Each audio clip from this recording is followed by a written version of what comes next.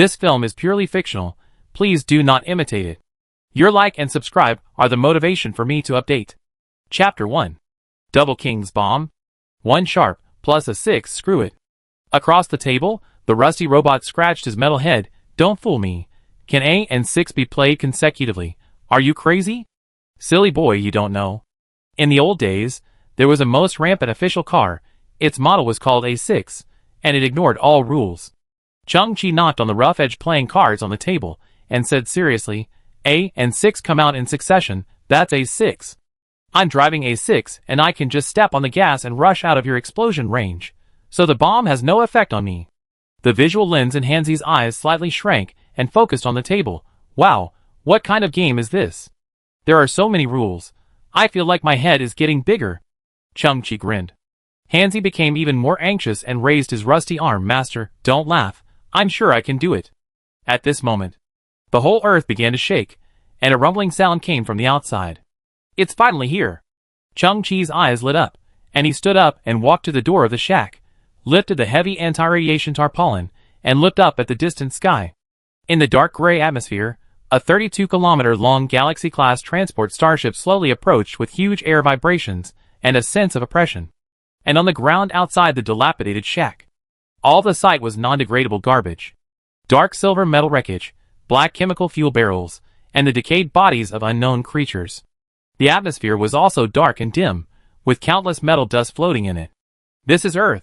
Many years ago, a guy with mixed merits and demerits invented the directional Stargate technology, and humans began the era of the universe.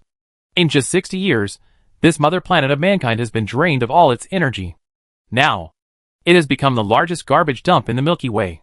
It is no longer the beautiful blue planet. If you look at it from outer space, it looks like a moldy prune because of the thick garbage covering its surface, dim and hazy. Year 024 of the second era of humankind. The Earth has become a symbol of tragedy in the universe. Human civilization has moved away from here. Only a few remaining humans are lingering here, and these people have a common identity: scavengers. Chung-Chi is also a scavenger. Hanzi is a B-343 Nani robot that was picked up from a garbage dump 3 years ago. Perhaps because of the previous owner, its language sound system is actually a Sichuan dialect version. Buzz, a huge starship hovered in the sky, and the heavy hatch slowly opened. Then, millions of tons of garbage fell from the sky to the ground, and the scene was quite spectacular. New stuff is coming. Hurry up and get it. Hanzi moved his mechanical arm, and a screw flew out, but he was very excited. I don't want much. A few kilograms of rare alloy, or a few usable P7 level circuit boards, or a complete fuel cell will do. After all, this time, I spent a lot of money. Chung-Chi's eyes flickered. He took a deep breath, and slowly walked out of the shack. The starship engine stirred up a mighty airflow. The 18-year-old boy had a resolute face, and the dark blue scavenger's cloak full of oil stains and holes behind him fluttered in the wind, making a rustling sound. In the distance, the transport starship was dumped, roared away, and disappeared into the atmosphere. They came and went in a hurry, and no one would pity the garbage here. And on the ground, there was a giant garbage mountain nearly 500 meters high. Mud, metal dust, toxic chemical gases, and unknown radiation were spreading wantonly. Chung-Chi and Hanzi climbed on one side of the garbage mountain. An unknown spore that was exposed to nuclear radiation took root and blossomed on Hanzi's brass head. Hanzi shook his head slightly and let the spore grow. They needed to insert the detector in their hands to the top of the garbage mountain to release the detection wave downward to find valuable items. Hanzi's arm has a lifting force of about 3 tons. Once the location of the valuable item is determined, it will start digging with its bare hands. For a long time, the two have been cooperating like this, as assistants and masters, and also partners who depend on each other. During the climb, the detector made a beeping sound. Chung-Chi was getting more and more happy.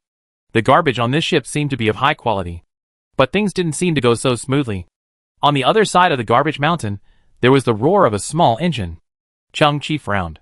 The next moment, a heavy motorcycle with black smoke coming out of the exhaust pipe appeared on the top of the garbage mountain. The 2 wheels of this motorcycle were modified into multiple metal hooks. It only needed to step on the accelerator to move the garbage and quickly climb to the top of the mountain. Hanzi raised his head, and the spores rippled slightly. It's this bastard again. On the motorcycle was a big man wearing a black gas mask, and his right arm was modified into a hydraulic mechanical body. Although it was tattered, it was no problem for Chang-Chi to crush Hanzi. Get lost? The big man's voice was low, and there was no nonsense. Arrow. Chang-Chi raised his head. The pile under my feet is 7-12-5. I have paid the development fee to the Scavenger Association in advance. 7-12-5. It means the dumping of the 5th garbage ship on July 12th. Chang-Chi has observed for a long time that every 156 days, the starship belonging to a certain mechanical group will come to dump garbage, and according to its route setting, it is likely to be the 3rd ship of the day. The garbage from the mechanical group has always been very valuable. Someone once dug up a normally functioning energy storage generator and various high-value alloy scraps. At that time, the scavenger earned 7,500 credit points. I borrowed high-interest loans from Hina to pay for the development fee. Chang-Chi straightened his chest, but since I paid, the 7-12-5 garbage dump is mine. Hina is a ruthless man.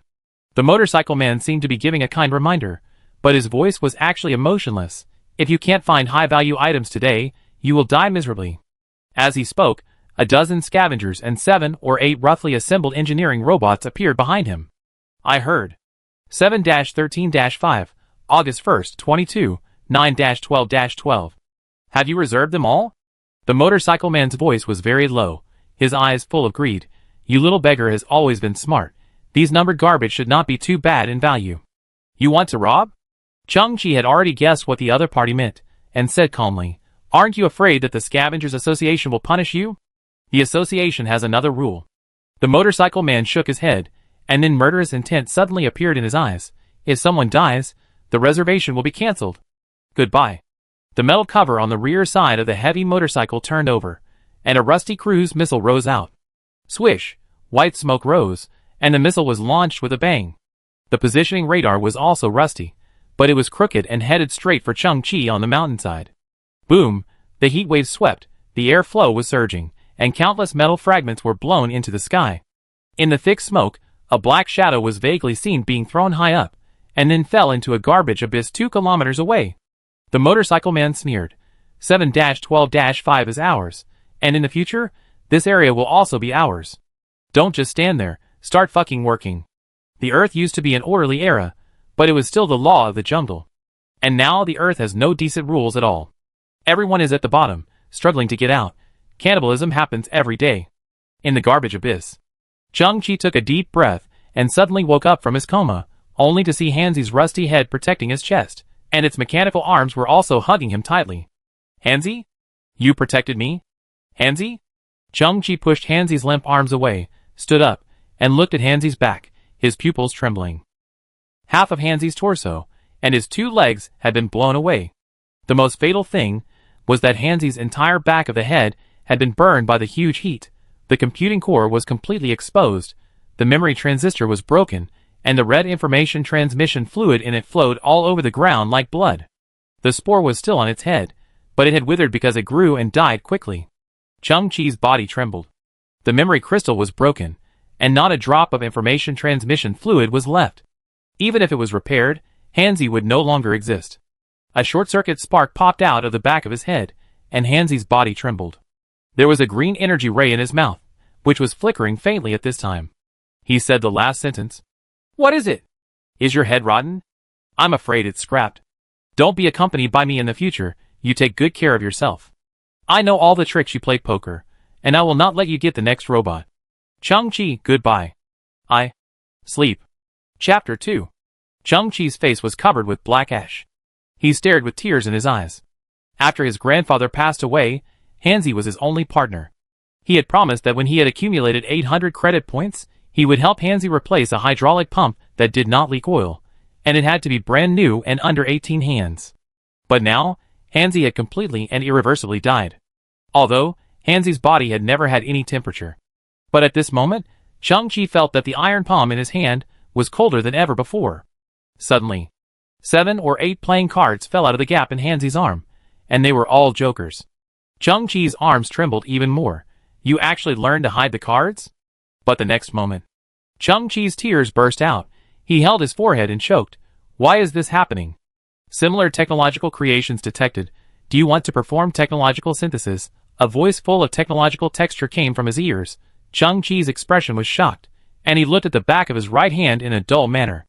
Inside the unknown crystal wristband, for blue starlights flowed and jumped inside, they rotated and tumbled, and began to have a certain order. This wristband. On Chang-Chi's right wrist, there was a blue wristband with a halo, which was a bit thick, and a protruding part on the top had extended to the back of the hand. Chang-Chi didn't know what it was. Grandpa said that when he picked up Chang-Chi, he had such a thing on his white and tender little hand. This thing is very strange. It can change its shape as Chang-Chi grows up, always fit the wrist, and there is almost no gap. It has not been charged for more than 10 years, and it still flows with dark light. Later, Grandpa said that this might be a level 13 civilization creation. But Grandpa was already a bit demented at that time, and said that his urine bucket and dentures were also level 13 civilization creations, and the diaper under his protective suit was even more fierce. It was a level 17 civilization creation. Buzz, the surface of the crystal wristband suddenly released two azure scanning beams. One of them moved up and down, scanning Hanzi's broken body, forming a crisscross blue grid, covering Hanzi's surface like a quilt, and the crystal wristband seemed to be collecting Hanzi's data. The other scanning beam spanned more than 10 meters, scanning a garbage dump in the distance. The inside of the garbage dump became visible in an instant. Chang-Chi clearly saw that under the garbage dump in the distance, half buried and half covered, another humanoid nanny robot, which turned out to be an abandoned B-343 nanny robot, the same model as Hanzi. The B-343 nanny robot is a basic model with a low cost. In the mainstream human society, such robots can be seen everywhere, and their status is even lower than that of a pet dog. Therefore, there must be more than one abandoned B-343 in this huge garbage dump on Earth. Chang-Chi's pupils trembled slightly. Two B-343s can be combined into one? Please select the synthetic subject. Chang-Chi was a little shocked and subconsciously looked at the fool at his feet. The wristband suddenly seemed to have a visual capture function, and the grid covering the fool's body also turned red and flashed at a high frequency. Material formatting started. Chang-Chi's wrist suddenly appeared with subjective kinetic energy, controlling his right hand to straighten and point to the B-343 in the distance. The half-buried, rusty B-343 suddenly glowed with a blue luster. After some strange tremors, its body was incredibly broken into very tiny blue light spots. Break up into original units, format. Chang-Chi's heart was full of surprise. Then the crystal wristband suddenly sucked the blue light spot into the body, like a long rainbow absorbing water. Chang-Chi's right hand moved uncontrollably again, pointing to the fool on the ground. A long translucent river appeared, connecting the crystal wristband and the fool, as ethereal as silk, like some kind of passage. The crystal wristband outputs in reverse, and some blue light spots move along the long river and spray on Hanzi. In the dark garbage abyss, there is a light full of technology. It is like an unspeakable miracle. It can be seen that Hanzi's body is gradually being completed, and some external force appears, slowly lifting his body up and standing on the ground. It's just a dozen seconds, and the gorgeous light gradually fades. Chang-Chi's eyes widened slightly. What appeared in front of him was a brand new humanoid robot, without any rust or damage. The whole body is made of dark silver alloy. The shoulders are broader, the joints of the limbs are more delicate, and the body is also taller. B-897 Security Protection Nani Robot, equipped with home security patrol and monitoring devices, it can effectively predict and detect intrusions and dangers before encountering them. At this moment, the shoulder cover of the robot in front of him flipped, and 8 small full-spectrum radars slowly rose, releasing detection waves in all directions without blind spots, and the air around him rang slightly. Chang-Chi was stunned. It was upgraded directly from B3 to B8, and gained new functions. Similar technological creations detected. Do you want to perform technological synthesis? Before Chang-Chi could react, the crystal wristband emitted a cold electronic synthesis sound again. The wristband released 2 blue scanning beams again, locking onto a piece of starship wreckage not far away. The beams penetrated the huge alloy shield in an instant, and the outlines of the other 2 B-343 Nani robots were scanned and clearly visible. Are there 2 abandoned B-343s? Chang-Chi's eyes flickered. It was common for the same type of waste to be piled up, because their source was most likely the same garbage transport ship. Please select the synthesis subject, material formatting starts. At this moment, 2 B-897s appeared in front of Chang-Chi. The prototype of one was garbage that no one cared about, and the other was a dead fool. Similar technological creations detected, do you want to perform technological synthesis? 2 scanning beams were released from the crystal wristband again, scanning the two brand new B897s. Chung-Chi's throat was slightly dry. Can we continue? Break up into original units. Fusion upgrade, with Chung-Chi's tacit consent. The second B897 was formatted into countless tiny blue light dots. Then these light dots converged on the B897 based on Hanzi along the gorgeous translucent river. In other words, the basic synthesis logic of the crystal wristband is 4 in 2, 2 in 1, and the level is gradually improved. 30 seconds later, the brilliant technological light faded. Chung-Chi's pupil shrank, and the B897 in front of him changed again. It became taller again, and its limbs became much stronger. It was clear that all its joints had been greatly strengthened, and it seemed to be able to withstand greater torque. Especially its pair of mechanical palms, which had changed from the previous dark silver to silver gray, and the material hardness seemed to have risen to a higher level. A 24 environmental adaptation Nani robot, with strong environmental adaptability, it can work normally regardless of extreme climate conditions or complex terrain environments. And a variety of daily work tools are hidden in the body, which can perform primary morphological changes. At this moment, A24's thick legs deformed.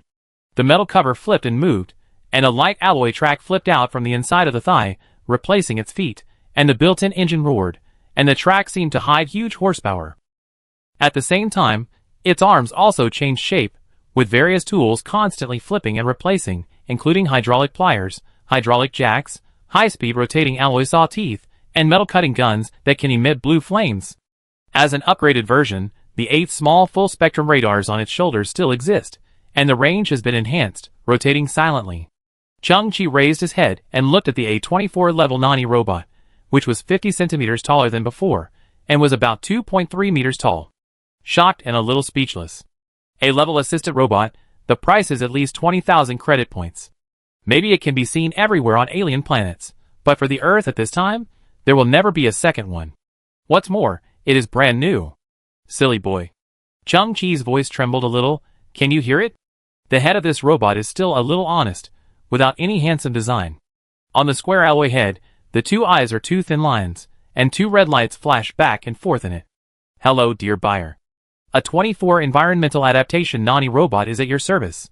Please complete the initial settings, so that I can serve you better. Hearing the emotionless voice coming from the robot, Chung-Chi's body completely froze. This is what he is most worried about. Although the body of the machine has been repaired, Hanzi will never come back.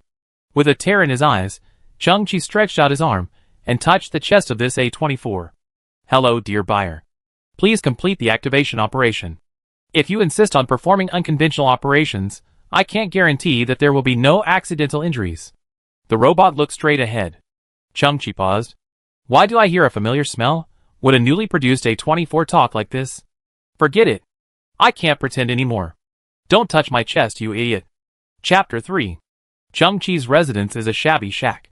At this moment, he sat on a broken bucket in front of the shack, staring at the crystal wristband on his right hand, lost in thought. I'm so handsome. If I go into the city, won't those female Nani robots be fascinated by me?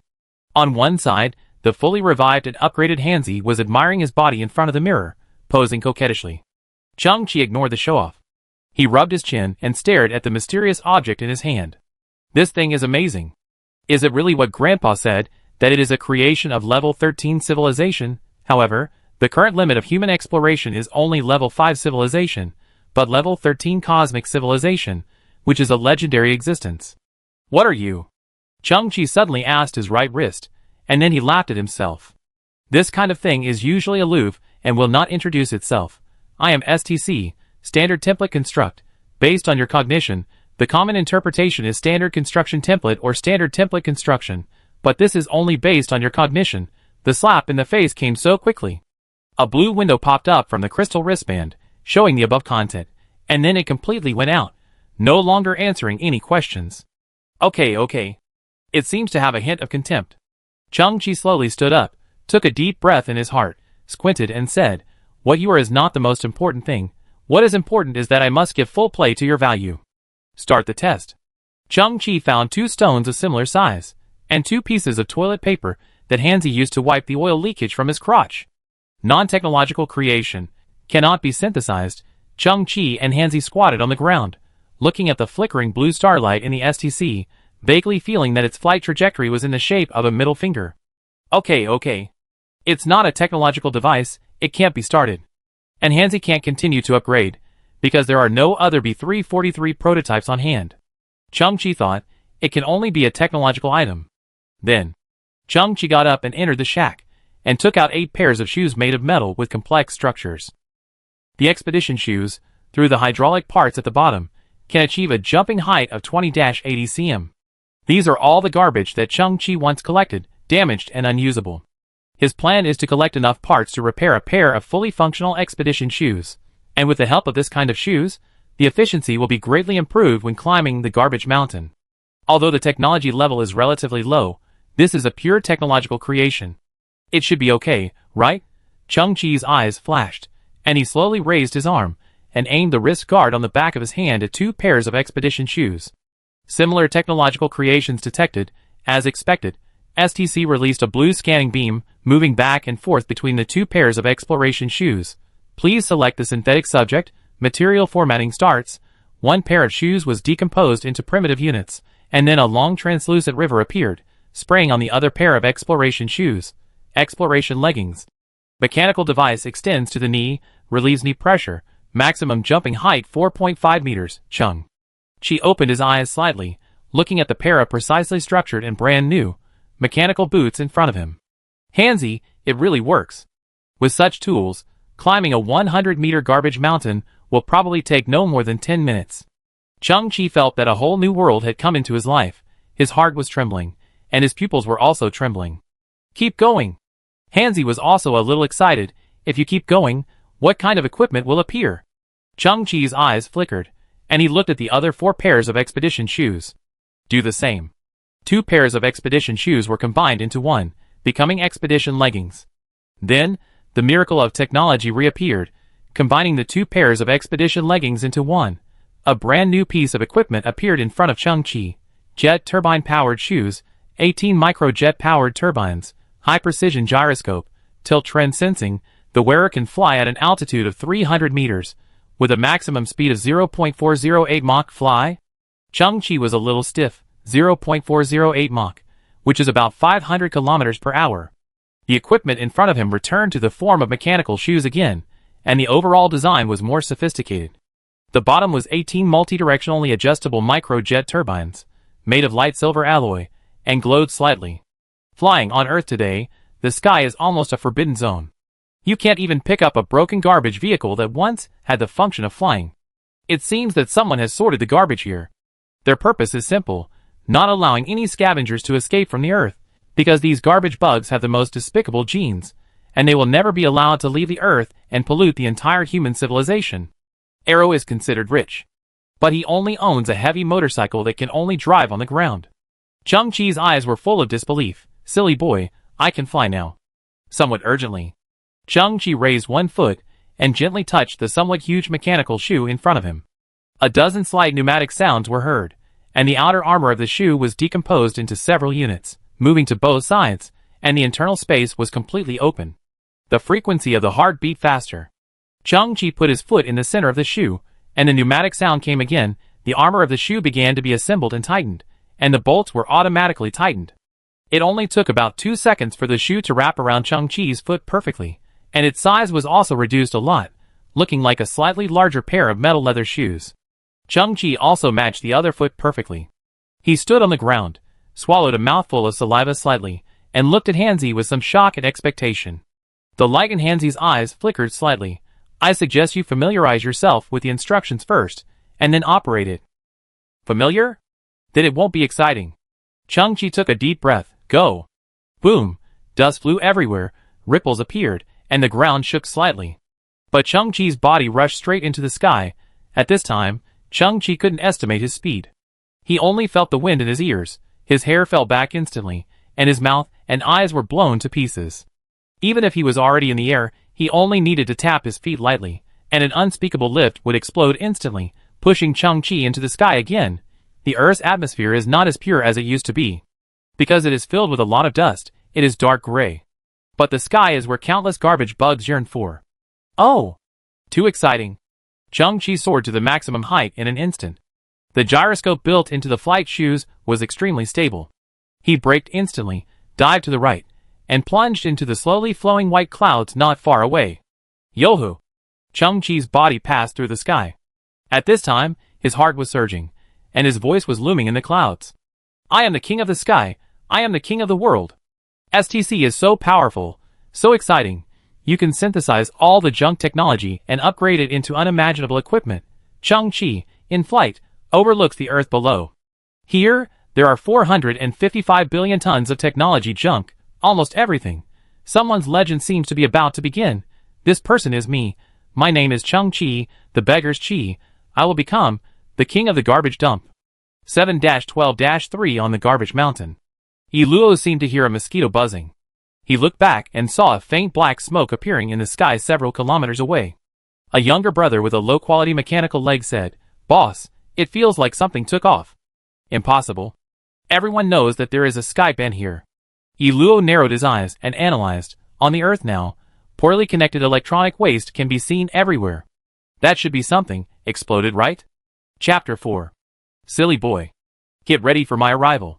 This will be a perfect landing. Boom! Changqi smashed down his only shack. In the ruins, Changqi raised his head. It might be the sharp wind in the sky that made him burst into tears, or maybe it was his heart that was surging. Then, Changqi stared at the remaining shoes. Although he was looking forward to what the next level of the turbojet shoes would look like. But that required merging all the shoes in his hands. Decided to leave a pair of flying shoes for Hanzi, otherwise its two brass legs would not be able to keep up with me. The future treasure hunt needs Hanzi's company. In the future, when new raw materials are obtained, all shoes will be upgraded together. Next, Changqi looked at the shelf on one side of the shack. There were hundreds of black cylinders densely packed there. These were nickel-based high-temperature alloys, which Changqi extracted from countless garbage parts through high-energy crucibles. Although they need to be complicatedly refined, these alloys are not very valuable, and are generally used to make some high-strength screws, etc. These things are like the scrap recycling stations of the old times. Over time, they will always produce some copper wires. 149 pieces of nickel-based high-temperature alloys, if sold directly, will be worth about 100 credit points. Changqi's eyes flickered. I wonder if these basic materials can be synthesized. Similar technological creations detected, material formatting started. This sound is extremely pleasant in Changqi's mind. Yes, although alloys are basic materials, they are also technological creations. At this moment, Changqi's satellite phone, which was wrapped with black tape, became frantic. Changqi took a look and saw that it was Hina who requested to connect. Hina Luke was a scavenger who was doing well. 1 year ago, he suddenly became rich because he picked up high-value items, so he started a loan sharking business. Before, Changqi took a gamble and borrowed 2,800 credit points from Hina Luke in order to buy the development rights of 7-12-3. He originally thought that after fully developing 7-12-3, it would be easy to return the principal and interest to Hina. But 7-12-3 was robbed by that guy Oro. Changqi was left with nothing. Hina Luke was just as his name suggests, he would eat people without leaving any bones. If he couldn't pay back the money, Changqi would be torn to pieces, chopped into mincemeat, and then fed to real hyenas by Hina Luke. But that was in the past.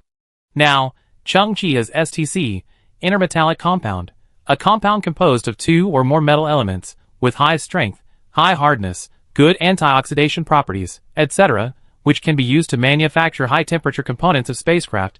Changqi looked at the brand-new piece of metal with an orange-yellow luster on the shelf in front of him, and slowly smiled. Intermetallic compound. He was too familiar with it.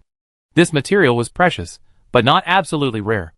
Once a scavenger found such a metal from a scrap starship thruster. Just 100 grams of it could make the scavenger spend 4 months in luxury, and have sex with all the prostitutes on the bar street. Now, it was just 2 pieces of cheap nickel-based high-temperature alloys that synthesized an intermetallic compound the size of a fist. Almost 500 grams. It was more than enough to pay off the debt. But Changqi will not stop there. He has hundreds of basic synthetic materials in his hands. Similar technological creations detected. Material formatting started. Synthesis. Amorphous alloy.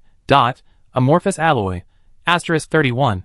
Amorphous alloy is an alloy composed of multiple elements, with ultra-high strength, ultra-high hardness, lightweight, and extremely strong corrosion resistance. It can be used as a core or part of an interstellar engine and is a galaxy-level industrial material. Similar technological creations detected.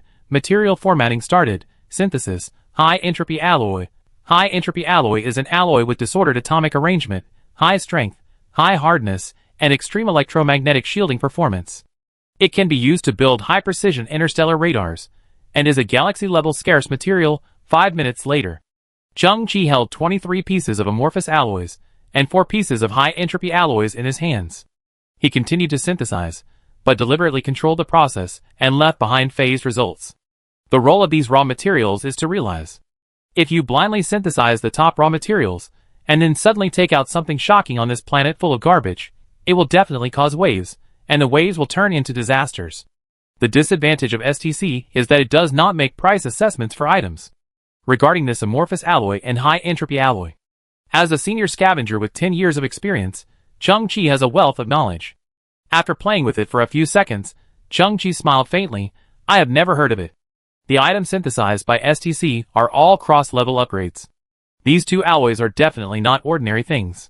Chang-Chi is very clear in his mind. Finding out their value is the first priority. At this time, Chang-Chi already had a solution. He stood up and held the satellite communicator. Hina Luke had been calling angrily, and he calmly pressed the connect button. Your mother's little garbage bug. You took my money and want to run away? I have received the news that your 7-12-3 has been robbed. The money you took from me, compounded with interest, is a total of 4,800 credit points. If you can't pay, I will dissect you and sell your frontal lobe and spine to those biopunk merchants. The principal that Chang-Chi borrowed was only 2,800 points, and it has become 4,800 points in less than 7 days. Hina Luke's heart is known to be black. Don't worry. Chang-Chi's tone was calm. I was lucky today and picked up a piece of intermetallic compound. About 100 grams. What? Hina Luke's voice was a little surprised, but then he gritted his teeth and said, You said there is? I have seen this routine many times. You want to delay, right? Ding. Chang-Chi flicked the metal compound lightly with his fingers, and it emitted a clear and persistent sound. Luke the hyena on the other end of the communicator suddenly fell silent for 5 seconds. This guy has become very smart. This kind of clear sound cannot be emitted by ordinary metals at all. In almost 10 seconds, Luke the hyena confirmed the authenticity of the metal compound. Very good. 500 grams, right. The hyena's voice was still fierce. Round it off. Give me this piece of metal, and we settle the account. What a rounding. Chang-Chi shook his head and smiled. I found the intermetallic compound in a very precise suitcase. The suitcase seemed to have been lost by mistake. In addition to the intermetallic compound, there is also a layer of tight grit inside, in which is a piece of light white, somewhat translucent metal. Oh! Hina Luke was stunned. A suitcase? Yeah. Chang-Chi pretended to be confused and said, The label of this metal says, what is it called? Amorphous alloy? I have never seen this kind of metal. Is it valuable? The communicator was silent for 2 seconds, and then a slight hissing noise came, as if the signal was interfered. The disappointed voice of Hina Luke came. I thought it was something extraordinary, but it turned out to be amorphous. That thing is slightly more expensive than intermetallic compounds, but because it is an ultralight material, it is very light. If the volume is the same, it can't be sold for much money. Is that so? Chang-Chi weighed the amorphous in his hand. It is indeed very light. Let's do this. I buy the amorphous alloy at the market price. I have a business now. Come to the bar to find me in 3 hours. It's so annoying. I have to entertain you little trash bugs every day. Hina Luke cursed, and hung up the phone without any interest. Chang-Chi also put the communicator on the table. He then smiled. The hyena was covering up. Amorphous alloys are very valuable, and they are extremely valuable. Just now, when Chang-Chi read out the name of the amorphous alloy, although the hyena was silent for only 2 seconds, a hissing sound came from the communicator, which was not signal interference. It was because the hyena on the other side was holding the communicator in his hand tightly. Because including the one in Chang-Chi's hand, these broken communicators have the same common problem. As long as they are squeezed or held tightly, they will make a hissing interference noise. I have to say, the hyena reacted very quickly. Within 2 seconds, he suppressed his inner thoughts and adjusted his tone. He also pretended to be very busy and arranged to meet in 3 hours. If you are too anxious, you will definitely be exposed. All the actions of hyenas can be summarized in 4 words. Playing hard to get. Chang-Chi couldn't help but laugh secretly. If the hyena Luke knew that he had 22 pieces of such amorphous alloy that made his heart beat faster and almost crazy, And he also had 4 pieces of higher-level high-entropy alloys. What would he think? He will definitely find a way to kill you, you son of a bitch. Sleep on your belly. Hanzi stretched out his arm, and made a gesture of wiping his neck. Yes. Chang-Chi smiled helplessly, his eyes flashing, and said, let's not talk about other materials. Just a piece of amorphous is enough for him to kill people and rob goods. Chapter 5. Hanzi, it's time to work. Chang-Chi stood up, and patted his worn blue cape. I can imagine what it will be like when I see the hyena. Once he confirms that I have the amorphous crystal, I will lose if I say any more nonsense. Either he will wave his hand, and his helpers will appear in the dark. Or even more straightforward, he will take out his pistol, and blow my head off in an instant. Hanzi nodded seriously, and stood up and said solemnly, then I won't go. I mean, I have to collect enough combat equipment within 3 hours. Chang-Chi's eyes flashed with a strong light. This time when we meet the hyena, it's a decisive battle, there's no way to avoid it. I'm kidding you. Hanzi straightened his 2-meter-tall alloy body, with extraordinary momentum. So what do we do? North side. 112 kilometers. Chang-Chi stood at the door of the shack and looked into the distance. I remember a year ago, a war equipment factory dumped a lot of garbage there. Chang-Chi repaired his black goggles to solve the problem of stinging eyes during flight. Hanzi carefully touched the jet turbine flight shoes with his metal soles. The outer armor of the flight shoes deformed again, perfectly wrapping Hanzi's feet. Hanzi was surprised that these shoes did not discriminate against species. And those amorphous alloys and high-entropy alloys were put into the storage compartment behind Hanzi, and carried with him to prevent hyenas from stealing the house. Boom! 2 clouds of air stirred up dust. 1 person and 1 machine flew to the north. Without flying shoes, this short 110-kilometer journey, which was full of garbage mountains and extremely rugged, would take at least 5 days. 35 minutes later, Chang-Chi and Hanzi floated in the sky, staring at their feet. Here. Why has it become like this? This area was divided into the 11th area by scavengers, and there was no one living within a radius of 100 miles. Chang-Chi was not wrong. A year ago, a starship belonging to a war equipment factory did dump about 3,000 tons of waste here. But now, the ground garbage within a few kilometers has risen by dozens of meters. In the center, there is a giant garbage mountain at least 600 meters high. In a year, a large amount of new garbage has been dumped here. Why is it covered here? What I want is buried. Chang-Chi's mentality collapsed slightly. He stared down and saw that these new garbage had many red cross signs on them, and some medical waste. Time is running out. Chang-Chi clenched his fist slightly. We can only start digging. Countless broken metal cans and smelly green liquids constantly highlight the dilapidated and desperate situation here. Chang-Chi frowned and stood at the foot of the garbage mountain. Hanzi's arms transformed into hydraulic pliers, cutting off the metal in front of him, and then exerted force with both arms to throw a giant oil barrel aside. A black iron plate with no visible boundaries appeared on the ground below. Swish!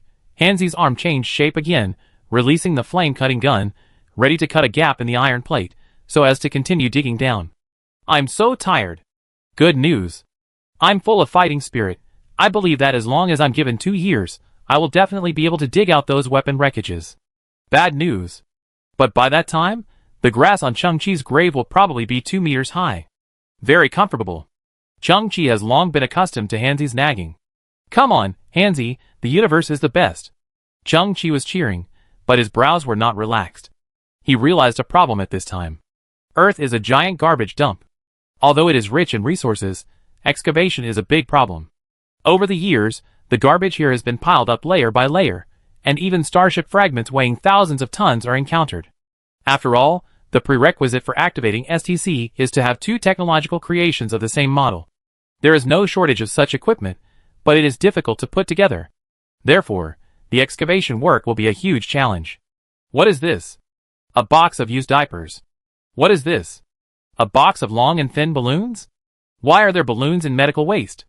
They are expired? At this time, the silly boy is like a rag picker. When he finds something, he takes it in his hand and observes it carefully. He throws it aside after making sure it has no value. He is very naive and does not realize the truth of this world. He is just a rag picker. What is this? A box of mechanical surgical gloves? Chang-Chi's eyes lit up when he heard this. Silly boy, leave this. V12 surgical auxiliary gloves, internal mechanical joints can help doctors' fingers make high-precision movements, Similar technological creations detected, synthesized or not. In the damaged iron box in front of him were 42 gloves with rough workmanship, large size, and exposed hydraulic pipes and alloy frames. No wonder they were discarded. If they were used in surgery, they would be too heavy. This should be a product from 200 years ago. What will STC synthesize? Chung Chi's eyes flickered, and he immediately began to operate, slowly raising his right hand, and the crystal wristband glowed with blue light. Break into original units. Fusion upgrade, V50 surgical auxiliary gloves, *11. Lighter in size, the fingertips can extend metal tentacles with a diameter of 0.3 mm to complete more precise surgical tasks. Chung Chi shook his head. This is not what I want. Break up into primitive units. Fusion upgrade, S2 surgical auxiliary gloves, *5. Integrated micron-level circuit engraving and micropower module technology, the fingertips can release micro-vibration force fields, move internal organs in a small range through the air, crush blood clots, stones, and other foreign bodies in the human body. Chung Chi still shook his head. That's not what I want. Break up into primitive units. Fusion upgrade, S55 surgical auxiliary gloves, *2. Integrated nano-level circuit engraving and ultra-micro power module technology, the vibration force field range is expanded to 2 meters in diameter, and the liquid flow direction control technology is added. Chung Chi's eyes opened. It's a bit interesting. Similar technological creations detected. Break into original units. Fusion upgrade, 001 failed surgical auxiliary gloves, *1. Why is there a failed product? Chung Chi's eyes widened. The basic gloves have been used up. But why is this the answer for this last fusion opportunity? STC will not make mistakes. Could it be that the final evolution of this surgical auxiliary glove is a failed product? When Chung Chi saw the annotation of the glove clearly, he was shocked. 051 failed surgical auxiliary gloves. Technology research and development fell into shackles, and researchers used extreme means to try to complete revolutionary upgrades. But the final product ran counter to the research and development mission. Abandon file 051. Redefine the name according to the function of the device, micro high-power gravity field adjustment gloves. Once the gravity field is released, it is violent and cannot be adjusted, causing all objects within a radius of 40 to 70 square meters to float in the air, and there is a risk of jumping and scattering, so it refers to the failure of medical auxiliary functions. But this function is for me. Chung Chi stood up suddenly. Isn't it just a magic weapon? Chapter 6. Silly boy, go further away. Further away. Further away. Chung Chi has put on the gravity field regulating gloves, and is moving his fingers slightly. The weight and thickness of these gloves are similar to ordinary leather gloves. They are light blue, but if you look closely, you will see that the surface is densely packed with chipped circuits. Clenching his fist, dark blue energy surges on the back of his hand. Chung Chi looked up at the huge mountain of medical waste in front of him. There is no need to move this mountain, just dig out a reasonable space on its side. Chung Chi kept his fists clenched, took a few steps forward, and faced the dense and compact garbage pile in front of him. He gritted his teeth, opened his eyes, and spread his 5 fingers. Buzz! There was a sound that made the eardrums vibrate violently. Chung Chi felt that his gloved palms were hit by an electric current, and he felt a huge numbness, and his scalp was also numb. Then, the light yellow ripples visible to the naked eye, like ripples on a calm lake, spread to 30 meters ahead. Crack! Squeak! The sound of metal friction and tearing of some polyethylene products was heard. Buzz! Chung Chi's other palm was also fully spread out. The force field was instantly strengthened. Whoosh! Whoosh! Bursts of floating sounds came, iron filings peeled off, dust floated, and the view was blocked for a moment. Chung Chi squinted his eyes, tried to see the scene in front of him clearly, and his mouth opened slightly, his expression shocked. In the air in front of him, hundreds of pieces of garbage, large and small, were immersed in a kind of pale yellow force field and floating in the air. There is no external force. Gravity field control. Oh my god! The metal head of Hanzi looked up at the sky. How did I become a god? Buzz, boom! Chung Chi moved his hands horizontally, and the floating garbage in front of him was also moved horizontally by the force field, floating to 10 meters away, and the force field recovered, and countless garbage fell to the ground. And in front of him, the place that was originally full of garbage. A space of 60 square meters has been vacated. Chung Chi's heartbeat accelerated.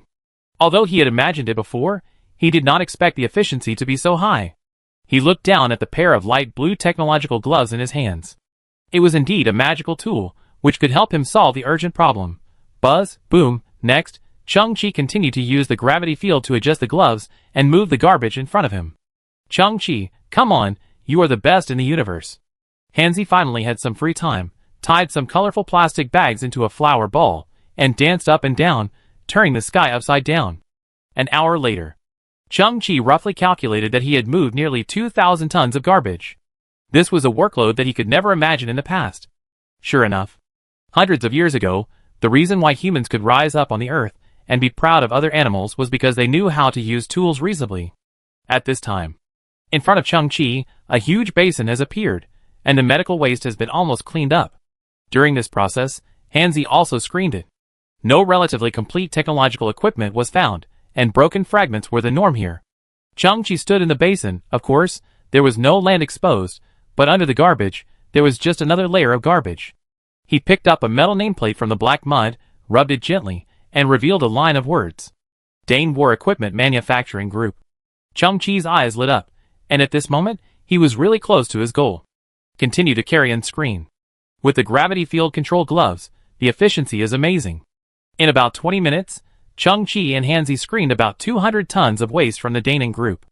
Their bodies were covered with mud, and their respiratory tracts were covered with metal dust. Chung-Chi's forehead was also covered with sweat. Hard work and fatigue were nothing. What was unacceptable was that he had not gained anything so far. The standard for discarding war garbage was very high, and the core components had to be removed.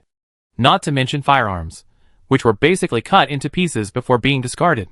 There was still an hour left before the meeting with the hyena. Chung-Chi felt a little anxious. After carrying for another 10 minutes, Chung-Chi stopped what he was doing. Deep in the garbage mountain, he found a sealed huge metal fuel barrel, which was as big as a 2-story building, and all the entrances and exits were welded shut. No one will deal with the garbage that is about to be thrown away. Why do you have to seal all the entrances? Chung-Chi manipulated the gravity field control gloves and shook the huge fuel barrel slightly, and there was a clattering sound of metal collision inside. There is something inside.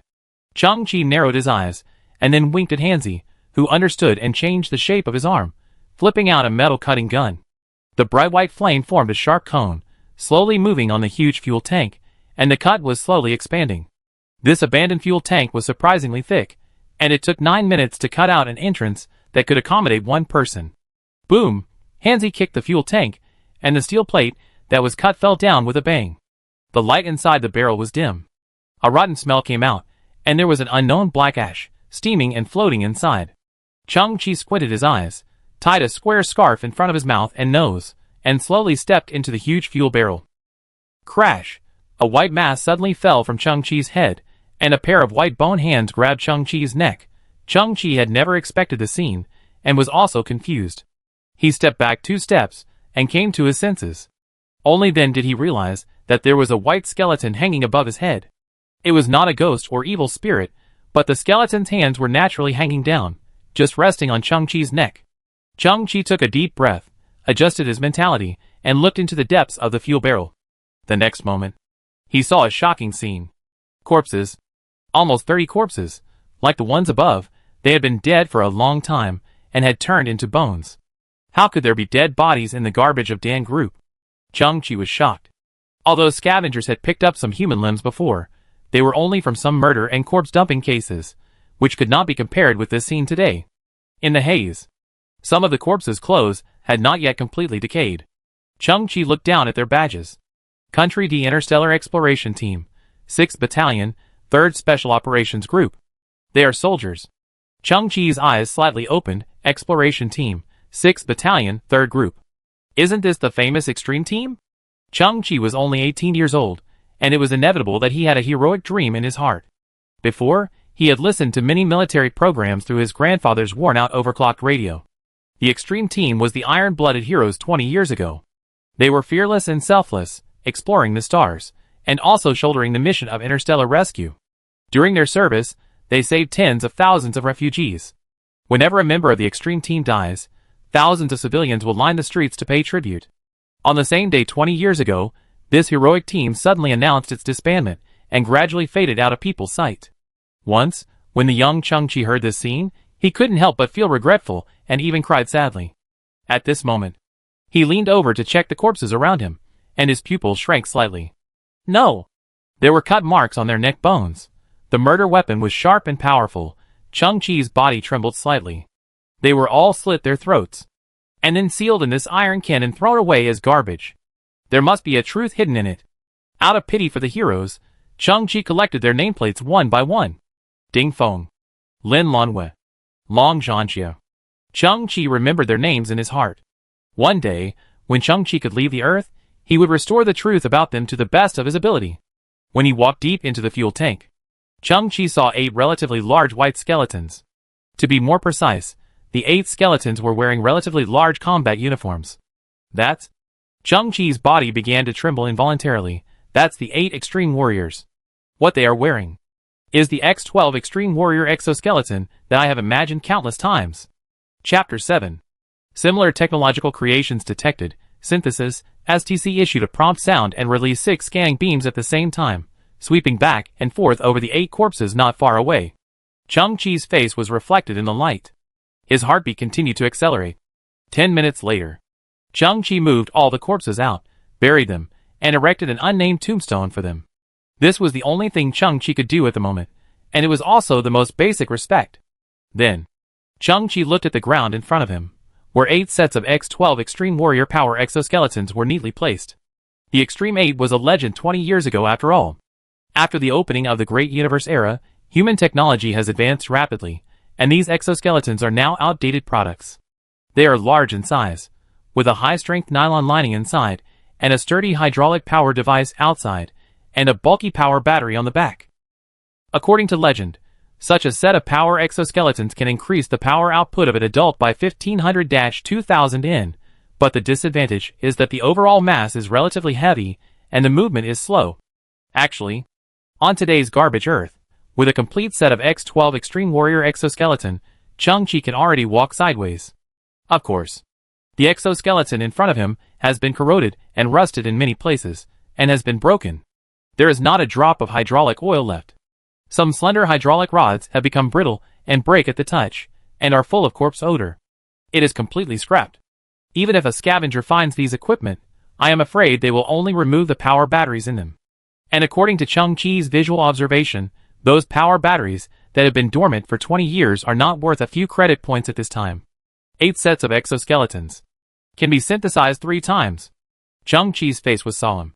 The worn-out equipment was not a problem for him. He looked forward to the rebirth of these heroic equipment, and the legend of the Extreme Warriors, which would continue in his hands and shine brightly again, break into original units, begin synthesis. Chang-Chi raised his right hand, and the STC flashed brightly. One of the exoskeletons shattered into dots of white light, which converged on the surface of another exoskeleton along the silk-like channel. The miracle of science and technology reappears. The dazzling white light gradually faded. The new exoskeleton armor in front of him was nearly 50% smaller in size, with a pure black lining, more refined hydraulic devices and fuel packs, and innovative materials. It was just quietly placed, and the fighting momentum was more than double compared to before. X-55 Extreme Warrior Power Exoskeleton, individual combat equipment, using hydraulic or electromechanical transmission methods to transmit the power of the engine to the limbs, made of titanium aluminum compound. Action output force 4000-5800 N, iterative version. A brand new state, with a smaller size, stronger material, and doubled output power. It has been turned from trash into treasure. Chang-Chi's heart rate became faster. He initially imagined the result, but he didn't expect that the combat power could be multiplied. The synthesis of STC did not come out of thin air. It was more like an evolutionary blueprint of all technological equipment, and then through repeated upgrades, the blueprint was presented step by step. Break up into original units. Fusion upgrade. After consuming 4 sets of X-12, the second evolutionary version appeared. XX-23 Extreme Warrior Armor. Individual combat equipment. All power-enhancing structures are hidden under the alloy armor, the volume is reduced again, and the defense capability is greatly increased. All basic performance is improved by 240%. Multi-environment breathing adaptation system. Radar monitoring system. Long-distance communication system. Tactical analysis brain, hidden close combat weapons. This time, what was presented in front of Chang-Chi was no longer an exoskeleton. Its code name was armor. It was more like a humanoid robot, with no hydraulic power device and no exposed battery pack. The head also has a full coverage helmet, and the diamond-shaped visual system at the eyes emits a faint red light. The black paint gives people an extremely agile and swift feeling, like a mechanical phantom that can silently shuttle through the night and has explosive combat power. Exoskeleton and full coverage armor are naturally two different things. TSK. The front cover of the XX-23 Extreme Warrior armor opened to both sides, revealing the space for the driver inside, like a magic weapon, waiting for its owner. Baby, wait a little longer. You can become even stronger. Chung-Chi suppressed his impulse. No normal man can resist the temptation of a mecha. At this time, Chung-Chi's throat was dry, and his heart seemed to jump into his throat. But the next second, Chung-Chi broke down, turned around abruptly, blushed, stuck out his tongue and gasped, "Oh my god, I can't stand it, that's the upgraded version of the X-12 Extreme Warrior. I'm not dreaming, am I?" Hanzi stepped forward and raised his metal fist as big as a sandbug. "I can punch you, so you can confirm whether you are dreaming or not." "Then I am not in a dream, but in the ground." Chung-Chi turned around, pressed down with both hands, and his face became solemn again, continued to synthesize. What will the 8 sets of X-12 be synthesized into? What will it be?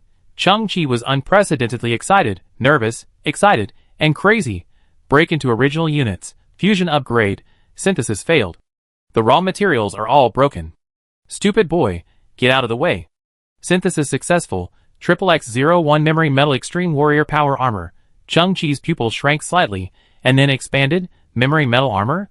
Isn't this the concept machine proposed by the Galaxy Science Alliance some time ago? Concept machine. To put it bluntly, some theoretical foundations are still in the conceptual stage and cannot be truly manufactured. But in terms of scientific and technological prospects, it can be realized, but it will take an unpredictable amount of time. This concept often represents the future vision and dreams. In other words, this set of equipment has not yet been manufactured in human civilization. This technology comes from the Level 2 Civilization database. The latest prompt from STC made Chung-Chi stunned. Technology from Level 2 Civilization? Human civilization has broken through the 0.7 level of the Earth era, with greatly improved energy efficiency and the opening of interstellar travel. It is now almost a Level 1.5 civilization. Level 2 civilization seems to be only 0.5 values apart, but this is not as simple as addition and subtraction. It took 4 million years for humans to advance from Level 0 civilization to Level 1.5 civilization, which can fully utilize the energy of the mother planet, starting from the Australopithecus, walking upright, using fire, making and using tools, etc.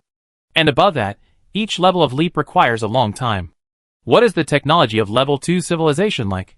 Can it represent the top technology of Level 2 civilization? The standard for promotion to Level 2 civilization is a more efficient way of obtaining energy, such as using a Dyson sphere to fully explore the energy of the mother planet. The resources and energy of advanced civilizations are also limited, and different creations have different scientific research efforts, so that's it. Chung-Chi looked at the XXX-01 Extreme Warrior armor in front of him. It was too light, even a little thin, like a dark silver tights without gloves and feet, and no head armor. "Hello, baby?" Chung-Chi swallowed his saliva, stretched out his fingers, and gently touched XXX-01 in front of him. At this moment, the metal surface of the dark silver armor rippled like liquid, and the ripples expanded rapidly, producing some kind of high-frequency vibration.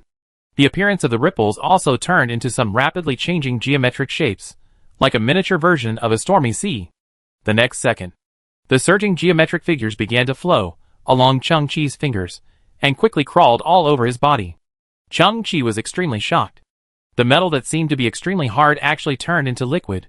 Like a thin underwear, the XXX-01 memory metal armor penetrated Chung-Chi's clothes and quickly covered his torso. At the same time, a precise metal barb suddenly flipped out from the back of Chung-Chi's neck at the upper end of the spine, and the densely packed small hooks like hair pierced his skin with a click. "Oh my god!" Chung-Chi cried out in pain. Hanzi saw this scene clearly.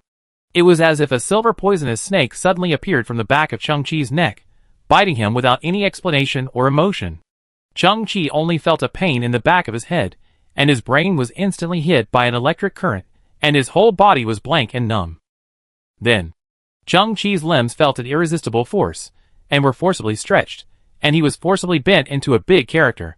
Then his arms and legs, as if they were controlled by force, kept bending forward and backward at a large angle. Crack! Crack! The sound of bones cracking came from Chung-Chi's body. Can't you be gentle? It hurt so much for the first time. Chang-Chi's facial features twisted. Crack. Ah! Chang-Chi felt like he had been ravaged for more than 200 years. In fact, it was only a dozen seconds. Finally, the feeling of mutual exclusion gradually dissipated, and then a feeling of controlling the overall situation emerged. XXX-01 memory metal armor seemed to have completed the first match and completely released control. Chang-Chi's eyes condensed, and inexplicably, he had a strong confidence in the degree of control over his body. Suddenly, Chang-Chi did a standard backflip, turned his body 360 degrees, and then knelt on one knee with his fist down. Boom. The ground shook slightly. In the smoke, he slowly raised his head. This feeling.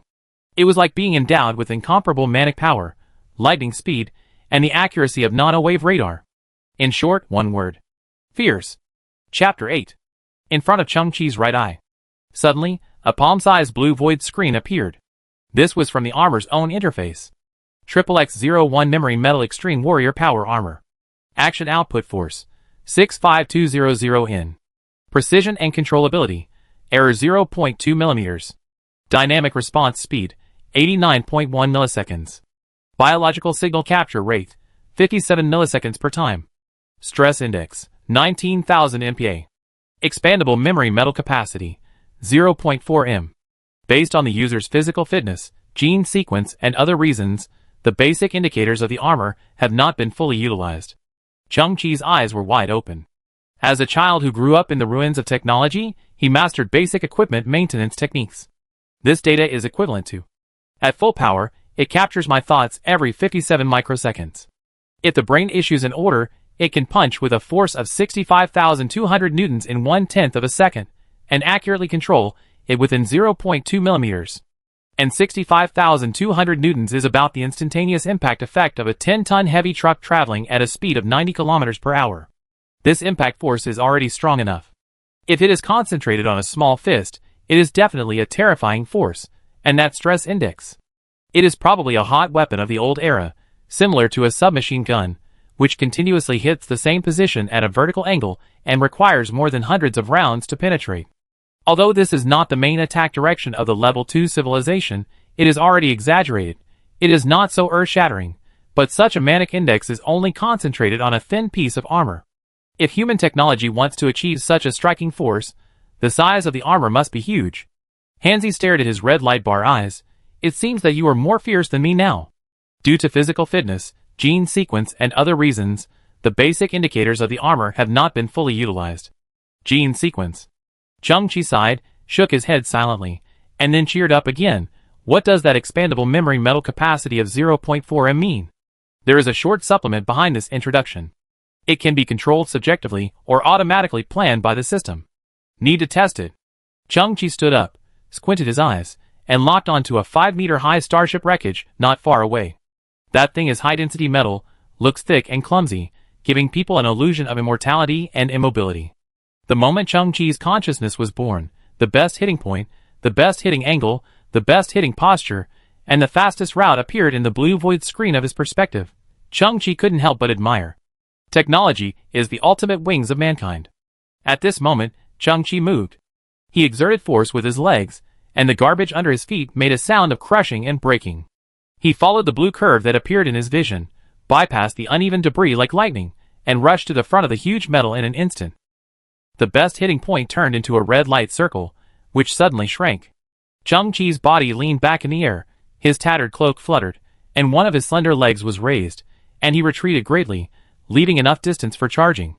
XXX-01 made a quick analysis. Chang-Chi needed strong support to resist the huge reaction force at the moment of collision.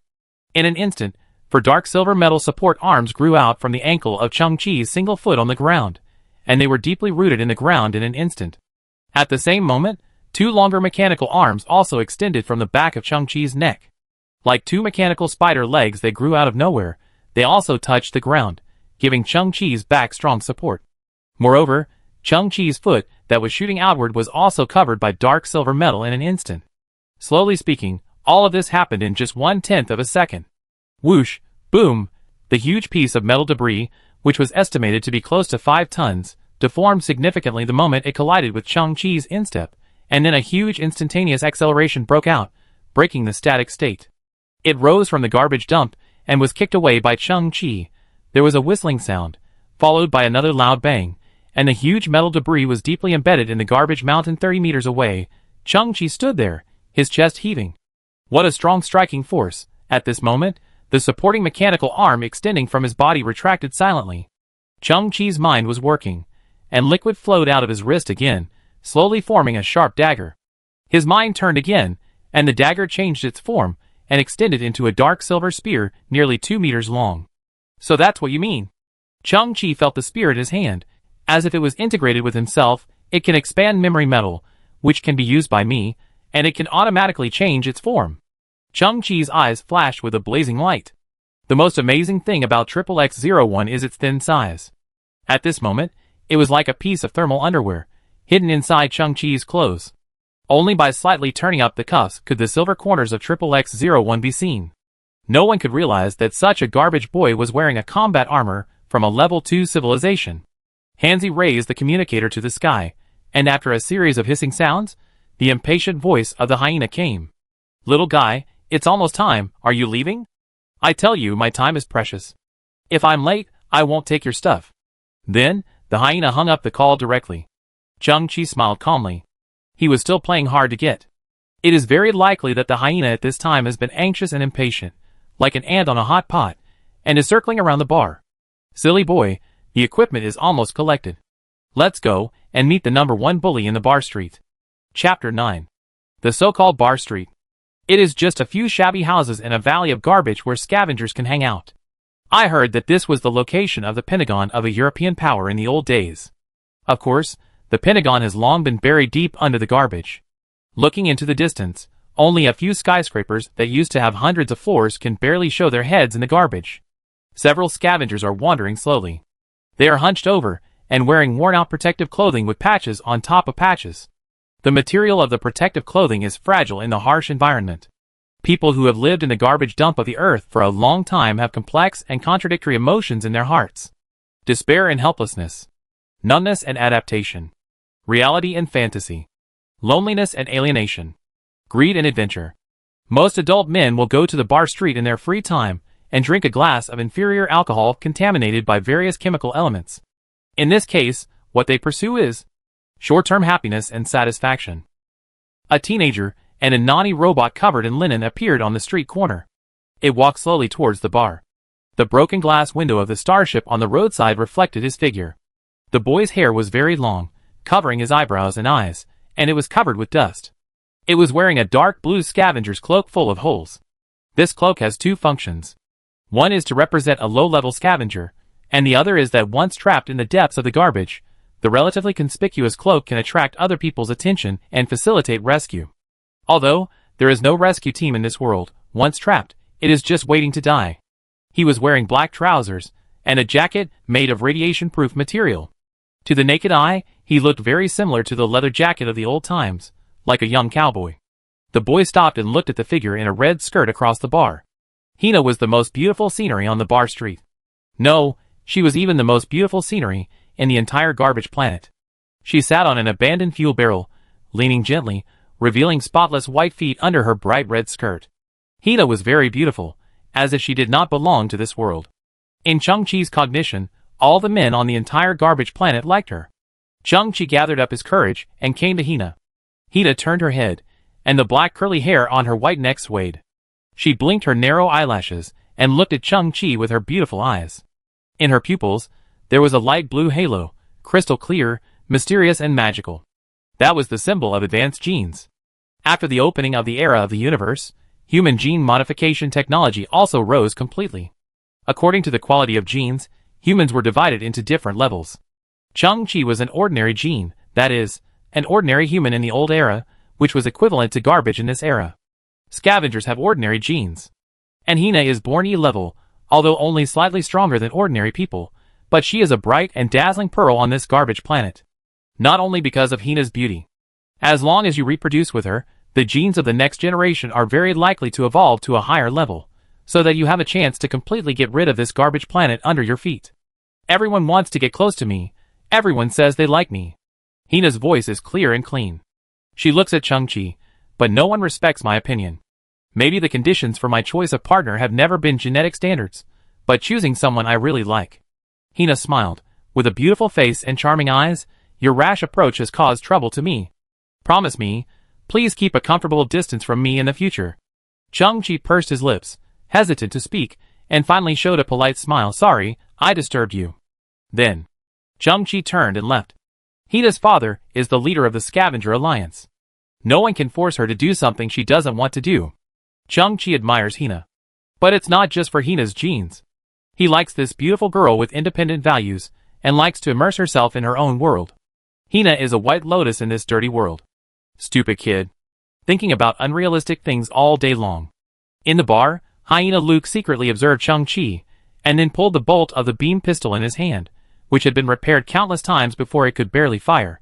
Then, he said to the 7 men behind him, all are in ambush, guard all exits, and that little trash will never get out again after entering the door. Chang-Chi pushed open the door of the bar. Under the dim light, there were several psychedelic drinkers scattered around, one of whom had fallen under the table, possibly asleep or dead, because some of the wine here had side effects comparable to poison. The hyena was not in the hall, which was a little unusual, but also within Chang-Chi's expectations. Behind him, a ferocious-looking man slowly closed the door of the bar, and then pursed his lips at Chang-Chi. Hyena is waiting for you in the back room. Chang-Chi slowly walked towards the back room, and there were 2 ferocious men standing in the corridor. The hyena wanted to hide from others, and destroy the body at the same time. Pushing open the door of the back room, Chang-Chi finally saw Luke the hyena with a yellow mohawk. He was sitting behind a desk made of discarded metal, with his feet crossed on the table, and a cigar with mold spots in his mouth. All his teeth were replaced with sharp black alloys, and his cigar was pierced, making him look very ferocious. Hyena Luke first motioned Chang-Chi to sit down, and then took out a fully charged beam pistol from his arms. Then he knocked the table lightly with his heels. But he saw a white-haired old man with a bloody face and a torn mouth slowly crawling out from behind his desk. That was Lao Lin, a good friend of Chang-Chi's grandfather. Scavengers often go hungry, and Lao Lin rescued Chang-Chi and his grandfather more than once. In other words, without Lao Lin's help, Chang-Chi would not be alive today. The hyena looked up at the big man standing in the corner. The big man's hands were modified into hydraulic mechanical arms, which could burst out amazing power. This guy was also the best thug in the bar street. Surrounded, hostages, fierce thugs. All arranged for Chang-Chi. Hyena Luke really didn't want any accidents to happen. Haha, you won't play those tricks like I didn't bring anything, and you won't get anything if you kill me? Hyena Luke smiled grimly. Little garbage bug, I have a few questions for you. Where are you from? But Chang-Chi interrupted him, slowly took out a piece of intermetallic compound from his arms, and placed it on the hyena's desk. Here, I pay you back for your loan sharking. Hey, you're smart, kid. Chang-Chi took out another piece of translucent golden metal from his arms. This is what I want to sell. Fuck, it's real. Hyena Luke's eyes widened, his pupils shrank suddenly, and he reacted for 7 or 8 seconds. You're so smart, kid. Chang-Chi still ignored him, took out another piece of translucent golden metal from his arms, and quietly placed it on the desk. Fuck you. Hyena swallowed his saliva. You actually have 2 amorphous alloys. Chang-Chi still took care of himself and continued to take out the 3rd, 4th, 5th, 6th amorphous alloy from his arms. Fuck you? Hyena Luke's eyes were straight, and the cigar in his mouth was bitten off with a snap. You actually have so many? Then, Hyena stretched his neck and looked at Chang-Chi's chest pocket to make sure there was no more alloy in it. The next second, this guy was simply overjoyed. This stupid boy brought all his family assets at once. It saved me a lot of trouble. I was afraid that he would hide the treasure, and would rather die than confess. Obviously, I was overthinking. Does he really think I will buy it? It has come to this point. If I don't kill him, my personality will be fucking ruined. Chapter 10. The green smoke from the cigar was slightly rising. Hyena Luke covered his mouth, holding back his laughter, and waved his hands at the thugs in the corner. Fuck, I'm dying of laughter. Hurry up, kill him. I can't take it anymore, haha. Swish. A pneumatic sound was heard, and a burst of hot steam came out of the first thug's mechanical arm. With a grim smile, he opened his arms from the back and pinched Chang-Chi's neck fiercely. The strength contained in his arms was enough to crush Chang-Chi's neck bones into pieces in an instant. At this moment, a trace of hostility flashed in Chang-Chi's eyes. He stood up instantly, and the XXX-01 Extreme Warrior armor was activated. Memory metal flowed out from his sleeves, covering his palms with a layer of dark silver armor. Squeak! Chang-Chi turned around in an instant and stretched out his hands like lightning, directly grasping the two mechanical arms of the first thug in the bar street. The force was so great that the thug's arms were directly twisted and deformed. Crack! The power of the XXX-01 Extreme Warrior armor burst out, and Chang-Chi directly tore off the two mechanical arms of the thug, and fragments flew. In the dumbfounded expression of the first thug, Chang-Chi kicked the thug in the chest, and with a loud bang, the thug flew up directly, smashing through the dilapidated wooden walls of the bar layer by layer, flying more than 10 meters, and finally embedded in the garbage mountain outside in a twisted posture. Fuck. Hina Luke became stunned, his mouth slightly opening and closing. Hina's other men came over after hearing the sound, and heavy footsteps sounded in the corridor, outside the door. Chang-Chi glanced, and saw a heavy safe from the old times in Hina's office. He just bent slightly, and lifted the alloy safe that weighed nearly 2 tons. Under Chang-Chi's clothes, the XXX-01 Ultraman armor had diamond-shaped ripples on its surface. The power was transmitted to his hands along with the power core. After releasing only 30% of the kinetic energy, Chang-Chi threw the safe out, accelerating like a cannonball. Boom! The door of Hina Luke's office was smashed, and a series of muffled groans came from the corridor. Finally, a huge garbage mountain crash was heard again on the street more than 10 meters away, and then the whole world was quiet. Fuck. The hyena's body froze. In his opinion, Chang-Chi must have installed some kind of prosthesis, but in this rotten garbage dump of the earth, there is no decent equipment at all. Even if he barely put together a set, it would not have such performance, and it is impossible to lift a 2-ton safe. Dong dong dong. Footsteps sounded at the back door again. Hina had ordered to block all exits before, and the thugs at the back door also noticed something was wrong. A dark silver matte light suddenly appeared, and Chang-Chi stretched out his arm, and a metal column as thick as a thumb was released from his wrist, which was 3 meters long and directly across the desk and penetrated the back door panel. Plop! A sound of a human body falling to the ground was heard. This time, the world was really quiet. Fuck hack fuck.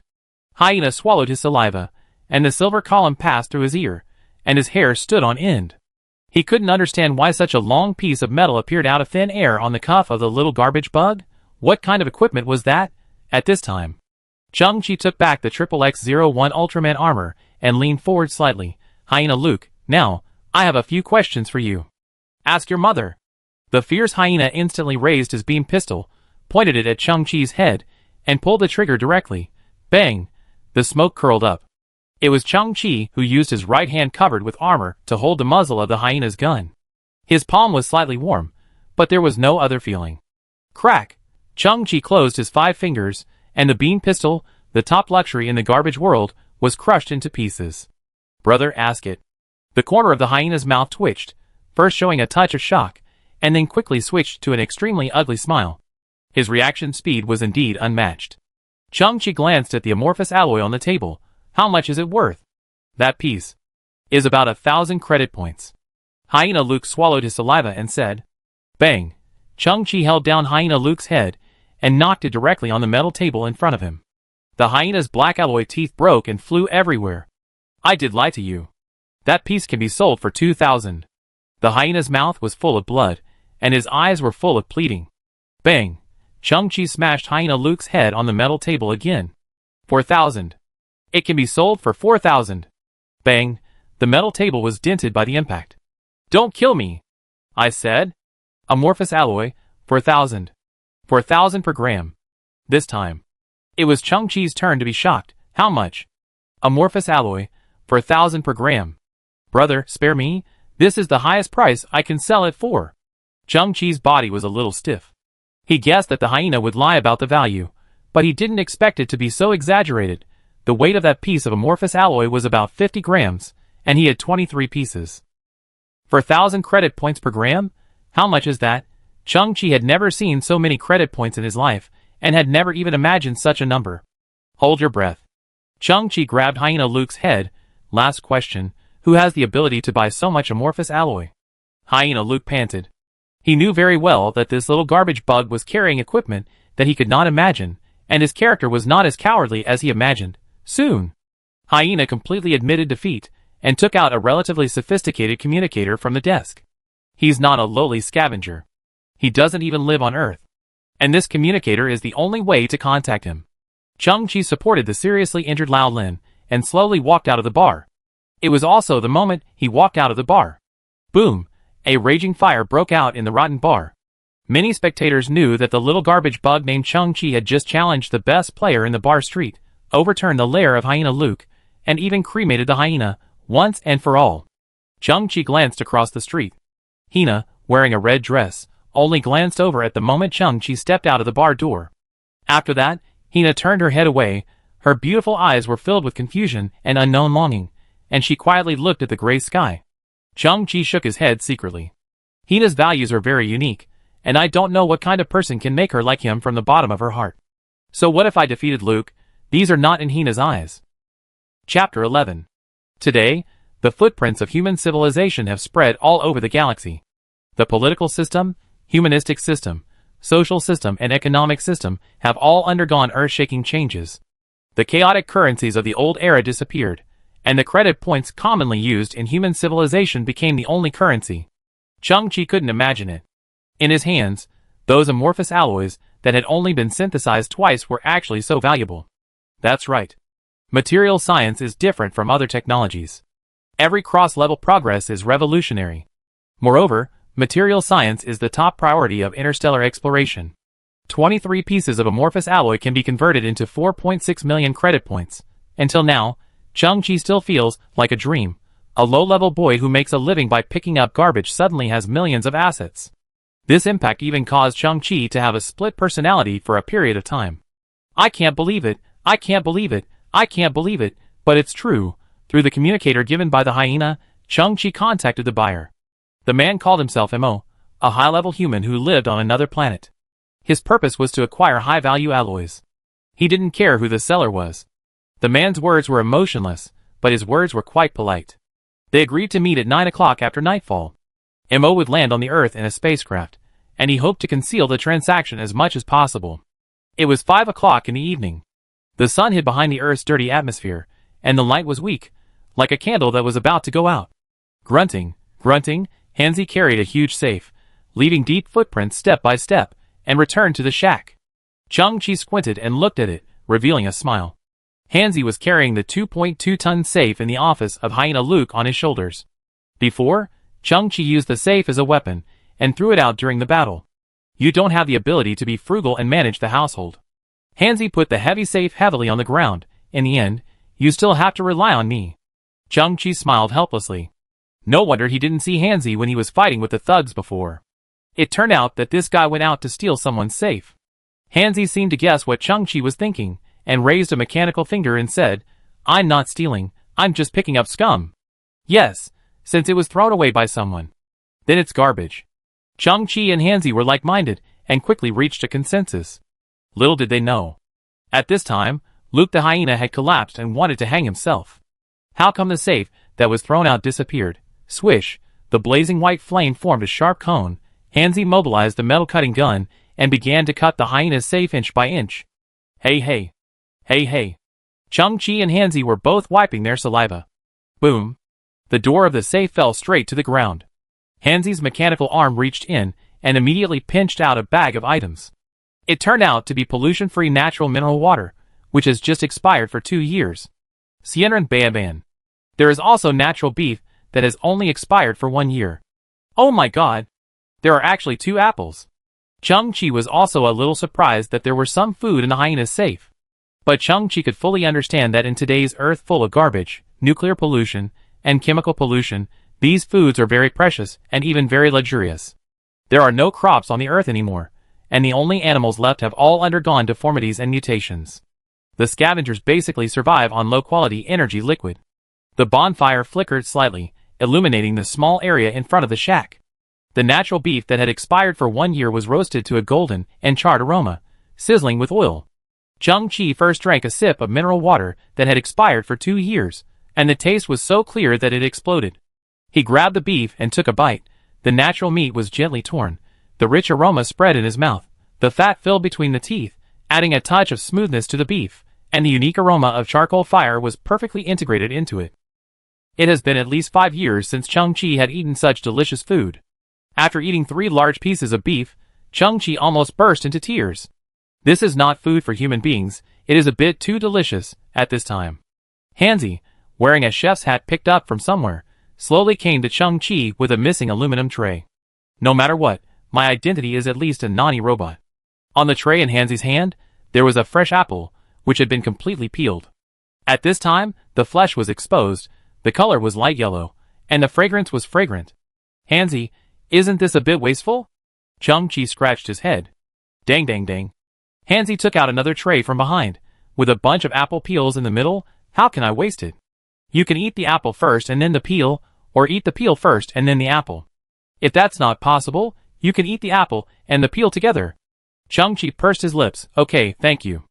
After meal fruit is over. Chung-Chi and Hanzi lay on their backs on the top of the shack.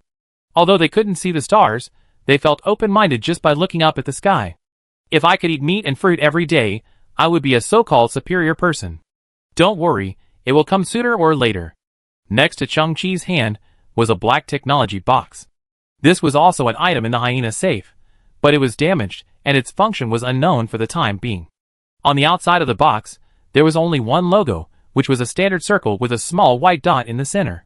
I have entered the Earth's atmosphere. Mo's voice came from the dedicated communicator. I will land in 2 minutes. Chung-Chi looked towards the sky to the north, and a dim light flickered for a moment, then completely disappeared. That was Mo's aircraft, and the landing place was near the bar street. Chung-Chi stood up and put on a serious look. I hope the transaction goes smoothly. But it was 5 minutes later.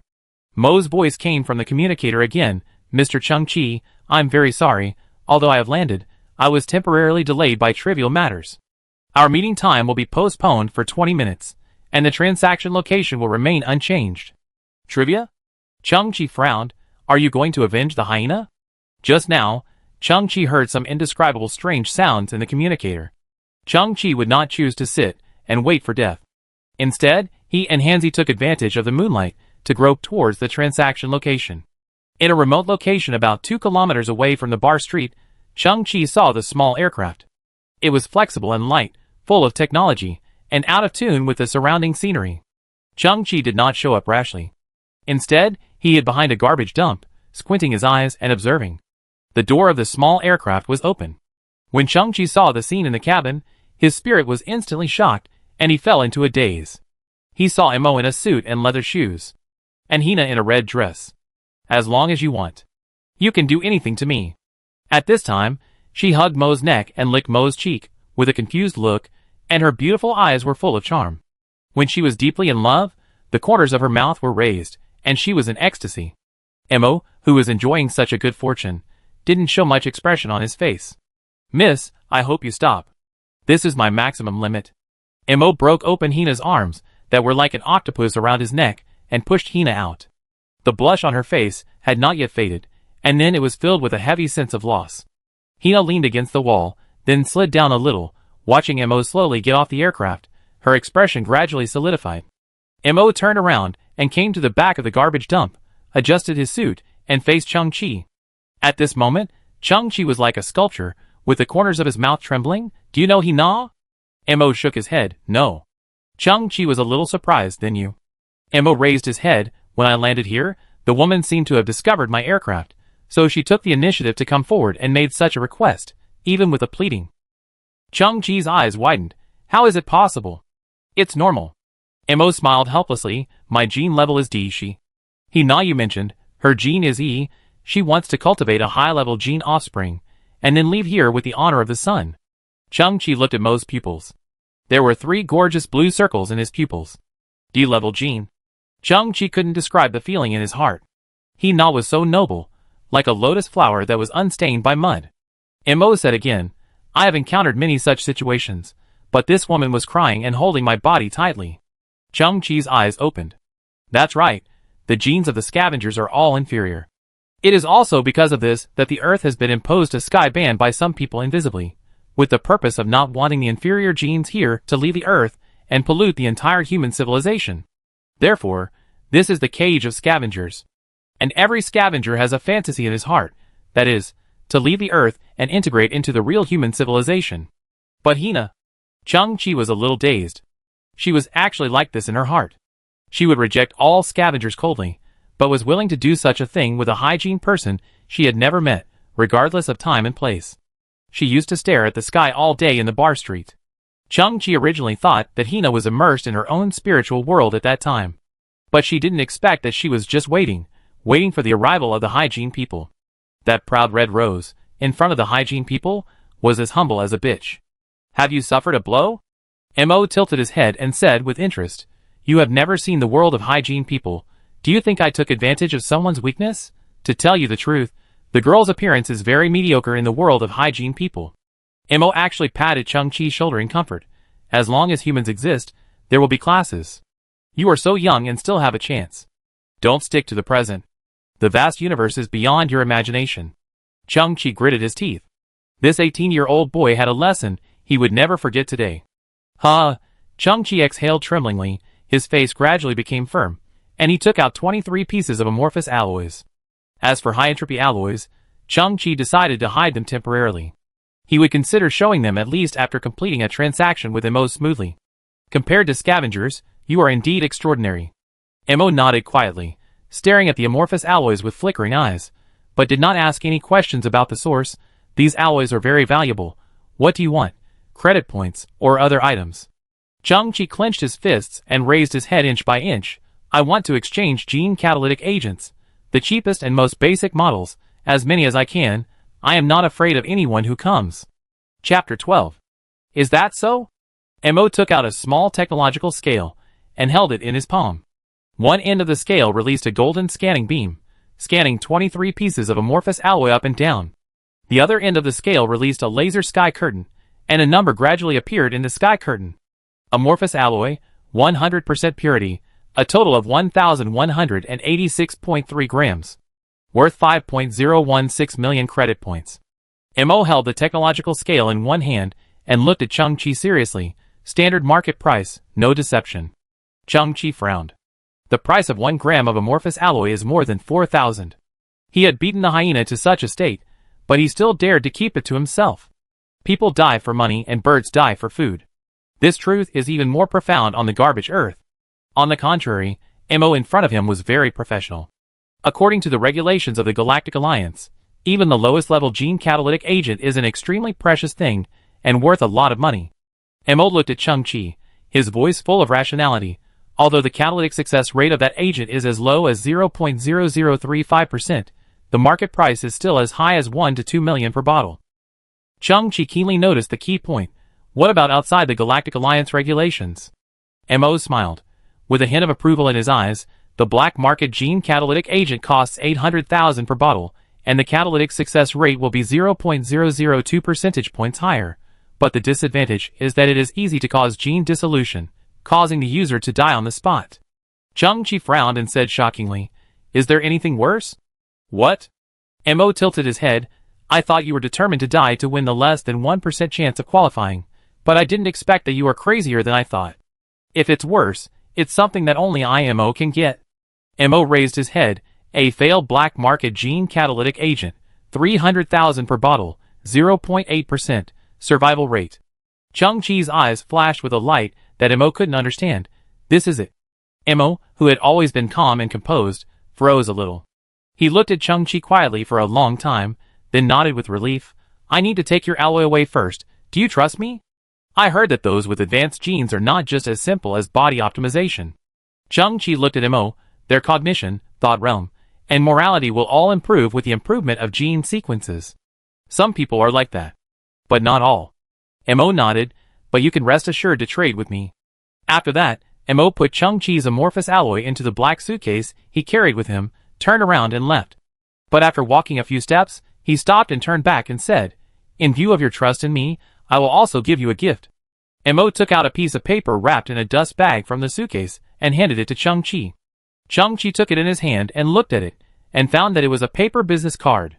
In this era, paper business cards are extremely backward and have long been replaced by digital business cards. Hualinzhong, Chief Professor of the Hanzi Research Institute? Chung-Chi looked up. What is this? A message.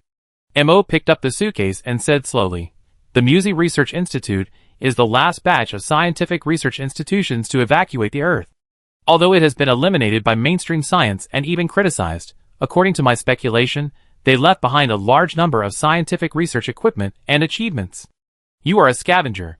Mo returned to the aircraft and said with his back turned, "This information should be useful to you." After Mo boarded the aircraft, Hina was driven off.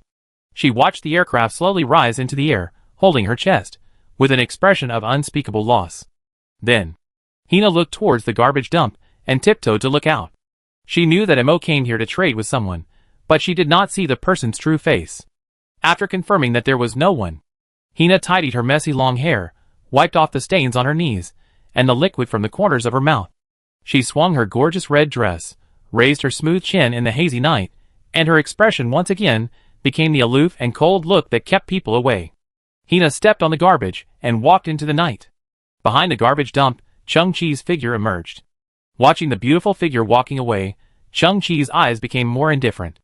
Hina was no longer the beautiful red rose in his heart. Chung-Chi now.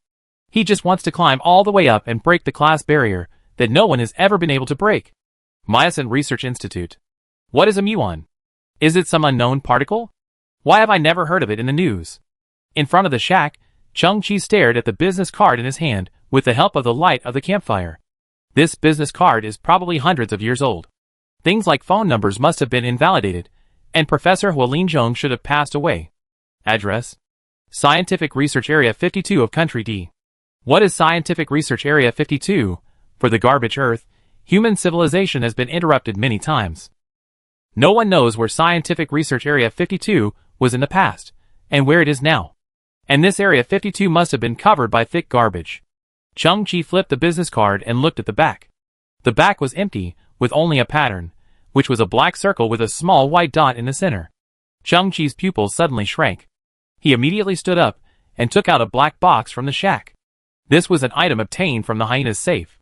It was hidden away along with beef, apples, etc., which were treasured by the hyenas. Compare the box with the business card. The pattern is exactly the same, both circles and white dots, like some kind of microscopic particle with a sphere on the outside and a core. This box used to be an item from the Muon Research Center. Chung-Chi took action immediately and began to disassemble the technology box in front of him. It had been tested before, and the box was damaged. What Chung-Chi had to do now was to try to repair it. 10 minutes later, Chung-Chi had completely disassembled the technology box and understood its internal structure and functions. It is a signal tracker, and it only has a single positioning target. Chung-Chi's eyes flickered. The positioning target of this box is most likely the Muon Research Center. And the hyena has disassembled this box. He probably knows that there is a treasure hidden in the back. But 4 types of chips were burned in the positioning box. Chung-Chi sucked his teeth and felt very sorry. This chip technology is old, and it is not easy to find even in the garbage dump of the whole Earth. Chapter 13. Swish, swish, there was a harsh dragging sound outside the shack, like some metal rubbing against the ground. Chung-Chi lifted the tarpaulin and looked outside. A little girl, about 5 or 6 years old, with pigtails and a rosy face, stood outside the door. A hemp rope was tied around the girl's waist, and behind her was a shabby bathtub filled with all kinds of technological garbage. The little girl couldn't drag the bathtub with her strength alone. Behind the bathtub, there was a mechanical puppy with only 3 legs left, pushing the bathtub with its forehead. At this time, the girl had already stood still, but the mechanical dog didn't know it yet, and was kicking his legs with his head down.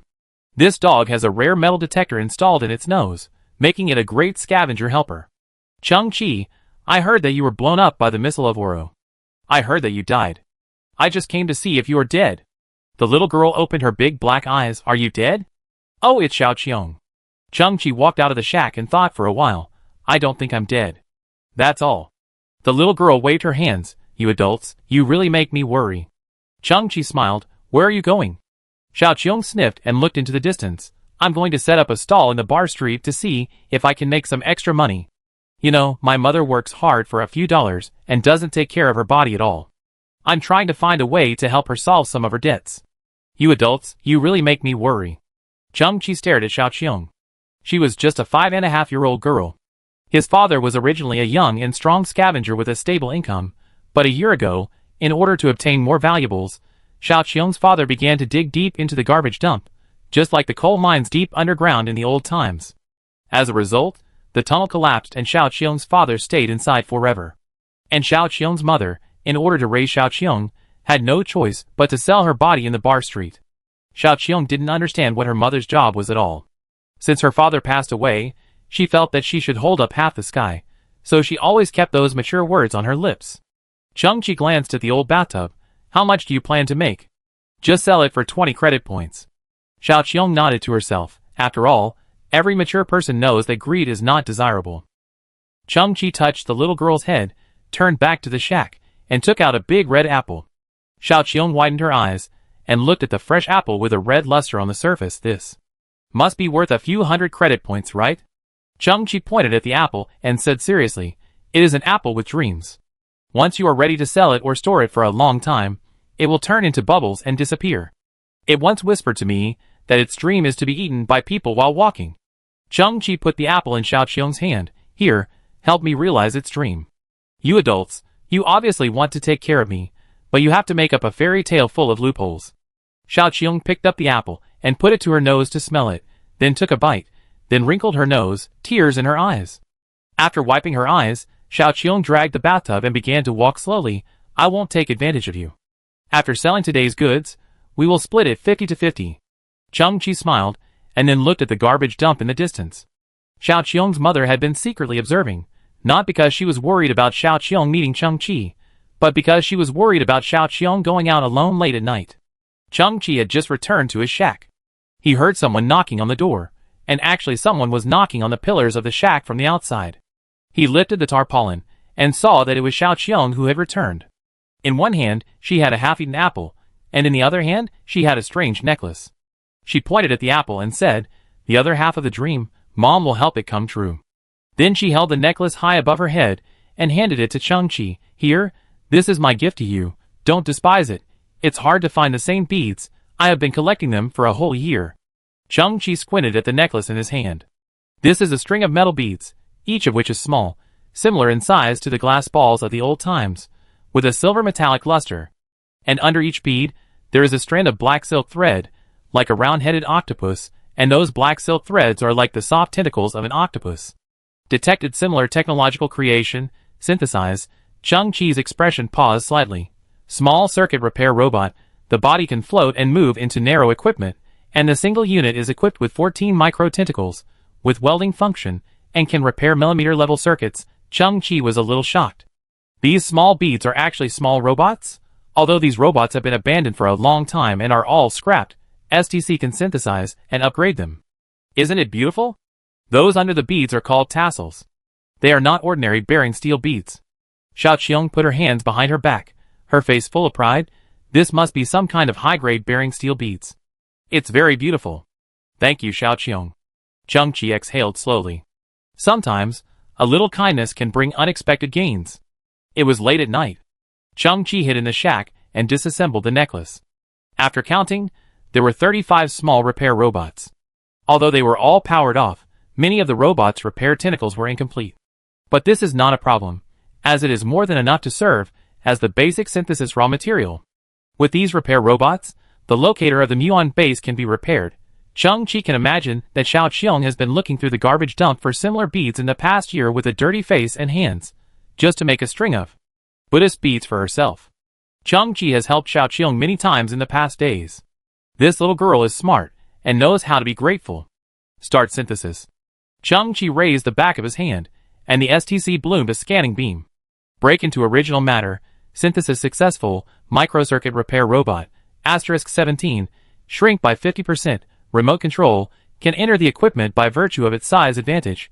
Perform simple mechanical repairs and circuit welding. Changqi paused. These small metal beads in front of him now have a new life. The built-in suspension system makes them float in the air, with a small red dot flashing in the main body, waiting for the command link, and under the beads, those hair-like mechanical tentacles sway slightly in the air. It's smaller. But it's still too big to repair the circuit board. Changqi's eyes flickered. Continue. Break it up into the original substance. Synthesis successful. Millimeter-level circuit repair robot. *8. This time, the robot's main body is shrunk to the size of a grain of rice, and from a distance, it looks like a bunch of mosquitoes floating in the air. It's still too big. If it shrinks one level, it should be able to repair the circuit board. Changqi was excited and getting closer to his goal. The shock that STC brought him was still higher and higher. Reducing the size has always been the most difficult mountain to overcome in the field of robots. Break into original matter. Synthesis successful. Micron-level circuit repair robot. *4. The size of the repair robot has become smaller, like a not very conspicuous sesame seed. In the dim shack, if it weren't for the faint indicator light flashing, it would even be difficult to detect. Or remote control. Chung-Chi frowned slightly.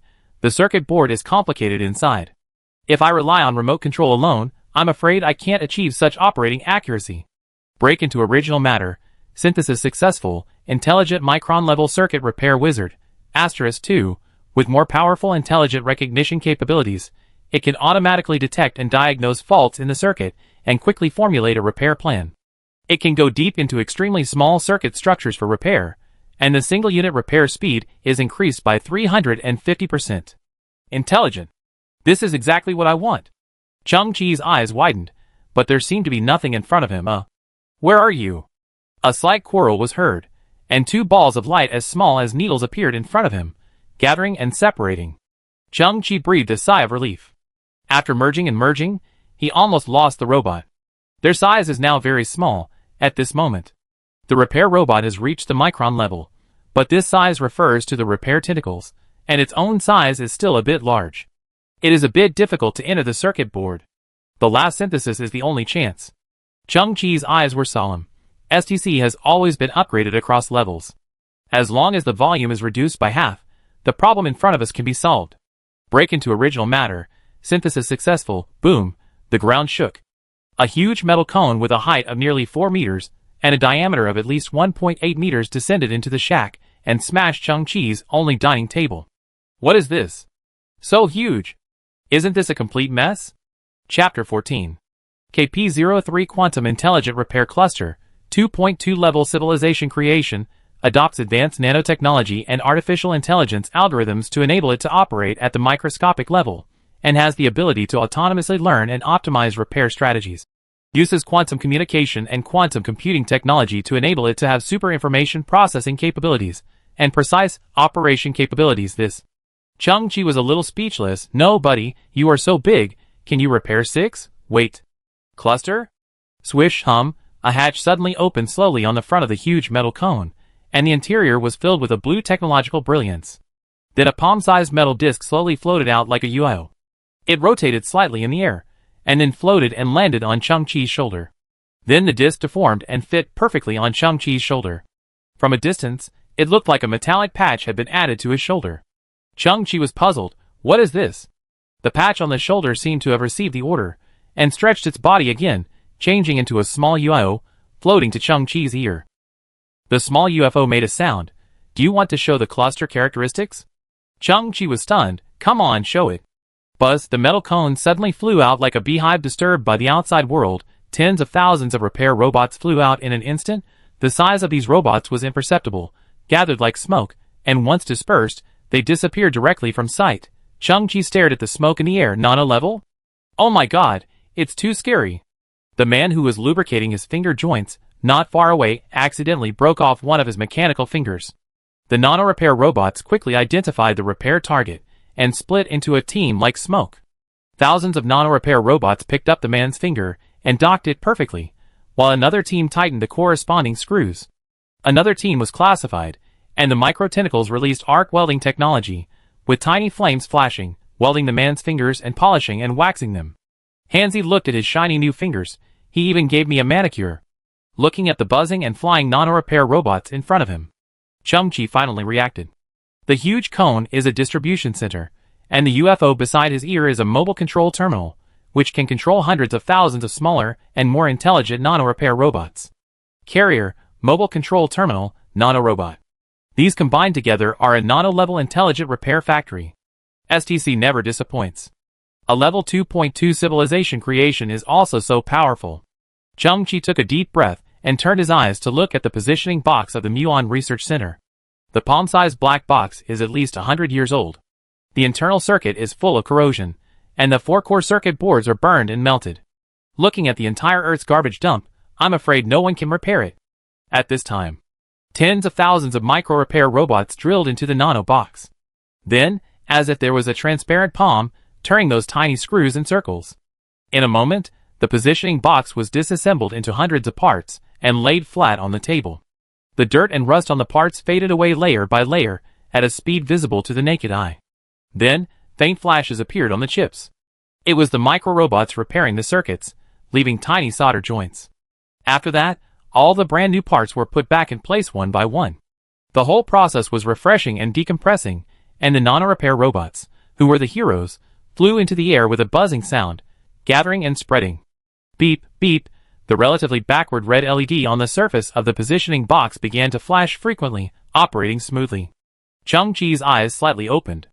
A small blue beam of light lit up on the top of the box, and then a 3D projection image that was far behind the holographic projection technology appeared in the air. It was a flat map of the Earth's surface.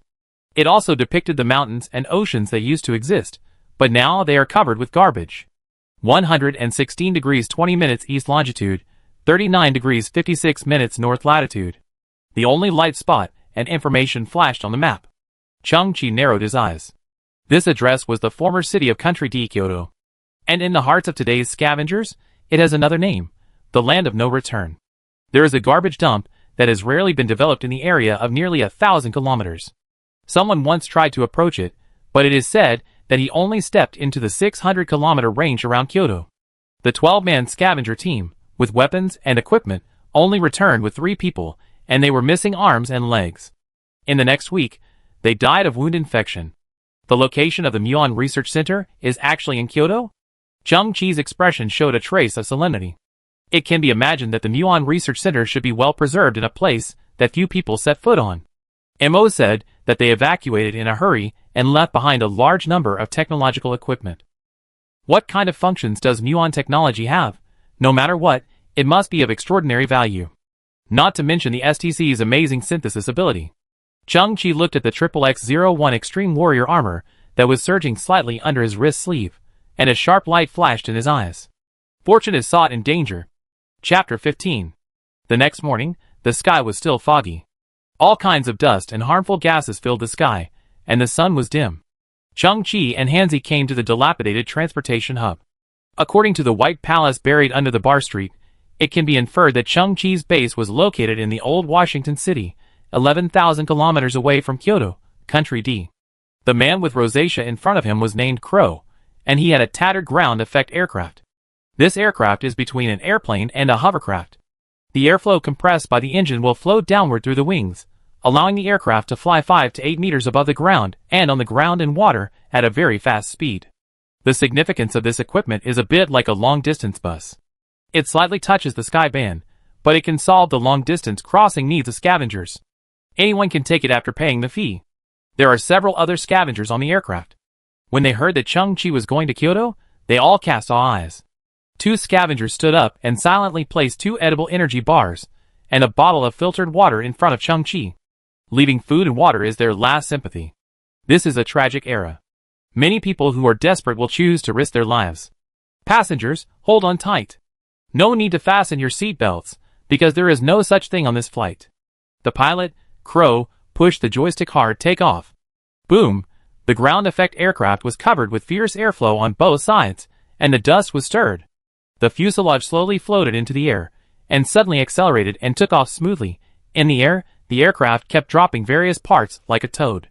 Chung-Chi remained calm and frowned, thinking, is it possible that I fell to my death before I even reached Kyoto? Suddenly, Chung-Chi saw a huge object, emitting thick black smoke, separated from the ground effect vehicle, and fell directly to the ground. Master! Crow's Nani robot, a scrapped aviation maintenance robot, said naively, engine number 2 has left us. Calm down, it's a small scene. Substitute, substitute. Crow was used to it, and waved his hand. However, the aviation maintenance robot skillfully lifted another engine and placed it on the wing. The screw wrench was twisted randomly, and the number 2 engine finally resumed working. Chung-Chi looked at the cabin. It seems that there is no backup engine? It doesn't matter. I have flown this route for 7 or 8 years, and there are engines scattered all over the ground. It doesn't matter if 1 or 2 are dropped. When we make an emergency landing, we can find a replacement in minutes. They are all recycled. I am a crow flying a plane, and I am very stable. Stumbling, ups and downs. Chung-Chi finally arrived at the vicinity of Kyoto. Crow drove the aircraft, and gradually rose into the air. He turned around and looked at Chang-Chi and Hanzi on the ground, and showed a touch of sympathy. "Brother, if you can still return, it's free." Chang-Chi waved goodbye to Crow, and turned to look at the scene ahead. The landscape on the earth is almost like this, with endless garbage, and even no soil or ground. All around, there was a light green smoke floating, which was mixed with a variety of toxic chemical gases. From the garbage dump in the distance, a pair of big red eyes occasionally appeared, staring at Chang-Chi from afar, eerie and cold. Chang-Chi raised his head slightly, and the extreme warrior power armor flipped out a silver metal mask, and the eyes of the mask instantly lit up with blue beams full of technology. The so-called extreme warrior naturally has the ability to resist various harsh environments. On Chang-Chi's shoulder, he still wore the mobile control platform of the KP-03 Quantum Intelligent Repair Cluster. The small UFO was attached to Chang-Chi's shoulder, and tens of thousands of micro-repair robots were entrenched on it. At this time, they retracted their mechanical tentacles, just like insects that folded their wings and fell into hibernation. This was the surprise Chang-Chi had discovered before. "I didn't expect to be able to take out a small travel bag from the huge repair cluster center. Hanzi, are you ready?" "No problem." With a bang, the jet turbine shoes on the feet of the two people started, and two figures rushed into the sky, and then adjusted their posture at high altitude and headed straight for the heart of Kyoto. Squeak, squeak. After Chang-Chi and Hanzi took off, dark shadows suddenly crawled out of the garbage dumps around them. They came to the dim sunlight, and gradually revealed their true appearance. They were huge gray-haired rats, at least 1 meter long, with bulging muscles all over their bodies. Their sharp teeth were longer than their mouths, and their teeth pierced the skin of their jaws, exposing them to the air, dripping with rancid liquid. They stared with a pair of red eyes full of animality, standing up and staring at the two figures in the distance. Scavenger rats. This is the name given to them by the scavengers. Rats are a species that is difficult to exterminate, but these rats today have mutated due to the influence of a large amount of chemical waste and radiation in the Kyoto area. They became strong and fierce, with extremely hard teeth and claws. Their vitality was also stronger, and even if their bodies were cut in half, they could still bite their prey fiercely. Moreover, some smarter mutants emerged in the scavenger rat group. They acted as military advisors, secretly commanding the group and completing the attack method of numerical advantage plus intelligent tactics. At this moment, a scavenger rat faced north, opened its hideous and terrifying mouth, and suddenly made some weird and twisted sounds in its throat. It was not the sound of a rat at all, but the roar of some large carnivorous animal. In an instant, a series of terrifying roars sounded in the north. This was a warning. And in response, there were tens of millions of huge tribes. These mutant rats were extremely territorial. Once they found an intruder, they would not hesitate to mobilize the entire tribe to tear the intruder into pieces. In fact, the name of carrion rats is no longer suitable for them. Many scavengers call them killer rats. This is why the Kyoto area is called the land of no return. Chapter 16. Chang-Chi and Hanzi were 100 meters in the air, observing the situation below. The ground was dark and strange, with waves of green mist floating around. As far as the eye could see, there were tattered garbage. Suddenly, dense red dots of light appeared on the ground. If the ground was compared to the dark sky, the number of these red dots would be as numerous as stars, and they also revealed a bloody and terrifying feeling. Chang-Chi narrowed his eyes. At this moment, the red dots suddenly disappeared, as if they were extinguished. Chang-Chi knew that there were countless killer rats. They hid in the garbage dump. Once they landed in their territory, they would wait for an opportunity to move, and might rush out from any place and directly tear the throat of the invader. He looked at the longitude and latitude. The final location in Muzi's research was 200 meters ahead. The atmosphere here was dirtier than other places. In the darkness, there stood a huge starship wreckage. Before it was abandoned, all the removable parts were removed, leaving only a huge corroded ship body, which was a little solemn and sad. Chang-Chi and Hanzi landed on the ground.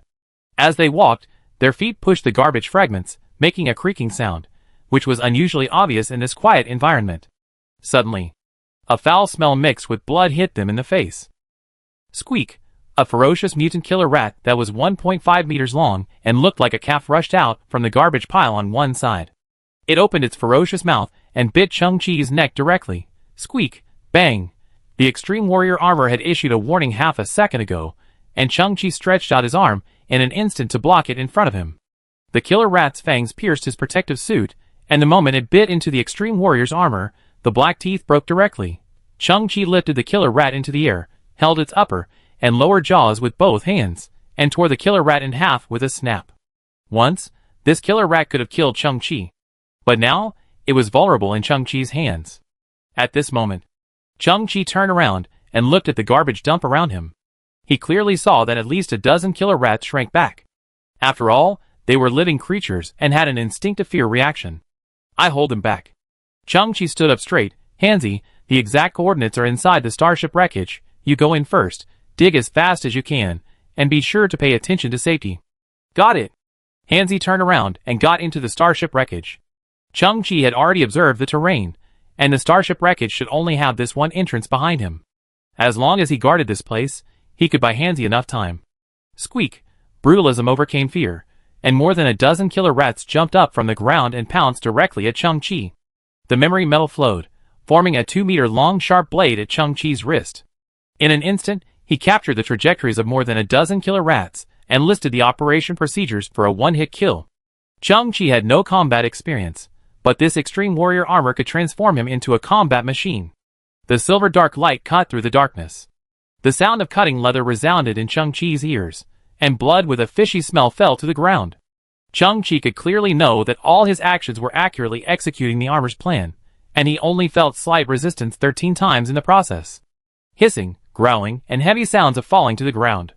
Within 30 seconds, the bodies of 13 killer rats were cut in half and fell to the ground with a thud. Chang-Chi took a step forward, stepped on the body of a killer rat, cut off its head, and raised the rat head to the sky with a sharp blade. Crack! The sound of lightning suddenly came from the dark clouds. The ground was bright for a moment. Chang-Chi's figure was reflected in the blood-red eyes of countless killer rats. Chang-Chi's thinking was very clear. The killer rats had been breeding for hundreds of years, and their number was astonishing. They could not be killed at all. The only way is to shock them. Let them retreat voluntarily because of their biological instinct. Squeak, squeak, thousands of killer rats around gave low and piercing screams. They bent their bodies, and the hair on their backs stood up. But Chang-Chi's plan seemed to work. No killer rat dared to really crawl out of the garbage dump. Chang-Chi tilted his head. Seeing the depths of the starship wreckage, Hanzi's hands turned into excavators, driving at full speed and digging the ground frantically. Hanzi, is there any progress? No, who knows when we find it. Chang-Chi glanced at the dormant killer rats and was just about to help Hanzi. The killer rats in front of him changed. Although they didn't approach Chang-Chi, they moved around Chang-Chi, forming a circle-by-circle formation, and each killer rat had a body like a bowstring, with its claws firmly grasping the ground, ready to attack at any time. They want to surround me 360 degrees, and then launch waves of attacks without interruption. Chang-Chi narrowed his eyes, and suddenly found a strange red sound wave in the armor's holographic interface. Following the sound wave, he locked onto a small garbage dump in the distance. Chang-Chi instantly understood the truth behind it. Squeak! Dozens of killer rats in the first layer of the encirclement suddenly jumped high. Chang-Chi frowned, and suddenly stretched out his right hand, opened his 5 fingers, pointed to the air, and activated the gravity field control gloves. Those killer rats screamed in fear, their bodies twisted wildly in the air, but they could not fall to the ground. At the same time, Chang-Chi stretched out his left hand and pointed to the small garbage dump in the distance. The garbage rustled, and a mouse with white hair all over its body, and much smaller in size, was pulled out from the garbage dump by Chang-Chi. This white-haired killer mouse is the military advisor among the mice. They are a special existence, and have evolved wisdom higher than other mice.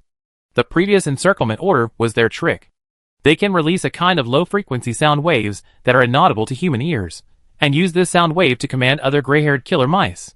Buzz, the air in front of him vibrated, and Chang-Chi kept increasing the power of the gravity field gloves. But the pupils of the white-haired mouse suddenly showed an anthropomorphic look, which was a look of fear and extreme surprise.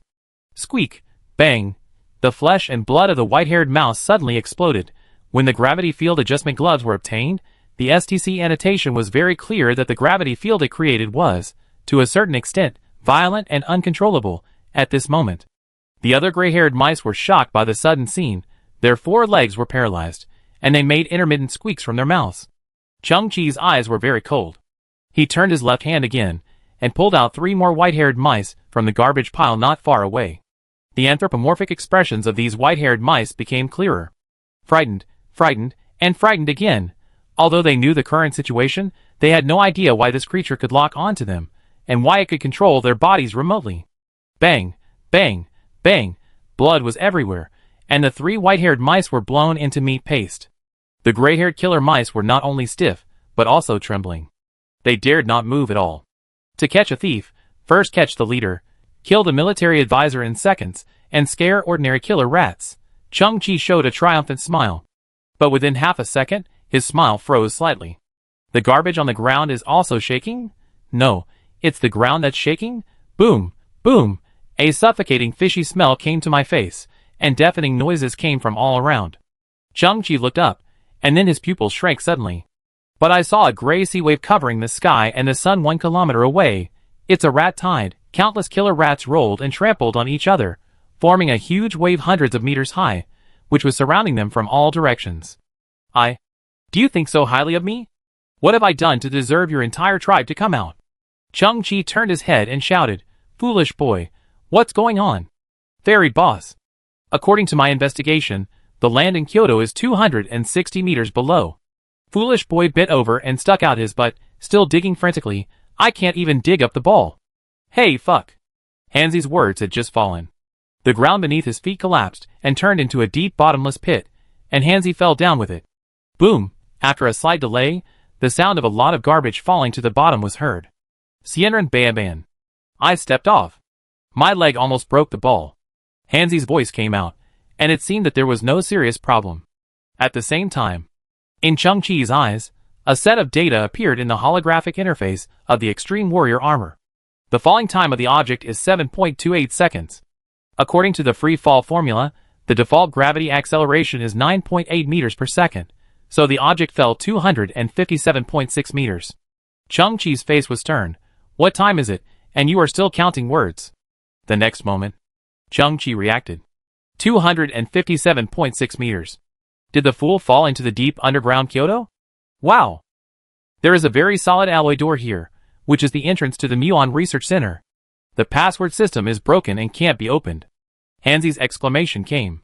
Chang-Chi looked at the distance. The giant rat tide was less than 200 meters away from him. Countless killer rats were densely packed and ferocious. Although individual killer rats were vulnerable. But this endless number could not be killed at all. If it was entangled endlessly, the risk that was originally insignificant would increase infinitely. Now that I'm here, it's impossible to run away, and it's even more impossible to return empty-handed. What's more, Hanzi is still underground. He gritted his teeth. Chang-Chi glanced at the micro-repair robot lurking on his shoulder. "It's up to you." Hundreds of micro-robots soared into the air, like a puff of smoke, and flew into the collapsed cave.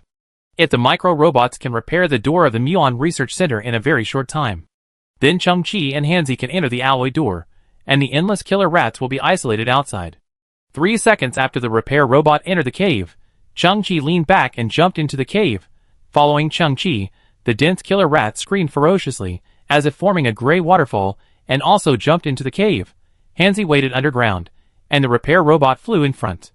Chang-Chi fell behind, and the rat tide chased behind him. Chapter 17. During the fall, Chang-Chi clearly saw that there was a huge space underground, dark and hazy. Hanzi leaned against a dark golden door. By visual inspection, the door was thick and solid, and it should not be a problem to block the killer rat. The micro-repair robot took the lead and floated into the password disk on the side of the door like smoke. Then, Chang-Chi approached the ground, did a somersault to release the force, and knelt on one knee and landed on the ground. Then he stood in front of the alloy door and looked up at the sky. Countless killer rats poured down with the momentum of swallowing the world. Suddenly, the killer rat waterfall in the air was like a torrent, splitting in two from the middle. Then, a huge black shadow jumped out from the rat group. Chang-Chi's pupil shrank. What is that? A huge rat. Killer Rat King? The killer rat in the air was covered with red hair, and was probably more than 4 meters in size. In the dim light, it was about the size of a rhinoceros. There is such a perverted thing, but the next second, Chang-Chi felt that he had narrowed his mind. The red-haired killer rat was not the Rat King at all, because in the next few seconds, hundreds of huge red-haired killer rats appeared again. That should be some kind of elite rat.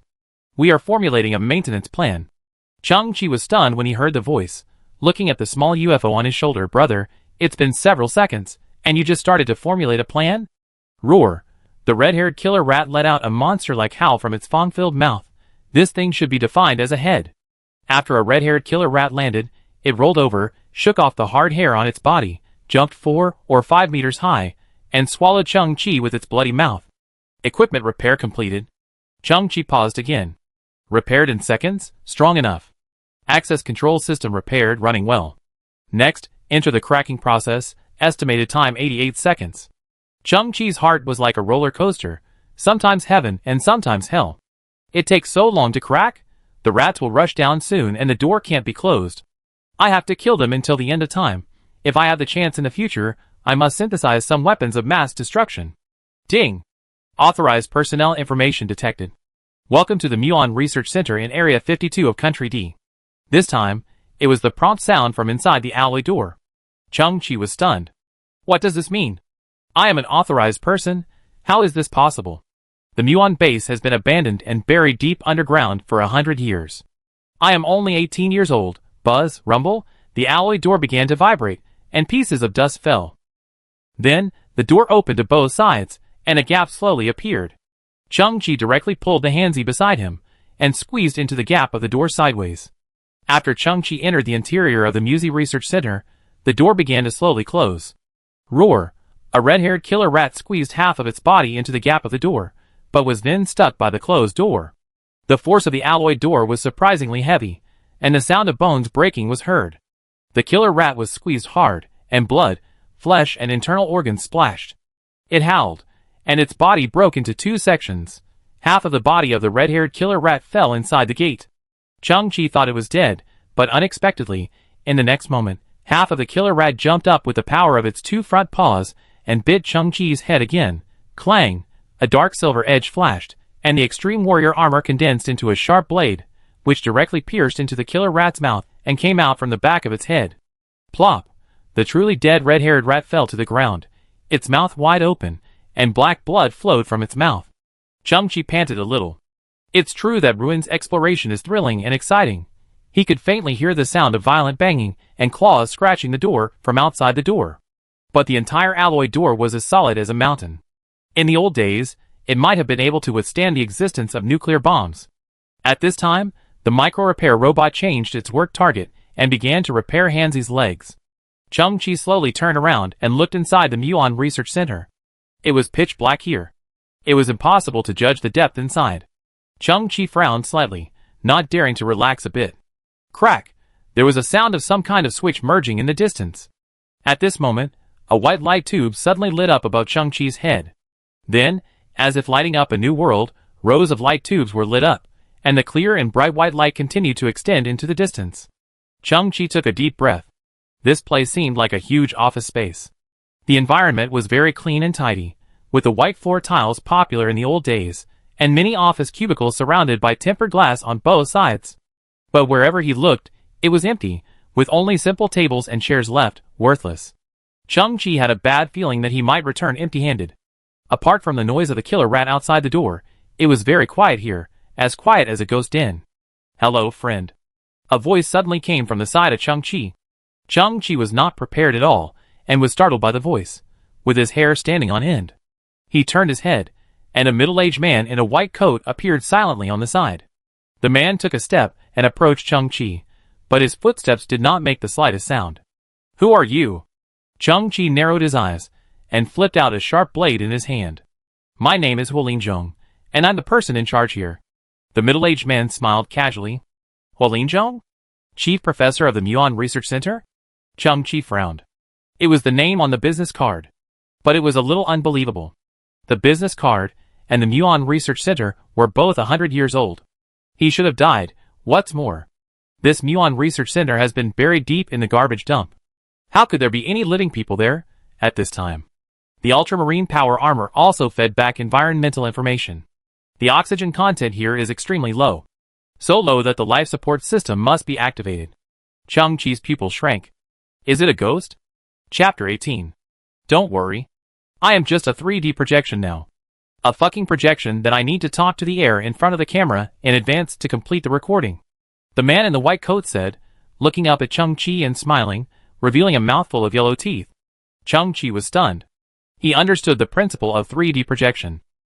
But what surprised him was that such a respected scientist like Huo Linzhong actually had a lot of fucking in his words. "Oh, I'm here too. I can take you to see me. I take you around the Muon Research Center," said.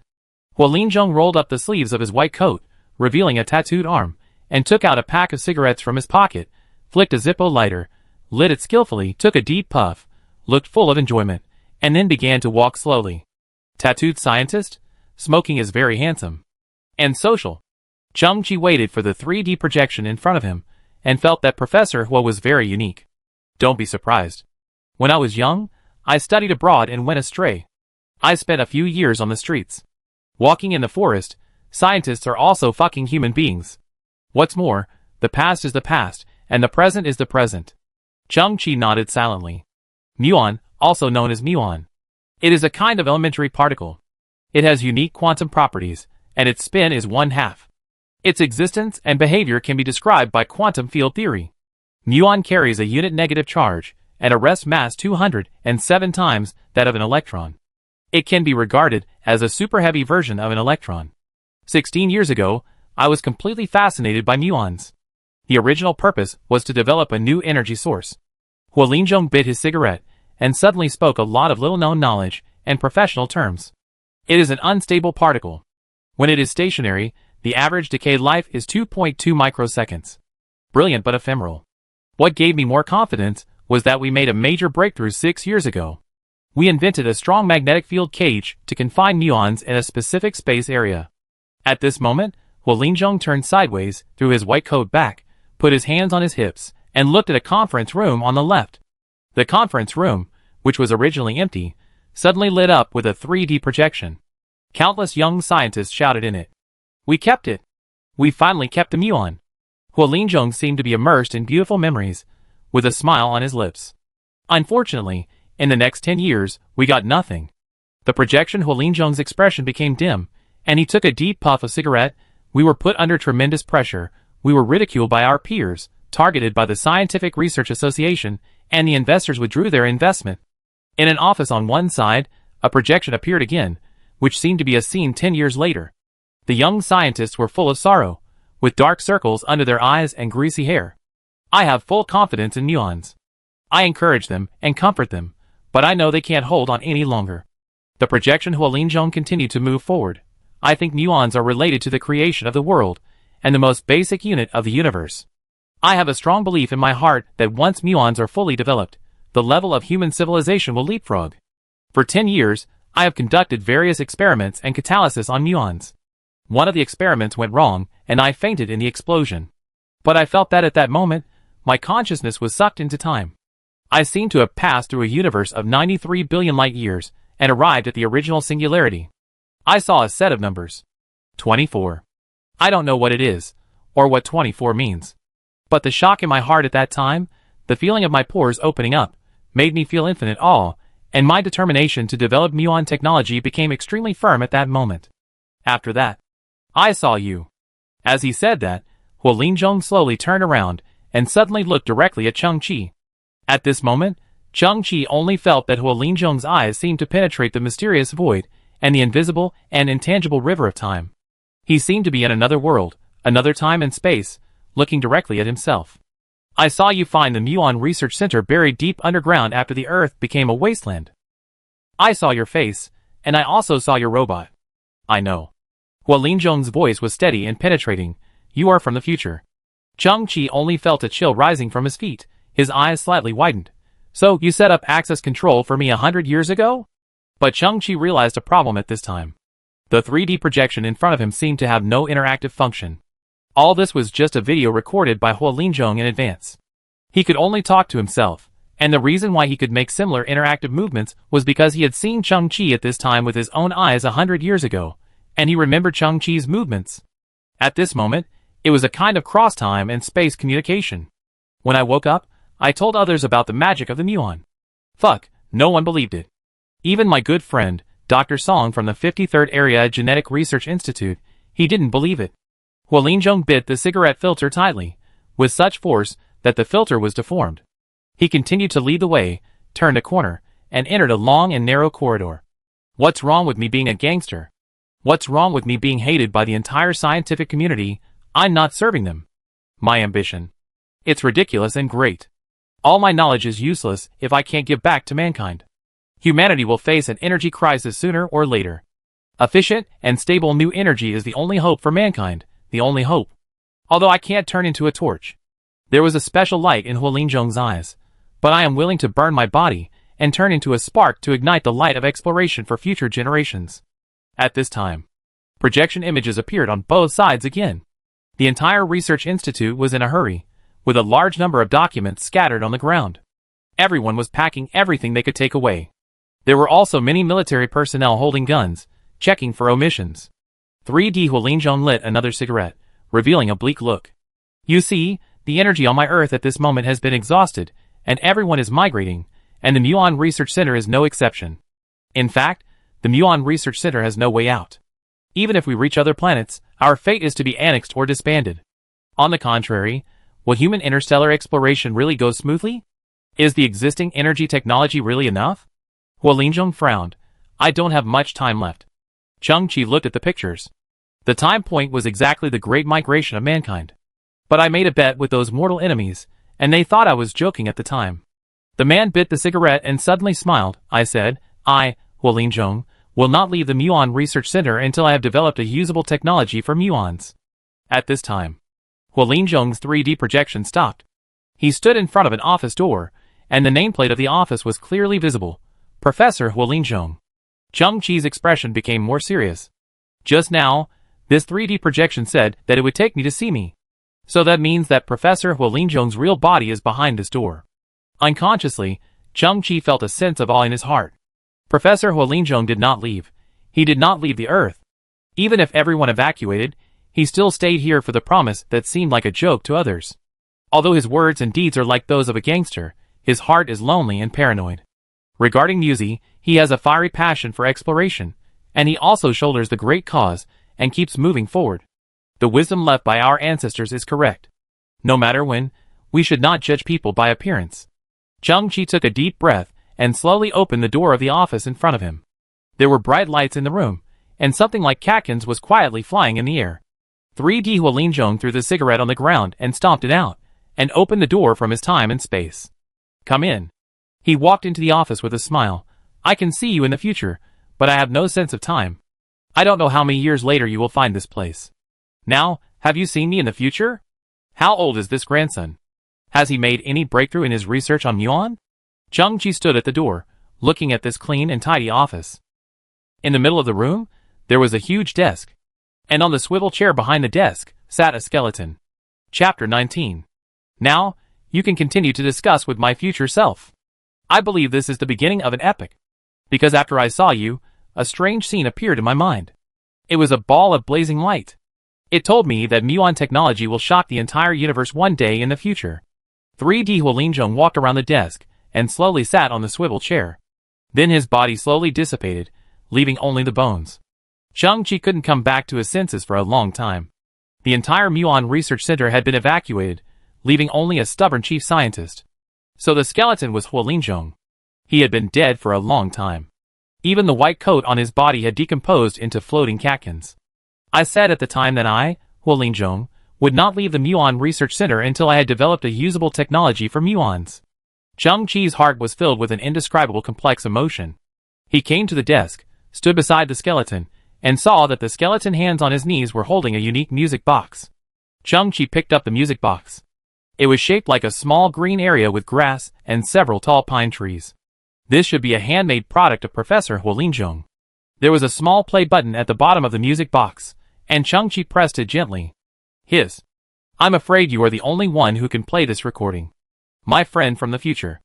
I am now 68 years old.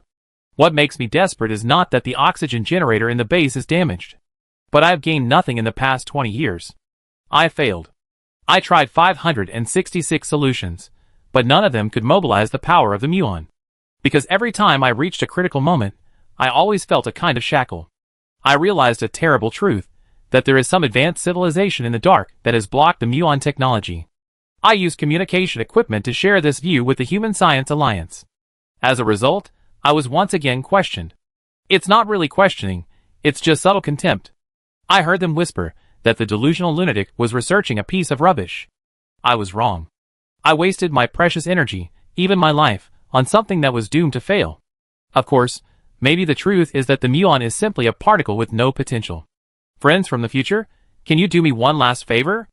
If you have a chance, give this little music box to my descendants, if they are still alive. There is nothing special about this music box.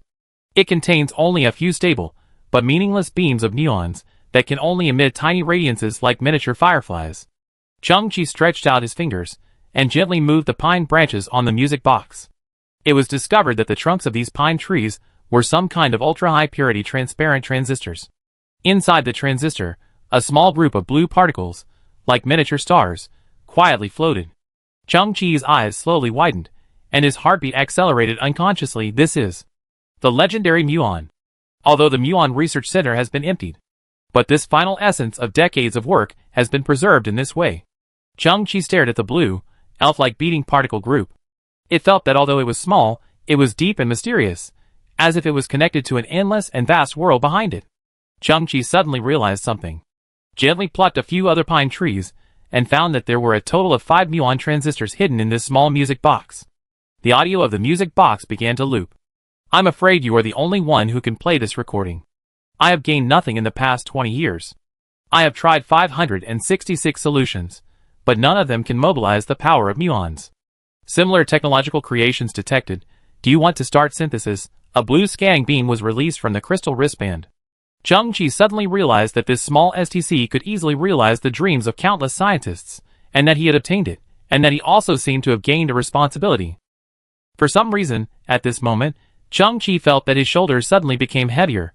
Simplified version of strong magnetic field cage, which blocks a group of stable muons, and muon technology belongs to microscopic particle energy, which belongs to level 4 civilization technology. Some level 4 civilizations have blocked this technology. Chang-Chi's pupil shrank. The technological blockade really exists, and Professor Hua's inference is correct. I heard them whisper that the delusional lunatic was studying a piece of garbage. I was wrong. Hua Linzhong's old and weak voice continued. It's not garbage. Under the incandescent light, Chang-Chi's face flickered. Start synthesis. Break into primitive units. Break the technological blockade. Synthesis successful. Muon fusion catalytic reactor prototype. *2. Built-in deuterium, D, and tritium, T, mixed gas. After startup, muons will be captured by tritium. Because the mass of muons is 200 times that of electrons, according to the principle that mass is inversely proportional to orbit, it is easier for another atomic nucleus to get close to the muon hydrogen atom, so the probability of nuclear fusion at room temperature will be greatly increased after the nuclear fusion of deuterium and tritium occurs. The muons in the deuterium molecules are released.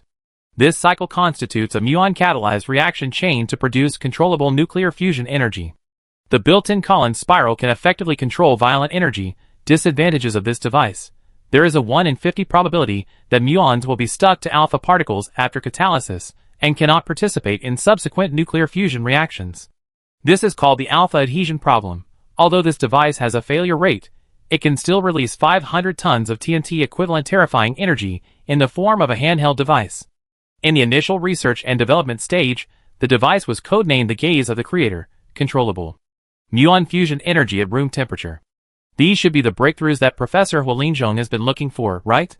Chang-Chi looked at the device in his hand. It looks like a flashlight made of silver alloy, with a translucent window at the bottom, in which blue muons are flipping and jumping. What is the concept of 500 tons of TNT equivalent? Chang-Chi's pupil shrank, a little surprised. In the old days, the atomic bomb dropped by country beyond Hiroshima, Japan during World War II was called Little Boy, and its explosive power was about 15,000 tons of TNT equivalent. At that moment, Little Boy razed 60,000 buildings in Hiroshima to the ground. The equipment in Chang-Chi's hand is as powerful as 1/30th of Little Boy, or 1/30th of an atomic bomb. Although it is 1/30th, it is a single-soldier handheld weapon, which is extremely terrifying. I have wasted my precious energy, even my life, on something that is doomed to have no results. Of course, perhaps the truth is that the muon is simply a particle with no potential. The voice in Hua Linzhong continued. Chang-Chi's heart was stirred. How can muon have no potential? Continue to synthesize. Break up into primitive units, break the technological blockade again, synthesis successful, First generation of muon fusion catalytic reactor, technology is fully enhanced, alpha adhesion probability is eliminated, the overall stability is more stable, and energy efficiency, reaction time and other indicators are improved by 185%, more refined handheld device form, when not released, will not produce any energy fluctuations, and its true technological level cannot be detected by civilizations below level 3, and it can release 1,010 tons of TNT equivalent terrifying energy in an instant, the device is codenamed the Creator's Wrath, Note, this equipment is a very primitive product in the muon technology sequence, and the utilization rate of muon energy is less than 1/10,000th. Chang-Chi's breath trembled slightly. There is no error rate, and the power is doubled. Life is like a dream, and it may be nothing in the end. It has never brought anything, and will not take anything away, but the only thing I don't regret is that I have never given up. Although, my persistence has become a joke. Myo's has also become a joke. Haha, who can tell? Goodbye, my friend. Goodbye, my musy technology. Goodbye, this fucked up world. In the recording, Hualin Zhong's closing remarks of his entire life were played again. Chang-Chi held the device in his hand, which was crystal clear and dazzling, like a crystal sword handle. Inexplicably, a sense of responsibility and strength emerged in his heart. Professor Hua, your persistence is not a joke. Myosin technology is even more not a joke. One day, I will realize the scene in your dream. Human civilization will hold muon technology in hand, like a dazzling star, shocking the entire universe. Chapter 20. Chang-Chi. I searched everywhere. There's nothing useful here, it's almost all empty. Hanzi walked into the office and saw the unknown equipment in Chang-Chi's hand. Hey, what is that? This is a scientist who speaks vulgarly but is righteous. The obsession in his heart that he can't get. Of course, his obsession is correct, but people are ignorant. Chang-Chi reassembled the pine tree on the music box, and there was still a beautiful muon ball cage inside. If there is a chance in the future, Chang-Chi is willing to help Professor Hualin Zhong fulfill his last wish, and hand over the music box to his descendants. Chang-Chi and Hanzi came to the gate of the Musi Research Center. The alloy door in front of them was still closed, and the roar of killer rats, and the sound of claws scratching the door came from the outside. The door was constantly shaking, and its bearing capacity was about to reach its limit. Chang-Chi's face was grim, and he operated the access control system from the inside, and the alloy door slowly opened. The space outside the door had long been filled with killer rats. The moment the door moved, they quickly retreated a few meters out of alert, and their scarlet eyes observed the situation in front of them. Chang-Chi took a step ahead, and slowly stepped out of the door. The killer rats quickly identified their target, which was the creature that had trespassed before. Sharp chirps sounded, and countless killer rats opened their bloody mouths and rushed forward. At this time, Chang-Chi slightly clenched the first-generation muon catalyst in his hand, and his fingers slid slightly on the crystal-like body, and a blue halo lit up. As his fingers slid, a progress bar appeared on the device that looked like a sword handle. When the progress just reached 10%, Chang-Chi's finger stopped. Buzz, a strange energy fluctuation, like a translucent ripple, spread out instantly. When the instantaneous energy is strong enough, it will cause a strange spatial resonance, which is also a precursor to an explosion. It will be like an invisible hammer, instantly breaking the psychological defenses of the target creature. At this moment, all the killer rats arched their bodies, and their hair stood up. With their wisdom, although they didn't understand what happened, the huge sense of crisis released by the creature's survival instinct instantly extinguished their bloodthirstiness and madness. Chang-Chi pushed the progress bar 30% again, and the energy ripples were released again. The terrifying spatial resonance doubled invisibly. The bodies of countless killer rats had stiffened into clay sculptures and wooden carvings. At this time, the extreme warrior power armor once again captured that low-frequency sound wave, which was countless military strategist rats issuing orders in secret. Hula la! There was a huge commotion inside the rat group, and many killer rats stood up and trampled on each other to build a huge ladder. The other killer rats used all four limbs to quickly crawl toward the ground through the rat ladder. They were panicked, terrified, and scrambled to escape. Finally, the entire rat ladder also retracted to the ground. Looking at the empty surroundings, Chang-Chi laughed softly, and slid his fingers backwards. The light of the first-generation machine catalyzed by the muon slowly went out. The decision of the killer rat military advisor was correct. If they didn't escape, they would be exterminated. The turbojet power shoe started, and the bodies of Chang-Chi and Hanzi slowly rose to the sky. As expected, there were no killer rats on the ground. Crow is a very stable pilot. My little brother is really awesome. He gets a free flight today. Chung-Chi and Hanzi boarded Crow's ground effect aircraft and returned to the base camp. Looking back at the direction of the Muon Research Center, Chung-Chi's eyes showed awe. Before he left, he had rebarred the entrance to the Muon Research Center, so that Professor Huolinchong could rest in peace there. Crow was flying the ground effect vehicle while secretly observing Chung-Chi. This little brother went deep into Kyoto Footy and stayed there for 40 minutes. His body and scavenger's cloak were stained with smelly blood, which was the blood of scavenger rats. He encountered scavenger rats, but escaped unscathed. Awesome. Don't ask what you shouldn't ask, which is Crow's usual principle, and this is also the long-term way of his business. Little brother. If you need me in the future, just ask. Crow turned around and smiled. I'm very stable. Chung-Chi returned to the B-24 area where he lived.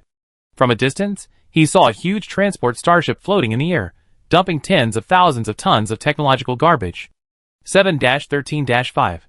Chung-Chi squinted and looked at the sky. The development rights of this ship of garbage originally belonged to Chung-Chi, and he paid the corresponding development fee as early as a week ago. But a day ago, Iluo led his men to rob the resources and killed them. Silly boy, this grudge has been held overnight. The enemy.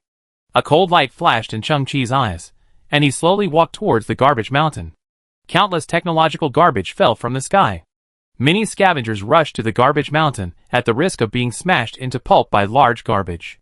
At this time, no other scavengers dared to approach 7-13-5. These people were all Iluo's men.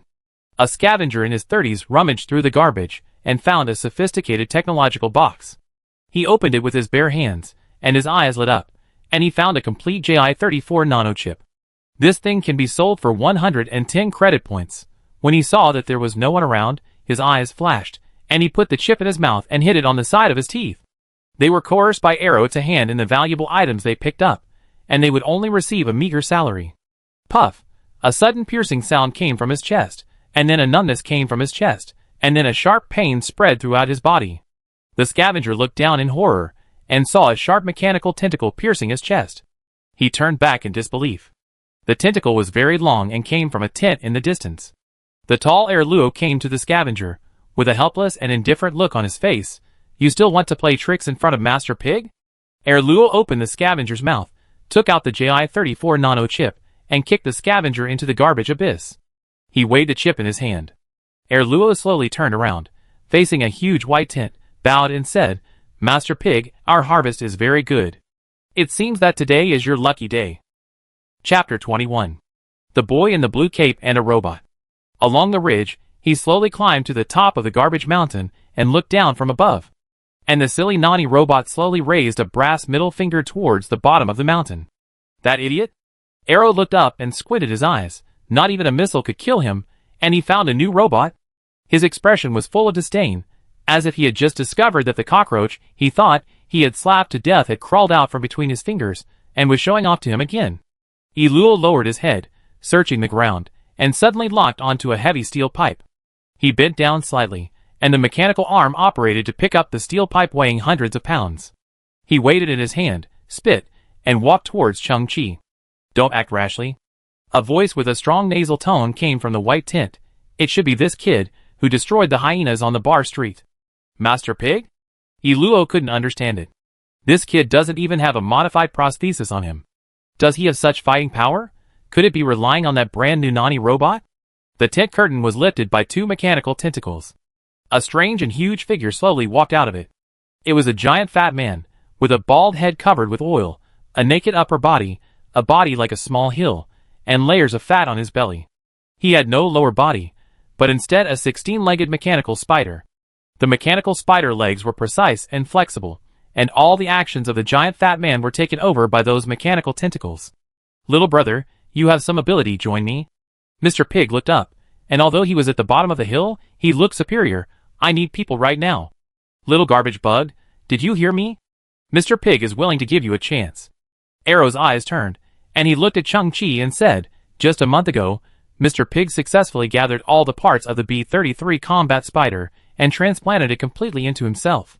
Mr. Pig is not only my boss now. He is also the strongest fighter in B-24. Even the Scavengers Alliance can't do anything to him. Arrow raised his head. If you join us, you can walk sideways and be 24, and I, as the big brother, have a broad mind and won't care about the past grudges with you. Just a broken spider, and you are the strongest fighter? Don't care about the past grudges? Sorry, I, Chung-Chi, have a very narrow mind. The boy frowned and looked at the ugly pig master. I was wondering why you, Arrow, suddenly became so unscrupulous. It turns out that it's because you found a backer, Pig Master. The name is really good, a pig, very big, a bit like a human. Fuck you. Arrow held the steel pipe. You're looking for death, aren't you? Hee hee. But the fat on the pig's face trembled, and he said fearlessly, Little guy, you don't understand what combat power is, nor do you understand the value of my spider legs. To be honest, if you don't obey me, you can't survive. Since you have some ability, I give you one last chance. In the future, hand over all the precious garbage you find to me, and I give you 10% of the commission. Think about it before answering me. If I'm unhappy, you won't have the chance to pick up trash in the future. Said. One of the giant fat man's mechanical tentacles stretched out, and snatched the JI-34 nano chip from Iluo's hand. Then he opened the package around his waist, and put the chip in. Chung-Chi's eyes fixed, because he saw the head of a mechanical puppy in the package of Mr. Pig. It seemed that it had not been completely powered off, and the heavy metal detector on the tip of its nose was still flashing a faint light. Looking closely, there was a trace of bright red blood on the head. He thought of Xiao Qiong dragging the bathtub, and the mechanical dog behind her that used its head to support the bathtub. Chung-Chi's pupil shrank suddenly. Where did the mechanical dog come from? I said it was given to me by an admirer. Do you believe it? The pig master showed a hint of ridicule. Then he looked at Chung-Chi and said earnestly, Boy, you have to rob whatever you want. This is the way of survival on the garbage earth. After joining me, you can also rob whatever you want. Iluo also smiled contemptuously and muttered, What a pity, that woman is very good. I used to visit her often from now on. TSK. Fortunately there is still that little girl. Wait for her for a few more years, and I can also deflower her. At this time, Chung-Chi heard a slight noise from behind, and slowly turned around. But he saw Xiao Qiong with a hemp rope tied around her waist, dragging the torn bathtub, and also climbed to the top of the garbage mountain. At this time, the little girl's hair was messy, her eyes were red, and she was holding half a shriveled apple in her hand. 2 clear tears flowed on her little face eroded by wind and frost. They killed my mother. Xiao Qiong's voice was like a sharp sword, piercing through several meters and piercing Chung-Chi's heart. Looking at Xiao Qiong's weak and helpless figure, Chung-Chi's eyes were slowly covered with a layer of gray, but under this layer of gray, a trace of anger was gradually steaming and becoming more and more intense. He turned around and looked directly at Mr. Pig. His eyes were no longer warm. The first generation of muon catalyst creaked in his grip. At the same time, his thumb slid the progress bar inch by inch. The crystal-like device gradually released a blue light, which became stronger and stronger. What are you doing? You still want to fight me? You are shameless. The smile of Master Pig finally disappeared, and his expression gradually became ferocious. Do you really think that those garbage weapons you picked up can hurt me? Idiot. This scene seemed to suit Iluo's wishes. He grinned, Master Pig, I have disliked this kid for a long time. Why recruit him? Just kill him. Go to hell. The giant fat man's eyes flashed with murderous intent. The mechanical spider under him made a harsh metal friction sound. 10 mechanical tentacles suddenly lifted up. The mechanical joints opened and closed, and they grew instantly. The sharp tips crossed a distance of more than 10 meters, and stabbed Chung-Chi's body from all directions. The anger in Chung-Chi's heart also exploded at this moment. In an instant, he pushed the energy progress bar of the first generation of muon catalyst to 100%.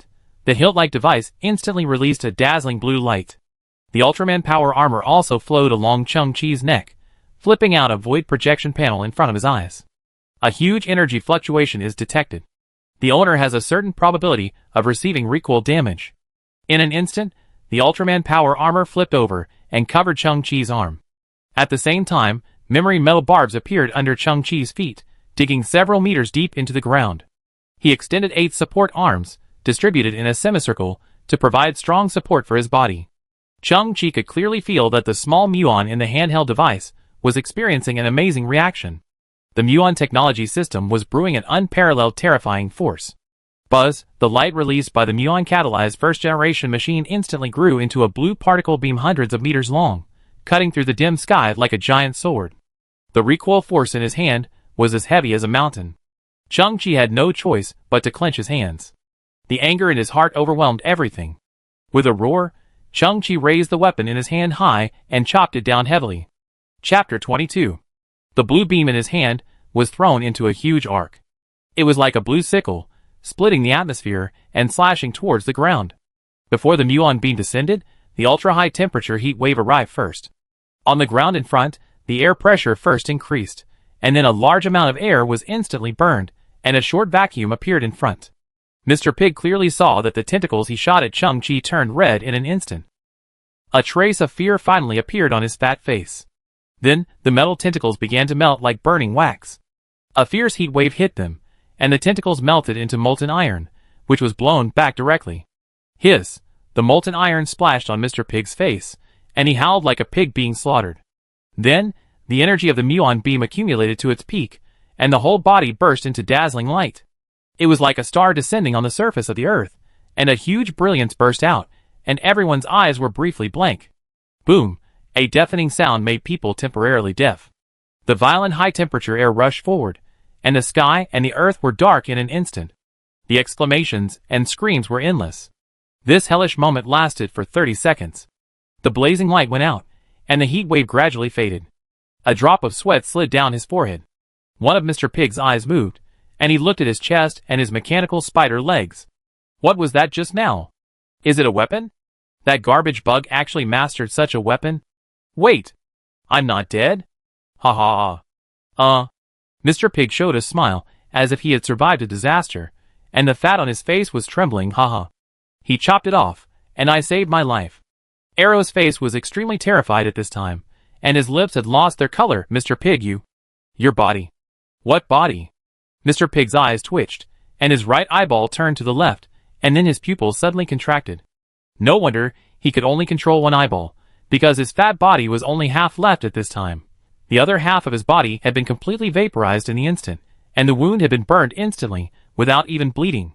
His mechanical spider legs were the same, the metal at the cut was red like a branding iron, and there was a faint blue smoke. On the half of Mr. Pig's face that was left, one eyeball trembled violently, and tried to turn and look to the left. His eyes froze again, and the shock was like a storm, instantly eating away his luck. On the left was a huge gully, with a width of hundreds of meters, and a length of several kilometers. At the bottom of the gully, there was a faint green smoke and a hissing sound. A large amount of garbage was vaporized, and molten iron flowed on the edge, emitting a hot wave. The view rose to the sky, and the two garbage mountains in the distance were also melted from the middle, revealing a huge gap. The earth seemed to have endured the wrath of the gods, and in return, it had a hideous scar. And Mr. Pig seemed to be standing on the edge of an abyss, shaky. The only remaining eyeball of Mr. Pig was full of shock. At the same time, his vitality was rapidly fading, half of his body was shaking slightly, and a weak wind blew, and his body tilted and fell into the abyss on one side. Bang! The pig fell to the bottom, and his fat body burst into flames after touching the hot molten iron at the bottom of the abyss. At the bottom of the dark abyss, an inconspicuous light appeared, and the giant fat man gradually turned into a pile of black ash. Iluo survived, but his body was shaking like a sieve, and he rolled and crawled to Chang-Chi's side. Brother, the sword you just chopped off, it was destined. God would not let me die. All the things I did before were forced by that dead pig.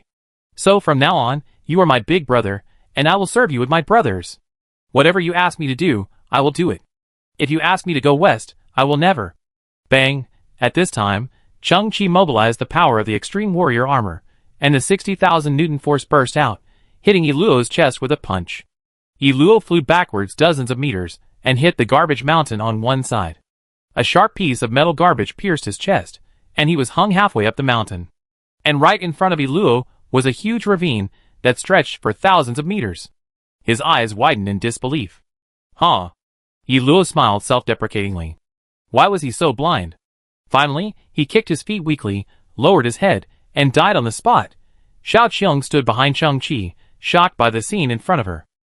She opened her eyes wide, tears gathered in her eyes, and she was a little dazed. Chang-Chi turned around and walked a few steps, holding Xiao Qiong's cold little hand. Two figures, one big and one small, stood on the top of the garbage mountain, with a huge ravine flashing red light behind them. Everything in the past cannot be changed. From now on, brother will take care of you. Xiao Qiong's tears burst out again, and she nodded quietly. There was a slight noise behind him. Cheng Qi turned around. He saw more than a dozen of Oro's brothers, and 4 or 5 Nani robots standing on the garbage hillside around him. When Cheng Qi's eyes swept over them, they knelt down tremblingly. In their cognition, they didn't understand why the boy could master such a shocking weapon. On the garbage earth, it was extremely unreasonable. The moment the bombardment results appeared, their values were shattered. I give you a chance to work for me. Cheng Qi's voice was a little low, but in this extremely quiet garbage mountain, the sound was clearly heard by everyone. The attack just now was not off-center, but Cheng Qi left a glimmer of opportunity for these people. A dozen of the younger brothers were stunned at first, and then they were as if they had been pardoned. They all stood up and ran towards Cheng Qi. Brother Qi, from now on you are our boss. You told us to go east, we would never dare. Wait! Several younger brothers stopped in their tracks instantly, their faces covered with a layer of paleness. Is he trying to trick us over, and then send us flying with a punch, like Iluo, hanging on the garbage mountain? Iluo is evil by nature. As for you, I believe you were indeed coerced by Master Pig. Cheng Qi raised his head. From now on, I can pay you 30% of the original value of the garbage you buy. 30%? Are you serious? The eyes of these scavengers lit up. Wait, Brother Qi is talking about buying? Yes, buying. I want to create a brand new business. Cheng Qi's eyes flashed. Buying garbage from all scavengers? The standard is very simple, that is, all technological creations of the same model, the more the number, the higher the unit price. Same, technology artifacts? The brothers paused for a moment. Is it okay if it's broken? Cheng Qi nodded yes. Everyone began to think. The Earth's garbage dump is huge, with countless garbage, but 99% are scrap iron that has been broken into pieces, or some non-degradable plastic products. Only 1% are items that barely maintain their original shape, and even fewer are technological artifacts. But the overall base is large, and it doesn't matter if it's broken. The brothers' eyes glowed with enthusiasm. As long as you are willing to work hard, you can still find a lot. A 30% dividend is a very high reward. You can have a good life in the future. A scavenger brother, about 20 years old and thin, swallowed his saliva. He walked forward a few steps and said with courage, Brother Beggar, my name is Monkey. Well, if you believe in us, can you give us some capital first? Don't worry, we are absolutely determined to follow you. Capital? Cheng Qi smiled coldly. I don't have any, you guys pay first. What? Monkey's body trembled. These days, the bosses are more evil than each other, and they are just out of the tiger's den and into the wolf's den. Chapter 23. The sun sets. Above the turbid atmosphere, the moon is like a dim white spot. Cheng Qi returned to his shack. This shack is actually a few dilapidated pillars supporting a radiation-proof tarp. Scavengers often do not have fixed houses because garbage falls from the sky and can be buried at any time. In the shack, Xiao Qiong curled up, covered with a tattered red blanket, with tears in the corners of her eyes, and fell asleep. Since I promised to take care of her, I should provide some basic conditions. Monkey has organized his brothers to go out and buy garbage, but Cheng Qi doesn't have much hope. Money makes the devil work, and money makes people lonely. Without capital, Monkey and his friends won't be very motivated. Cheng Qi is very tight on money. Although he synthesized amorphous alloy before, he has reached a deal with the businessman Mo, and all of it is used to exchange for gene catalytic drugs, and it has not been converted into cash. Cheng Qi still has a few pieces of high entropy alloy in his hand. Needless to say, the value of that thing must be very high. But the problem is still the same. The high entropy alloy can only be launched after the first transaction with the businessman Mo is completed and basic trust is established. So far, Mo has been gone for 24 hours. There should be results soon. Cheng Qi's eyes flickered. I hope there will be no accidents. There was a noise, and the roar of the motor outside the shack. Cheng Qi stood up and lifted the tarpaulin. He saw more than a dozen figures standing on the garbage mountain in the distance. Are they from the Scavengers Alliance? Cheng Qi narrowed his eyes. He recognized the black hooded cloak. As AB-897 Safety Protection Nani robot, the cover on Hanzi's shoulder flipped up, raising a small full-spectrum radar, quietly monitoring the conversation of those people. The gully is 6.3 kilometers long and 234 meters wide. A large amount of material has been vaporized. Metals, rocks, etc. have all melted to form smooth side walls. The instantaneous temperature is at least 100 million to 250 million degrees Celsius. No extraterrestrial missiles or other weapons were detected. Someone on this garbage Earth, to be precise, on this garbage dump under our feet, released some kind of nuclear fission weapon. It can't be a scavenger. A scavenger would never pick up such a weapon. There are high-level genetic beings coming with extraterrestrial weapons. At this time, at the top of the garbage mountain, a slender figure wearing a black hood said, "There are high-level genetic beings visiting. Why didn't I receive a notification?" The figure turned around and looked around. Her face was covered, but Chang-Chi clearly saw that there was a light blue halo in her pupils, which looked mysterious and noble in the dark night. Chang-Chi nodded secretly. That person should be a senior member of the Scavengers Union. He is considered a superior person in the garbage Earth. I heard that among those people, there are also a few who have improved their gene level through gene catalytic drugs, and coupled with their positions in the Scavengers Union, their status is completely proud of all the scavengers. Chang-Chi, is this your home? A pleasant and melodious voice suddenly came. Chang-Chi turned his head and saw Hina, who was wearing a red dress and as beautiful as a rose, coming to his shack without knowing when. She was wearing a pair of high heels today, light makeup, and red lips, and she looked very charming. Have you ever seen anyone with high genes coming? Hina smiled, but her temperament was still a little distant and cold.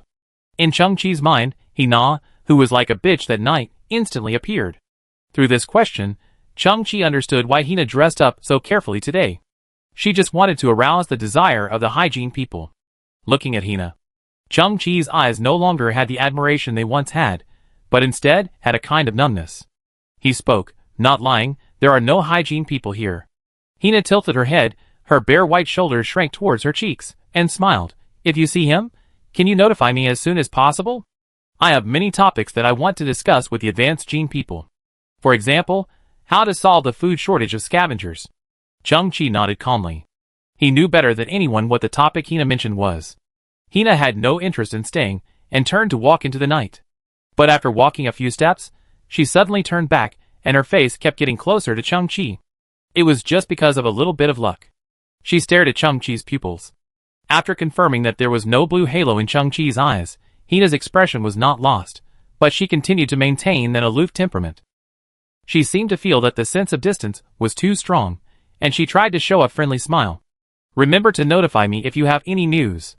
The high heels stepped on the metal garbage, making a crisp sound, and the gorgeous red skirt, the waist twisted, disappeared into the night. At the last moment, the reason why Hina could leave a smile to Chang-Chi was entirely because she placed her hopes on Chang-Chi. He hoped that Chang-Chi could provide some useful clues. If it weren't for this reason, Hina would have ignored this lowest-level scavenger without any surprise. The investigation of the Scavenger Alliance lasted for 2 hours and found nothing. During this period, someone also came to ask Chang-Chi. Chang-Chi simply didn't know anything. It was late at night, and everyone had evacuated. There was a rustling sound from the communicator used to contact Mo. Prepare for delivery. Chang-Chi's eyes suddenly lit up. Mo is a man of his word. He immediately came outside the shack, looked up at the dim starry sky, and greeted Mo's aircraft. In the distance, several extremely faint points of light appeared. Chang-Chi was stunned, not an aircraft. Half a minute later, 4 black boxes the size of shoe boxes with micropropellants at the bottom landed in front of Chang-Chi. Chang-Chi suddenly realized. This is some kind of small transport box, similar to express delivery, and Mo himself did not come in person. When Chang-Chi approached the transport box, the facial recognition system in the box was activated. After confirming Chang-Chi's identity, the hatch on the front of the box slowly opened. A burst of low-temperature mist spread out. Chang-Chi opened his eyes slightly, and saw that there were glass test tubes filled with black medicine in the box. Mo's voice came from the dedicated communicator. Black market gene catalytic medicine fail product. Your price can only buy 16.6. Considering that this is the first cooperation, I will help you collect 17. Chang-Chi, we have settled the payment. Similar technological creations detected, gene medicine containing a large amount of impurities, derived from the backward CRISPR-Cas9 technology. Cas9 protein is guided by RNA to cut specific DNA sequences, which is basically equivalent to DNA-damaging medicine. With lethal side effects, and a gene optimization success rate of less than 0.0035%. Do you want to synthesize? Chang-Chi felt his heart beating. Mo, you really rely on Dapu. You are a person who will lose his life soon because of taking inferior medicine. Mo's voice was full of reason and calmness, I really don't know why you are so excited. Chapter 24. MO. Have you heard of high entropy alloy? Chung-Chi exhaled with a trembling breath and tried to calm down. Of course I have heard of it. It is an extremely precious alloy with random atomic arrangement, often used in the core chips of top computing systems. I am a little surprised that you can say the name of high entropy alloy. Do you want to buy high entropy alloy? I am not bragging. In the entire solar system, there are no more than 10 people who can get high entropy alloy, including me. Moreover, once the corresponding sales channels are found, the pricing power of high entropy alloys will be completely in the hands of the sellers. Excuse me, you can't afford a tight price at the moment. Our transaction has been completed. As a businessman, time is money. Currently my value per second is about 2,000 credit points. I need to hang up the phone. Mo's voice was still rational and calm. I have 4 pieces. Chung-Chi suddenly spoke. Mo paused. What do you have? Chung-Chi said, I waited before, about 410 grams. Mo's tone rose a little. What do you have? Chung-Chi said calmly, I'm going to sell it to you. Mo took a deep breath. What do you have? Chung-Chi said word by word, high entropy gold. There was silence on the other end of the communicator for 30 seconds. Mo, isn't your value for 1 second 2,000 credit points? Why don't you talk? Chung-Chi, don't fucking drink those genetic drugs before I get here, or this business will be fucking ruined. Chung-Chi smiled. He was anxious. Forget it, give me your ID. I pay you a deposit first. Chung-Chi, life is actually very beautiful, not just genetic evolution. You have such ability and luck, I think we can establish a long-term cooperative relationship. Look back at the garbage dump full of rotten smell and infinite despair around you. Don't you think it's beautiful? As a person with hygiene, who is full of reason and has little emotional fluctuation, Mo is not good at giving chicken soup, not to mention that he is a little flustered at this time. During this process, Chung-Chi received a remittance of 10 million credit points from Missouri. Chung-Chi's heart trembled. 10 million. This is just a deposit. At this moment, a little faint light appeared in the sky again. Another transport box. After the box was opened, there was a small scale inside. Chung-Chi remembered that this was Mo's personal belongings, but the small scale was no longer golden, but completely black. Chung-Chi took out 4 pieces of high-entropy alloy. One end of the scale released a scanning beam, and the other end showed detailed data. High-purity high-entropy alloy, 410.23 grams, worth 34,553,200 credit points. 34 million. Although Chung-Chi was mentally prepared, when he saw the final selling price, his heart seemed to skip a beat. For a scavenger, who has been struggling at the bottom for a long time, this is an astronomical figure among astronomical figures. As Mo said before, the pricing power of high-entropy alloy is in the hands of the seller. Chung-Chi doesn't care much, because Mo's bids have always been fair and reasonable. Moreover, high-entropy alloys are not so precious to Chung-Chi. Chung-Chi is already very satisfied with this price. Then, Chung-Chi made a list. He wanted to barter B343 Nani robot, which is the prototype of Hanzi. Medical mechanical auxiliary gloves. Mechanical exploration shoes. Extreme warrior exoskeleton. And related equipment of Musi technology. As long as he gets these, Chung-Chi's strength can be greatly improved again. Unfortunately, Mo interrupted Chung-Chi's words. Do you know why I didn't meet you in person? Because yesterday, the garbage earth was blocked. For some reason, the human leaders do not want new technological garbage to enter the earth for the time being. And a large number of detection instruments have been deployed outside the earth. What you see, those black transport boxes and black scales, are made of special biological materials, which can barely pass the detection signal. The same goes for the gene catalytic drug that was delivered to you. At least it won't release electronic signals. Don't think it's easy. I can make those biotech boxes fly into the earth, which is a great skill. If the volume is larger, or the frequency is too dense, there will be a risk of being detained, and I will be in danger. Last time we met, we still had a normal transaction. Now it's smuggling. Chung-Chi was stunned. Why would the human leaders blockade a garbage-filled earth? Besides, the things you want are extremely backward products, and have long been eliminated in the outside world. For example, the B343 Nani robot, I'm afraid its remains can only be found in the garbage on Earth. Mo pondered for a moment. As for the muon technology you mentioned, I have never heard of it. Chung-Chi was silent for a moment. It seems that there is no other way to choose. A truly self-reliant person can find a way out in any desperate situation. The garbage dump on Earth is huge. Under the premise of having STC, as long as it is fully excavated, it can also change fate. I keep the 10 million credit points that have arrived. The remaining value of the high entropy alloy will be exchanged for the gene catalytic agent. You are responsible for ensuring safe transportation. And my principles remain the same as before. We don't seek quality, but quantity. The worse the better, the cheaper the better. Tons, tons, tons. Mo, who was sitting in the cockpit of the starship, was suddenly startled. Chung-Chi, what are you drinking? I'm thirsty, I'm drinking water. You don't think I'm spitting the gene catalytic agent, do you? Chung-Chi, take your medicine and put the high entropy alloy into the transport box. They will return automatically. It is a pleasure to cooperate with you. I hope you are still alive when I contact you next time. Chung-Chi began to operate one by one. After carefully taking out the gene catalytic medicine, Chung-Chi's eyes inadvertently fell on those black transport boxes. Similar technological creations detected. Ultra-small transport box, made of high molecular biopolymer material, built-in biofuel engine, due to its material properties, thermal energy principles, etc., it can shield most detector signals. Chung-Chi looked at the ground. There were 5 boxes lying quietly. 4 of them had brought genetic medicines before, and another one brought the black scales later. It is reasonable to give away packaging when you buy something, right? Chung-Chi touched his chin. He should not ask Mo for his opinion, right? Then Chung-Chi looked at the black scale in one of the boxes. This was obviously a tool specially made by Mo for trading with scavengers.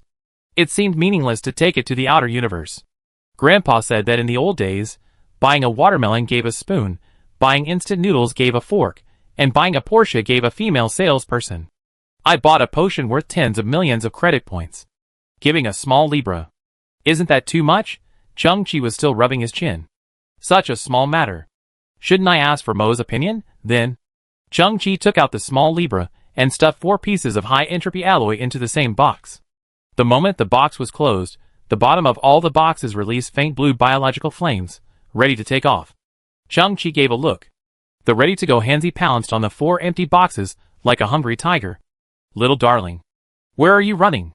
Chapter 25. Looking at the faint light in the sky, it went away. The only black box carrying the high entropy alloy returned alone. Hey, hey. The remaining 4 were pressed down by Hanzi, twisting stubbornly. Hanzi smiled obscenely. Little darling, it's useless to struggle. No one will respond even if you shout your throat out. At this moment, heavy footsteps were heard in the distance. Chung-Chi looked back and saw several strange figures appearing behind the garbage dump not far away. When he saw their faces clearly, Chung-Chi's brows relaxed slightly, and he even showed a hint of surprise. It was Monkey, and there were a few scavengers. On the back of one of the burly guys was a rusty mechanical arm. It was not a transplant, but an independent machine that he tied to his waist with a belt and steel wire. And on that mechanical arm was a pile of technological garbage fixed with hemp rope. Hello, Brother Chi, I'm Monkey. Brother Chi, my name is Xiongzi.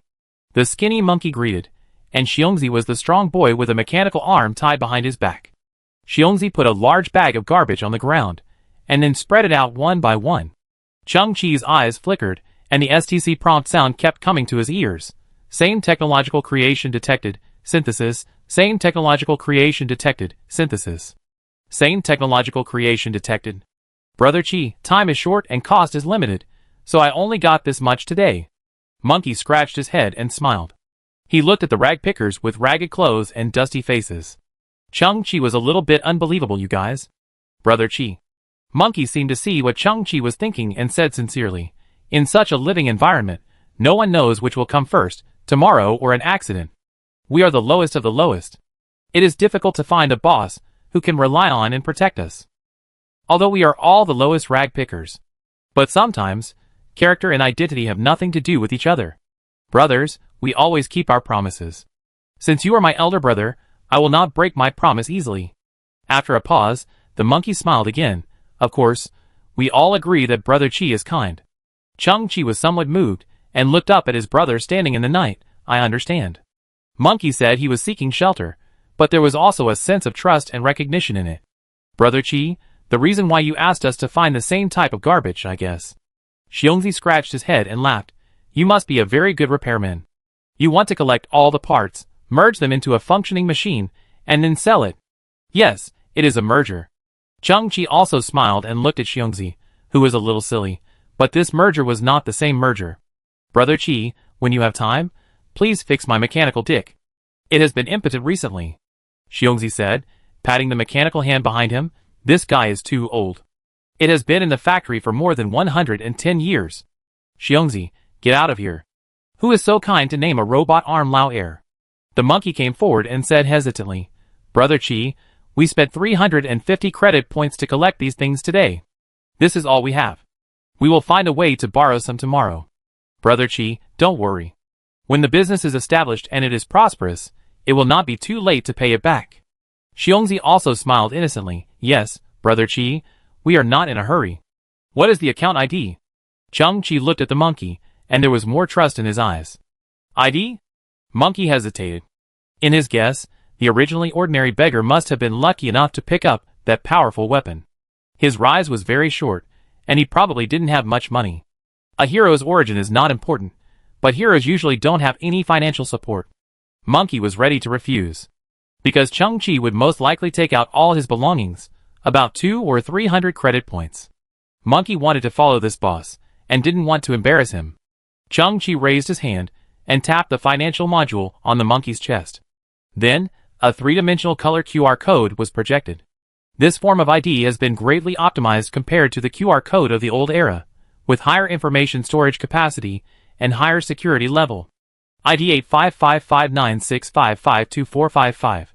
2 million credit points received.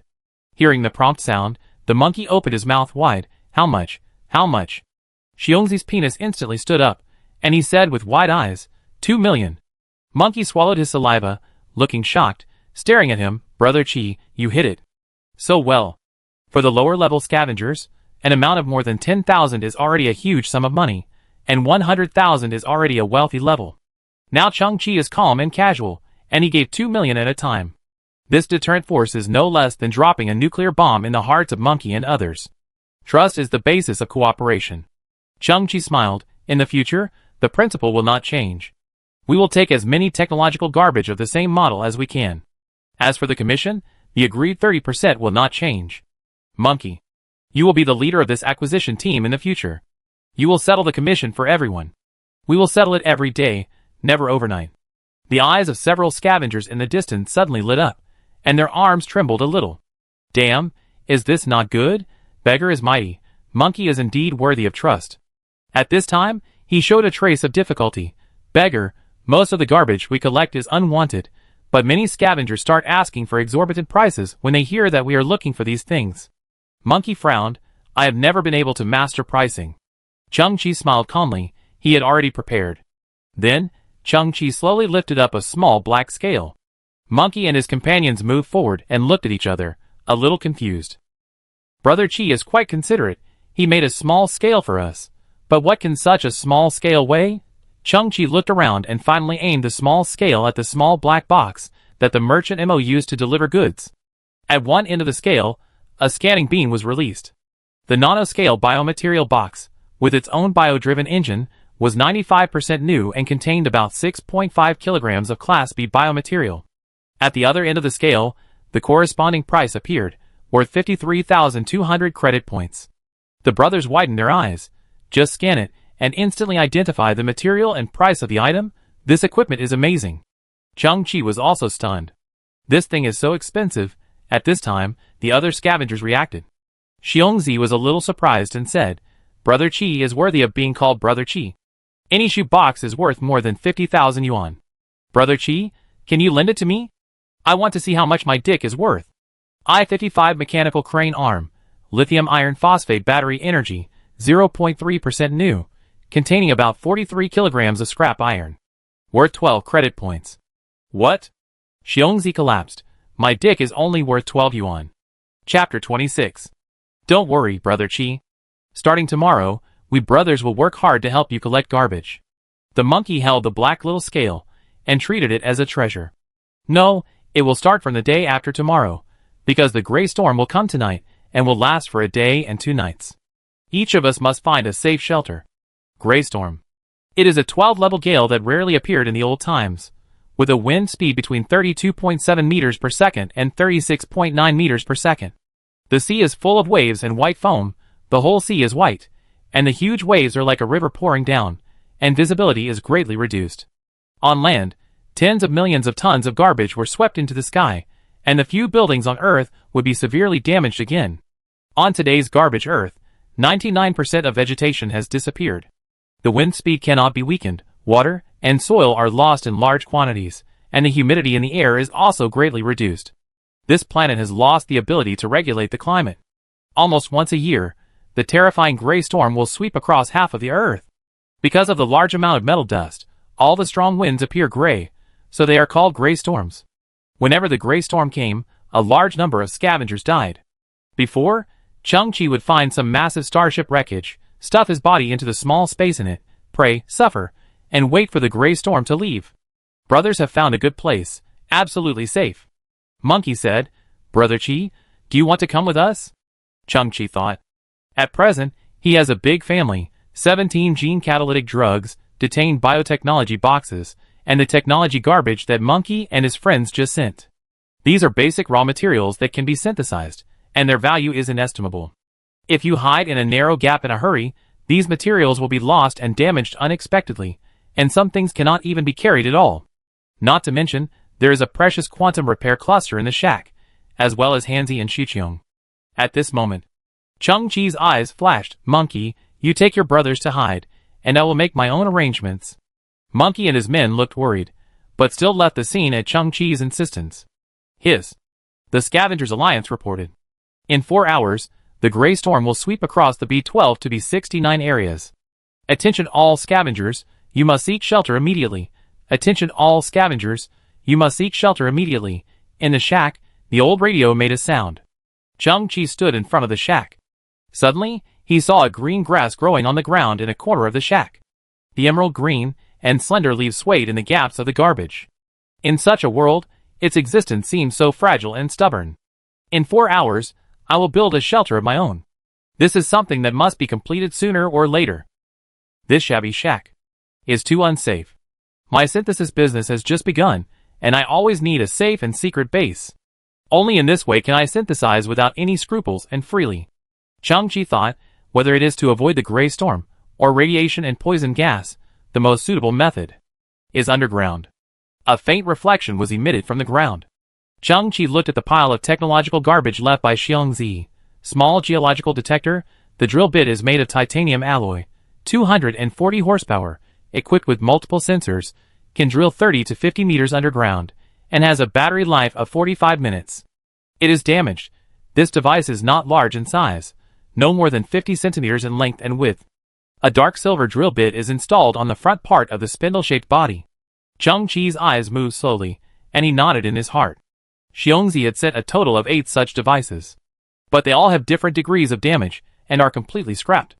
Underground drilling capabilities? Expanding underground space. Chang-Chi smiled.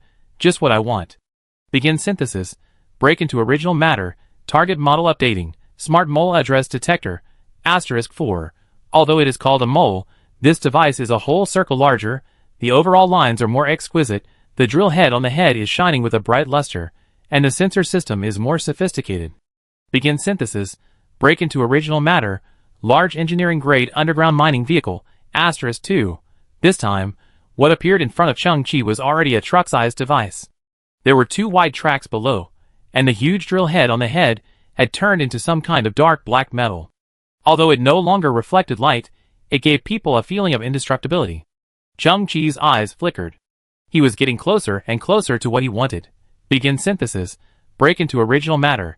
Synthesis successful. Codenamed Earth Dragon Underground Expansion Dock. This equipment is not just a mining tool, but an expandable vehicle. With its excellent drilling ability, it can be expanded into a 120 square meter underground construction command center. It has strong pressure and high temperature resistance. In the interstellar prospecting team, it is called the Earth Dragon King. Only prospecting teams with an annual output of millions of tons are qualified to be equipped with this level of equipment. Haha, you came just in time. Chang-Chi had to look up at this huge 10M*10M metal device. Its body was like a heavy tank, with thick pure alloy tracks at the bottom, and 4 dark gold huge drills on the head. Chang-Chi took out the remote control panel of the device and started it. It was hard to imagine that such a huge drill bit would rotate and bring gusts of cool breeze, but there was only a slight buzzing sound, not as deafening as imagined. This shows that its internal structure is extremely advanced and the parts are extremely accurate. Chang-Chi set the first engineering task for the Earth Dragon King. The entry point was just in front of the shack. First, explore the structural conditions within 100 meters underground, and then dig out a 200 square meter expandable space. After the local Dragon King was deeply buried in the ground, a huge noise was inevitably heard. Garbage, debris, and soil flew everywhere, and the local Dragon King disappeared in an instant. Xiao Qian was awakened, and she lifted the tarpaulin to reveal her little head. Chang-Chi smiled back, "Don't worry, we will soon have the best shelter on Earth." Chapter 27. The sky was gray. It was as if a terrifying beast was lurking outside the atmosphere. Chang-Chi glanced at the sky, and then focused his attention on his feet. The ground was shaking slightly. The fine sand seemed to be dancing, spreading to both sides inch by inch. The engine sound of the Earth Dragon King was getting smaller and smaller, and it had penetrated nearly 20 meters underground. Chang-Chi held the control panel in his hand and observed the data feedback.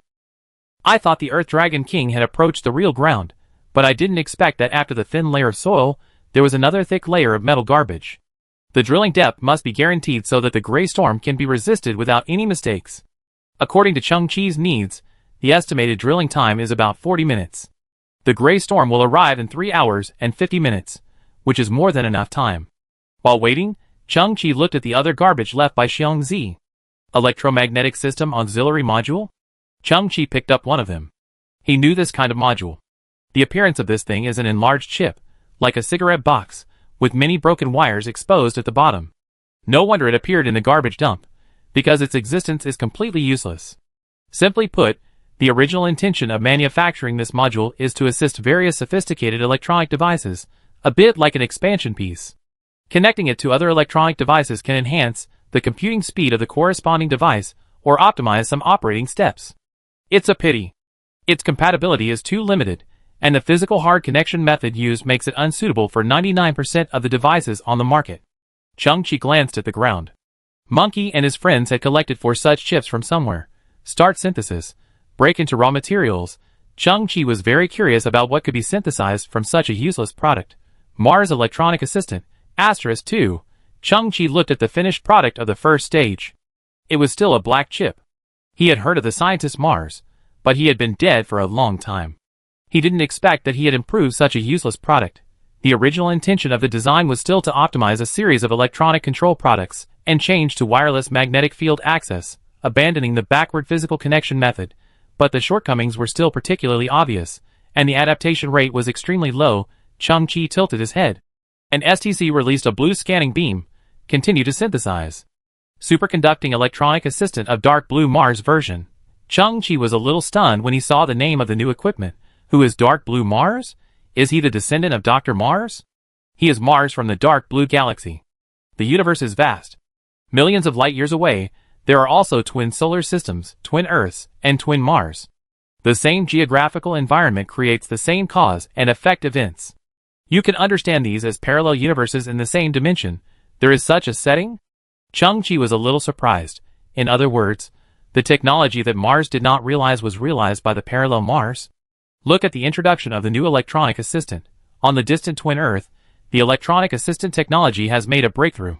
The addition of superconducting metal and the emergence of 4-base algorithm make this device no longer useless, its external form can change its behavior and be attached to other electronic devices.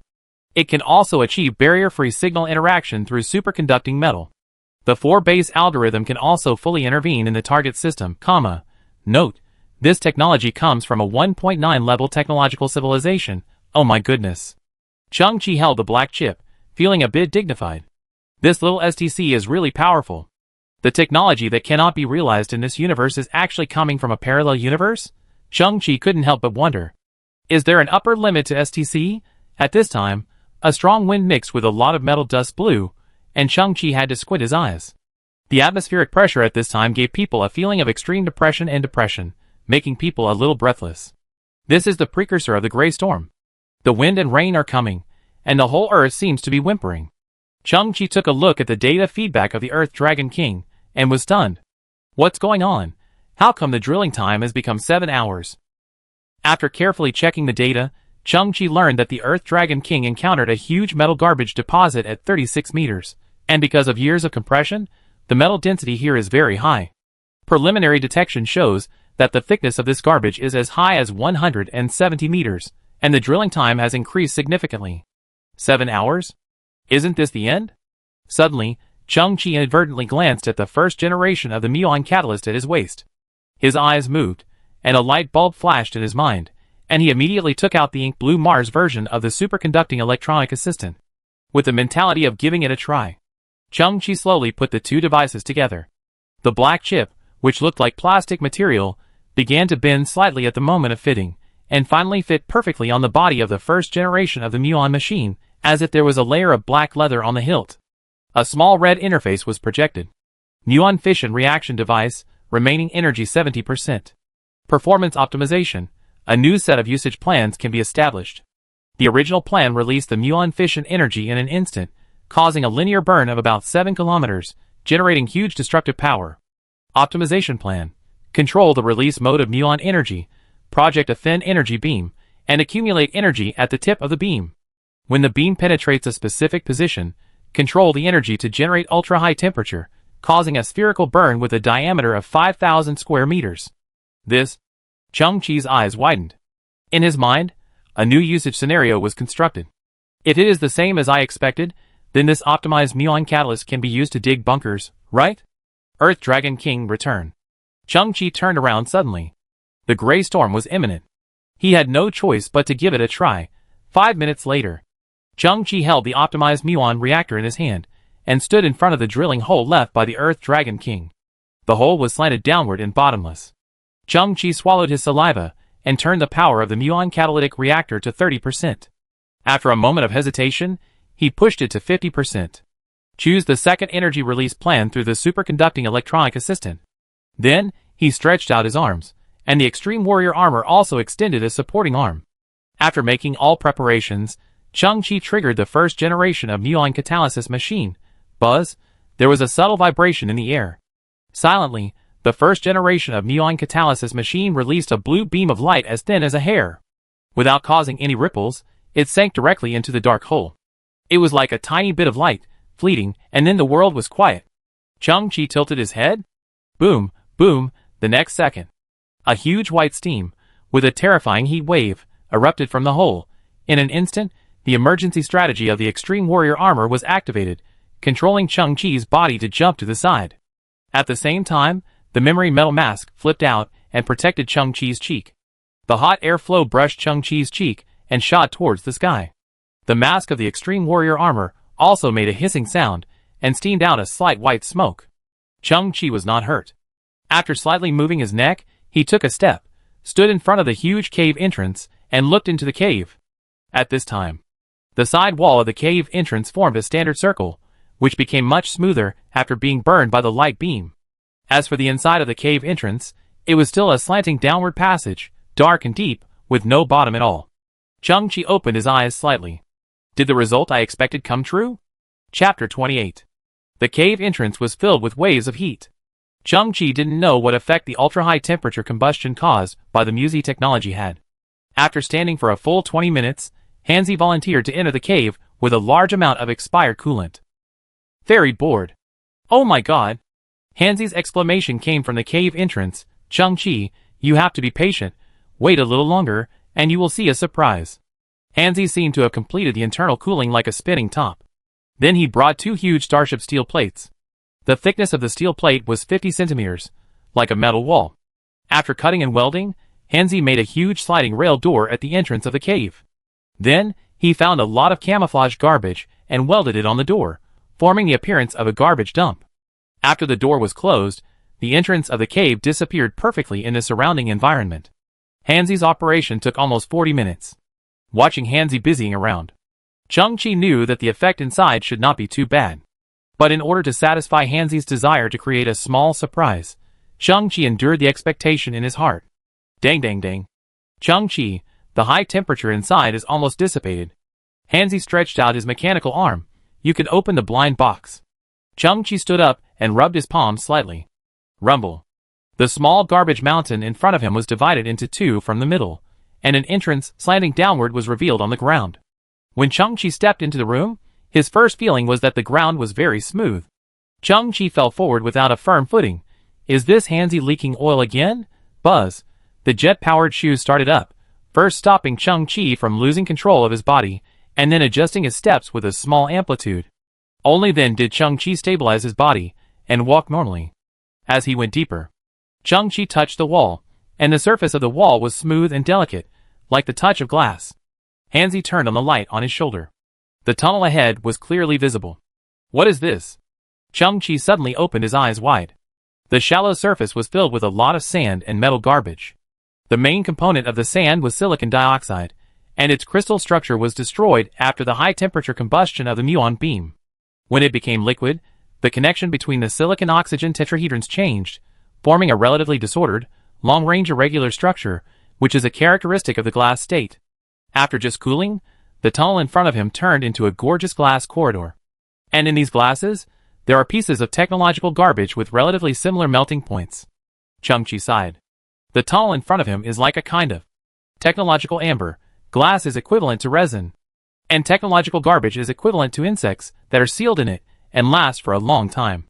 Through Hanzi's lighting, countless dazzling lights are reflected in the tunnel. Although these discarded technological waste will never be used again, they finally release eternal light at this moment. As he walked, Chang-Chi's eyes swept through the technological waste in the wall one by one, and a certain awe rose in his heart. Graphics card. Mobile phone. Interstellar positioning compass. And what is this? Some things have been burnt and deformed, and can only be barely recognized. These were once the advanced technological products pursued by the world, but now they have become antiques and worthless garbage. Chang-Chi continued to walk down the tunnel, silently calculating in his mind that he had probably reached 100 meters underground. Suddenly, the view in front of him was clear. Chang-Chi was shocked again. This was a huge spherical space with a diameter of about 2,000 meters. This depth was exactly the metal sediment layer that the Earth Dragon encountered just now. The garbage here was directly vaporized at the moment of the muon energy explosion, and also formed a circle of smooth inner walls. Chang-Chi looked up at the circular dome above his head. This is so beautiful. There was very little mud and sand at this depth, but a large amount of metal was melted and then cooled.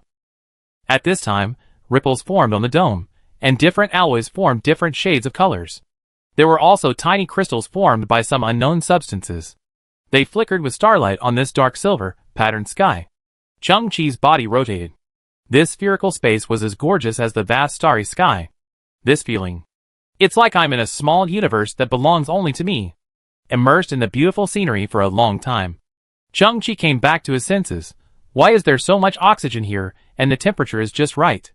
At this moment, he saw the underground expansion dock of the Earth Dragon King in the distance. It has entered here, and is located in the center of the spherical space. In addition, it has started all-round expansion, from the previous heavy truck appearance to a metal house of about 120 square meters.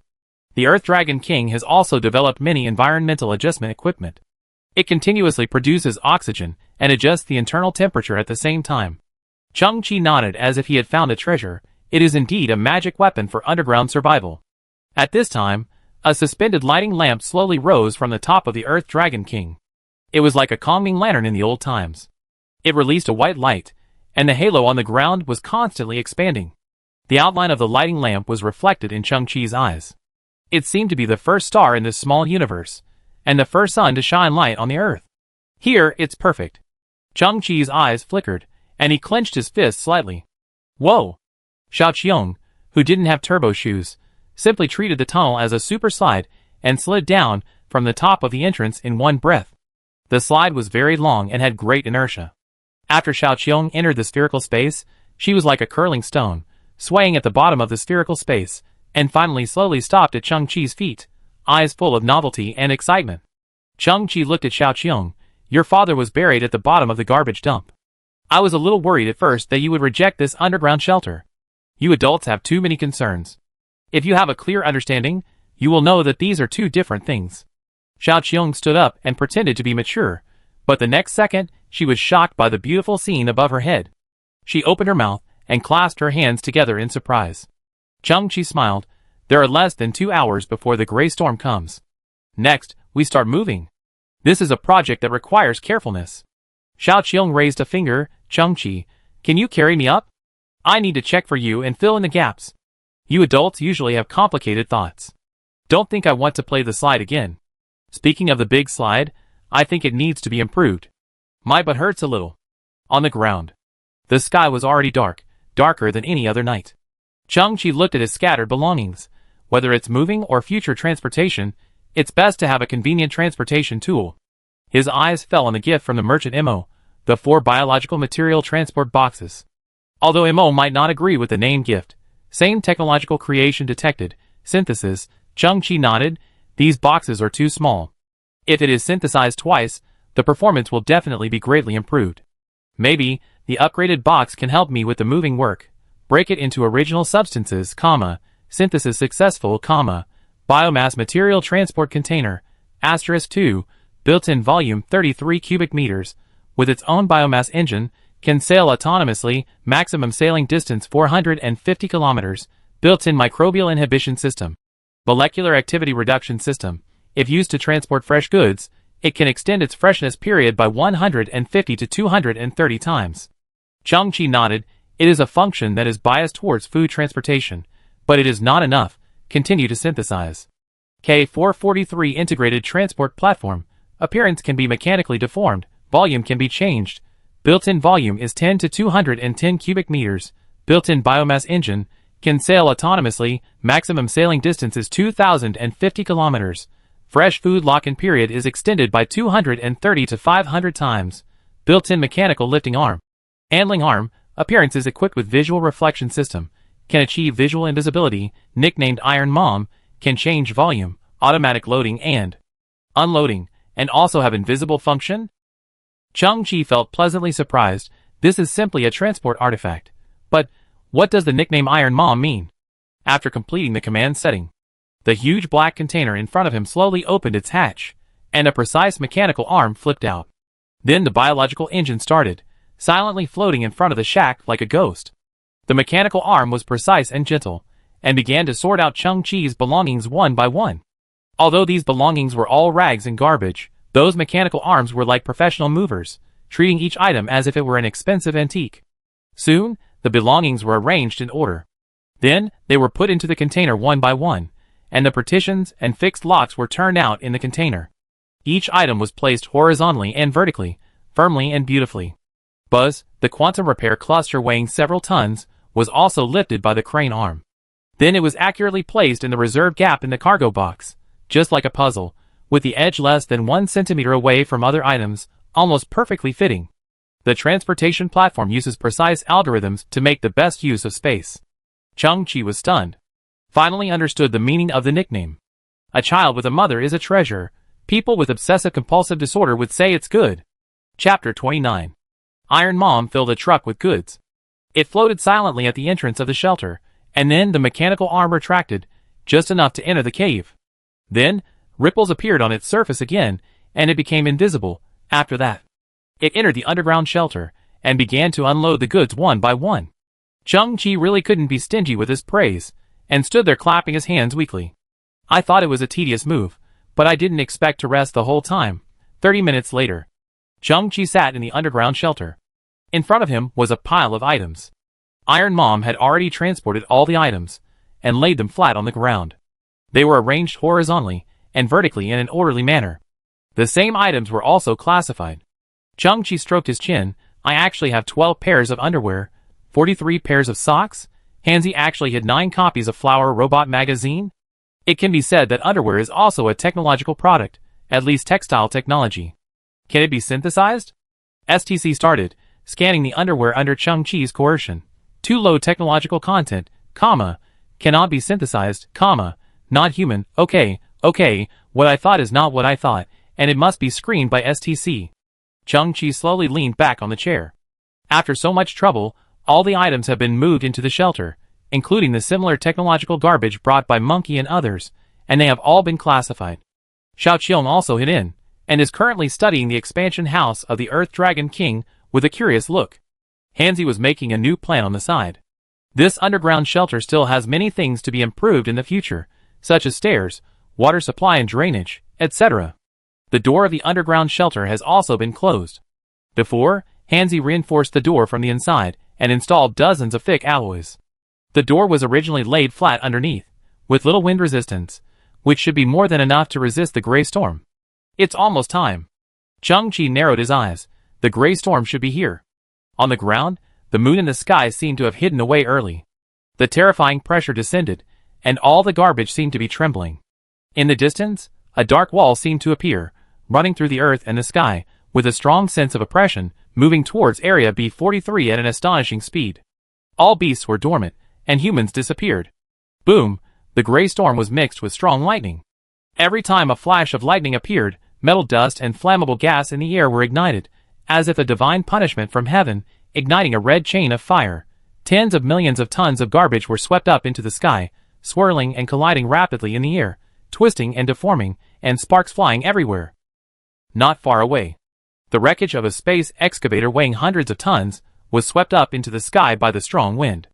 A cave under the surface was revealed, and several scavengers hiding in it were immediately terrified. Before they could react, their bodies were instantly swept up into the sky, and then struck by lightning, burning with green flames, and turned into ashes in an instant. Inside the underground shelter, it was quiet and peaceful. Xiaoqiong fell asleep sweetly in Hanzi's arms. Chang-Chi was still sitting in front of the expanded house. The lights floated in the air, illuminating the beautiful dome and the surrounding walls. In front, a pot of hot tea was boiling on the small cast stove.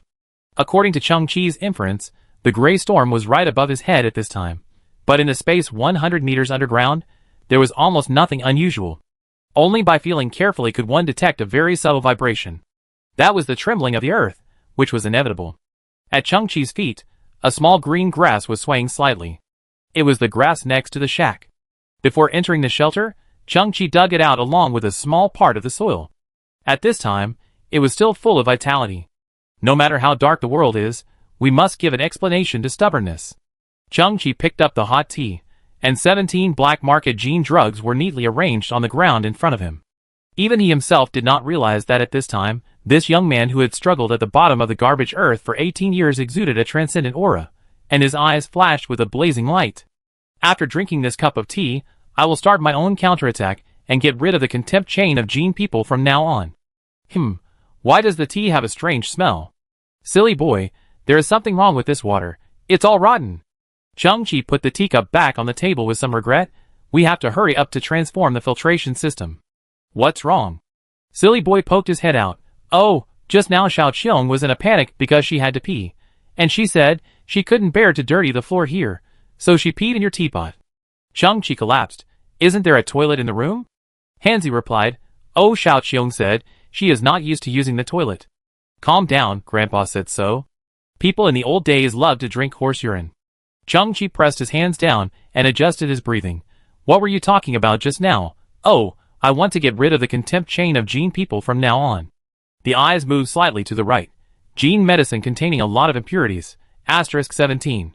This is a failed black market gene medicine exchanged from the merchant MO.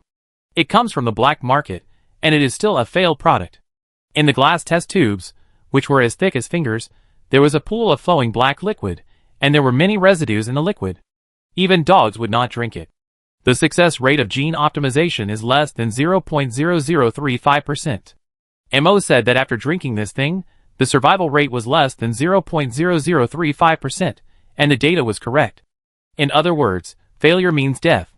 But this success rate is shockingly low. It is hard to imagine that this thing is actually sold for 300,000 credit points. It can be seen that today's human beings have an almost crazy desire for high-level genes. Chang-Chi's eyes flashed. Begin synthesis. Break into original substances. High-quality black market gene medicine. Asterisk 8. The white light slowly faded, and the 16 test tubes on the ground became 8. The appearance did not change, but the liquid in the test tubes turned into a light silver color, and it was a bit viscous when flowing, like some kind of silver paint. CRISPR-Cas9 technology upgrade plan, greatly reducing destructiveness, has the effect of optimizing and repairing human genes, and the success rate of gene optimization is 11.23%. Chang-Chi clenched his fist slightly, and the direction of the upgrade was exactly as expected. The success rate of gene optimization has increased by more than 3,000 times. Of course, the reason for this multiple is that the original base is too small. The current success rate is only 11%. Chung-Chi narrowed his eyes. Continue to synthesize. Break into original substances. Synthesis successful. Super Black Market Gene Medicine. *4. Chapter 30. The Bunker of the Scavengers Association. A tall main seat was welded with scrap metal, and a hunched and old figure sat on it. On the ground in front, more than a dozen figures stood respectfully. The gray storm was raging. The entire bunker was shaking violently, and the sound of metal deformation could be heard from the ceiling from time to time. The only tungsten filament lighting lamp was also shaking, making the shadows of the people on the ground like a pendulum. Don't worry, this bunker has resisted more than a dozen gray storms for us. Although it looks shaky, it can always turn danger into safety. Right now, there is a more cautious thing. The old man in the main seat slowly turned sideways, took out an exquisite metal box, faced the crowd, slowly opened it, and revealed one of the black potions. Everyone at the scene opened their eyes wide, breathing became rapid, but no one dared to make a sound. Super Black Market Gene Potion. The old man in the main seat had an old voice. Our alliance has accumulated wealth for 10 years, and exhausted all channels to exchange for this potion. Click. It was the sound of high heels hitting the ground. In the crowd, Hina, wearing a red dress, looked at the black potion with burning eyes, biting her lips slightly, and couldn't help but take a step forward, making a sound. My daughter Hina, what are you wearing? The old man's voice was intimidating without anger. Such clothes can't resist radiation, nor can they filter out toxic gases. Hina lowered her head slightly, retreated back into the crowd, and tried to cover her body. I'm old. Someone has to take over the position of the president of the Scavengers Union. My eldest daughter, the old man said, as if he was in poor health, and couldn't help coughing a few times. Hongyun, this potion is yours. A slender figure in a gray cloak slowly walked out of the crowd. Coming to the center of the venue, she stretched out her white arms and pulled off her cloak. This is a tall woman, wearing tight leather shorts, showing her snow-white long legs, and a firm and perky butt. She wore a small black leather jacket on her upper body. Half of her waist was exposed, slender without any extra fat, and the abdominal muscles were clearly visible in the front of her lower abdomen. Her long black hair was draped over her shoulders, and her face was somewhat similar to Hina's. But her face and body proportions were several times that of Hina. The most eye-catching thing was the eyes of this beauty. In her narrow eyes, a faint blue light flashed. She looked mysterious, cold, and noble. Her clothes also had no function of resisting radiation. But the eyes of the elder in the main seat were full of recognition and pride, without a trace of blame. The core members of the Scavengers Union knew it. The president had 2 daughters. The eldest daughter was named Hongyun, and the youngest daughter was named Hina. 2 proud E-level gene users. But the president never concealed his favoritism towards Hongyun. President, Miss Hongyun is already an E-level gene user. Such a precious potion, why not distribute it to other senior executives, so that our overall strength will be evenly improved? The elder in the main seat spoke in a low voice. I have received a notice that a Galaxy Alliance combat team will arrive on Earth within the next 48 hours. They are going to carry out some kind of secret mission. And in their eyes, no matter how many E-level gene people there are, they are not as good as a D-level gene person. The Earth has been abandoned for so long, the environment is getting worse and worse, and the resources are getting scarcer and scarcer. This time, it is a precious opportunity. Perhaps, we can convey the information to the Solar System Alliance through this team, and apply for some help. To do this, we need at least one representative who can attract their attention. At this time, Hina bit her lip. Father, I also have E-level genes. The old man in the main seat just glanced at Hina. I know very well that even if your genes are upgraded, you don't have enough negotiation power. Hina bit her teeth, frowned, slowly lowered her head, and stopped talking. Hongyun. The old man in the main seat looked at the leather-clad woman in the center of the venue. The success rate of this special potion is as high as 23%, which is already an amazing probability, and even if it fails, its side effects will not be fatal. Don't worry, I have prepared a medical team. Even if you fail, you can get treatment in the first place. I won't lose you, and the Scavengers Alliance won't lose you either. The old man in the main seat took a deep breath. Get ready, in 1 hour, you will start the second genetic evolution. Paused. The old man raised his head again and said solemnly, the future of the Scavengers Alliance and the fate of hundreds of thousands of scavengers on this Earth depend on you. The meeting ended, and we took a short break. Hongyun leaned against the heavy alloy door of the bunker, folded her arms, and propped up the iron door behind her with one foot. She tilted her head slightly, and looked at her sister on the side, with her beautiful eyes that released a blue halo. Hina also leaned against the door, but she lowered her head, looked aggrieved, and put her hands together, constantly clasping her fingers. Hina. Hongyun raised her head, and scanned the bunker space in front of her. Her voice was clear and cold. My father's appreciation for me is a double-edged sword. Just like where we are now, there is a safe bunker in front of us, but there is a terrifying gray storm behind us. Hina frowned. I can also face those storms. No, you can't. Hongyun took a deep breath, and her tone suddenly softened. I won't let my sister face any risks. Hina's body paused.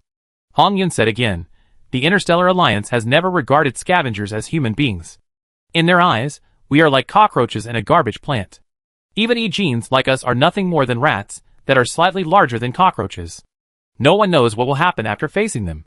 As she spoke, Hongyun smiled and raised her hand to tidy up her sister's hair. I promise you that if the negotiation is successful, if there are other genetic drugs in the resources we apply for, I will be the first to stand up and fight for you. No matter who it is. Including me, Hongyun, everyone will be ranked after Hina. Hearing this, Hina's eyes were moist. She hugged her sister sideways and choked up a little. Sister, I will always believe in you. You don't have to work so hard. Hina has her own way. Hongyun patted her back and smiled. I know, I've always known that Hina is a stubborn child. Miss Hongyun. A staff member shouted from a distance. The medicine is ready, we can start. Hongyun slowly turned around and exhaled heavily. A hint of solemnity appeared in her beautiful and noble eyes. She took a step and walked forward slowly. But her sister Hina held her hand behind her back, with a hint of deep worry in her eyes. Before, her father did not clearly state the consequences of the failure of the black market medicine. But everyone in the bunker knew that the consequence would most likely be genetic defects, resulting in a defective person, that is, disability. The success rate was 23%. In other words, Hongyun only had a 1/5 chance. Don't worry, Hina. Hongyun smiled comfortingly. Then she raised her chin, and the tungsten light reflected her beautiful face with a hint of determination. I will definitely succeed. Chapter 31.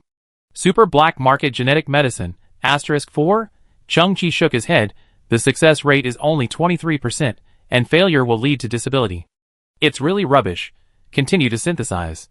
Break up into original substances. Synthesis successful. Valente Genetic Medicine, *2. Chung-Chi was stunned. The formation collapsed. Shouldn't it be a super black market genetic medicine or something like that? Valente Genetic Medicine. Produced by the black market pharmacist Valente, he is a legendary genius pharmacist. Based on CRISPR-Cas9, he created a set of gene sequencing technology. He fully applied this technology to genetic modification medicine, making the catalytic success rate of his medicine reach 90.8%, with minimal side effects. This data has crushed the Galaxy Science Association, but this kind of medicine has become a solitary product. After Valente produced 13 exclusive medicines, he disappeared. It is rumored that he is very likely to be recruited by the Galaxy Science Association, or kidnapped by some dark forces. 90.8% success rate. Chung-Chi's heartbeat quickened. This is a very scary probability.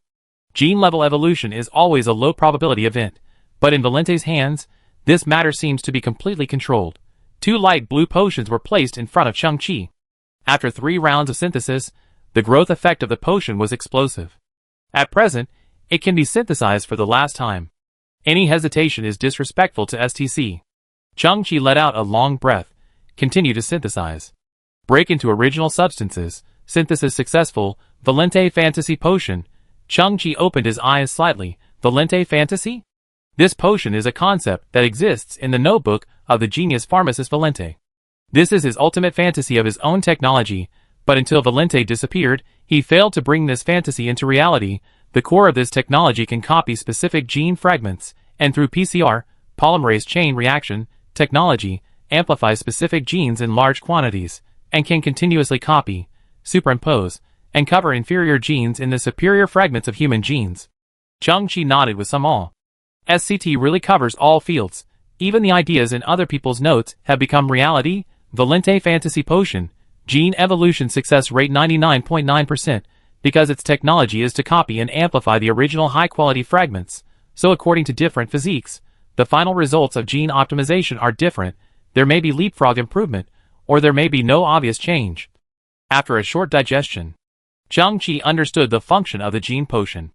To put it bluntly, Different talents have different effects. If all of his gene fragments are useless, then drinking this potion will also make him useless.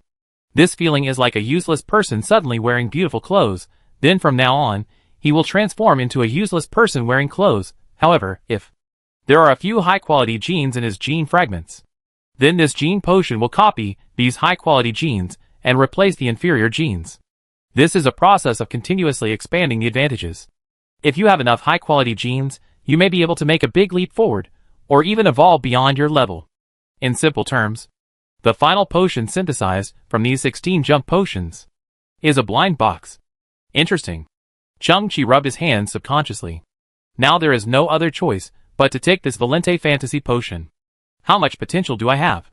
Wait and see. Chang-Chi held up the test tube, which contained a pure cyan potion without any impurities, and was not sticky. It did not look very unpalatable. Pop! Chang-Chi pulled out the stopper of the test tube, tilted his head back, and directly twisted the bottle of Valente Fantasy Potion. The next moment, Chang-Chi sat on the worn-out bench, his back straight, his hands on his knees, and his eyes looking forward. After drinking the potion, he only felt his throat burning, as if he had drunk a glass of strong liquor. But other than that, he didn't feel anything. Chang-Chi tilted his head, closed his eyes, and felt carefully, but still didn't feel anything. No way, no way, I'm a waste in clothes. Chang-Chi felt dizzy and dark for a moment.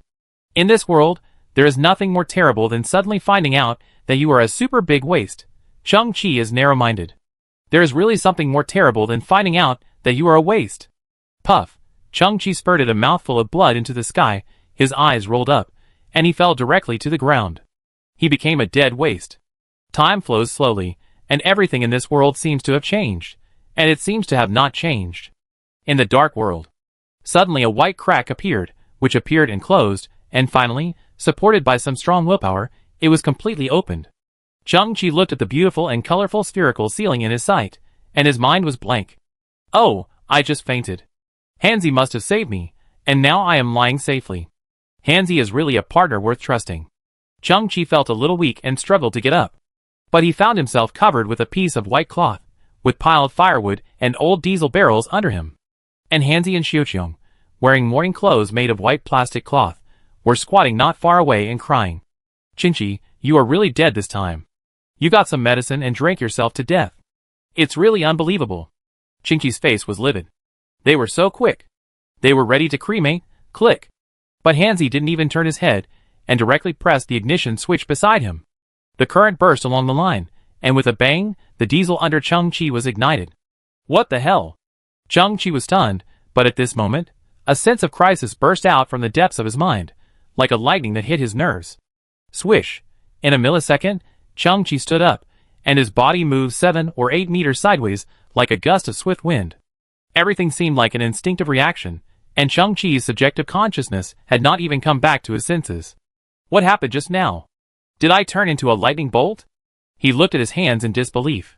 No, this is the emergency avoidance reaction of the Ultramarine's armor. The next moment, Chang-Chi saw a rather shocking scene. What a fool. He took off his Ultramarine's armor and put it not far away. Is it a human being? It is afraid that the armor will become a burial object. Wait. Chang-Chi's eyes widened again. I am not wearing armor. Chapter 32. Chang-Chi, I knew you would survive. I was just kidding. But don't blame us. You were unconscious for 48 hours. Hanzi scratched his metal head with his metal fingers, laughing. Is this why you cremated me? Chang-Chi sighed helplessly. But I slept for 48 hours, which means the gray storm is coming to an end. Ah! Xiaoqiong seemed to have seen something incredible, and suddenly covered her mouth while looking at Chang-Chi's face. Your eyes have changed. Hanzi was also smart. He quickly found a piece of smooth metal and used it as a mirror, and handed it to Chang-Chi. Chang-Chi looked at himself in the mirror, and his eyes suddenly widened. The joy in his heart burst out like a mountain torrent. In the pupils of his eyes, a circle of light blue light shone, crystal clear, noble and deep. In today's society, this represents status, respect, and everything. I changed from a natural person to an E-level gene person. Chang-Chi's eyes widened a little more, and he pinched his thigh hard, fearing that this was a dream and would disappear in the next second. As far as Chang-Chi knew, the definition of an E-level gene person is that the overall gene is excellent, and there are no defects. They are at an excellent level in terms of intelligence, physical fitness and personality, can adapt to various environments and challenges, and can achieve good results through their own efforts. In other words, an E-level gene person is not some earth-shattering superhuman. Its definition is more like the best among humans. Then, what's wrong with my physical fitness? Chung-Chi was a little confused and blinked subconsciously. It didn't matter that he blinked. A series of lightning-like scenes suddenly appeared in his mind. It was a DNA double helix quietly rotating in the void, emitting a magnificent and mysterious light. At the same time, some parts of the DNA were constantly breaking and reorganizing. This scene was like the memory of his coma, slowly reviving at this moment. When Chung-Chi shook his head and opened his eyes again, he froze completely. His eyes widened to the extreme, as if he saw something completely unbelievable. In the mirror, there was another blue halo in his pupils. 2 halos.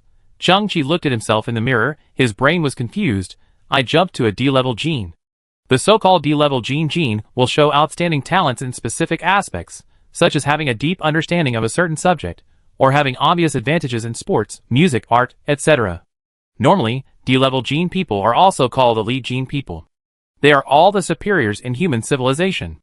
Consortium bosses, musicians, scientists, or powerful officials, they are more likely to achieve success and gain power and status than ordinary people. This is also the reason why high-level gene people are highly respected. Can D-level gene people have the same speed as I just did? Chung-Chi was a little confused. At this moment, his head was slightly dizzy. A lightning-like image appeared in his mind again. The gorgeous DNA double helix flashed, and it rotated faster and faster, with more and more parts being reorganized. Chung-Chi's brain felt as if it was lacking oxygen, and his vision even had double vision. This feeling lasted for almost 1 minute. Chung-Chi's vision gradually became clear, and the scenery in front of him gradually restored. At this moment, Chung-Chi was struck by lightning, and the whole person turned into a clay sculpture again. He found that in the mirror, in his pupils, a third faint light circle appeared. The light circle gradually became solid from illusory, slowly releasing a faint blue light. I have surpassed 3 levels? Chung-Chi was a little dumbfounded. I have become a C-level gene holder. C-level. C-level. C-level gene is also called excellent gene. These people often have excellent talents in multiple fields. With hard work and opportunities, they may become people with the highest power and status. At the same time, C-level gene has also become a watershed. Because from this level, the physical fitness of the gene subject also breaks through the DNA limit and begins to undergo a certain transformation. For example, it gains stronger strength, speed, endurance and agility. No wonder I can do such a move. It turns out that it is because of the characteristics of the C-level gene. Chung-Chi felt incredible, so my future. He suddenly began to speak incoherently. Because he suddenly found that a large amount of black viscous liquid emerged from every pore of his body. His mouth was the same, and it was already foaming. Washing the essence and marrow, right? Expelling impurities, right? What a cliché plot. Author you. There is almost a common step in the optimization of any system, which is to expel impurities. This seems to be an eternal truth. Discard the old and establish the new, clean first and then improve. What's more, in the past few years, Chung-Chi has not eaten any decent food at all. Expired products and low-quality energy bars almost all contain impurities and harmful substances. A lot of toxins were deposited in his body, and now they were finally cleared. With the help of the Earth Dragon King, to expand the house's shower system, Chung-Chi took a comfortable and thorough shower. The moment he walked out of the shower room, he felt like he was seeing the sunrise through the clouds, as light as a swallow, refreshed and clear-headed. Looking at himself in the mirror, Chung-Chi found that his skin had become much whiter and more delicate. The contours of his facial features were also more three-dimensional, and his eyes became deep and dark because of the blessing of 3 blue light circles, showing an indescribable noble temperament. Although Chung-Chi has not undergone systematic training so far, and has not fully utilized the gains brought by the C-level gene, but he can still vaguely see the muscle lines on his body, like a preliminary sculpture. The chest muscles, abdominal muscles, and other muscle groups are slightly raised, handsome and agile, and full of power. I finally understand how useless I used to be. I finally understand why so many ordinary people, who try their best and do their best, can't get rid of the word mediocrity. In the old days, people had innate genetic differences. And now, there is something called genetic science. Because the gap caused by genes is an insurmountable gap. Chung-Chi felt that his thoughts were clear and energetic, and his eyes were shining. This feeling is so great. Chapter 33. Chung-Chi. Prepare to receive the goods. According to the conversion of high entropy alloy. This time, I got you 82 failed black market genetic drugs. The communicator used to contact the businessman Mo hissed and heard Mo's voice. Chung-Chi's eyes suddenly lit up in the expansion dock. Mo sent the second batch of drugs at this time? Isn't this like eating explosives? So cool? 82. As I said before, Mo is really a big shot after synthesizing these. How far can I, Chung-Chi, go against the will of heaven? Chung-Chi, are you dead? Mo's voice was still as cold and rational as ever. If you don't reply within 10 seconds, I will treat you as dead. I will make a lot of money from this deal. Chung-Chi was speechless. Mo probably thought that he would spin those black market genetic drugs like a beast. Even if I die, I will turn into a ghost to find you and take back my drugs. It's good that you're not dead. Mo's voice was still calm. My 20 biotechnology boxes have entered the Earth's atmosphere. I realized later that there seems to be a large storm on the Earth. You better go out and pick up the goods quickly. My previous 4 transport boxes and special scales seem to have been lost in the storm. The loss is heavy. Oh! Chung-Chi's eyes moved. Speaking of which, this gray storm is indeed very big. Listen to my advice and prepare for the worst. After that, Chung-Chi hung up the communication. After taking the medicine, he fell asleep for 48 hours. So the situation on the ground should be the end of the gray storm. Although it is not as terrible as the peak period, the probability of the biological box getting lost is still very high, and we must hurry up. Losing so many medicines and boxes. This is completely unacceptable to Chung-Chi. Xiaoqiong passed by. Chung-Chi, can you put on some clothes? Chung-Chi then realized that he had just come out of the bathroom and was still naked. Don't worry, I've seen many clients of mothers. They are all naked. I'm used to it. Xiaoqiong left on her own. You adults are really troublesome. Even small things like putting on clothes need to be reminded. Hanzi also passed by and imitated Xiaoqiong's hands behind his back. Do you know how to be shy? Chung-Chi took a few steps and stood directly in front of the Extreme Warrior armor. The diamond grid on the surface of the armor flipped and moved, and in an instant it wrapped around Chung-Chi's body. The data panel of the Extreme Warrior armor suddenly reappeared automatically. The user's gene sequence was detected to be improved. The core performance of the armor increased by 284% overall, approaching the performance limit. Good.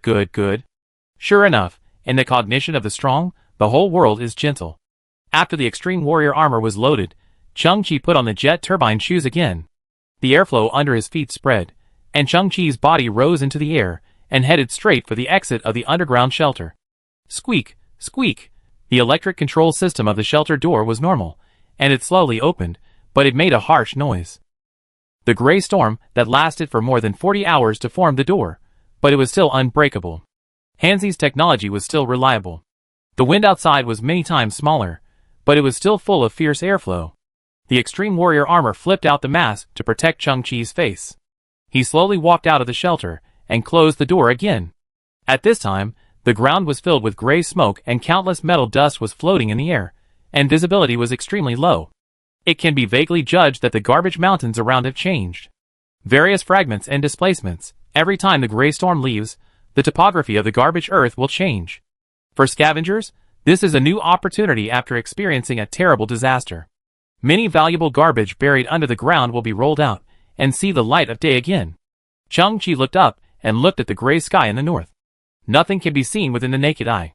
But the detection system of the Extreme Warrior armor quickly locked onto 20 light spots in the distance. It flew towards the ground at a very fast speed, but at this time, there was still a sharp air current in the sky, and the flight paths of these light spots were crooked. That was Mo's transport box. Chung-Chi squinted his eyes, and suddenly found that the tracks of several boxes had serious deviations. They were about to collide with each other in the sky, and there was a high possibility of a crash. Chung-Chi's expression moved, his legs slightly bent, and he ran towards the expected landing point of the box with all his strength. Boom!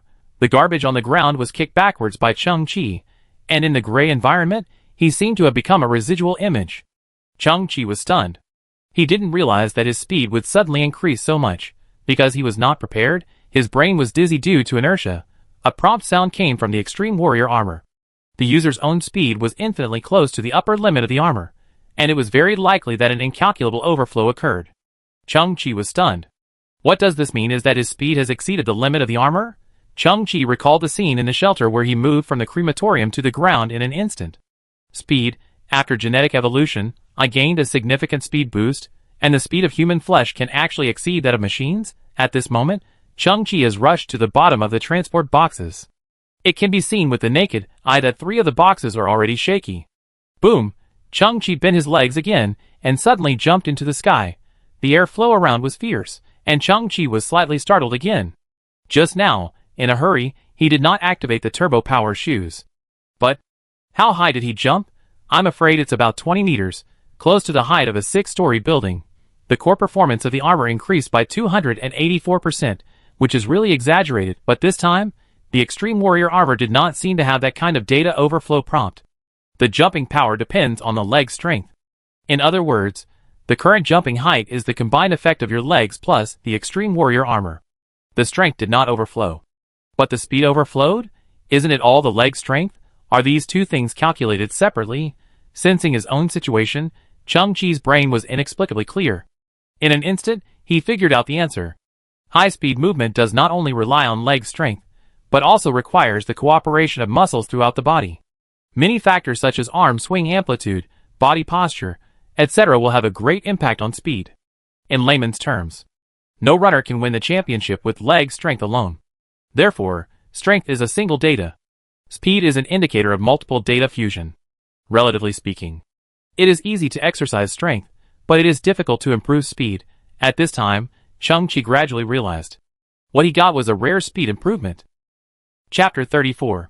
Chang-Chi caught 3 transport boxes in midair with precise movements.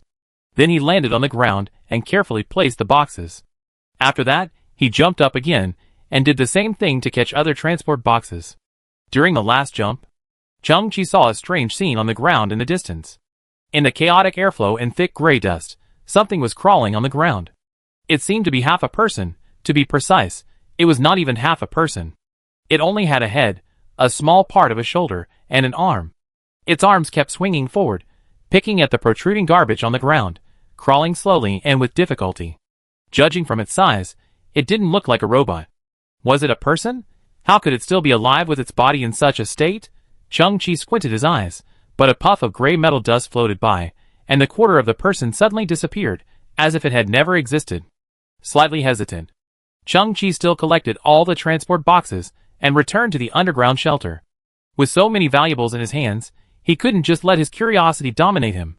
Inside the underground shelter, the huge Iron Mother extended a precise mechanical arm, neatly arranged 20 boxes of biological materials, and opened them one by one.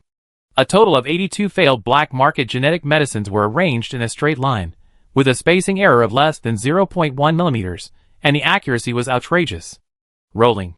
Because the floor of the shelter was curved, a medicine rolled slightly. The mechanical mother immediately straightened it. Chang-Chi looked at these medicines. Judging from the material and appearance, there was nothing wrong with these medicines. Merchant Emo once again proved his integrity. Chang-Chi looked at the black biotech shipping boxes again. It was the same reason. I bought so many things, it's not too much to give some packaging bags, right? Of course it's not too much. Chang-Chi nodded to himself. With these boxes, the mechanical mother can be upgraded again, but I just hope that its obsessive-compulsive disorder will not continue to worsen. His eyes fell back on the genetic medicine. Chang-Chi, who was already a C-level gene user, had a slight tremor in his arms. Even he himself knew that he had an incomparable and terrifying growth prospect. Excited heart, trembling hands. Wang Zilla would become a dog if he came. Chang-Chi swallowed his saliva. Start synthesis. Break up the original unit. Synthesis successful. High-quality black market gene medicine. *41. Chang-Chi extended and flashed. That's right. The same original material has the same corresponding synthesis route. Break up the original unit. Synthesis successful. Super black market gene medicine. *20. Disperse the original unit. Synthesis successful. Valente gene potion. *10. Disperse the original unit. Synthesis successful. Valente fantasy potion. *5. Chang-Chi paused. The synthesis was done to this point before, and because there were no more synthesis materials, he took Valente fantasy potion. It was this potion that allowed him to evolve 3 times in a row and become a C-level Jinner. Chang-Chi's lips trembled slightly. What would he get if he continued to synthesize? Will it allow me to be promoted to the legendary S-level gene? In the past years, Chang-Chi only heard some unofficial history from the interstellar radio left by his grandfather, which worked sometimes, and sometimes not. The S-level gene combination has offspring everywhere. No matter which planet you go to, all kinds of top beauties will pounce on their food like hungry tigers, turning into human vacuum cleaners. Oh no, all kinds of beauties will take the initiative to throw themselves into your arms, hoping to combine with those with high genes and give birth to high-quality babies. Of course, this is just unofficial history. Chang-Chi believed that a true S-class gene combination would not have so many vulgar demands. Even if there were really many offspring, it was out of some kind of dedication. As for the abilities of S-class gene people, the unofficial history was unofficial history after all, and basically glossed over them. After all, the focus of that thing was eroticism and pornography. Therefore, Chang-Chi did not know what kind of realm the legendary S-class gene people were in. At this moment, Chang-Chi's anticipation grew explosively. Start synthesis. Break up into original matter. Synthesis successful. Bud of life gene sequence liberating agent. *2. Humans are carbon-based creatures. No matter how their genes are upgraded, their framework is still built on the basis of carbon-based creatures. So-called carbon-based creatures are creatures based on carbon. The construction of important biological molecules such as proteins, sugars, and carbohydrates in the human body is based on the chemical properties of carbon. The human respiratory system and blood circulation system also need to rely on carbon, including DNA, an important macromolecule that carries genetic information, is also composed of carbon-based nucleotides. Due to the environmental factors of the Earth, natural life can only be carbon-based creatures. Humans are born from carbon and are also subject to carbon. Chang-Chi stared at the STC virtual screen. I don't know why such a note appeared, but he still tried to digest it. Simply put, humans were born on Earth and were destined to have their own carbon-based structure. Exhaling depends on carbon, decomposing food depends on carbon, and even inheritance depends on carbon. Without carbon, there would be no human beings today. And without carbon, humans will directly collapse from the molecular level, leaving no residue. This is the so-called carbon-based life. At this moment, Chang-Chi's eyes condensed slightly, and the sentence at the bottom of the STC screen attracted Chang-Chi's attention. Bud of life gene sequence liberating potion. The technology comes from level 5 plant civilization. It has a certain probability of completely changing the basic system of carbon-based organisms, allowing carbon-based organisms to evolve to a completely new gene sequence. For example, silicon-based organisms. Chang-Chi took a breath of cold air. Silicon-based organisms? This potion has surpassed the gene enhancement in human cognition, and it has directly overturned the table. Its ambition is to make humans evolve into silicon-based organisms. Sequence. It directly crosses a sequence. Chang-Chi couldn't believe it. Can it be played like this? What is plant civilization? There are not only technological civilizations in the universe, but also other kinds. Plant civilization. Is it a social system composed of a group of tree people? At this time, the STC's notes turned over, and another line of words appeared. Special note, comma, the success rate of the gene sequence release agent is only 7.7%. If the release fails, the user's original gene will also be irreversibly damaged, directly causing gene dissolution and sudden death on the spot, comma, if the release is successful, comma, then the user will transform into a new element base, but because of the surrounding environmental factors, the user may not be able to breathe smoothly or convert the energy in the body, comma, for example, the user is transformed into a silicon-based life form, but he happens to be on the Earth, and the silicon element around him is scarce, then his life cycle will be devastated, and he will die on the spot. 2 consecutive sudden deaths on the spot directly stun Chang-Chi. Well. Isn't this blocking both ends? What do I need your potion for? It's better to smash the glass test tube and stab myself to death directly. There's no need to bother you. Complaints aside, Chang-Chi hasn't reached the last step yet. At this time, he has 2 gene sequence liberation potions in his hands, and he can perform one last synthesis. Break up into original substances. Synthesis successful. Tree of life balance sequence liberation potions. *1.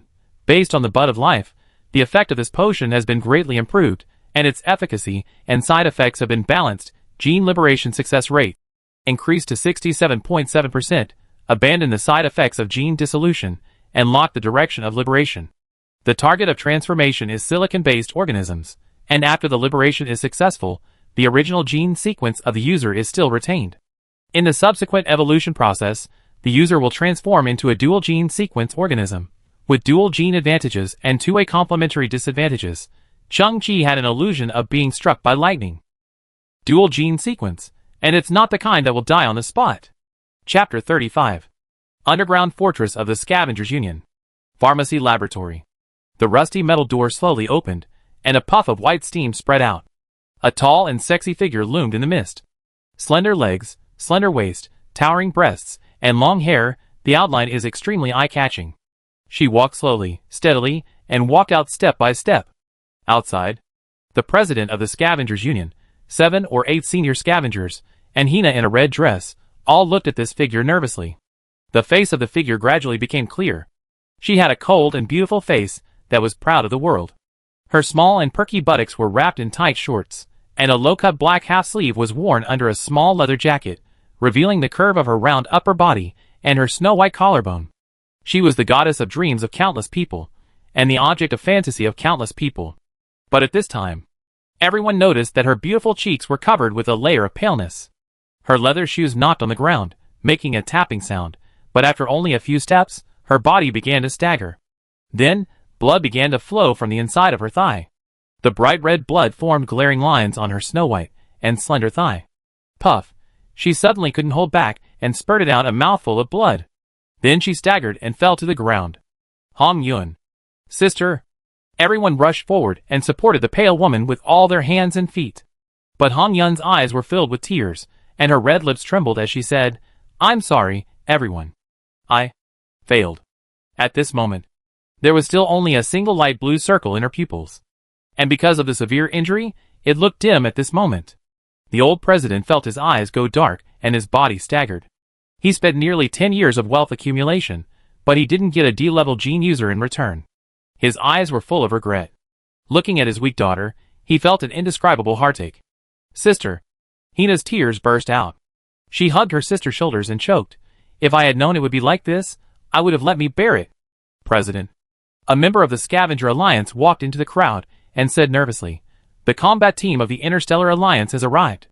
The president's body stiffened slightly. At this moment, this was not good news for him. After a pause, the elderly president pondered, "How many people are they coming?" 2 Harrier-class transport starships. The member was a little terrified and swallowed his saliva and said, "In the past dozen visits, there has never been a situation where 2 starships arrived at the same time, and a Harrier class is fully loaded with 2,000 people, which means that this time, their team is at least 2,000 people." The president felt his hands go numb. So many people? Father, we must seize this opportunity. Hong Yun raised her pale face. There must be high-ranking military officials in the starship. The president showed a bleak look. How can we catch them? We only have E-level gene people, and including you and your sisters, there are only 3 of us in total. In their eyes, E-level gene people can only give some verbal respect at most, and they don't have the slightest say. Father, I got this by chance before. Hong Yun took out a small box from her leather jacket pocket and opened it, revealing 2 black films the size of fingernails. This is a contact lens made of biological material. Hong Yun exhaled slowly and put one of the contact lenses on her left eye.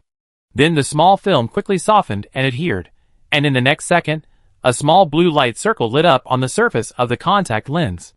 In conjunction with Hong Yun's original E-level gene imaging, there were a total of 2 light circles flashing in her pupils. You? The president's tone was a little distorted. Kid, you are lying. I got this pair of glasses by chance from a scavenger. Hong Yun frowned. This kind of equipment was once circulated in the interstellar black market. It is indeed a deceptive method used by some people, but the technology content in this pair of glasses is not low, and conventional equipment cannot detect it. And the combat team of the Interstellar Alliance is a combat unit after all. They should not carry too sophisticated genetic testing equipment with them. Hong Yun gritted her teeth. So, I have a chance. Nonsense. The president's facial muscles trembled. Do you know what consequences you will face if you are found out?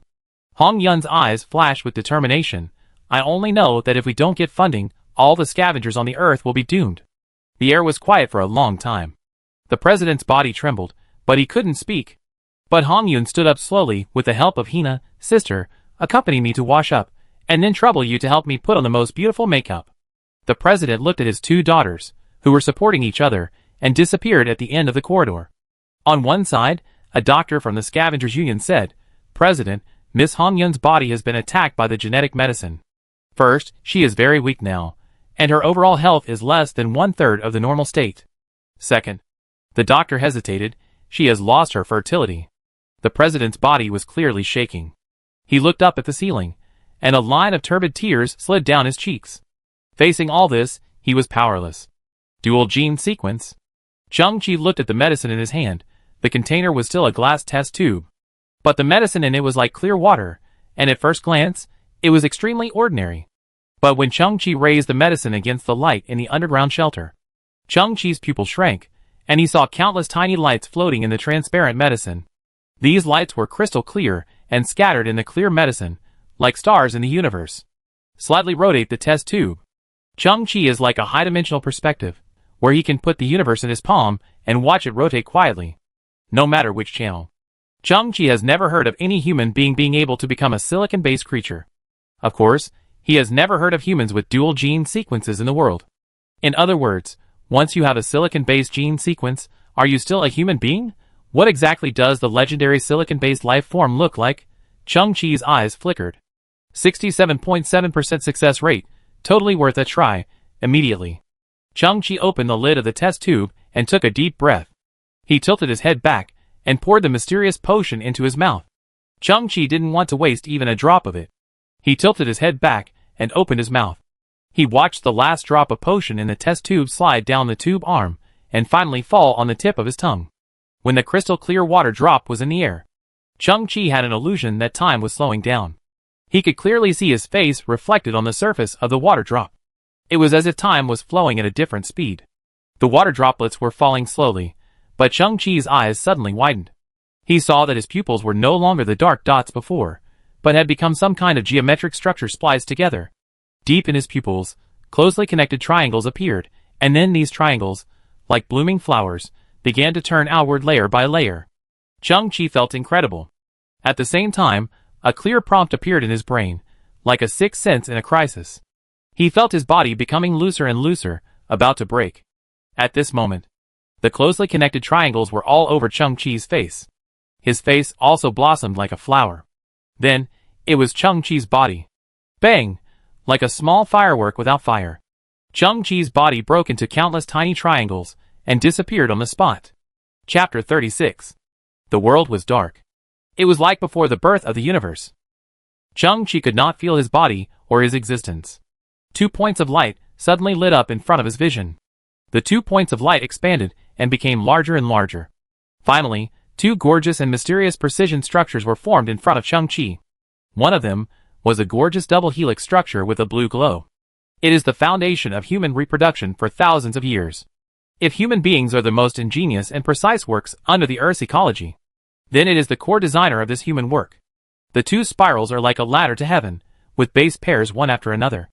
Inside it, it carries a huge amount of genetic information. When Chang-Chi looked at it, he inexplicably felt awe and admiration in his heart. On the other side of human DNA is a structure that flashes purple light. It also looks like some kind of DNA. But it is actually a rhombus dodecahedron structure.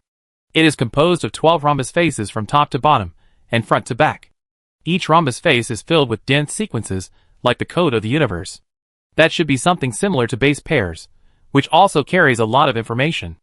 Judging from the volume alone, the amount of information in this rhombus dodecahedron structure seems to be much greater than the human DNA double helix. This should be the DNA of silicon-based organisms, right? Chang-Chi didn't know how he made a sound, but he felt his voice echoing in this empty space. So-called silicon-based life. It is based on silicon. Another voice suddenly sounded in this dark space. It was low and ancient, as if it came from the depths of history. Chang-Chi felt a sense of tranquility and comfort. For some reason, he did not have any rejection or doubts, and listened to the other party's words quietly. There is a huge difference between us and carbon-based life. From the appearance to the internal structure, to the core operating system, it is completely different. At this time, a body slowly emerged from the silicon-based DNA structure in front of him. It was a translucent outline, about 3 meters tall. Chang-Chi looked at the magical life quietly. It could not move, with its limbs stretched out, more like a holographic model.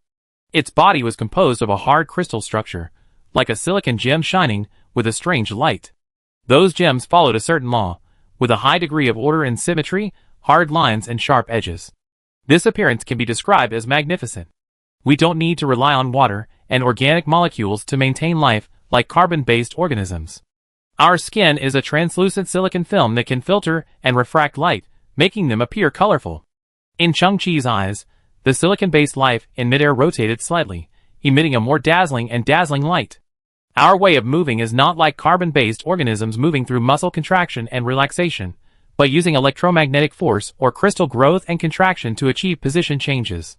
The silicon-based lifeform shook their arms slightly, making a crisp friction sound. We have eyes that are extremely sensitive to electromagnetic waves, and can directly sense the energy of various frequency bands such as radio waves, infrared rays, and even X-rays. Our ears may be able to capture tiny electromagnetic vibrations, and thus sense distant information. Our communication is carried out through electromagnetic waves of a fixed frequency. This communication method is fast and efficient, and can transmit a large amount of complex information in an instant. We can also generate sound through the vibration of silicon crystals on the surface of our body. The frequency can cover the hearing range of many creatures. This ability allows us to communicate with other creatures without obstacles. At this moment, several purple beams of light bloomed from the facial features of the silicon-based life model. These beams are clear and long, as if they can connect to the sky. Because of the characteristics of silicon-based, our body structure has sufficient stability in high-temperature environments, and will not decompose due to high temperatures, like carbon-based creatures.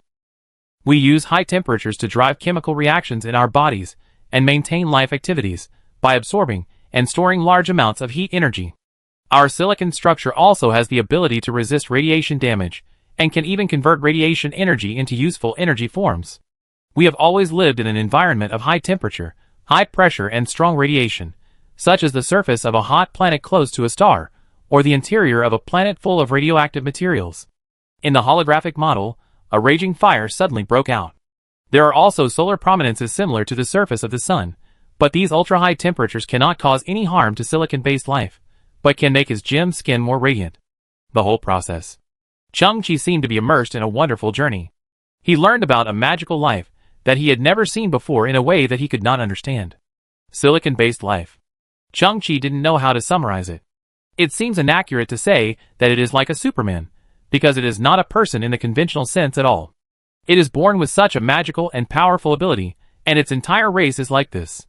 But we have to admit that if a silicon-based life form suddenly descends into human civilization, then some of its characteristics can be called godlike. Changqi's brain gradually became clearer, and he asked the question to the empty space around him, "Who are you?" "I am not anyone. I am not an individual, not a life. I am the genetic information in the DNA of silicon-based organisms. As you can see, the amount of information in silicon-based DNA is much greater than that in carbon-based DNA. It not only records the growth blueprint of life, but also records a piece of information like me. Every time a new silicon-based life is born, I will explain the necessary basic information to it. You can think of me as the inheritance itself." Changqi's intelligence became vague again. Inheritance? To whom? To you. The mysterious voice spoke the last words, and these two words were like a loud bell, striking Changqi's heart. He felt that the whole world was rippling, and whirlpools appeared one after another in his sight. Suddenly, Changqi shuddered. His vision quickly became clear. He saw the gorgeous spherical ceiling of the underground shelter. He saw the glass test tube in his hand. He also saw the drop of genetic medicine falling in the test tube. Tick, the drop of medicine finally dripped into Changqi's mouth, and he felt the sweet and cool touch on his tongue.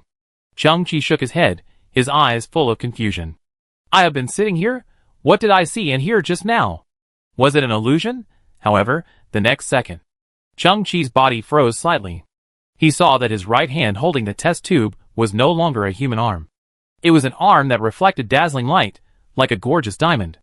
Chapter 37. What's happening to me? Following his arm, Changqi's eyes moved slightly downward.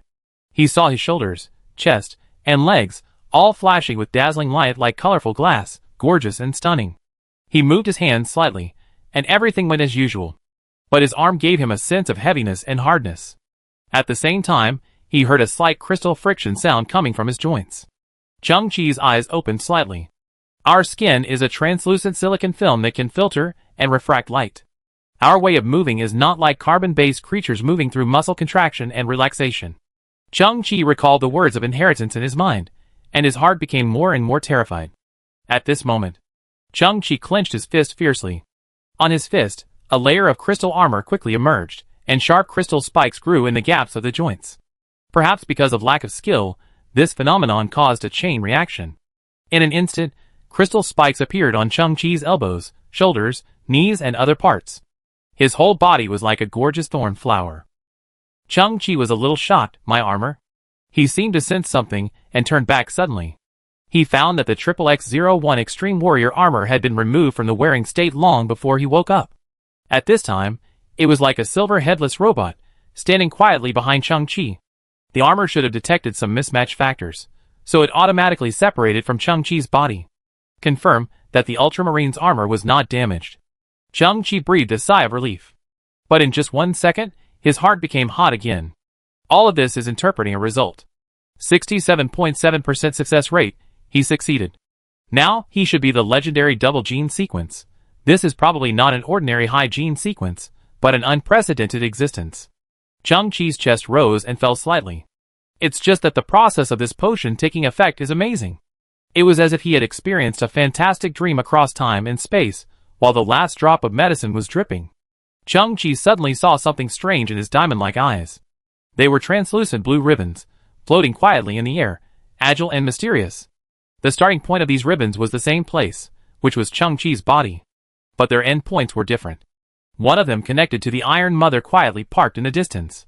There is another one connected to the Earth Dragon King expansion dock, and another one connected to the Hanzi, who was playing landlord with Xiao Qiong, and was secretly cheating in the expansion dock. What is this? Chang-Chi was in doubt, and the inheritance did not seem to explain this phenomenon. Looking at the Iron Mother in the distance. In the depths of Chang-Chi's consciousness, a strange feeling suddenly appeared, as if it was a kind of communication. Chang-Chi's mind moved.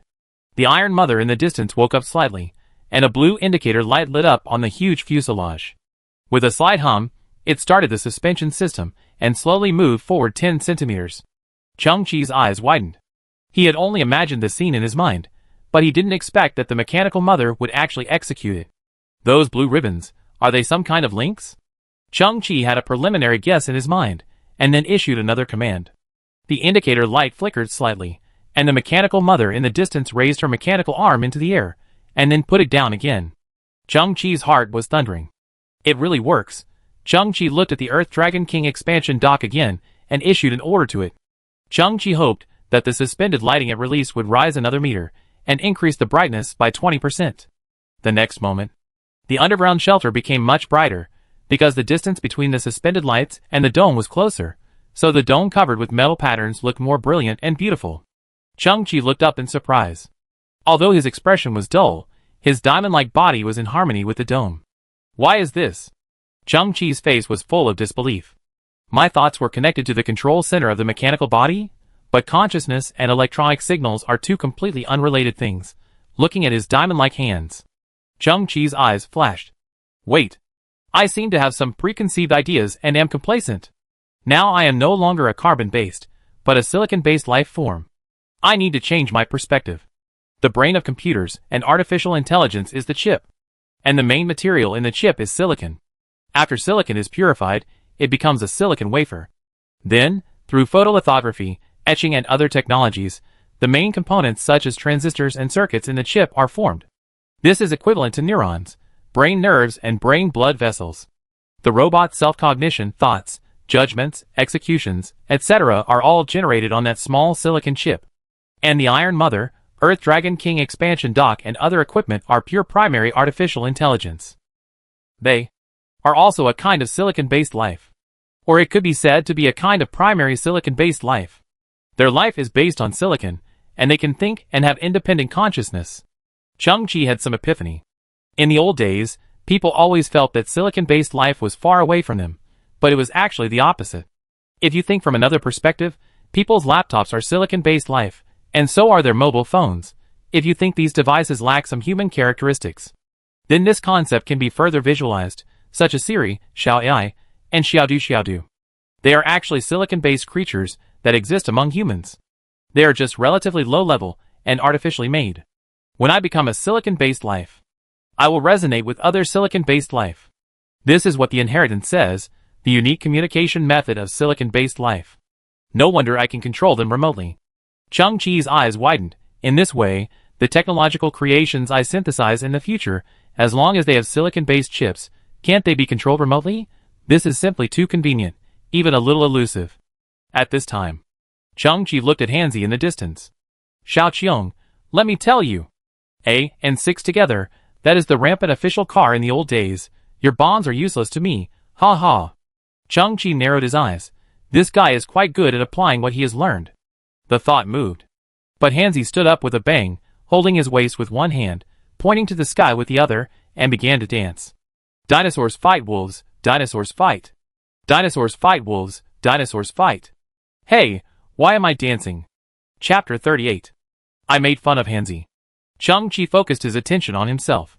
The combat capability and adaptability of this silicon-based life form are still to be tested. The only thing that is certain is that it is extremely dazzling. I can't just go out like this. It's too conspicuous. Since it is a double gene sequence, the two genes should be switchable. How should I operate it? Chang-Chi frowned. He seriously suspected that he might be the only human with a double gene sequence, and the corresponding common sense was very likely unknown to anyone. Switch. Chang-Chi muttered, and at this moment, he felt the space around him go dark. He once again entered a dark world without any sense of space. And he himself once again became that kind of ideology without a body. In front of him were two sets of brilliant DNA.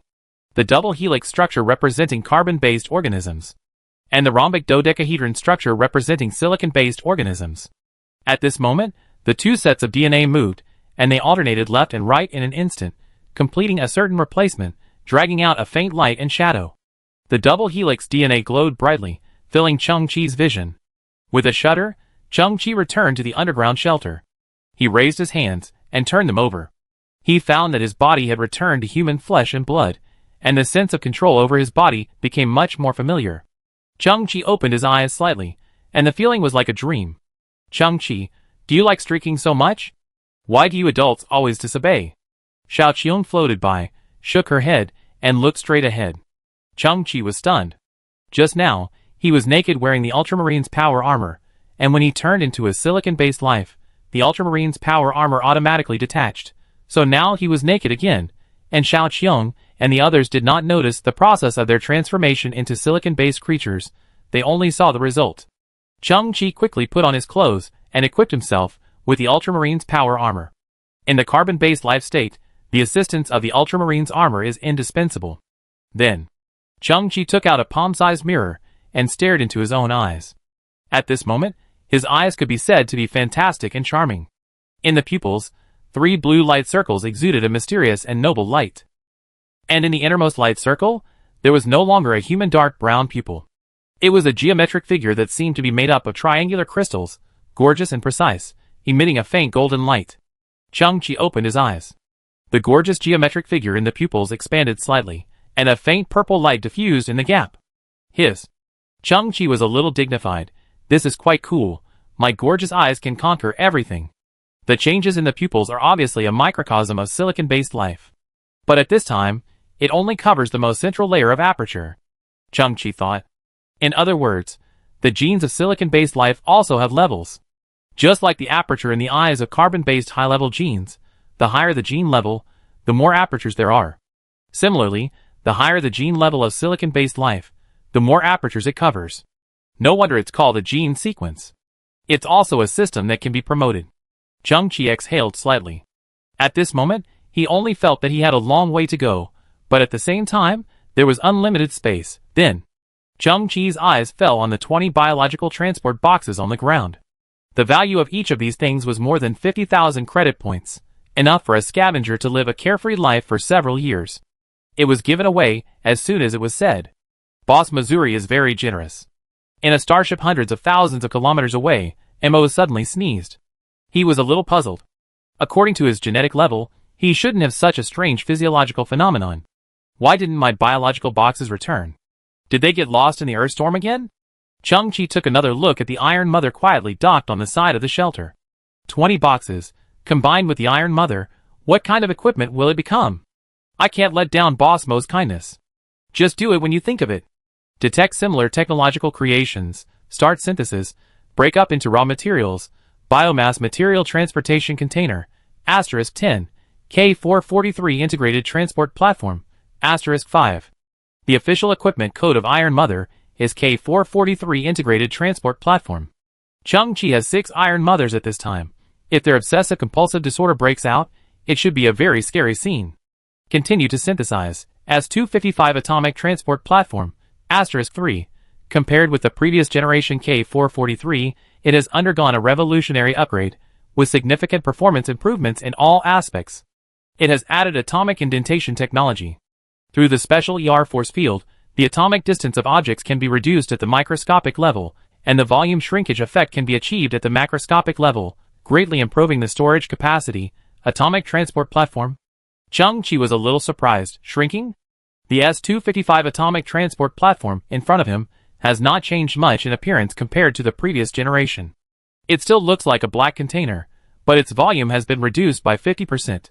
Can it reduce the volume of other items and then put them into the body? After seeing the last note of STC, Chung-Chi nodded suddenly. This technology comes from a level 2.4 civilization. Chung-Chi was very curious about this technology of reducing the distance between atoms. Subconsciously, he stood up and wanted to find the control panel of the S225 Atomic Transport Platform. But the view suddenly went dark. He entered the dark world again. And right in front of him, 2 groups of DNA, carbon-based life and silicon-based life, were floating quietly. A crisp separation sound came. On the dodecahedron representing silicon-based life, a rhombus-shaped fragment, like a purple crystal, suddenly split out. Its surface was densely packed and carried a large amount of silicon-based biological genetic information. Click. This beautiful gene fragment drew a graceful arc and fit on the double helix representing carbon-based life. A burst of light surged, and the two merged into one. He shook his head violently. Chung-Chi's consciousness returned to his body again, and he felt something strange in his eyes. He blinked. Suddenly, there was a crisp and slight collision sound in his eyeballs. He quickly found the mirror, and found that his eyeballs were covered with dazzling diamonds, and bloomed with gorgeous light. When he looked forward, the ethereal blue ribbon appeared again in his perspective. One end of the ribbon was connected to the S225 Atomic Transport Platform. The other end was connected to Chung-Chi's forehead. Chung-Chi was stunned. He suddenly thought of the STC's suggestion. It has the advantages of both genes, and the disadvantages complement each other. Can I partially siliconize? This is a bit too humane. 5-star praise. This feature can save most of the trouble. Not only does it avoid the risk of attracting too much attention, but it can also sneak into Chinsong and secretly display its abilities. Great. Chung-Chi immediately issued an order. He ordered one of the S225 atomic transport platforms to load another S225 atomic transport platform of the same size into the body. Under normal thinking, this is definitely a foolish behavior. But the current situation is exactly the opposite, because shrinking plus loading is the core function of S225. S225 slowly opened the hatch, revealing a space of about 15 square meters inside. The top of the hatch seems to be equipped with some kind of small force field generator, releasing a light yellow ripple force field. The other S225 was completely wrapped in the force field, and its body emitted some kind of resonance. A surprising scene appeared. The S225 wrapped in the force field suddenly produced an outline similar to a phantom, and the outline became illusory and then dissipated. The S225 body that was revealed afterwards was indeed smaller. And this was only the first reduction. With the continuous release of the 3 force fields, the volume of S225 was reduced twice. In the end, it was 70% smaller than before. The mechanical arm moved with the same precision as before, and easily put the reduced S225 into the body of another S225. Chung-Chi was stunned. It's so terrifying. What if the synthesis continues? What will S225 be upgraded to? Chapter 39. Break up into original matter, synthesize successfully, X14 Remote Transmission Transport Platform, retains all the functions of S225 and optimizes them. Force field efficiency is increased by 240%, intelligence is increased by 93%, and 4 sets of directional transmission modules are added, which can greatly improve loading efficiency. This time, the transport platform has become a triangle with a height of about 4 meters, with a matte black color as a whole, and the anti-gravity engine at the bottom releases a blue glow, making it float in the air. Chung-Chi opened his eyes slightly. The X14 body was inlaid with 4 palm-sized external devices, which were very conspicuous and easily removable.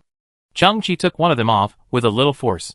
It looked like a slightly thicker playing card, made of black metal, and was a bit heavy. There was an X-shaped gap on the surface, running through the four corners. Is this the so-called directional transmission module? Chang-Chi clenched his fist slightly, and the X-shaped gap suddenly emitted a blue light, which looked very technological. Click, buzz. A mechanical sound came from the small poker card, and some kind of energy vibration sound was emitted. The metal poker card in his hand suddenly split apart. It expanded into a blue beam door with a height of about 4 meters and a width of about 3 meters. Chang-Chi was stunned. At the same time, he found that the X-14 remote transmission and transportation platform also made a sound, and the two doors slowly opened, revealing the interior space, and in its interior space, a blue beam door slowly emerged. Could it be? Chang-Chi tentatively picked up the small stool he had just sat on, raised his hand, and threw it into the beam gate. A gorgeous beam flashed. The chair was transmitted through the air, and appeared in the X-14 storage space. And the volume was reduced to 1/10 of the original. This. Chang-Chi was really shocked. Isn't this a smaller version of the directional stargate? 100 years ago, the invention of the directional stargate changed the future of the entire human race. Humans ushered in the era of the universe, which indirectly led to the current fate of the Earth. But Chang-Chi had seen the so-called directional stargate in a piece of garbage picture. That thing was huge, hundreds of meters high. When it first appeared in front of humans, 122 heavy transport helicopters were deployed. Even today, that thing has been optimized and upgraded several times, but it is still a behemoth. And in Chang-Chi's hand, it is just an additional module of the X-14 remote transmission and transportation platform. It's like a data cable that was given as a gift after buying a mobile phone in the old days. It actually has the same function as a directional stargate, and when it's not activated, it's only the size of a playing card. If this device is seen by those guys from the Human Science Alliance, they will go crazy on the spot. This device comes from a level 3 civilization. Chang-Chi's pupils trembled, and the awe mixed with fear in his heart became stronger and stronger. It's just a transportation device. But it uses this kind of heaven-defying technology. Advanced technological civilization really breaks through human imagination. Next, Chang-Chi conducted a series of tests on this module. He was shocked again. He found that the two modules could actually transmit to each other, and he himself was fully armed and conducted a transmission test, which was still successful. It seems that this equipment has too many uses. It is even more practical than the platform itself. Chang-Chi only needs to place a transport module in the underground shelter, and then carry the other one on his body. As long as he wants, he can go back to his shelter at any time through this small directional stargate. And even if the module is closed, the micro stargate can last for about 30 seconds, so there is no need to worry about the recovery problem. Isn't this a perfect arbitrary door? Chang-Chi was shocked. It seems that he should spend some time to build his own underground shelter. Because this place can be a safest, most comfortable base camp to return to any time and anywhere. After some tests and operations, Chang-Chi felt a little dry in the mouth. Exploring in the ocean of technology is indeed full of novelty and shock, and it is easy to get addicted. It is easy to get thirsty when you deeply understand the principle of each machine and study its usage. This may be the legendary thirsty when entering the machine. His eyes fell on a bottle of azure drink. This is an item in one of the biological boxes, an extra gift from Mo. It must be said that Mo is not only reliable, but also good at doing business. Every time he delivers goods, he will give something extra. The previous name card of Professor Huolinzhong was a bottle of beverage this time. High-energy protein extract, a daily drink that contains a variety of macromolecular purified nutrients, which can effectively replenish human energy in a short period of time, and has a certain purification effect on inferior genes, and can slightly improve human quality. Chang-Chi smiled. Mo said on the radio before that this nutrient solution is a luxury even in extraterrestrial human civilization. It tastes great and has excellent effects. Moreover, the one in his hand is a customized product of the entire Mo family, and the effect is 20% better than the ones on the market. Normally, a bottle costs 12,000 credit points. What a luxury, 12,000 for a bottle of drink. Chang-Chi said, is Mo a son of a big family? Their family is really arrogant, but it makes sense. Mo himself is a successful businessman, and the family he cultivated is naturally not ordinary. Then thank you, Boss Missouri, for your continuous gifts. Chang-Chi picked up the drink, opened the lid, and was about to taste it, but the STC on his wrist once again bloomed a fan-shaped scanning beam. Special toxin detected. This toxin is extremely rare, and is a type of cytosolic toxin. If taken for a short period of time, there will be no obvious consequences. However, if taken for a long time, the toxin will subtly destroy the overall structure of the human being and eventually cause irreversible death. The source of this toxin does not belong to human civilization. Even the most advanced medicine currently available to mankind cannot effectively resolve it. The toxin lasts for about 2 to 3 years. During the process, the victim will have imperceptible golden spots in their pupils and will become afraid of light. It is obvious that this toxin does not belong to the energy drink itself but is added later. Chung-Chi's arms froze. The drink is poisonous, and it is a hidden chronic poison? And Mo said that this drink was custom made for his family. Hiss! Chung-Chi took a breath of cold air. That is to say, the person who poisoned has a clear goal. He wants to kill the Mo family in secret?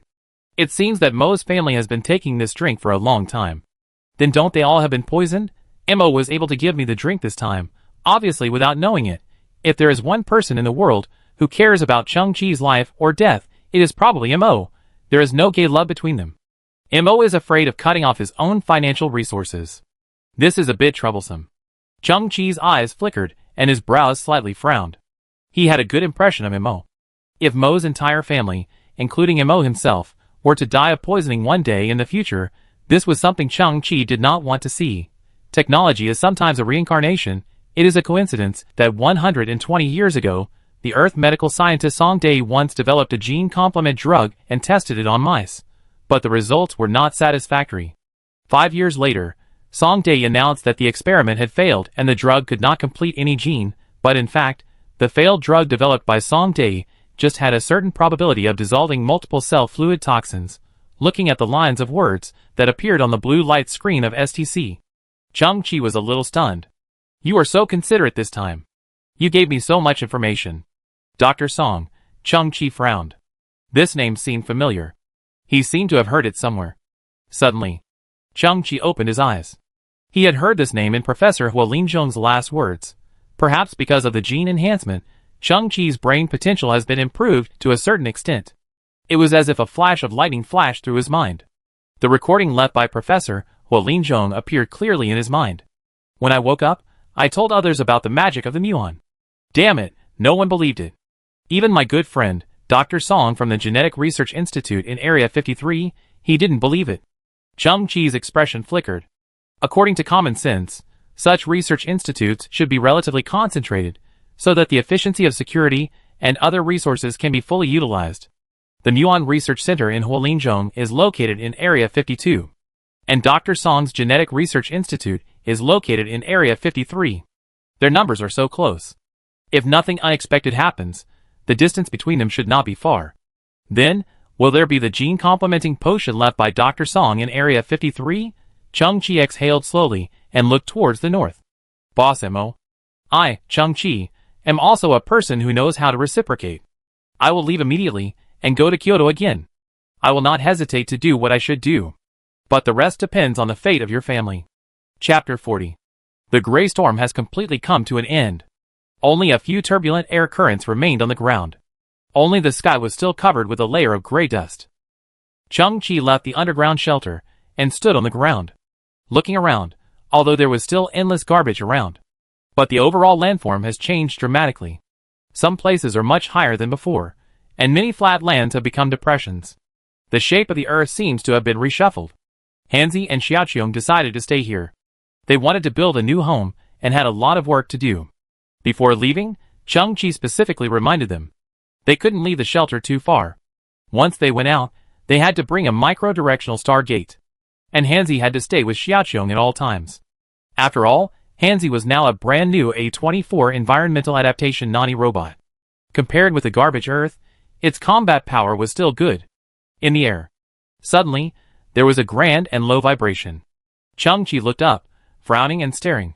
He saw 2 large transport starships, which slowly appeared above the atmosphere, with great momentum. Didn't Mo say that the Galactic Human Alliance has banned the dumping of garbage? Why are there starships? Chung-Chi's pupil shrank, and he suddenly found that his vision had also been greatly improved.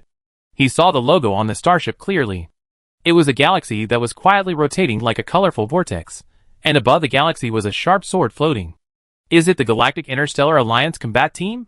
Chung-Chi's expression froze. Is it a routine inspection? In the era of the universe, Human footprints are spread across multiple galaxies. And the Galactic Interstellar Alliance Combat Team is equivalent to the regional military department of the old era. In other words, they are regular troops, soldiers. Although the garbage Earth is desolate and remote, it is the territory of the Human Alliance after all, and it still needs to undergo a routine inspection every year. I, Crow, always fly a plane steadily. Chang-Chi boarded the tattered ground effect vehicle. At this time, the driver Crow was driving in front of him with great vigor. Little brother, you are really awesome. You treat Kyoto as a tourist destination and go there whenever you want.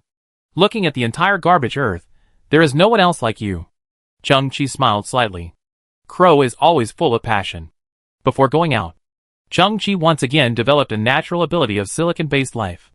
That is what the inheritance said. They can adjust their skin color according to the external light. Chang-Chi used this function to adjust his pupils. Now his eyes looked ordinary black. But in fact, they were made up of densely packed, countless tiny black triangles. Ordinary people could not find any clues at a glance. Chang-Chi also perfectly concealed the 3 halos representing the sea-level advanced genes. At this moment, Chang-Chi was still staring at the 2 huge starships quietly hovering in the sky. Little brother, I have some inside information about the visit of the Interstellar Alliance team. Crow suddenly tilted his head and raised his eyebrows. Oh! Chang-Chi looked at him. What inside information? Crow said mysteriously, they are looking for something. Looking for something? Chang-Chi was puzzled. How could you know such inside information? Crow smiled and said, of course, I can't contact the Interstellar Alliance, but I have been in the transportation business for so many years, and I know all kinds of passengers, including members of the Scavenger Alliance. Chang-Chi nodded. What are they looking for? I don't know about that. Crow shook his head. You must have noticed that they brought 2 starships this time, and the manpower has increased several times, so the things they found must be very important and precious. Chang-Chi narrowed his eyes slightly. But? Crow sighed. Whether in the old times or now, we ordinary people must abide by the rules. Even if a scavenger gets lucky and picks up that item, he must hand it in obediently. At best, he will get a certificate. Oh, no more. Something seems to have gone wrong with the aircraft. Engine number 3 has left us. Damn it. Engine number 6 has also left us. Damn it. My Nani robot has also fallen. Small problem, small problem. Stumbling all the way, ups and downs. Chang-Chi finally arrived in Kyoto. There is still a lot of chemical toxic fog and excessive radiation here. Everything is bleak and deserted.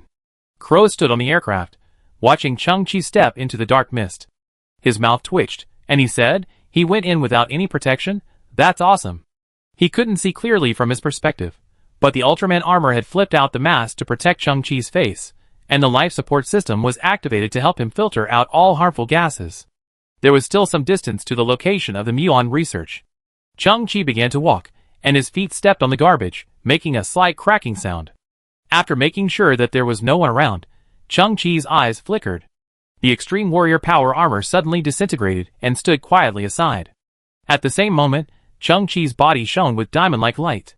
He wanted to test the adaptability of silicon-based life forms in such a harsh environment. Strange winds rolled around, blowing in groups of green poisonous gases. These gases entangled and evaporated, like ghosts coming to claim lives. The Extreme Warrior armor was also sounding an alarm. The radiation intensity around was 16 times higher than the normal value, reaching 2.3 microsieverts per hour. And this value was the data of the explosion in Chernobyl in the old days, and the fire. Chang-Chi frowned. No feeling. Silicon-based creatures do not need to breathe as defined by humans. And the harsh environment around is not at all in the definition of danger for silicon-based creatures. Chang-Chi curled his lips, stretched out his fingers, and scratched his arm. The itchy feeling was more obvious than the threat brought by the environment. This is already one of the worst environments on Earth. It seems that even the entire garbage Earth cannot test the upper limit of the tolerance of silicon-based life forms. Low roars were heard all around. Chang-Chi saw pairs of scarlet eyes flashing in the garbage dump not far away. They were killer rats.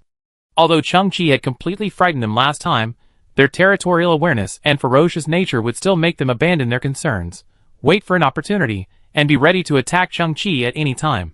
Chang-Chi's mind moved, his DNA changed, and the diamond brilliance on his body slowly faded. At the same time, he took a step back, and the Ultra Warrior Power armor quickly wrapped around his body. The test of the silicon-based life form failed. Chang-Chi also had a carbon-based life form.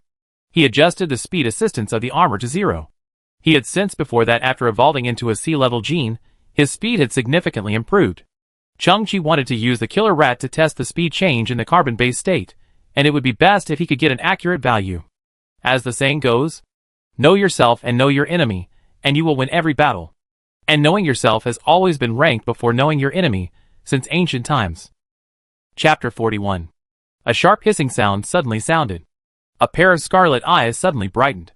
In the darkness, a huge red-haired killer rat suddenly rushed out, and a foul smell spread from its bloody mouth. At an exaggerated angle, it bit Chang-Chi's head. A dagger with a cold glow flipped out from the wrist of the extreme warrior armor. Chang-Chi's eyes turned fierce, and an idea formed in his subconscious. Extreme speed. Chang-Chi's calf muscles bulged, and then exploded instantly. He rushed out like an arrow from a bow, and garbage splashed on the ground, and the slightly thinner metal was twisted and deformed. In an instant, Chang-Chi's figure came into contact with a red-haired killer rat. At this moment, Chang-Chi slightly bent over and passed through the abdomen of the red-haired rat that jumped up. Roar! The red-haired rat missed its attack and quickly turned around on the ground, howling like a beast. Then, the red-haired killer rat jumped 3 or 4 meters again and pounced on Chang-Chi. But at this time, Chang-Chi did not make any moves, just stood there, with a cold light flashing in his eyes. Puff! The red-haired rat first felt a numbness in its abdomen, and then it saw an unbelievable scene. At some point, a bright red bloodline appeared on its belly, and then it burst with a puff sound. Blood splattered like flowers scattered by a fairy, and its internal organs had been cut open. Due to some internal pressure, they burst and scattered all over the ground. Plop! The huge red-haired mouse fell to the ground, black blood flowed from its mouth, and the red light in its eyes gradually extinguished. Chang-Chi's pupil shrank. In just a moment, he completed the forward charge, confrontation, cutting, and retreat. All this probably happened in half a second.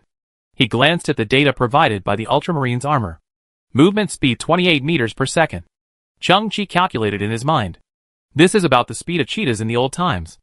For the fastest animal on Earth, this speed can only appear in a moment of sprinting and cannot be maintained for a long time. 28 meters per second. This speed flashed before the eyes of humans, just like a stick swung suddenly. The brain did not have time to analyze and process it in detail, and could only leave a momentary, unclear impression. This is what we call afterimage. Sea-level genes have such a big improvement on the human body? I know I'm fast, but I didn't expect it to be so fast. The explanation I heard on the radio before doesn't seem to be like this. Chang-Chi was puzzled, but he had nowhere to consult. In his previous understanding, the sea-level gene had limited effect on the physical body. But he didn't expect that the speed improvement Chang-Chi obtained would even have a huge change that transcended species. Do I have some hidden attribute? Chang-Chi couldn't help but fantasize, the son of destiny? The beast-like roars around him became more and more frequent. Chang-Chi was ready to proceed to the next test, the endurance test of speed. How long can this speed of 28 meters per second be maintained? Wouldn't it be 3 seconds for a real man? The terrifying beast roars rose and fell, and terrifying figures rushed out from the garbage dump. Chang-Chi was obviously treated with high-level courtesy.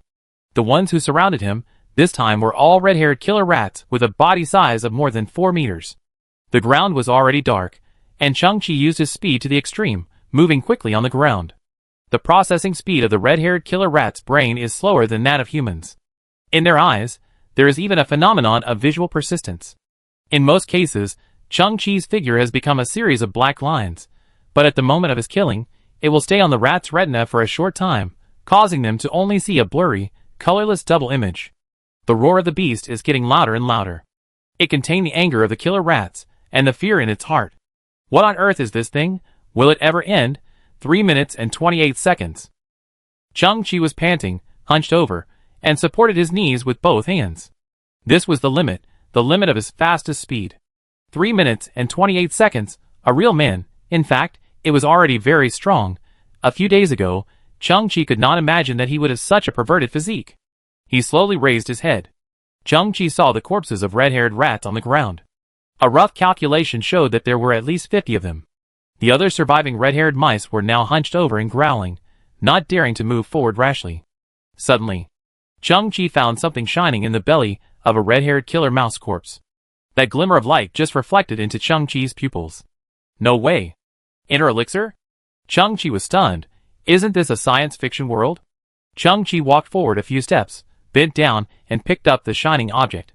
It was found to be an oval object with an uneven surface, somewhat translucent, and felt like a metal object. At this time, the STC on the wrist suddenly activated, releasing a fan-shaped blue scanning beam.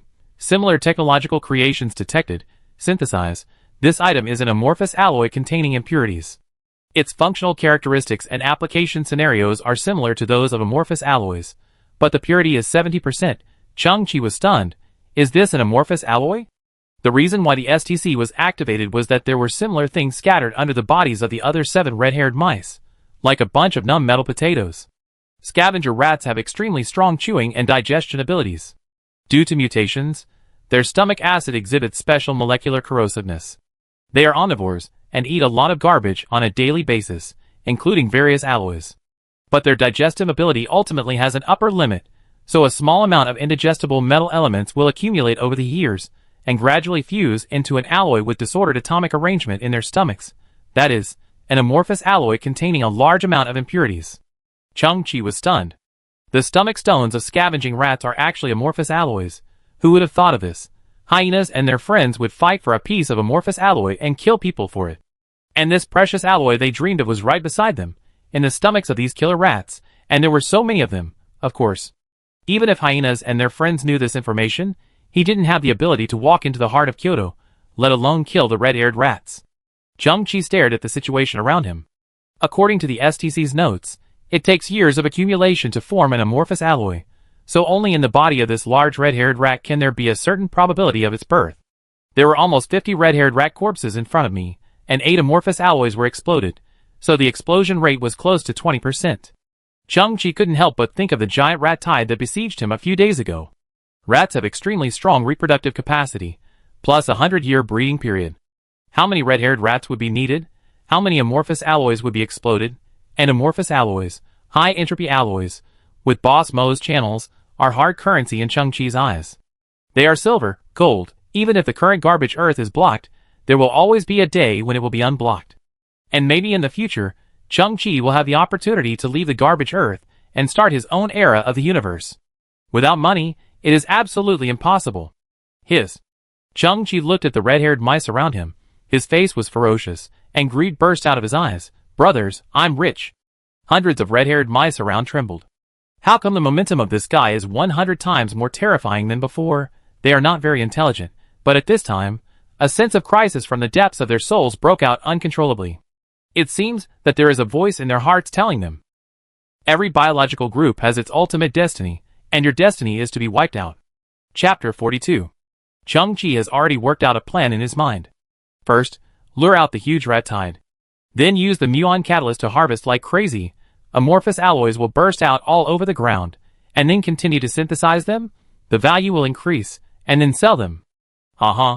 Chang-Chi couldn't close his mouth, and at this moment, he suddenly smiled.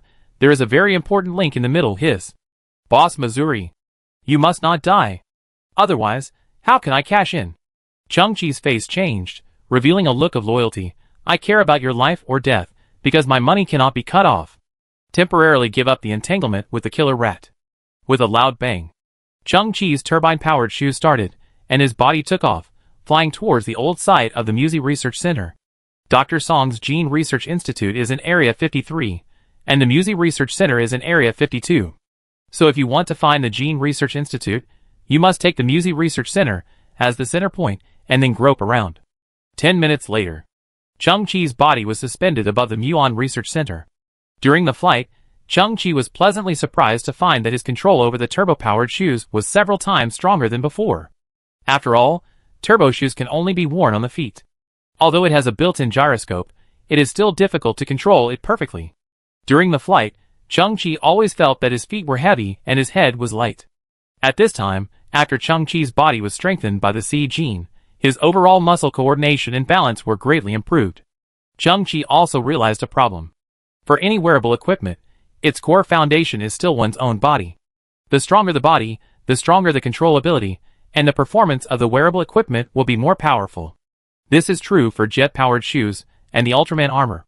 As for the Ultraman armor, when he just evolved to sea level, the armor issued a prompt energy overflow. This can be understood, as the upper limit of the Ultraman armor can no longer cover his strongest physical strength. The focus here is on the speed part. But the other performances of the armor are also excellent. For example, the life support system, and the memory metal that can be transformed into weapons at any time. Synthesizing and upgrading the Ultramarine's armor is a best of both worlds option. But Shang-Chi has no way to obtain the Ultramarine's armor. It is almost impossible to pick up the Ultramarine's armor again in the garbage earth. The corpses of the Ultramarine's team encountered before were not a normal thing, and there must be a cruel truth hidden in it. As for his silicon-based body, Shang-Chi would not use it without restraint, because he was keenly aware of a problem. If the silicon-based biological DNA sequence was fully switched, then his body would have to execute a complete silicon-based biological system. Shang-Chi did not know how to replenish energy for silicon-based life forms. Because silicon-based organisms do not need to eat as carbon-based life forms do, they do not even have a digestive system or a blood circulation system. In other words, Shang-Chi was afraid that he would starve his silicon-based biological body to death after overusing it. Let the horse run, but don't give it grass, and it will starve to death. If this is true, then Shang-Chi will become the most 2B double gene sequence in history, no doubt about it. Retracting his messy thoughts, Shang-Chi stared at the ground under his feet. The old site of the Muon Research Center is right below. But where's the Gene Research Institute of Dr. Song? If we dig blindly, I'm afraid there will be no results in a year or two. In this process, Mo's entire family might have died. Similarly, a large number of killer rats crawled out of the garbage dump, densely packed. They stood up and roared at Shang-Chi in the sky with ferocious faces. This is the core territory of the killer rats. Once Shang-Chi landed, the killer rats would fight to the death.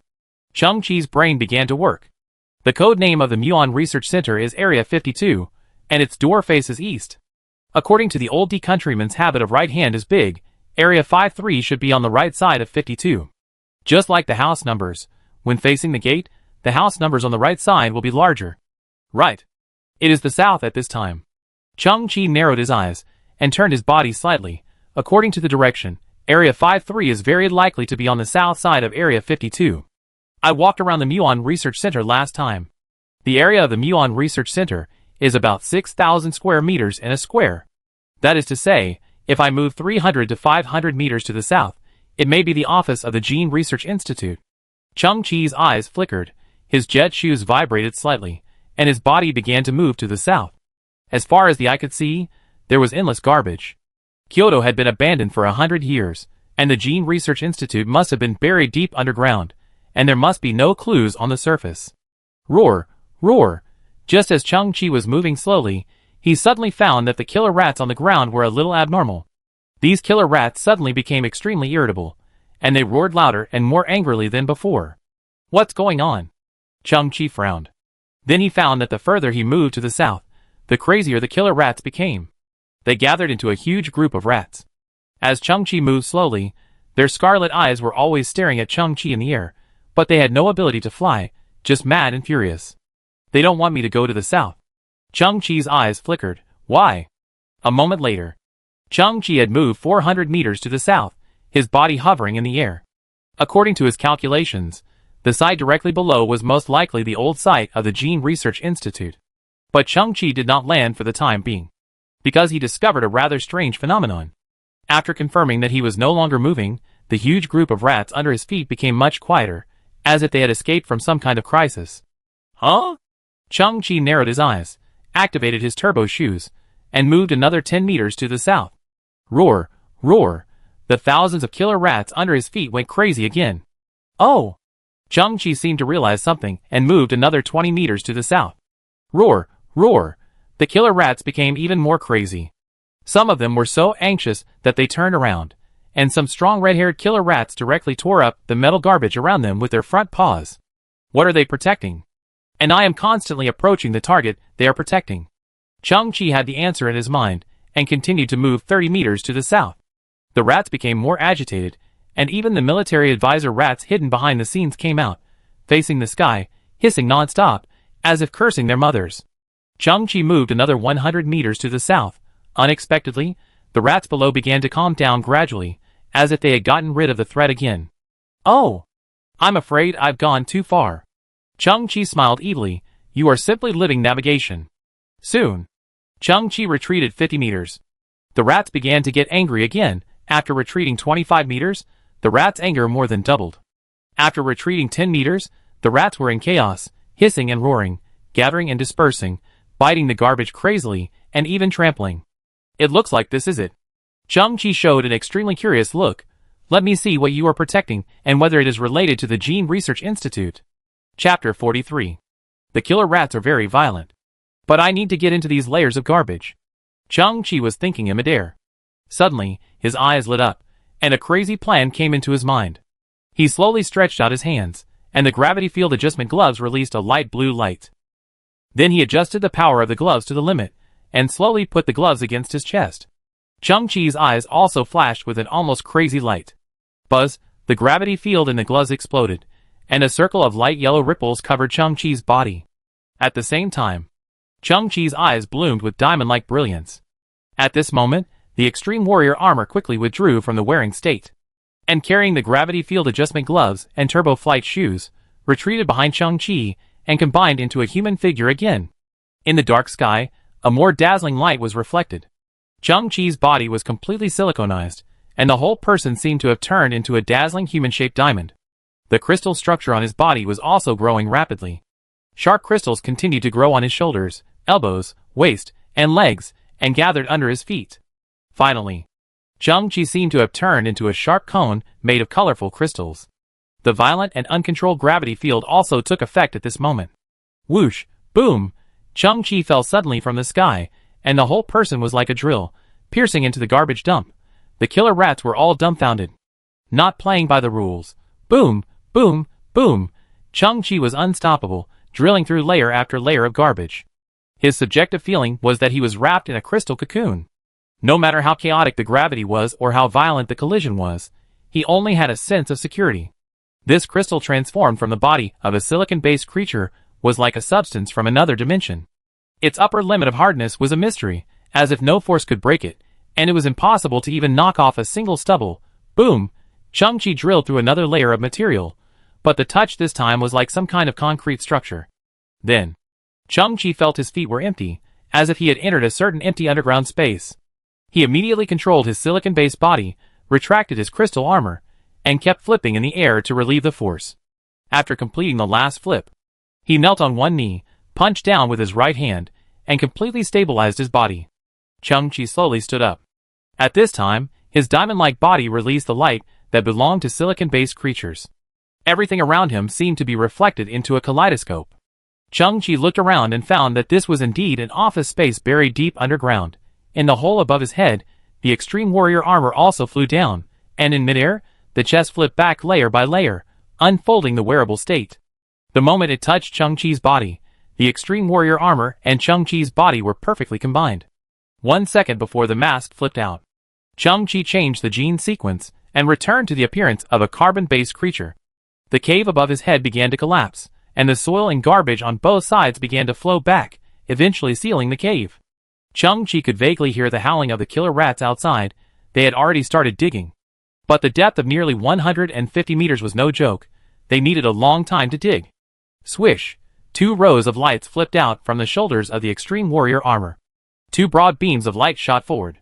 In front of him was a reception desk, with thick dust on the countertop and layers of spider webs on the walls. But the owner of the spider web, the fist-sized spider, had already died and turned into a dry corpse. This place was obviously different from the Muon Research Center. Professor Huolinzhong had lived alone in the Muon Research Center for 20 years, and the environment there was still pretty good. The office in front of him had been completely abandoned from the beginning. The dust prevention system and the filtration system had long been ineffective. Over time, it looked even more dilapidated. Chang-Chi stepped forward and raised his hand to tear off the spider web on the wall. Then, Chang-Chi's eyes fixed, and he saw 4 big characters on the wall. Gay Friend Center. Chang-Chi paused. What? At this moment, Chang-Chi noticed his feet and found some plastic letters on the ground. Country D welcomes all international people to visit this place. Chang-Chi suddenly realized. These words spell out Country D's genes. Welcome all international friends to visit this center. You scared me. I thought that the great capital of Country D had set up a center specifically for the benefit of my colleagues. Chang-Chi paused. Is this the Gene Research Institute? Instantly, a light of hope ignited in Chang-Chi's eyes. I didn't expect that I would find this place by accident. Of course, it wasn't all a fluke. I have to thank those navigating killer rats. Took a deep breath. Chang-Chi walked towards the interior of the venue. The power supply system here has been completely scrapped. There will be no bright light source. The surroundings are extremely quiet, with only the sound of dripping water coming from the deepest part. Chang-Chi walked in cautiously. First he passed through a large office area, and then gradually entered the test area. In a room with a huge sign on the door saying sample room, Chang-Chi found a somewhat horrifying scene. On the walls around this room, there were glass jars one after another. Roughly speaking, there were at least tens of thousands of them. And in each glass jar, there was a small skeleton. They had 4 legs, a long spine, and a coccyx. Chang-Chi narrowed his eyes. This is the skeleton of a little white mouse. He remembered that the STC's introduction to the Gene Research Institute clearly stated that after Dr. Song developed the prototype of the drug, he launched a 5-year experiment, and the subjects of the experiment were mice. These mice in front of him should be the experimental subjects abandoned after humans evacuated the Earth. Chang-Chi observed the glass jars. There were chaotic scratches on the inside of many jars, and the corresponding mice's claws were greatly worn. Chang-Chi frowned. When they were abandoned, they were alive. As time went by, no one fed them anymore. Gradually, they were hungry, and their survival instincts burst out, but it was useless. They couldn't break the glass jar, and eventually starved to death. Chang-Chi shook his head, and felt a little depressed. The reason why humans chose mice as experimental subjects. It's because the physiological structure and metabolic process of mice are similar to those of humans. Moreover, the genes of mice are highly similar to those of humans, with a similarity ratio of up to 85%. In addition, mice reproduce very quickly, and are gentle and easy to manipulate. They are weak, docile, and similar to humans. So they became experimental subjects. If this is a hard truth, Chang-Chi frowned, then supposed that humans are also weak, docile, and highly similar in the eyes of some advanced civilization in the universe? What if humans are also used as experimental subjects? If an advanced civilization also starts to abuse and massacre humans crazily because of an experiment, then humans will definitely stand on the moral high ground to criticize the cruelty and viciousness of aliens, and portray that advanced civilization as a demon. I guess the mice are the same, right? They just can't express themselves. Chapter 44. Chang-Chi continued to move forward. Finally he arrived at the medicine warehouse. The metal door lock in front of him was already rotten. He squeezed it lightly, and it broke into pieces. Boom! He pushed open the door in front of him. As far as the eye could see, there were dozens of huge metal cans, each at least 5 meters high, one row after another. Chang-Chi came to one of the cans. He gently wiped off the dust on the nameplate, revealing a line of words. It's Dr. Song's gene complementing potion.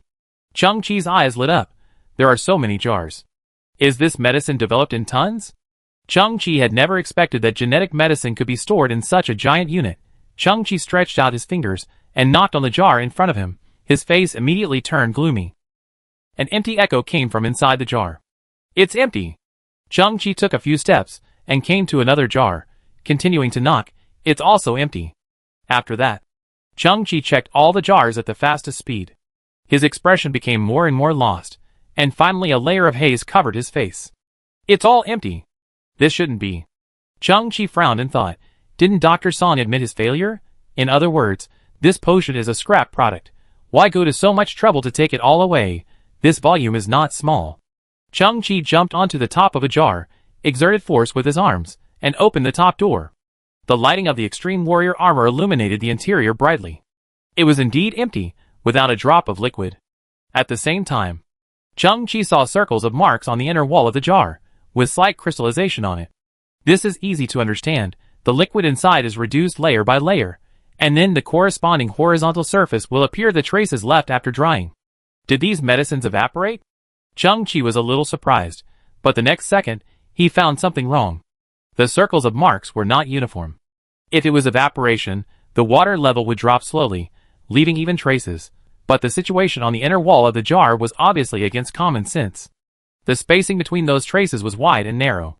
This meant that a lot of liquid suddenly disappeared in a certain period of time, and very little disappeared in other periods of time. There was no fixed frequency at all. This phenomenon. Chang-Chi opened his eyes slightly. It's like something drank up the liquid. As soon as this thought came to mind, Chang-Chi felt a chill down his spine. There must be another creature hidden in this underground space. It must be something amazing, because it drank hundreds of tons of gene-complementing potions. Chang-Chi jumped to the ground, and a silver dagger flipped out of his arm. He squinted his eyes, and observed the surroundings inch by inch. Tick-tick, tick-tick. In the depths of the darkness, there was still the sound of water dripping, and it echoed in this space. Crackling, crackling. There was a slight noise in the distance, like the sound of hair rubbing against metal. Inside the armored mask, a layer of cold sweat formed on Chang-Chi's forehead. His eyes moved quickly, observing every detail in front of him. What on earth is that? Tick, tick, crackling, crackling. At this moment, Chang-Chi felt the hairs behind his ears suddenly stand up, and he turned around abruptly. The lighting on the shoulder of the extreme warrior armor instantly illuminated the front, but he saw a little white mouse standing quietly on the crisscrossing black pipes in front. Chang-Chi's pupil shrank suddenly. But the little white mouse was only the size of a palm, with white and soft fur all over its body. Its claws were also tender pink, and its eyes were black, like two small gems. You? Chang-Chi was a little surprised. This creature that suddenly appeared was completely different from what he had imagined. It was not some kind of terrifying large monster, but a furry, harmless little thing. But Chang-Chi did not relax his vigilance, and all kinds of thoughts flashed through his mind in an instant. Is it a surviving experimental mouse? This is unlikely. Let alone its lifespan. What does it eat and drink? Could it be that it drank those gene-complementing potions? But its size is too small. Tick, tick, swish, swish, swish. The mouse stretched out its two little paws, and then used the condensed water on the pipe beside it to make a gesture similar to washing hands. Chang-Chi found that the illumination light emitted by the armor was slightly shorter, and could not illuminate the top of the mouse's head. Then, Chang-Chi straightened his chest slightly, and the light slowly moved up. Unexpectedly, Chang-Chi saw an incredible scene. This little white mouse had no skull. Someone used a circular cutter to completely cut off the bones on the top of its head, and installed a small metal bracket on the top of its head, and the center of the bracket was the brain of the little white mouse exposed to the air. Obviously, this is an experimental method. The purpose is to study the brain of this little white mouse. Chang-Chi took a breath. Is it really an experimental little white mouse from 100 years ago? When humans evacuated, no one paid any attention to the little white mouse, and no one dismantled the corresponding equipment, so its somewhat terrifying appearance has been preserved until now. But this is not what shocked Chang-Chi the most. The real reason for Chang-Chi's surprise is that at this time, clusters of pink crystals grew on the brain of the little white mouse, like a miniature grass, and the crystals flashed with a psychedelic and mysterious luster, which was very beautiful. Looking at the structure of those crystals, Chang-Chi was more and more surprised. How come this looked a bit like the characteristics of silicon-based life? Could his previous exaggerated guess be correct? It really survived for hundreds of years by eating gene-complementing potions. And in this process, it must have undergone some kind of genetic mutation. For example, its brain now showed the characteristics of silicon-based life. Squeak! The little white mouse stopped the movement of its claws, turned around and looked at Chang-Chi, moved its mouth, and made a weak squeak. Chang-Chi was stunned, because he suddenly saw a blue ribbon floating out of the pink crystal on the little white mouse's head. The ribbon flowed gracefully in the air, and finally gathered at Chang-Chi's brow. Then, Chang-Chi incredibly understood the language of the little white mouse. Human. Cruel and vicious, like a demon. Chang-Chi's heart trembled. This line was exactly the same as what he had imagined before. The difference was that the little white mouse could express it. The next moment, Chang-Chi reacted. It's not that the mouse speaks human language, but that it not only has the characteristics of silicon-based creatures, but also has some of the abilities of silicon-based creatures. The communication just now is a special way of communication between silicon-based creatures. This point, the inheritance once described that the communication method between silicon-based creatures is through a certain electromagnetic wave. In other words, if Chang-Chi did not have a double gene sequence, he could only hear the squeak in the cognition of carbon-based creatures. I do not allow humans to set foot on my territory. You are about to be killed. This is the punishment you should have endured long ago.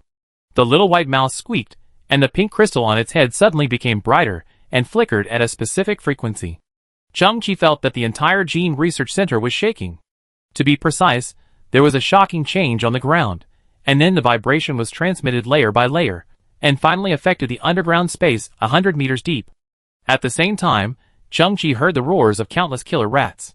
It is hard to imagine that those roars can be transmitted from the ground to Chang-Chi's ears despite the thick ground. It can be seen how crazy and angry those killer rats are at this time. The ceiling began to shake. Chang-Chi could hear the digging sound getting closer and closer, mixed with the sound of the killer rat's nails breaking, but they had already ignored everything and desperately approached Chang-Chi.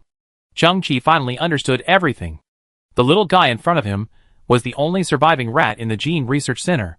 It drank all the gene drugs and its body underwent incredible changes. It can release some special signals through the pink crystals on its head, thereby controlling the entire killer rat clan. No wonder the killer rats on the ground were irritable and crazy when Chang-Chi approached the Gene Research Center before. Because they need to protect their Rat King. Chapter 45. Facing the little white mouse in front of him. Chang-Chi also knew that it had some characteristics of silicon-based life forms. The squeaking sounds from the little white mouse's mouth would be translated into a recognizable language by Chang-Chi's silicon-based genes. In this process, Chang-Chi did not actively communicate. So the little white mouse has not received any feedback yet. Chang-Chi raised his head, and the mask of the extreme warrior armor slowly turned over. His pupils began to change, and geometric patterns appeared, and they burst into brilliant light. I am not the human you know. When Chang-Chi spoke, a blue ribbon slowly spread out from his mouth, also winding and twisting, and gathered in the pink crystal on the head of the little white mouse. The body of the little white mouse suddenly paused, and its little head tilted. It had never thought that it could communicate with itself. Squeak. This time, there was no meaning in its cry, it just came from biological instinct, and seemed to express some kind of surprise. From a certain perspective, we are the same kind. Chang-Chi raised his hand, and the armor layer of the extreme warrior faded away. A crisp crystal collision sound was heard, and a layer of crystals appeared in his palm, shining with colorful light, echoing the crystals on the head of the little white mouse. Squeak. The body of Chang-Chi was reflected in the black eyes of the little white mouse, and it was more and more surprised. After hundreds of years of lonely evolution, living alone, and the continuous improvement of cognition, the little white mouse felt that he was different from the whole world. Even the offspring outside were fundamentally different. Looking at the humanoid creature in front of him, the little white mouse could clearly feel that it had something in common with itself on some level, and there was a resonance of origin, which was something the little white mouse never dared to hope for. Weakness is not a sin. Chang-Chi's voice slowly echoed, I used to be abandoned and despised like you, and could only passively accept everything, but now it's different. I, like you now, have opened a brand new door. I think we will be the same in the future. A bright future is waiting for us. Squeak. The little white mouse completely let down its guard, nimbly climbed down the pipe, crossed the ground, and climbed along Chang-Chi's trousers to his shoulder. It stretched out its pointed mouth and sniffed Chang-Chi's cheek. Chang-Chi could feel its soft whiskers moving back and forth on his face, which was a bit itchy. Chang-Chi smiled, we are all very special beings. We should not kill each other, but become the best partners. Partner. The little white mouse's eyes flashed, and his small body stiffened, I need a partner. There is no food here. Can you take me away? The blue ribbon fluttered slowly, and Chang-Chi heard a clear and crisp little girl's voice in his ears. Of course. This seems to be destined. Chang-Chi looked behind him, and all the jars were empty. The food in the mouths of the little white mice referred to those gene-complementing potions. But I came here this time to find an antidote for a friend. Chang-Chi frowned, with a hint of loss in his eyes. It seems that I can't help him at the moment. Detoxification? The little white mouse stretched out its pink claws, and gently scratched a wound with its other claw. Then a drop of crystal clear red blood condensed from the wound. The little white mouse used the tip of its claws to lift the drop of blood that looked like a ruby. This should work. Then, the little white mouse turned its head to one side again, and Chang-Chi saw that in the corner of the medicine warehouse, there was a huge spider lying on its belly. The main body of the spider was at least 2 meters long, and when all 8 legs were stretched out, the span was at least 6 meters. There are strange colorful patterns on its belly, which looks like a gorgeous skull. Judging from its appearance alone, this spider is definitely poisonous. But at this time, the spider has been dead for a long time, and only a lifelike shell remains. The mutant spider is very poisonous, but it does not pose any threat to me at all. The little white mouse made a squeaking sound in its mouth, but in Chang-Chi's ears, it was still the voice of the little girl as pure as clear water. Chang-Chi looked at the blood drop on the tip of the little white mouse's claws. In the bright red blood, there are countless tiny hexagonal crystals floating quietly, magical and beautiful. STC also released a scanning beam at the same time. The semi-siliconized serum, because it has been fused and purified with a large amount of gene-complementing agents, can repair damaged genes, and the detoxification efficiency has increased exponentially, it is simply a waste of resources to dissolve cell fluid toxins. Even if it is diluted tens of thousands of times, it is still superior to all the detoxification agents currently available to humans. This item is a natural derivative product and cannot be synthesized. Chung-Chi was a little shocked, and then smiled with relief. Boss Missouri is saved. Boom! At this moment, the ceiling of the Underground Research Institute collapsed. Countless giant killer rats drilled out from the holes in the ceiling. The moment they landed on the ground, they arched their bodies and roared like shock waves. But when these killer rats saw the little white rat standing on Chung-Chi's shoulders, their momentum was obviously restrained, and they all stopped howling. And the pink crystals on the little white rat's brain also emitted a flickering light at this time. It was communicating with its people. 10 seconds later, Chung-Chi saw a rather shocking scene. Hundreds of terrifying red-haired killer rats suddenly put their front paws on the ground, slowly lowered their heads, faced Chung-Chi, and made a gesture of submission. This. Stand up? Chung-Chi was completely unprepared. This was a feeling like an emperor. He never expected that the first time in his life that he was valued so much was from a group of ugly and ferocious mutant rats. If you need anything, you can communicate with me. The little white mouse squeaked, and the little girl's voice resounded in Chung-Chi's mind. My people, all can obey your orders. Chung-Chi was a little stunned. I am really destined to be the king of garbage, and now even mice have become my soldiers? How many people do you have? Chung-Chi asked in doubt.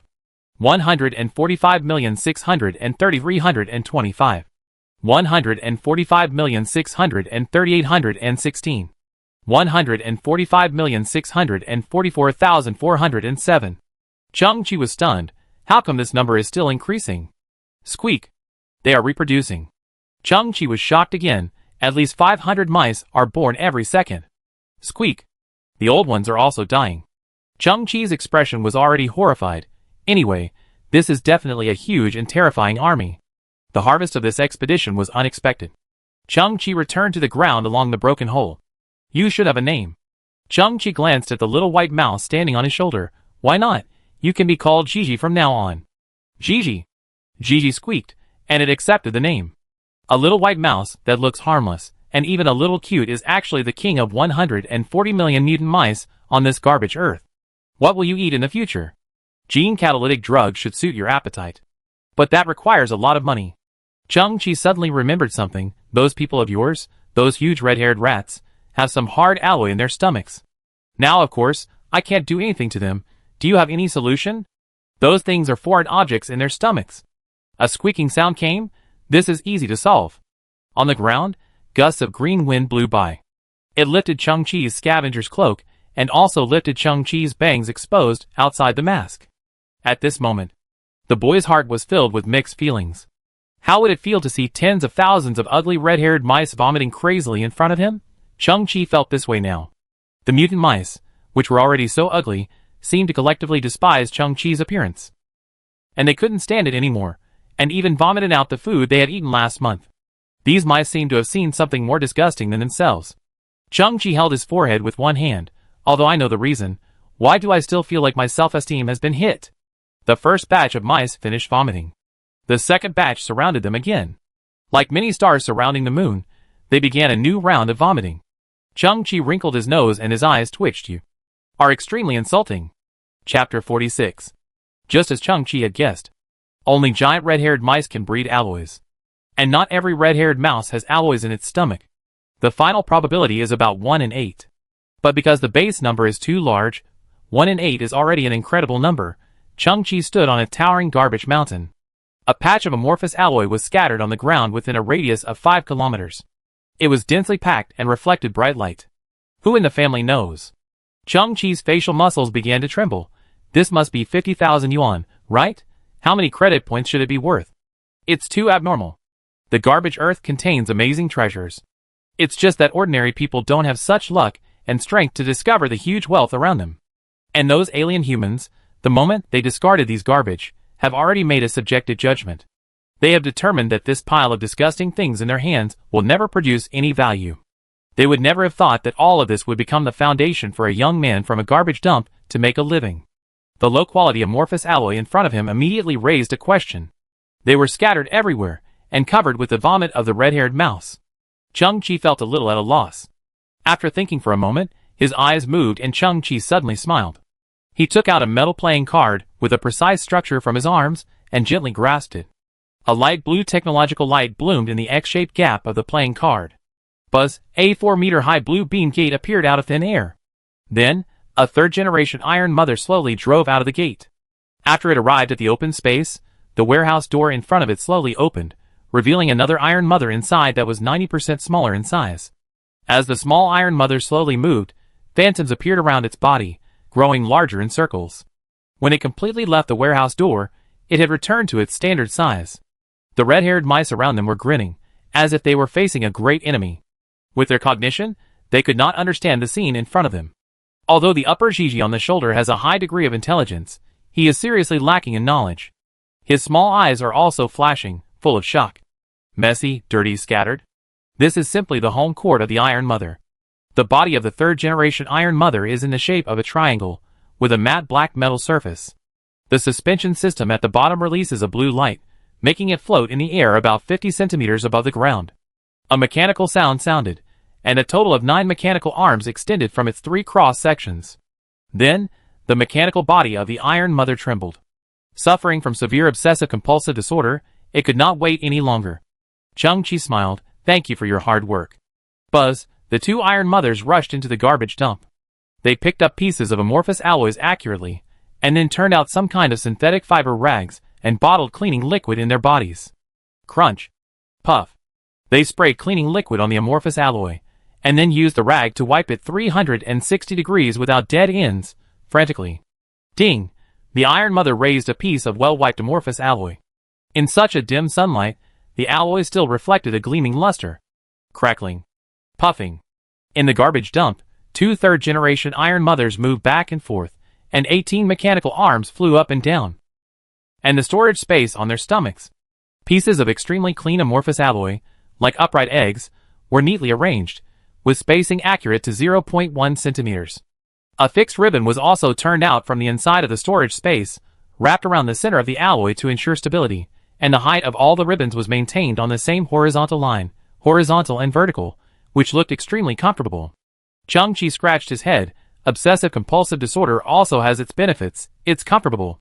Although the working steps of Iron Mom are cumbersome, the calculation speed is extremely fast, the movements are precise, and the efficiency is amazing.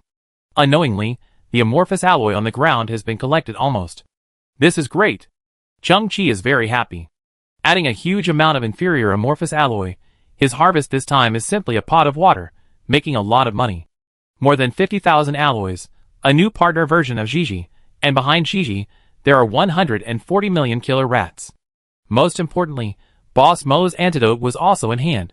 Opening the microstar gate again, a blue beam gate appeared out of thin air. Chung-Chi stepped into it. It felt like the space was folded. For Chung-Chi, he just took a step, and did not feel any discomfort. The next second, he appeared in his underground shelter. Long before leaving, he had set up the microstar gate for return. As long as he had this device, all his journeys could become one way. But what he didn't know was that Crow had passed the edge of Kyoto for the 3rd time. He stood on the ground effect aircraft, and looked towards the foggy Kyoto. Alas! Crow shook his head. Did Brother Chi fail? What a pity for that brave boy. Chung-Chi looked at his underground shelter in surprise. Hanzi and Xiao Qiong were also incredibly efficient. They not only reinforced and camouflaged the entrance to the underground shelter, but also installed wooden stairs in the tunnel that sloped downward. Of course, the stairs only took up half of the space, and the other half was left for Xiao Qiong to use as a slide. And inside the shelter, they built a wooden platform in front of the Earth Dragon King expansion dock and created a wooden fence. With this platform, the curvature problem of the ground was perfectly solved. This platform also extended a wooden corridor, like a winding wooden bridge, connected to the wooden stairs at the entrance of the cave. Chung-Chi also found that there was a small pile of soil on the ground on one side of the platform. The grass that I transplanted earlier was planted in the center of the mound, and was swaying slightly. They probably want to make a vegetable garden or a botanical garden. It's a good idea. If it can be realized, this place will be very beautiful. But on Earth today, land is scarce, and is likely to be polluted. It's very difficult to collect enough soil. Chung-Chi stared at the small mound of earth, a little speechless. Why does it feel like a grave with weeds growing on it? Hanzi likes to cremate me so much. This time I even have a grave, so I can do it all in one go. Chapter 47. The two steel mothers returned on time. After the warehouse door was opened, there were densely packed, neatly arranged, spotless amorphous alloys inside. The data showed that there were a total of 49,803 alloys. Chung-Chi suddenly became excited. Abnormal, too abnormal. Chung-Chi's joy was beyond words, and he could only take action to make this harvest even more abnormal. Crazy synthesis.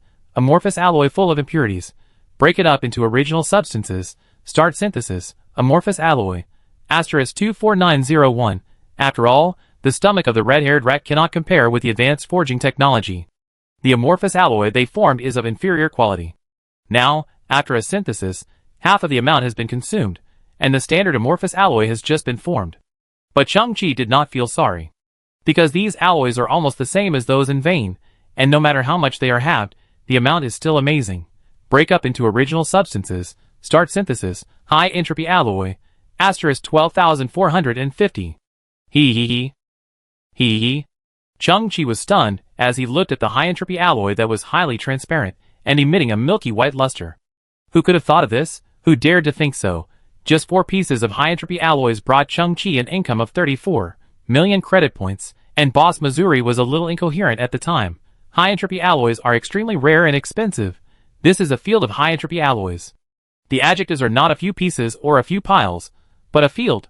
There won't be so many of this kind in the Interstellar Alliance's reserves, right?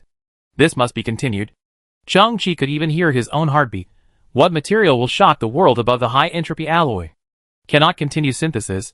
Chung-Chi heard STC's cold and ruthless voice, as if the entire Arctic Ocean was pouring down from his head, and his fiery little heart suddenly turned cold. Chung-Chi was stunned. What's going on? Missing the technology blueprint above level 4 civilization, unable to synthesize the corresponding level, users can unlock high-level synthesis by collecting the corresponding information fragments. Chung-Chi looked at his crystal wristband, the blue starlight, and it was still jumping. Your information is incomplete? Chung-Chi recalled carefully. No matter how advanced the items synthesized before were, there was no technological creation above level 4 civilization. Chung-Chi was very clear about one thing. Everything synthesized by STC has a corresponding item in reality. It always executes the design blueprint. Once the blueprint is missing, even a powerful STC cannot generate the corresponding item. So the limit is here.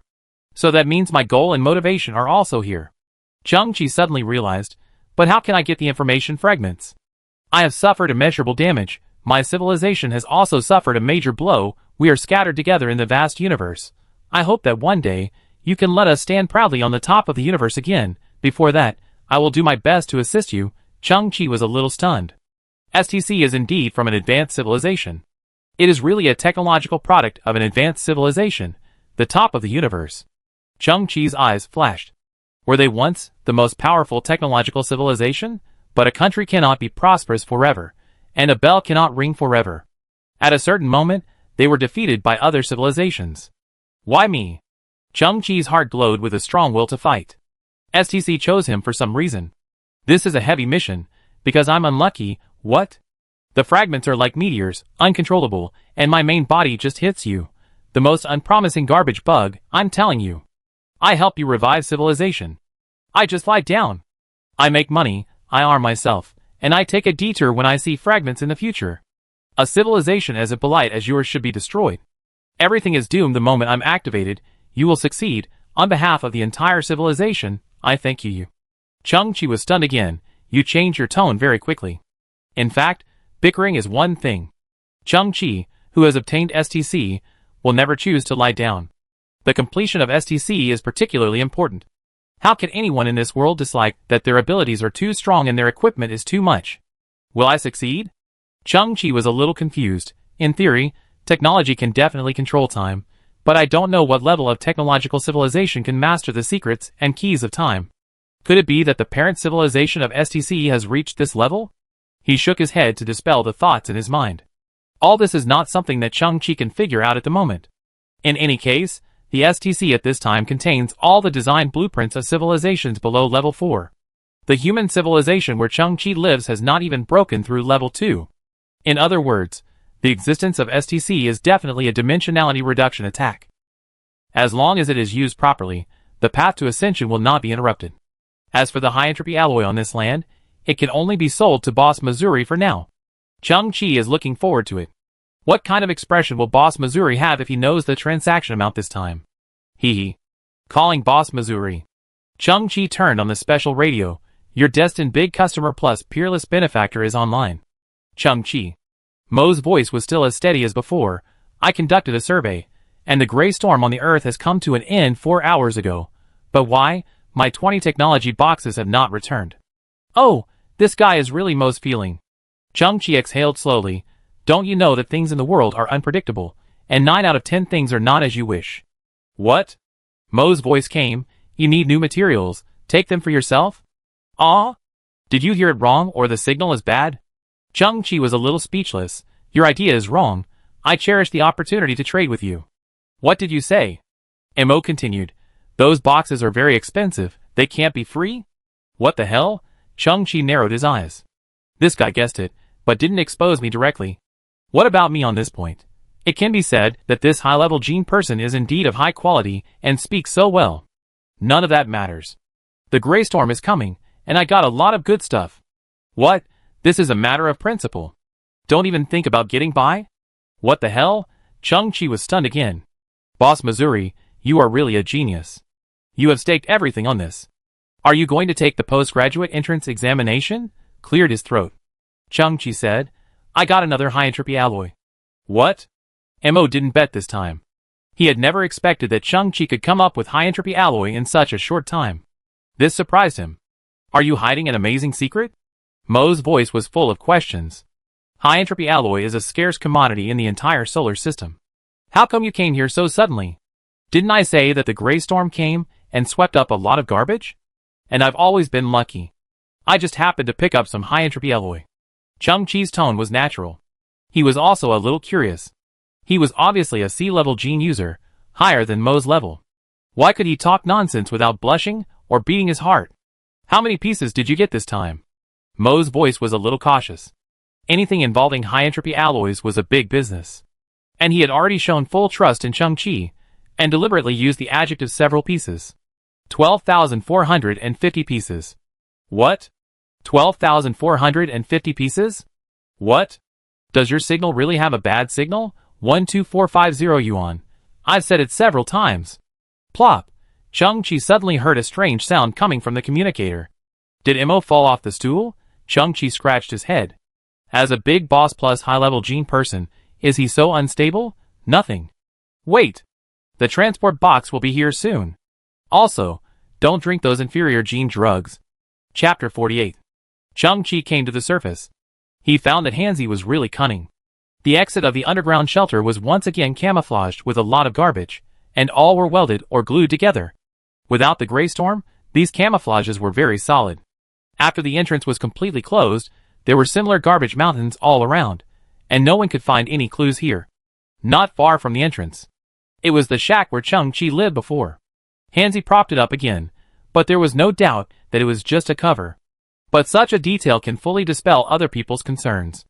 After all, Chung-Chi always comes and goes nearby, and he definitely needs a nominal residence. Perfect. Chung-Chi nodded. Hanzi is indeed a naughty robot. Then, Chung-Chi quietly waited for Mo's transport box and looked up at the sky.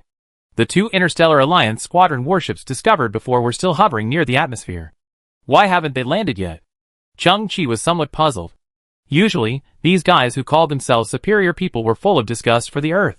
They came and went in a hurry, unwilling to stay for a second longer. Chung-Chi had a slight sense of alertness in his consciousness. And this feeling was accompanied by a sound, like the sound of 2 thin crystals rubbing against each other. Is this the 6th sense of silicon-based creatures? Chung-Chi underwent a partial siliconization, and his eyes turned into dazzling diamonds. He then discovered that the bottom of the huge ship above his head was constantly releasing a large-scale scanning beam. And this beam is not visible light, so it cannot be detected by the naked eye. Or more precisely, by the naked eye of carbon-based creatures. Chung-Chi narrowed his eyes. The driver Crow said that he came here to find something. Originally, Chung-Chi thought that Crow's gossip was unreliable, but now it seems that Crow's information channel is really reliable. He carefully identified it for a moment. Chung-Chi found that the scanning beam on the starship could only detect about 50 meters underground at most, and could not find his underground shelter at all. Although they could detect the tunnel, there were many scavengers who made profits by digging in this garbage earth. Such tunnels were everywhere, nothing special. Xiao Qiong's father was buried underground because of digging such tunnels. Crash. Cheng-Chi suddenly heard a slight noise behind a garbage dump about 500 meters away. This is thanks to his gene enhancement, otherwise he would not have noticed it. What is it? This is the second time that Cheng-Chi always feels that there are living things around him. The last time, Cheng-Chi saw a quarter of a person crawling on the ground with difficulty in the gray storm. Some kind of creature? Or a scrapped robot that suddenly started up due to a reverse short circuit? Cheng-Chi moved his feet slightly. But suddenly, he heard Mo's voice coming from the communicator, preparing to receive the box. Looking at the messy and desolate garbage dump in front of him, Cheng-Chi stopped. He looked back at the sky, and saw a black biological box that was much larger than usual, slowly appearing in the distance. The previous box was about the size of a shoebox, but this time, the size was equivalent to a small freezer in the old days. TSK. Mo has learned a lesson. This time, I got a bigger box and loaded as many items as possible. At worst, I can turn back a few times. Cheng-Chi curled his lips. This way, I won't have a chance to detain the box. Cheng-Chi glanced at the two warships hovering in the air again. The box's route was very clever, and it made precise use of the scanning blind spot. The earth was blocked, and now the big soldiers were sent. Mo was very brave, smuggling under someone's nose. Cheng-Chi shook his head. As a businessman, in the face of sufficient interests, risks are nothing. The gray storm has completely left. The airflow was very stable, and the refrigerator-sized biotechnology box landed steadily in front of Cheng-Chi. Cheng-Chi looked at the biotech box in front of him. It was just an enlarged version of the small box, without any technological upgrades. Of course, because the manufacturing materials have increased exponentially, the price of this thing must have increased many times. What a pity. How much alloy can be put in such a small box? 500 yuan at most? How many times does it take to transport it? Cheng-Chi was a little helpless, slowly stepped forward, pressed the switch of the box, and the pneumatic sound sounded, and the door slowly opened. Cheng-Chi was stunned. But inside the box, there was a chair of the right size. On the chair, Mo, dressed in a suit and holding a cane, sat with his legs crossed, looking at Cheng-Chi quietly. Why are you here again? Cheng-Chi was a little scared by Mo's gaze. Mo's expression was still cold and formal. Pull me, I can't get out. Cheng-Chi used some strength to pull Mo out of the box. He didn't expect that this guy really made a lot of efforts to transport himself here. The box was too big and easy to be intercepted, and too small, he couldn't get in. As a last resort, Mo chose an extreme size, which caused himself to be perfectly stuck. Cheng-Chi was somewhat helpless. With such a big risk, why did you come in person? Do you think I want to come? Mo looked resentful, turned around and slowly touched his biological box. If I don't come in person, it's easy to hit the donkey with a meat bun. You didn't study history well? Cheng-Chi corrected. That's called a meat bun hitting a dog. Yes. Mo suddenly turned around and looked at Cheng-Chi. It is indeed a dog. Cheng-Chi's neck was always. He dug a trap for me? The high-level gene person has so many routines when talking. Isn't he tired? At this time, Cheng-Chi found that Mo was weak and needed a cane to walk, and his physical fitness was much worse than last time. I want to make it clear that I don't mean to despise your identity. Mo said, I don't believe that you can take out 12,450 pieces of high-entropy alloy. That is almost impossible. At this moment, Mo froze completely and swallowed the rest of his words. Because Cheng-Chi came to the shack and slowly lifted the tarpaulin with a swish. The dazzling reflection almost blinded Mo's eyes. Those were 4 pyramids, each 7 meters high. Before, Cheng-Chi had ordered Iron Mother to stack 12,450 pieces of high-entropy alloy in the shack. The valuable high-entropy alloys were stacked layer by layer, and the various dimensional indicators were so accurate that they were outrageous. They were like a delicate handicraft, shining with a light golden light. Ding! Cheng-Chi knocked on the pyramid, making a crisp sound. He smiled and dressed up directly. Boss Missouri, have you ever seen such a rich dog? Chapter 49. Actually, there are so many. Mo stood on the ground, holding his crutches with both hands. But because he was too excited, his hands were shaking, causing the crutches to vibrate, like a drill bit drilling 5 centimeters into the ground, and Mo's body tilted forward, getting more and more crooked. This amount. It's really tens of thousands of yuan. This will be my largest transaction in the past 3 years. Even if it is placed in the entire family, it cannot be underestimated. I will once again make a splash in the entire interstellar trading market. Mo Gao's genes have been controlling his speech, but his pupils have been trembling. Next, he tried to restore his professionalism as a businessman and kept counting the high-entropy alloys. Mo couldn't believe it more and more. How could there be so many high-entropy alloys on the garbage earth, and they are concentrated in Changqi's hands? This is really too outrageous. Despite many doubts in his heart, Mo always maintained his business principles and did not raise any questions. I will soon find a safe way to transport these alloys. After the alloys are transported, I will calculate the price. Don't worry, I will not cheat anyone, and it is the standard market price. Before that, I need to deposit the alloys with you. We are friends now. Mo suppressed his excitement, his eyes flickering. I will first provide you with a credit limit of 500 million. Do you need cash or exchange items? The total selling price of these alloys is much greater than 500 million, but Mo is indeed very considerate. At present, he did not plan to transport the alloy away, and the transaction was not completed smoothly, but he was still willing to provide a credit line of 500 million. In his opinion, if Changqi had an urgent need, this 500 million should be enough. Next, Mo heard a familiar demand. Although he was a little unbelievable, Changqi still said that sentence. Black market genetic medicine failed products, not quality, but quantity, as many as you can get. Hearing this, Mo really couldn't hide his surprise. You want so many medicines. What do you want to do? What about the medicines before? But the next moment, Mo took the initiative to provide an answer, frowning and said, have you mastered some medicine refining technology? Changqi went down the slope and pretended to be mysterious. Don't tell others. Mo took a step back, and the whole person was a little sluggish. Immediately, Mo took 2 steps forward and stared at Changqi's pupils, and Changqi's pupils were dark. The extraction of genetic medicine is one of the most difficult technologies in the world. I hope you succeed. Mo shook his head. Although human genetic modification technology is not the most difficult, it must be the most complicated. Refining genetic drugs by the people is basically the same as the old times, where welders rubbed atomic bombs by hand. The operation is extremely difficult, and the success rate is as slim as dust. Changqi chose this path, and Mo could only give him one word. He is really brave. Changqi was also observing Mo's pupils, and he could only find out with all his eyesight that there was a barely perceptible golden light floating in the depths of Mo's pupils. The STC notes clearly that a golden light will gradually appear in the pupils of the poisoned person, and the phenomenon of fear of light will gradually appear. Changqi looked at Mo. Boss Missouri has been in poor health recently. Why do you keep your cane in your hand? I have visited some special environments recently. I might have contracted some virus. Mo just shook his head casually. The family has hired the best doctor in the solar system for a long time.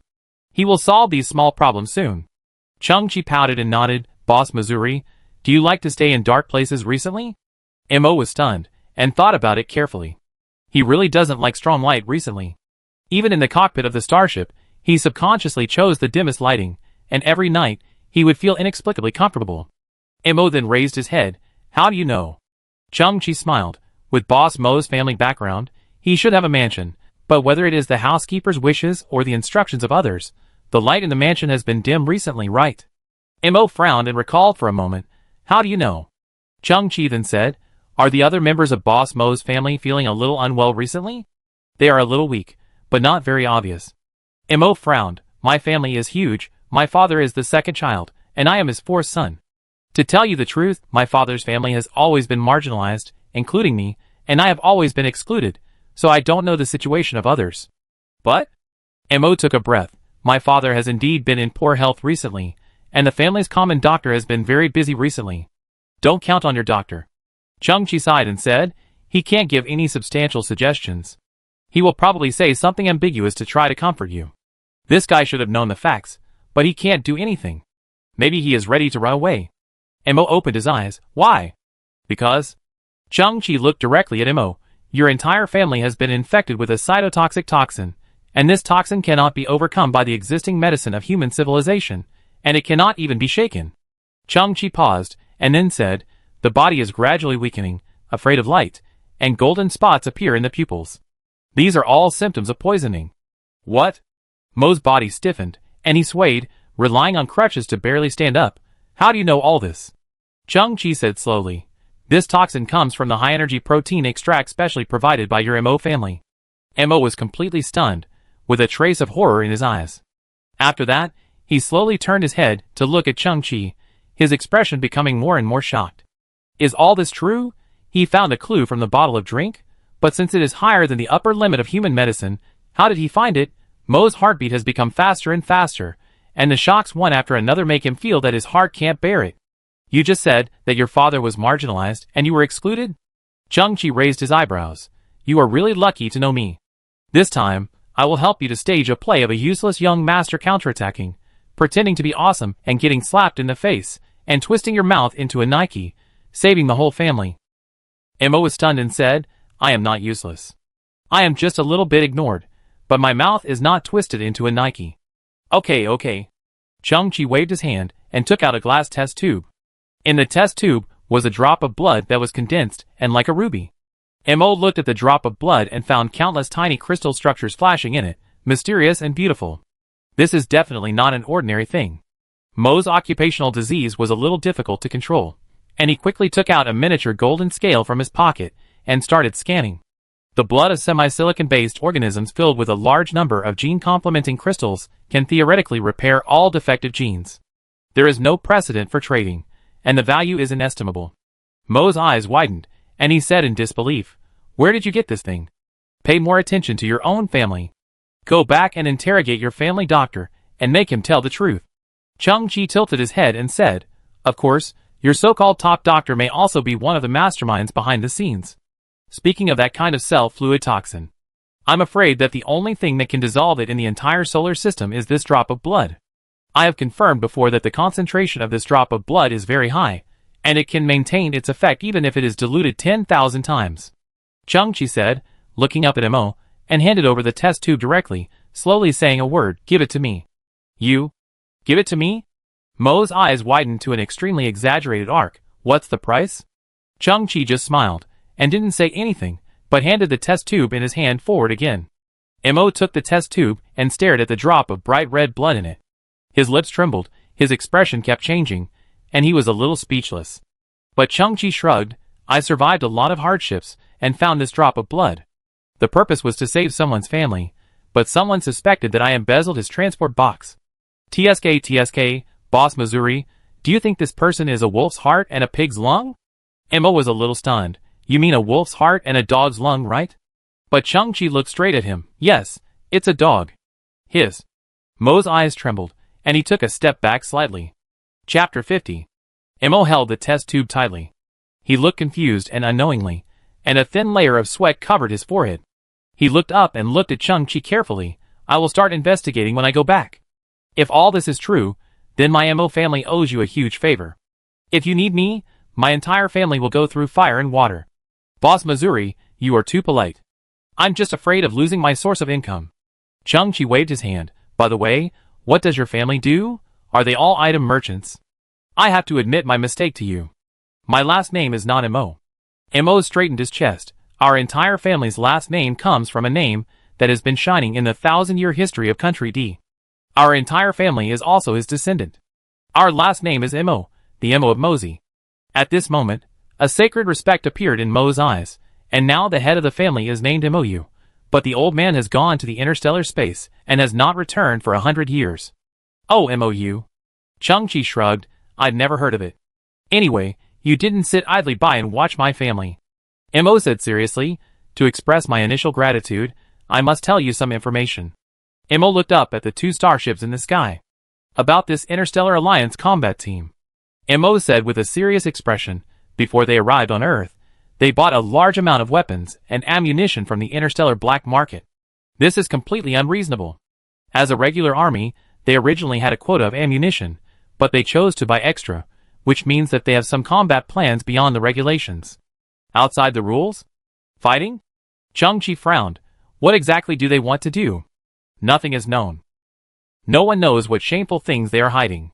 Mo looked at Chang-Chi. Next, you have to be careful, or rather, the entire garbage Earth has to be careful. Mo couldn't wait to return. As if some potential had exploded, he stuffed himself back into the refrigerator-sized biological transport box. Chang-Chi fiddled with his backpack for a while, took out a bottle of blue drink, and threw it into Mo's arms. He smiled, drink it on the way. Mo's face turned blue and purple. Because of the small space, he had to hold the bottle of drink, but his face was full of disgust. Didn't you say that this drink was poisoned? Do you want me to drink it on the way, or do you want me to get on the road quickly? Chang-Chi smiled wickedly. Since this drink is poisonous, it will definitely become garbage in the future. It would be a pity to destroy it. Instead of wasting it, you might as well find a way to transport it all in, and give it to me. Chang-Chi's eyes lit up. After all, this drink has a slight strengthening effect on human strength. You? Mo's brain was a little confused, and he finally sighed. I tell you after I investigate it clearly. Watching Mo's transport box gradually disappear into the atmosphere, Chang-Chi stared at the two starships in the distance and slowly frowned. Then he called Hanzi through the communicator and asked him and Xiuqiong to return to the shelter quickly. Wow, who is this? In the underground shelter, Xiuqiong looked at the little white mouse on Chang-Chi's shoulder, her black eyes shining. After all, she was just a 6-year-old girl, and by nature, this cute little animal had a fatal attraction to her. It's called Gigi. It will be our new member in the future. Chang-Chi smiled. Hanzi and Xiuqiong were covered in mud and collected a lot of wood and soil again. It seemed that they would continue to build an underground shelter. Gigi? Xiuqiong stretched out a finger and gently touched Gigi's fur. Then you will be my second pet in the future. The second one? Chang-Chi was stunned. Who is the first one? It's Hanzi. Xiuqiong rolled her eyes and pouted. Hanzi is silly and speaks very interestingly. He is. The first pet. Hanzi raised his shiny arms. What do you mean by Hanzi? I'm so handsome, okay? Xiuqiong got busy. After searching for a long time in the woodpile, she found a handful of dry grass, wove it a small straw hat, and put it on Gigi's head. With this outfit, Gigi's cuteness increased 100 times. It stood like a human, wearing a straw hat, with its hands folded on its chest, and its white beard trembling, like a Stuart Little. And the exposed brain and pink lens on Gigi's head were also perfectly covered. Xiuqiong didn't care about Gigi's scary head, because in this wasteland, this situation is no longer strange. Besides, Xiuqiong didn't know what a real pet should look like. 2 starships on the top of the head are not a good sign. You two, don't leave the shelter for the next period of time. Chang-Chi made serious arrangements. Hanzi, contact Monkey and others, temporarily stop the acquisition, try to find a place to hide, and I will notify them when you can start working. Okay. Don't worry. Hanzi is not really stupid. He won't do such mindless actions, as knowing there is danger, but secretly acting capriciously. Xiuqiong. Hanzi lowered his head. It's okay to hear what Chang-Chi said. We will stay here for a while. Besides, we have too much work to do. We won't go anywhere. Xiuqiong nodded heavily. I will listen to Chang-Chi. Attention all scavengers in B24 area. Attention all scavengers in B24 area. At this moment, the old communicator issued a notice from the Scavenger Alliance. Please all scavengers go to the Scavenger Alliance headquarters immediately. Collectively welcome the arrival of the Interstellar Alliance combat team. This is related to our fate, and we must show the highest respect. Chang-Chi frowned, and a sense of uneasiness emerged in his heart. You two stay here, I will go by myself. Soon, Chang-Chi put on the scavenger cloak full of holes. Confirmed that the extreme warrior armor was perfectly hidden under the outer coat. He checked his jet turbine shoes and anti-gravity gloves again. Finally, he confirmed his eyes. The unique light refraction function of silicon-based genes has perfectly hidden the 3 apertures in the pupils. He took a deep breath. Chang-Chi walked towards the exit step by step. I want to see what kind of aircraft this interstellar combat team is going to use. Chapter 51. In front of the headquarters of the Scavengers Union, a large amount of garbage was compacted and flattened to form a neat square. On both sides of the square, there are 8 pillars made of various types of metal garbage melted and poured, standing tall and straight under the gray sky. This is the biggest card in the garbage earth. Thousands of scavengers gathered here. Water resources on the earth are scarce, and taking a bath is a relatively luxurious thing. Over the years, the scavengers have exuded a moldy odor. At this time, everyone gathered together, forming an aura that repels people 1,000 miles away. Chang-Chi stood in the crowd, quietly observing everything. Xiao-Chi, a female scavenger in her 50s, wearing a red headscarf, stuffed a small cloth bag into Chang-Chi's hands. And Elan? Chang-Chi was stunned for a moment, opened the small cloth bag, and saw several round edible energy blocks inside. What is this? Auntie Len's face was full of frost. She smiled. I boiled the ordinary energy blocks again, picked out the impurities in them, and added some sugar. You can take them back and eat them. Andy Lan's husband is Lao Lin. Lao Lin was a good friend of Grandpa. When the hyenas planned to rob Cheng-Chi's amorphous alloy, they kidnapped Lao Lin as a threat, but Cheng-Chi finally defeated the hyena gang and rescued Lao Lin.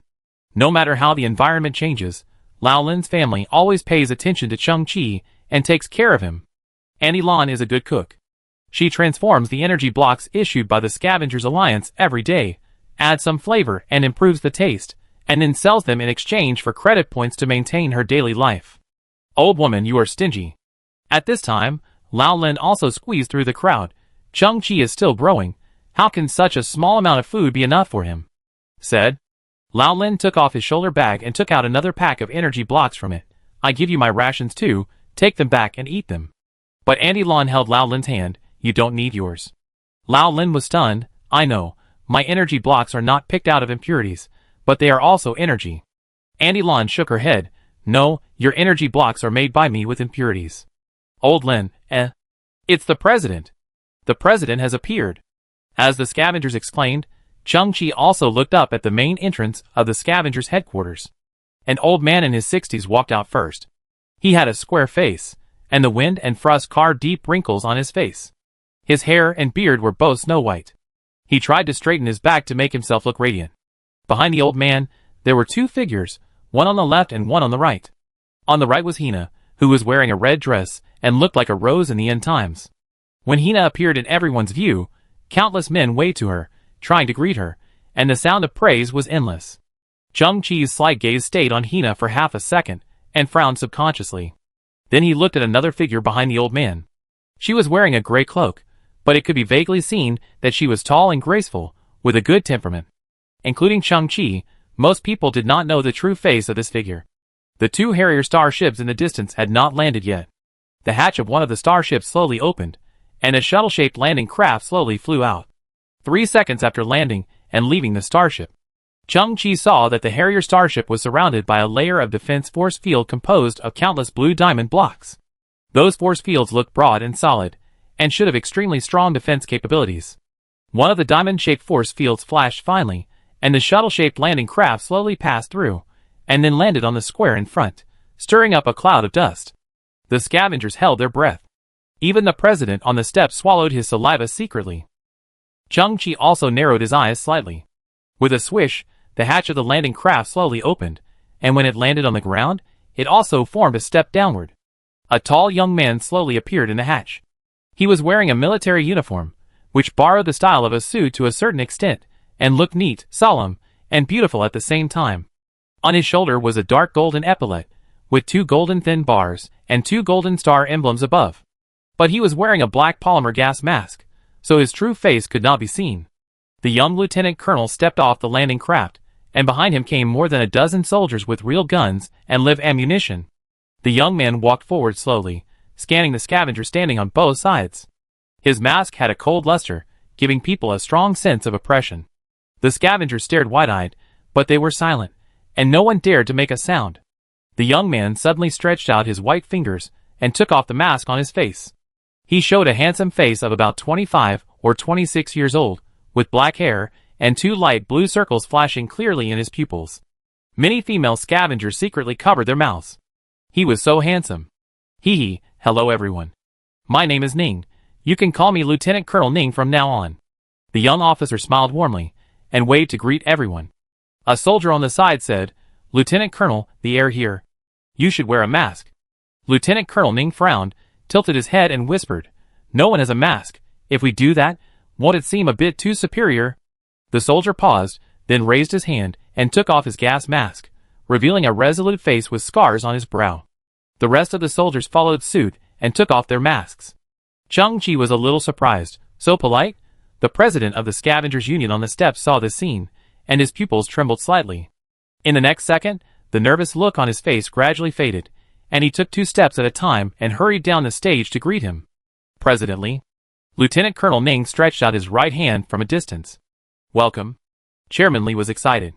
He wiped his hands on his body, then stretched out his hands, and held the young officer's hand tightly. I represent the Scavengers Union, and will fully cooperate. Hina, who followed, looked at the young officer's face with a special light in her eyes, and bit her lips slightly. Oh yes, let me introduce you to Lieutenant Colonel Ning. Chairman smiled. This is my little daughter Hina. Hina stepped forward and stretched out her white palm to hold the young officer's hand. She didn't let go for a long time. Her beautiful eyes stared at the young officer's face, and her fingers rubbed lightly on the back of his hand. Hello. Lieutenant Colonel Ning smiled politely, nodded like a gentleman, and then used some strength to withdraw his palm. Hee, this is my eldest daughter. President Lee turned sideways and pointed to the figure in the gray cloak. At this time, the figure tore off the cloak, revealing a figure with a leather jacket on the upper body, tight shorts on the lower body, white and straight legs, and a tall and slender figure. Lieutenant Colonel Ning saw her face, and his expression froze. There were also exclamations from the scavengers. Who is this? Is she the president's eldest daughter? She rarely shows up, and many people have never seen her. How can she be so beautiful? Chapter 52. Hina has always been called the red rose of the end of the world. But compared with that figure, she is so different that she pales in comparison. Hong Yun's face is covered with a layer of light makeup, and a touch of light red lips. Her face, her figure, her existence, seem to be completely different from this earth full of garbage. Hello, Lieutenant Colonel Ning. Hong Yun stepped forward. As you can see, the current Earth's resources are scarce, and the survival of scavengers is particularly difficult. Hong Yun. But it was President Lee who interrupted the conversation. Lieutenant Colonel Ning just landed. Isn't it a bit too hasty to say this? It doesn't matter. Lieutenant Colonel Ning smiled and looked into Hong Yun's eyes. Miss Hong Yun, you actually have a D-level gene? Hong Yun paused and nodded gently. Lieutenant Colonel Ning bowed like a gentleman, expressing his respect. Flowers can bloom in the desert, which is very respectable. At this time, two soldiers carried a huge black box and came to Lieutenant Colonel Ning. Lieutenant Colonel, as usual, if we find a high-level gene person above level E during our patrol, we need to conduct a genetic identification. Hong Yun's beautiful eyes trembled violently when she heard this. The president and Hina on the side both trembled slightly. Chung Chi was also watching everything in secret. He always felt that the halo in the eyes of that beautiful girl was a little weird, but he couldn't tell what was wrong. But Lieutenant Colonel Ning waved his hand. Ms. Hong Yun's appearance has already explained everything. Check. I don't think it's necessary. The two soldiers hesitated for a moment and nodded. Got it. Hong Yun's expression relaxed. President Lee also laughed. All the soldiers have come from afar. Hurry into the house. Let's sit down and talk. No hurry. Lieutenant Colonel Ning said seriously. I have understood what Miss Hong Yun meant. I will apply to the alliance later. I will apply for enough fresh water, food, energy batteries, and other necessary materials, and deliver them as quickly as possible. Really? President Lee opened his eyes wide, his lips trembling with excitement. I really didn't expect you to be so open-minded and kind. President Lee was so excited that he almost cried. He looked at the scavengers. Did you hear that? The scavengers burst into cheers.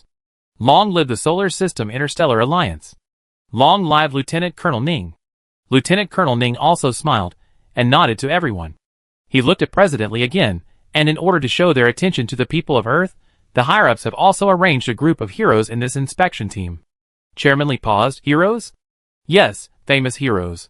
Lieutenant Colonel Ning slowly turned around, put his 5 fingers together, and pointed at the landing craft hatch. Then, a fine startup sound rang out, and 8 huge bodies slowly appeared in the hatch. Thousands of scavengers fell silent. They were 8 warriors wearing exoskeleton armor. They were 2.5 meters tall, and the exoskeleton made of titanium aluminum compounds was sturdy and powerful. There was a black fuel cell on their backs, a dark silver axe in their right hands, and a 20mm beam machine gun on their left arms. Chairman Lee's pupils seemed to have an earthquake. This is the 8 extreme warriors? In the crowd, Chung Chi's pupil shrank in an instant. He knew a secret that no one knew. The 8 extreme warriors have turned into dry bones. They were sealed in a fuel tank and buried deep underground for 20 years, at this moment. How could the 8 extreme warriors appear? Chung Chi's eyes flickered as he observed the equipment of these 8 people. That was the X-55 Extreme Warrior Power Exoskeleton. This is an iterative product of the original Ultramarines exoskeleton, and it is also the product of Chung Chi's synthesis process. They are 2 versions behind the Memory Metal Ultramarines armor on Chung Chi. Chung Chi remembered that the output power of this equipment was 9,000 to 9,800 in. Could it be? The Ultramarines team was re-established? New pilots were recruited? Chung Chi frowned, trying to find a reasonable explanation. Everyone, the arrival of the Ultramarines team is also to boost morale for everyone, and let everyone face everything more bravely. Lieutenant Colonel Ning turned around and saluted the Ultramarines. Hiss, hiss, a fainter pneumatic sound came, and the metal masks of the 8 Ultramarines' exoskeletons slowly flipped up, revealing faces that had experienced years but were still resolute. They also saluted the scavengers in unison. Ultramarines, Ding Feng. Ultramarines, Lin Lanwei. Ultramarines, Long Zhanxia. Ultramarines. They shouted out their names one by one, and with the powerful exoskeletons as a backdrop, they were full of momentum. Cheng Chi's pupils suddenly contracted. Ding Feng, Lin Lanwei, Long Zhanxiu. Cheng Chi remembered clearly that after he found those exoskeletons, he buried the bodies and collected their nameplates. At that time, Cheng Chi was in awe and promised that one day he would find out the truth for them. So, Cheng Chi had already memorized these names. And at this time, suddenly, a group of exoskeleton drivers, about 40 to 50 years old, appeared. They claimed to be members of the Extreme Warriors, and reported the same name? As you can see, Lieutenant Colonel Ning smiled righteously. 20 years ago, they went on an extremely dangerous mission. There was a rumor that they died heroically, but in fact, they relied on their powerful fighting skills to escape danger and finally return to the headquarters successfully. Maybe people like this kind of story of escaping from danger and heroes reborn. There was a fierce applause at the scene. Cheng Chi gritted his teeth slightly. Nonsense! The real 8-member Extreme Warriors have already died. They were ambushed and had their throats cut from behind. Looking at Lieutenant Colonel Ning's heroic and righteous figure, Cheng Chi narrowed his eyes. Who are you? What is your purpose? Chapter 53. The scavengers gradually dispersed. They were waiting for new supplies with joy. Lieutenant Colonel Ning and his party also entered the headquarters of the Scavengers Alliance. Cheng Chi stood there, watching the Interstellar Alliance combat team holding guns and blocking the headquarters of the Scavengers Alliance. Several sharp eyes stared at him, signaling Cheng Chi to leave quickly. Cheng Chi moved slightly and stood outside their cordon, continuing to ignore those eyes. If he could hear their next conversation, there will be more clues. Cheng Chi thought, raised his head, and his eyes fell on the huge antenna standing on the roof of the Scavenger headquarters. This is the broadcasting system of the Scavenger headquarters. The various announcements in the radio station before were sent by this antenna. Cheng Chi frowned, suddenly turned around, and turned his back to the combat teams. He slowly closed his eyes, and when he opened them again, the depths of his pupils bloomed with gorgeous colors, like diamonds. He looked at the air, filled with various blue ribbons, which were actually a kind of electromagnetic signal, all gathered at the top of the huge antenna. Cheng Chi felt as if he had an illusion. His vision followed one of the ribbons, and entered the interior of the antenna.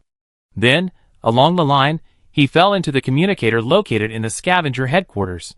On the digital display screen of the communicator, the frequency of the band jumped slightly, and the value increased by 0.01. But no one could notice this detail. And 5 meters to the right of this communicator, sat President Li, Lieutenant Colonel Ning, Hong Yun and others. The next second, Cheng Chi heard their conversation. Lieutenant Colonel Ning, the reason you brought heavy firepower this time is because there is an SSS level 1 criminal hiding in the garbage earth? It was clear that President Li's tone had changed a little, and there was a strong sense of fear in his voice.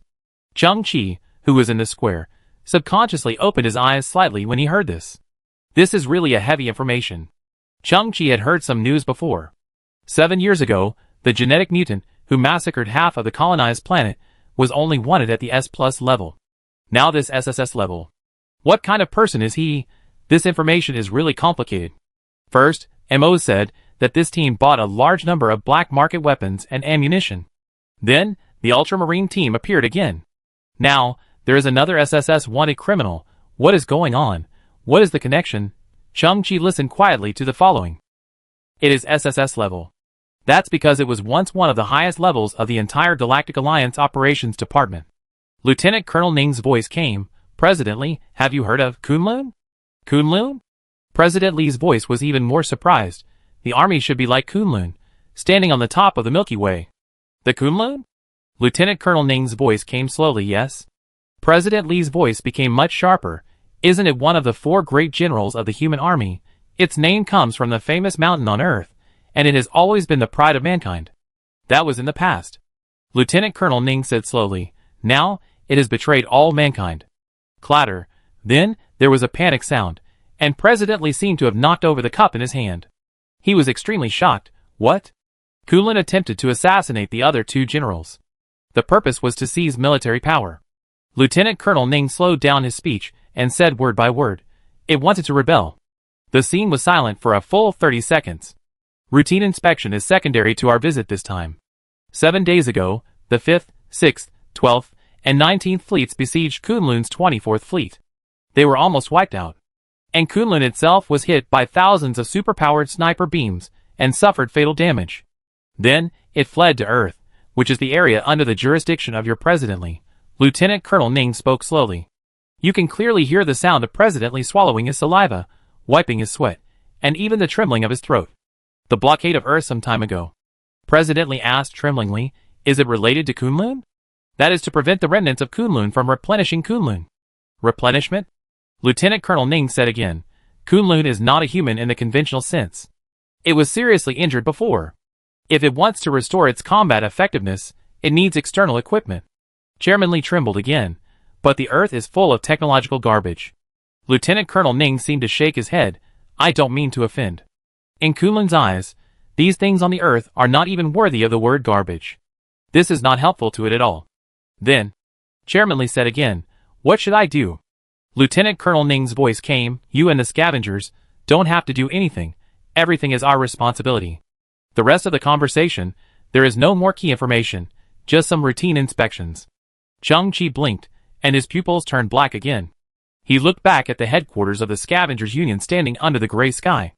Those soldiers were always chasing him away. Chung Chi took a step and returned to his underground shelter. On the way, Chung Chi kept thinking. Could it be that everything was because of this SSS level 1 criminal? But it was not right. Why did they buy ammunition beyond the regulations? What secrets were hidden behind the 8 extreme warriors? Is this team good or evil? The probability of evil is very high, but the question is, does it happen to certain people or to the entire team? After all, they are the regular army of the Interstellar Alliance, unconsciously. He returned to his underground shelter. Chung Chi sat in front of the Earth Dragon King's expansion dock, frowning and thinking, and picked up the old teapot to moisten his throat. Foolish boy.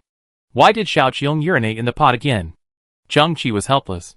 Foolish boy poked half of his brass head out from the back of the room. If you hadn't told us not to go out, we would have been obedient. And then Xiao Qiong had a bloating and couldn't bear to dirty the floor, and she was not used to the toilet, so she could only urinate in your pot. Chung Chi held his forehead and asked, where is Xiao Qiong? What is she doing? She's not in the back of the house. She's not playing with her new pet either. He's trying to cover up his mistake. Chung Chi scratched his head, slowly stood up, and walked to the back of the expansion dock. He guessed that Xiao Qiong was making some weird clothes for Gigi again. After all, she is a mutant rat king, so she should at least give her some dignity. When Chung Chi came to the back of the expansion dock, Xiao Qiong panicked and put her hands behind her back. Gigi's new clothes are not finished yet, so they can't be shown to others for the time being. Chung Chi turned his head and saw a half-person high shelf behind Xiao Qiong, and the top of the shelf was covered with a piece of worn-out sack. Chung Chi frowned. What's in there? That's... Xiao Qiong's eyes were evasive. It's Gigi. Chung Chi frowned even tighter. Gigi. On the ground on one side, Gigi flexibly climbed out, along Chung Chi's trouser legs, climbed up his body, and stood on Chung Chi's shoulder.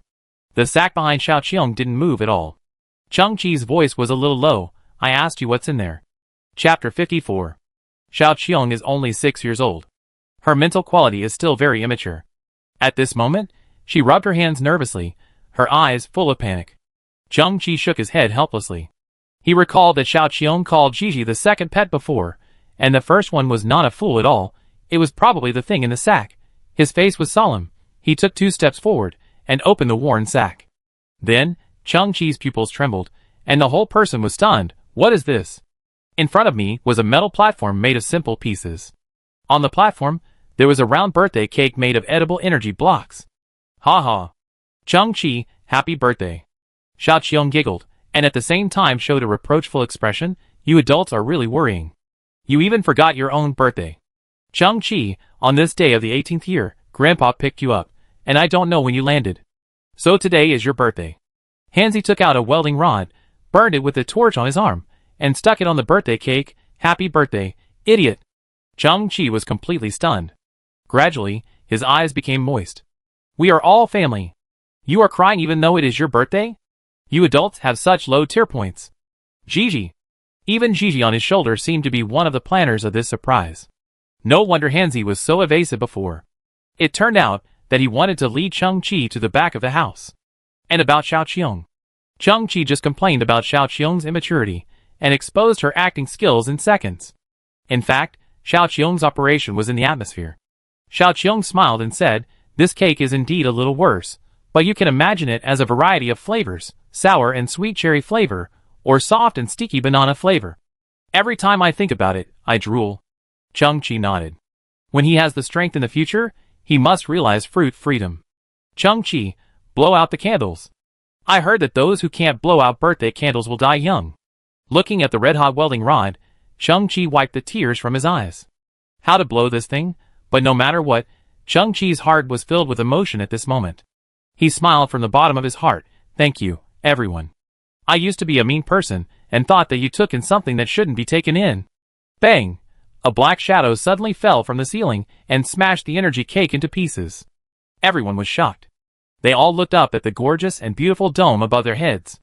Then, everyone's eyes moved down and looked at the object that hit the cake. It was a quarter of a person. 10 minutes later, the unidentified object was placed on a metal frame. Cheng-Chi, Hanzi, Xiao Qiong, Gigi surrounded it, staring at it. It had a human head, a female, with extremely beautiful facial features and full of heroic spirit. At this time, its eyes were tightly closed, and its simulated eyelashes were long and narrow, each one distinct. A lot of simulated skin on its face was burned, and the whole face was a little mottled, revealing the metal skeleton inside. It originally had a red ponytail that was as long as its waist, but the beautiful long hair was burned, leaving only half of it. It also had half a shoulder, and the gap was broken, revealing the silver alloy structure inside, and some kind of red liquid was constantly dripping on the ground. On the left side of the shoulder, there was an arm connected, but this arm was severely burned, and there was no simulated skin left, revealing the twisted and deformed metal skeleton inside.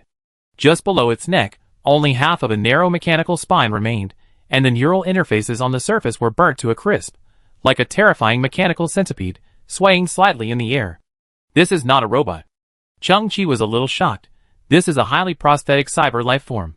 Through the cracks on the metal skull of the unknown creature, it can be clearly seen that there is a human brain inside its skull, which is pink in color, and the folds and brain grooves can be clearly seen. It was originally a human.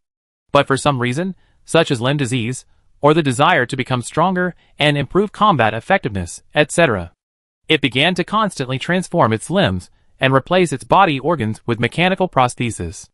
In the end, it replaced almost all human organs, including limbs, internal organs, and spine, leaving only its brain. Cheng-Chi carefully observed the cracks on its head. The remaining brain has also been transformed and implanted with various chips, which should be to enhance functions such as reaction speed, computing ability, and memory. After realizing everything, Cheng-Chi took a breath and took a step back. Was the blurry figure that he saw crawling with difficulty on the ground before that it was it? When did it come in? Cheng-Chi looked at the ceiling. The only object there was the floating lighting of the Earth Dragon King. It had been lying on the lighting before. It was obvious. This unidentified object in front of him definitely did not belong to the garbage Earth. The technology, materials, accessories, and everything else on it were things that Cheng-Chi had never seen before. Cheng-Chi was a little stunned. He had imagined all the possibilities before.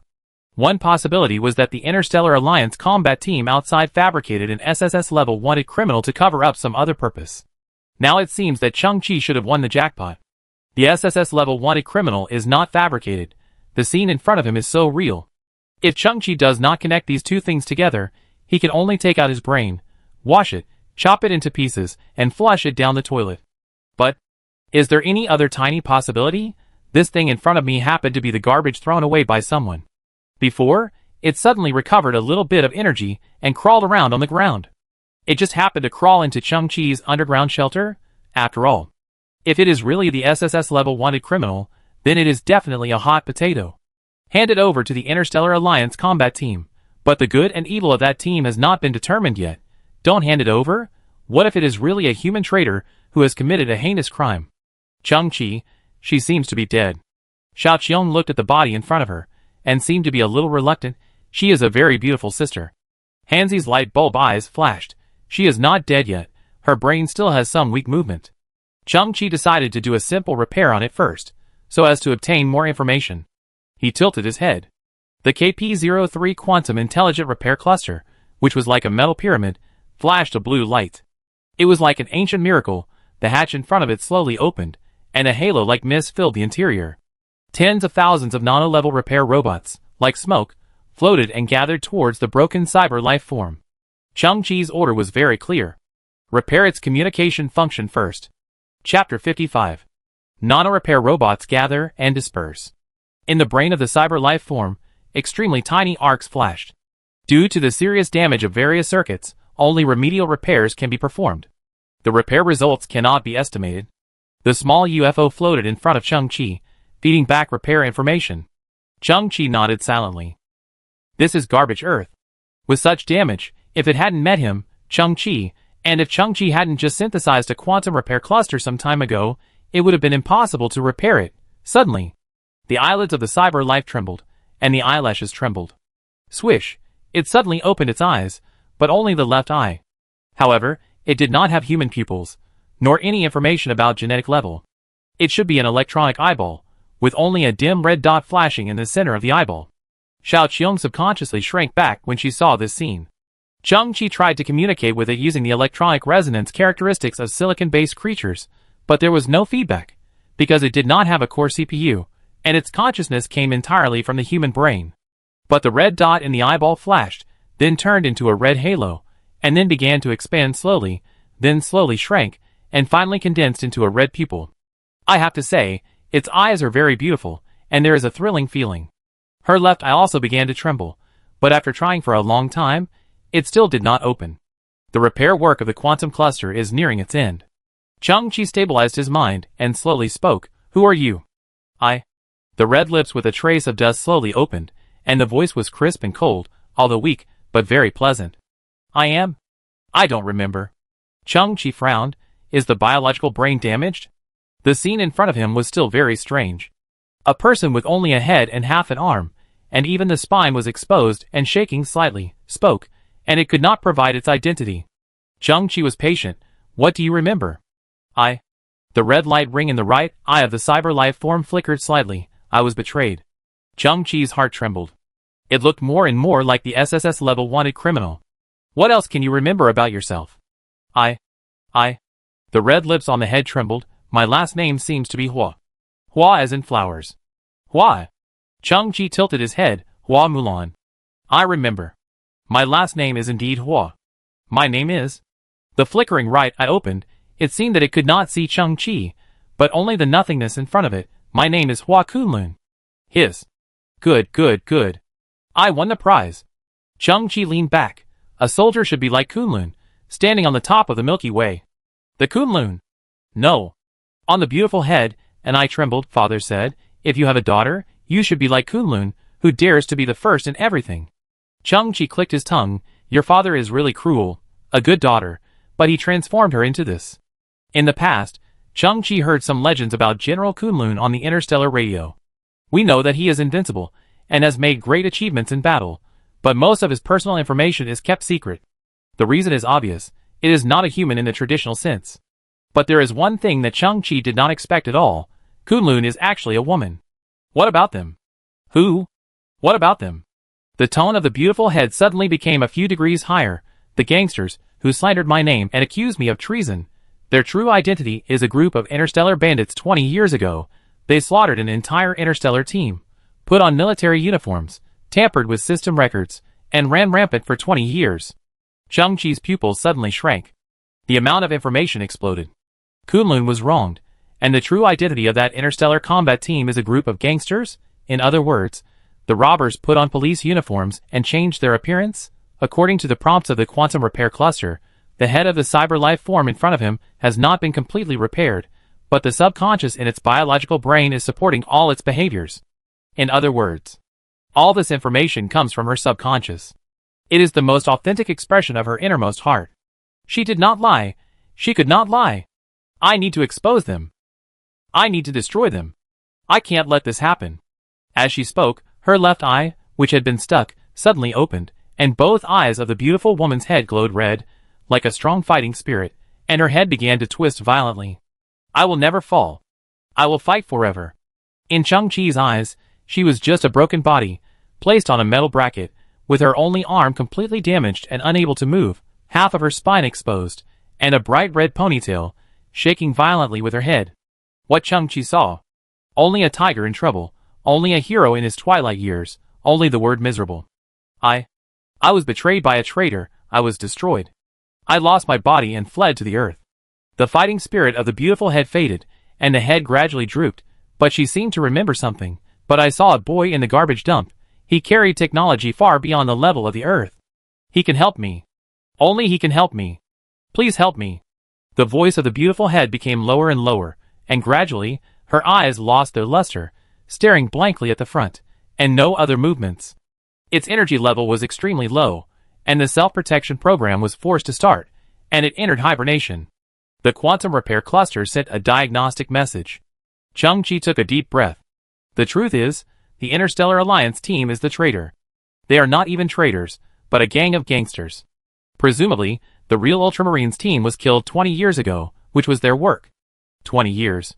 Disguised as a regular army for 20 years without being discovered, there must be someone more powerful and influential who is protecting them. And that person is the real human traitor who wants to rebel. As for Hua Kunlun, he was a stumbling block for them. The purpose of this team's trip was indeed to search for General Kunlun, but Kunlun was not an SSS-level fugitive, but someone they had to root out and kill 100% of. Chang-Chi was reviewing the situation. After Kunlun escaped to Earth, he accidentally saw himself shuttling through the gray storm, using the extreme warrior armor to jump dozens of meters to receive the transport box from Boss Missouri. So the remaining consciousness told her that Chang-Chi might be a very powerful repairman or mechanic. Although the underground shelter is secret, there is no alarm equipment at present. Kunlun should have sneaked in when Hanzi and Shuqiang were out and opened the door. The once majestic human general has fallen to such a fate. It's all because of her obsession. It's quite pitiful. Chang-Chi sighed. The beautiful woman's head was lowered, her eyes facing the ground, and her face still retained the last expression, which was a kind of prayer. And the body of Chang-Chi was reflected on the ground made of melted metal. It was like an upward angle, and the boy looked a little tall. At this moment, Chang-Chi slightly straightened his chest and tilted his head. Hanzi, contact Monkey and the others. You can carry out acquisition business in secret. Tell them that I need some cyber prostheses. Torso, arms, legs, weapons, all parts, the more the better. Chapter 56. Galactic Alliance KRF-02 Harrier Starship. Lieutenant Colonel Ning walked slowly forward along the corridor of the bridge. The overhead lighting beam illuminated his face. Behind him, two soldiers followed, and in their hands, they carried a rectangular, slightly thin box. Lieutenant Colonel Ning's back was straight, and he came to the center of the bridge, the entire control center. He raised his hand and saluted slowly, General. The light in the center of the bridge was very dim. A tall and wide mechanical seat can be vaguely seen here, and in the middle of the seat is a hazy figure. The figure responded in a low voice. What did you gain? Lieutenant Colonel Ning moved to the side. The two soldiers behind him placed the black box flat on the ground, and the mechanical sound was heard, and the cover of the box slowly slid to one side. The white backlight also lit up on the bottom of the box. It was clearly visible that there were hundreds of fragments of various sizes placed inside. Most of these fragments have red paint on the surface, and some kind of translucent metal inside. When they were placed, the original structure of these fragments was restored as much as possible. They now look like half of a human figure. The figure on the mechanical seat slowly stretched out his hand. Lieutenant Colonel Ning understood, took a fragment from the box, and handed it to the figure respectfully. The figure raised the fragment, and looked towards the light in the distance, and his dark eyes slowly narrowed. Heh. The figure let out a low laugh. He rotated the fragment in his hand. The fragment had been deformed by the high temperature, and the paint on the surface was peeling off, but it was still vaguely visible that it should be some kind of badge, and it was a badge integrated into some kind of mechanical prosthesis. The pattern of the badge was a majestic mountain composed of simple lines, red in color, inlaid with gold edges. General. 30% of these fragments came from the space battlefield. The remaining 70% came from the garbage Earth. The soldier spent more than 4 hours collecting these. Lieutenant Colonel Ning said slowly, Our mechanics have made an assessment. Her body has been broken to an extremely serious extent. Even if it is still alive, it has no combat power. The shadow in the dark still admired the fragments in his hand. Lieutenant Colonel Ning said again. She chose the Earth, with almost no monitoring facilities. It seems to be a way to survive, but it is actually a dead end. It will not find any useful parts here. Maybe she can use garbage to piece herself together, but she will definitely be a piece of trash that will break at the slightest touch. No one here can help her. No scavenger will be stupid enough to help her. Lieutenant Colonel Ning smiled. Perhaps she has been picked up by a scavenger, torn into pieces, and hung on the market. After all, these scavengers only have this little bit of lingering pursuit in their hearts. Lieutenant Colonel Ning, as Kunlun's adjutant, you once lurked beside her, provided me with her movements, and finally helped us destroy her 24 fleets. This is indeed a great achievement. The figure in the dark slowly spoke, but I tell you clearly now, I want her brain. I want to witness her brain death with my own eyes, and I want to embed her under my seat so that she will always feel the humiliation under my crotch. The figure looked at Lieutenant Colonel Ning, and shot out a cold gaze. If you can't find her brain within 72 hours, then you don't deserve to have your own brain. Lieutenant Colonel Ning trembled and lowered his head quickly. Yes, General. Chung Chi came to the headquarters of the Scavengers Alliance again. This place is still guarded by the soldiers of the Interstellar Alliance. He called on the ability of silicon-based creatures to invade their communication system. The ability to use silicon-based DNA always seemed to be separated by a layer of gauze, and Chung Chi could not control it perfectly. He felt like he had entered an electronic maze, like a headless fly, and got lost for a long time. Finally, he saw the bedroom of President Lee.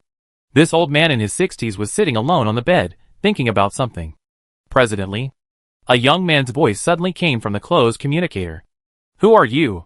The old man was startled and looked at the communicator in the room with some horror. You are a hacker. You hacked into my communication. What do you want to do? There is something wrong with the Interstellar Alliance team you received. As a scavenger, I think I need to make some reminders. President Lee's expression flickered. They are the regular army of the Interstellar Alliance. Before they arrived, I received an ultimatum from the Solar System Alliance. Identity verification, secret keys, etc. are all normal. You must be responsible for what you say. They are now regular soldiers. But their former identities. President Lee interrupted Chung Chi directly. You have mastered such black technology, and are an amazing scavenger, but I hope you can use this ability for the right reasons instead of playing such boring pranks. President Lee, are you really going to be stubborn? Stubborn? The old man frowned. If you were me, would you rather believe in a regular army with complete documents, or a scavenger hacker? Everyone says I am mediocre, everyone says I am timid, but my duty is to balance the relationship between tens of thousands of scavengers and the government.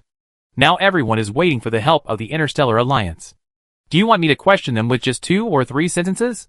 What if the person you are communicating with now is a high-level gene person? President Lee's body trembled. High-level gene person? How high? Sea level. President Lee was silent for a long time. This was a daunting data. He came to the window, gently opened the curtains, and looked at the back of the young man wearing a blue scavenger's cloak in the square. His mind flashed with his daughter Hong Yuan, and the black market medicine that he had spent all his wealth for 10 years. How could a sea-level gene person be born on this garbage earth? He sighed deeply. Child, listen to my advice. Don't use those biological contact lenses to deceive people in the future. You can deceive people for a while, but not for a lifetime. Chung Chi paused. What's this guy thinking? Kid, I've actually found some problems. This team is too modest and approachable. Patrols in previous years were not like this. They are always trying to wipe their protective colors. President Lee pondered, but it is undeniable that today's garbage earth has no value to them. We are just a group of bugs and rats living in the garbage dump. As the saying goes, thieves don't go into poor homes.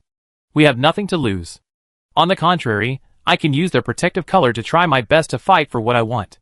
For example, I can use their closeness and humility to ask for food for the next year. I am surviving in the cracks. It's rare to be confused. Kid, do you understand? At this moment, Chung Chi suddenly saw a dozen small transport boats appearing in the distance. They broke through the atmosphere and landed on the south side of the square of the scavenger headquarters. After the hatch was opened, one of the boxes was stacked with edible energy blocks. The scavengers around were running towards the transport boats like a grand carnival. Chung Chi stood alone on the north side of the square, unmoved. The situation on the ground can be said to be clearly divided. At this moment, Chung Chi's eyes narrowed slightly. Everyone has their own starting point, perhaps different needs, or different positions. Next, no matter what you want to do, The boy looked up at the starship in the distance. I, Chang-Chi, will fight alone. Chapter 57. Lieutenant Colonel. In the past 2 hours, we have found 12 more pieces of Kunlun debris. A non-commissioned officer said, but there has been no trace of her main brain. Could it be that there is really a blind scavenger who hit her? Lieutenant Colonel Ning, who was sitting behind the desk, slowly stood up and looked down at the garbage earth in the night through the observation glass of the starship. I don't think the scavengers have the courage to do such a thing. Lieutenant Colonel Ning frowned, his face gloomy. However, these scavengers who are like rats and bedbugs are not worthless. The sergeant wondered, what value can they have? Lieutenant Colonel Ning smiled gloomily. Tell the brothers that the plan they have been looking forward to can be implemented. Really? The sergeant's eyes lit up. Brothers have been pretending all these years, and they are almost sick. This time, they can finally let go and have a good time on the garbage earth. But this plan needs to be carried out step by step. You can only do a small move tonight. Lieutenant Colonel Ning's eyes flashed with a sinister light. I still need some performances that can be used whenever possible. Similar technological creations detected, synthesized or not, in the underground shelter. Chang-Chi looked at the technological garbage in front of him. This is the fruit of the labor that Monkey and his team obtained before the Gray Storm, and it has just been transported here. And Monkey and his team are working non-stop to execute Chang-Chi's new orders, and do their best to acquire cybernetics. Before, Chang-Chi ordered Hanzi to build a 300 square meter wooden warehouse on the east side of the underground shelter. This is Chang-Chi's future workshop. I don't have eyes. In the workshop, Chang-Chi thought, I need an effective and hidden monitoring system to lock the movements of the fake army. His eyes moved slightly downward, and Chang-Chi looked at today's raw materials.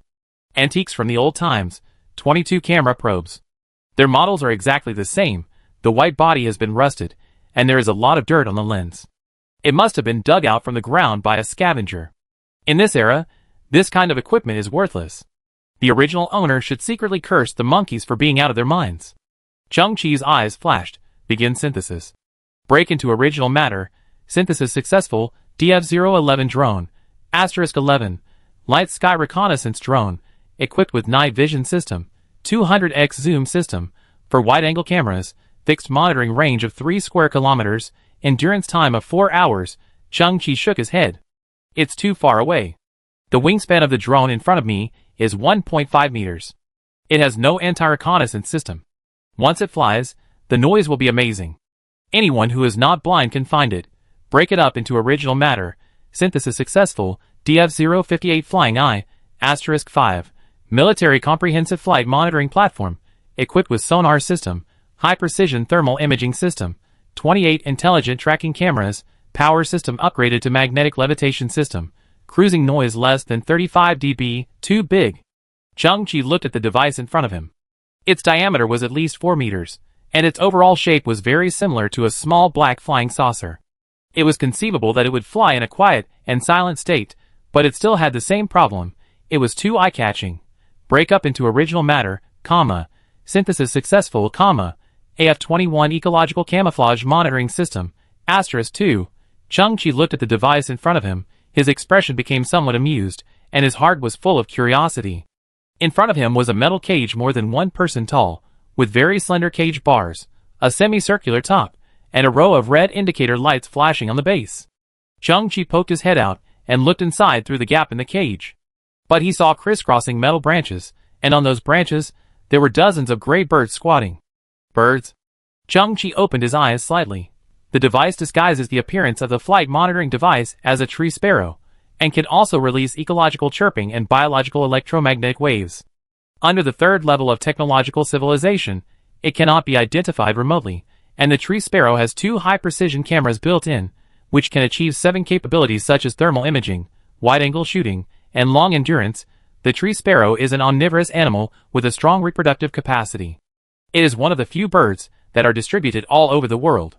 Because of its excellent performance and good concealment, the device is codenamed Birdcage. Chang-Chi was somewhat helpless. Tree sparrow should be the scientific name of sparrow. This bird was once all over the earth and was rampant. For a period of time, it was even one of the 4 pests of Country D, but now, it has become extinct and completely disappeared in the garbage earth. Even if it is one of the 4 pests, it cannot resist nuclear radiation and chemical toxins. If you let them go, Then, their chirping will not be chirping. It's I have a problem. I have a problem. Chang-Chi calmed down and said, continue to synthesize. Break into original matter. Synthesis successful. SF-100 Ecological Camouflage Monitoring System. Is it still an ecological camouflage system? But the serial number starts with S. Chang-Chi paused and looked at the unknown object in front of him. His face turned from red to purple, and from purple to white. What is this? In front of him was a pile of metal shit.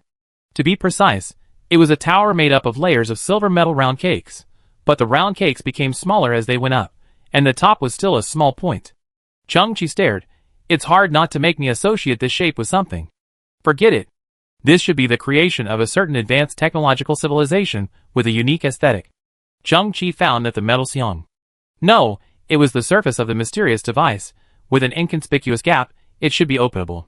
Touching it lightly with his palm, Xiong's mother came home. Xiong opened the door. Chang-Chi's eyes twitched. Because the inside of this device is layer upon layer of very fine grids.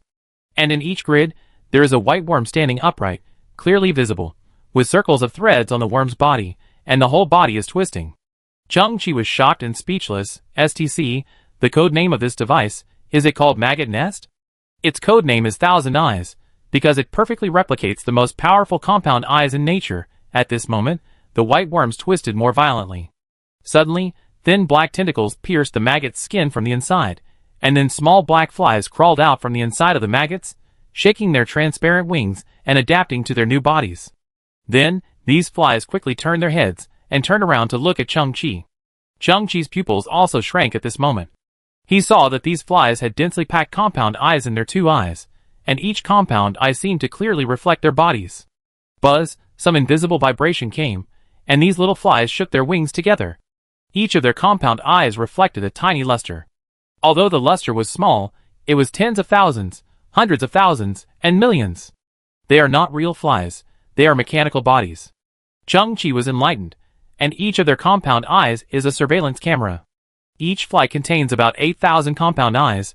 This can provide a 360-degree field of view, and observe the situation in all directions around at the same time, without visual blind spots. Compound eyes have a strong ability to perceive and track moving objects, and can process and react in a very short time. It takes about 0.05 seconds for the human eye to see the outline of an object clearly, while flies only need about 0.01 seconds. When humans try to swat flies with their hands, it looks like slow motion in the eyes of flies, and they can easily avoid it. The fly in SF-100 is actually a semi-biological and semi-mechanized artificial species. It has the compound eyes of a fly, as well as long-distance signal transmission, intelligent control, and other properties. It can even replenish biological energy by eating like a real fly, achieving ultra-long endurance. Today's Earth environment is tailor-made for SF-100. Here, it is a nearly invincible monitoring system. This device comes from a 2.6 level biological civilization. Chapter 58. It is indeed very strong. Chang-Chi's expression was full of shock. On today's garbage Earth, in addition to rats, flies have also survived and reproduced near human settlements, buzzing and annoying, just like in the old days. Next, I want to try its effect. Chang-Chi closed his eyes slightly, and when he opened them again, they had turned into two dazzling diamonds, and a smart and elegant blue ribbon slowly appeared in his field of vision. A blue technological light also bloomed on Qianyan's body. Buzz, the next second, tens of thousands of flies floated up, forming a clearly visible black whirlwind. Under Chang-Chi's command, they flew towards the exit of the underground shelter. Yeah! Where did all these flies come from? I beat you to death. The fool on the outside didn't know the truth. It was indeed a high-level Nani robot. A huge metal fly swatter flipped out from its arm and chased after the swarm of flies. Of course, the flies had the upper hand, and Chang-Chi had already opened the exit of the underground shelter in advance, so Hanzi did not hit the target and held his breath alone, watching the flies disappear from view. Chang-Chi suddenly came to his senses. Wait. First it was Shiji, that is, the little mouse, and then the little fly. I really got into trouble with the garbage dump, right? Some people did it on purpose, right? The title of the King of Garbage has been confirmed again.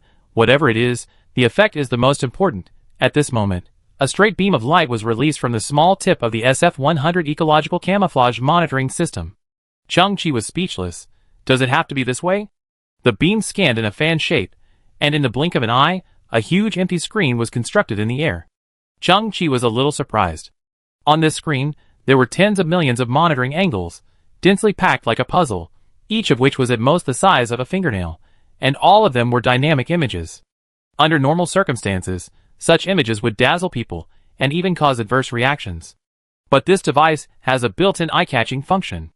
As Chang-Chi's eyes moved, tens of millions of surveillance camera angles began to ripple like sparkling water, which was very gorgeous and technological. When Chang-Chi's eyes stayed, the picture in the corresponding area was instantly enlarged. The content that Chang-Chi locked on was a rusty iron can, with a picture quality of 88K, and every detail was visible. You can see the modeled words on the can, Hualien Food Factory Pecan, produced on August 17, 2024. The name and production date of the can are on two different sides. Chang-Chi saw all the contents at the same time. Because the can was aggregated into something like a four-dimensional model, Chang-Chi could see its front, back, left, right, top and bottom at the same time. This is a magical perspective, like perspective, but much clearer than perspective. It was like Chang-Chi was standing around the can at the same time, observing it in a 360-degree way without blind spots. Is this how flies see? Chang-Chi looked up in awe. From the perspective of the can above, he saw another fly, which was also a member of the Thousand Eyes. But at this time, the fly was flying very slowly, and its wings seemed to be in the sticky air, and every vibration was clearly seen. It's not that the fly is slow. Chang-Chi was stunned and said, it's that the Thousand Eyes capture speed and reaction speed are too fast. At the same time, on the right side of the void screen, a map was being drawn at an extremely fast speed. The B24 area where Chang-Chi lived was drawn in the blink of an eye. When Chang-Chi's eyes fell on the map, the corresponding area would be instantly enlarged, and real-time images from multiple angles would appear. All this was due to the flies, which were now spread over a range of dozens of kilometers around them, and were still spreading. Chang-Chi also discovered. Inside the SF-100, a new batch of flies were hatching. TSK, too strong. Chang-Chi could sense that he could set various early warning alerts for Qianyan, such as fire, wild beasts, or those fake soldiers. Moreover, the Sky Eye is also equipped with additional biological contact lenses that can be worn on the eyeballs to view the surveillance footage anytime and anywhere. At this moment, Chang-Chi found something strange in an inadvertent glance. That is Village A. This is not a perfunctory name, but it is really called Village A. More than a dozen scavenger families make up this small village.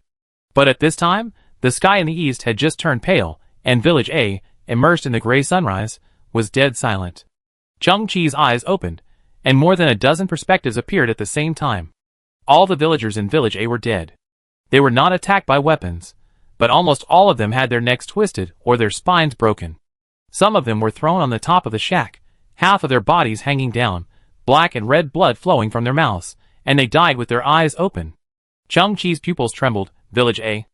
I don't know the others, but Lao Lin and Aunt Lon live there. The next moment, a glimmer of hope appeared. But Auntie Lon and Lao Lin, carrying bamboo baskets, appeared at the entrance of Village A.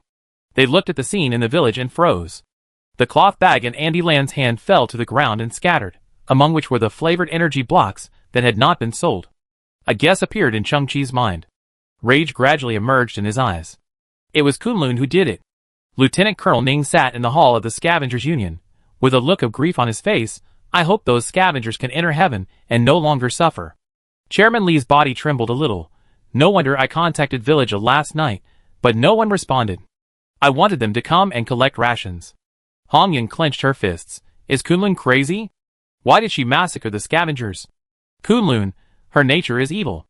Lieutenant Colonel Ning frowned. Perhaps those villagers are unwilling to cooperate with her, and are unwilling to be threatened by her.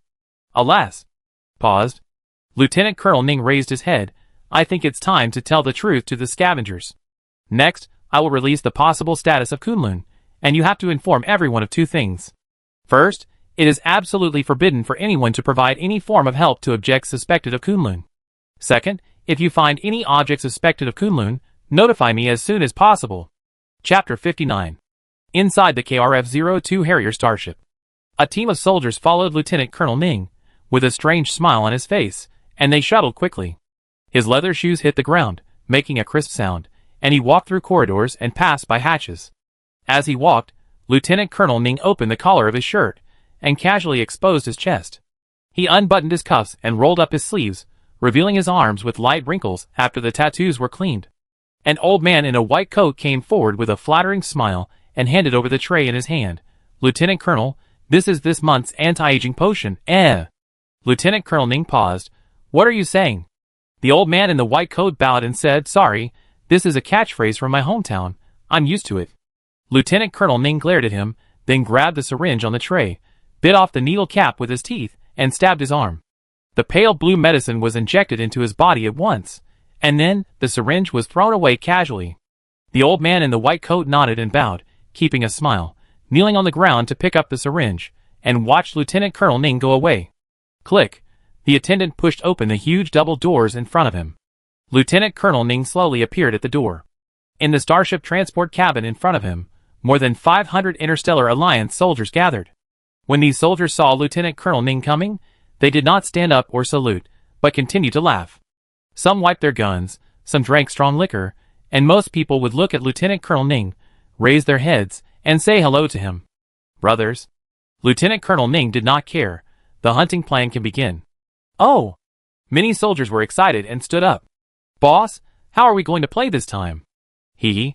Lieutenant Colonel Ning walked in and sat casually on a piece of cargo. He raised one leg and stepped on the edge of the box. During the day, everyone searched for Kunlun's whereabouts. "Don't be lazy. Once it's night, it's time for us to have fun. Last night, I have successfully put the blame on Kunlun for the small village slaughtered by Mao-Tu Group 1. Lieutenant Colonel Ning showed a smug smile. "The initial panic has been formed. No matter what happens next, those stupid scavengers will continue to blame Kunlun out of inertia." Many soldiers' eyes lit up. "This is a great idea. Brothers, we are already too stifling. Why are you pretending to be regular soldiers, to follow orders, and to be iron-blooded warriors? If your hands are not stained with blood, it's like you haven't eaten, and you are completely listless. Looking at those weakling scavengers, my hands are itching." One of the soldiers imitated Chairman Li's humble appearance, bent his waist, pinched his throat and said, "Hey, hello, Lieutenant Colonel Ning, you are finally here. I admire you so much. You are so majestic. Ha ha. Brother, my dream is to join the army when I grow up and serve the Interstellar Alliance."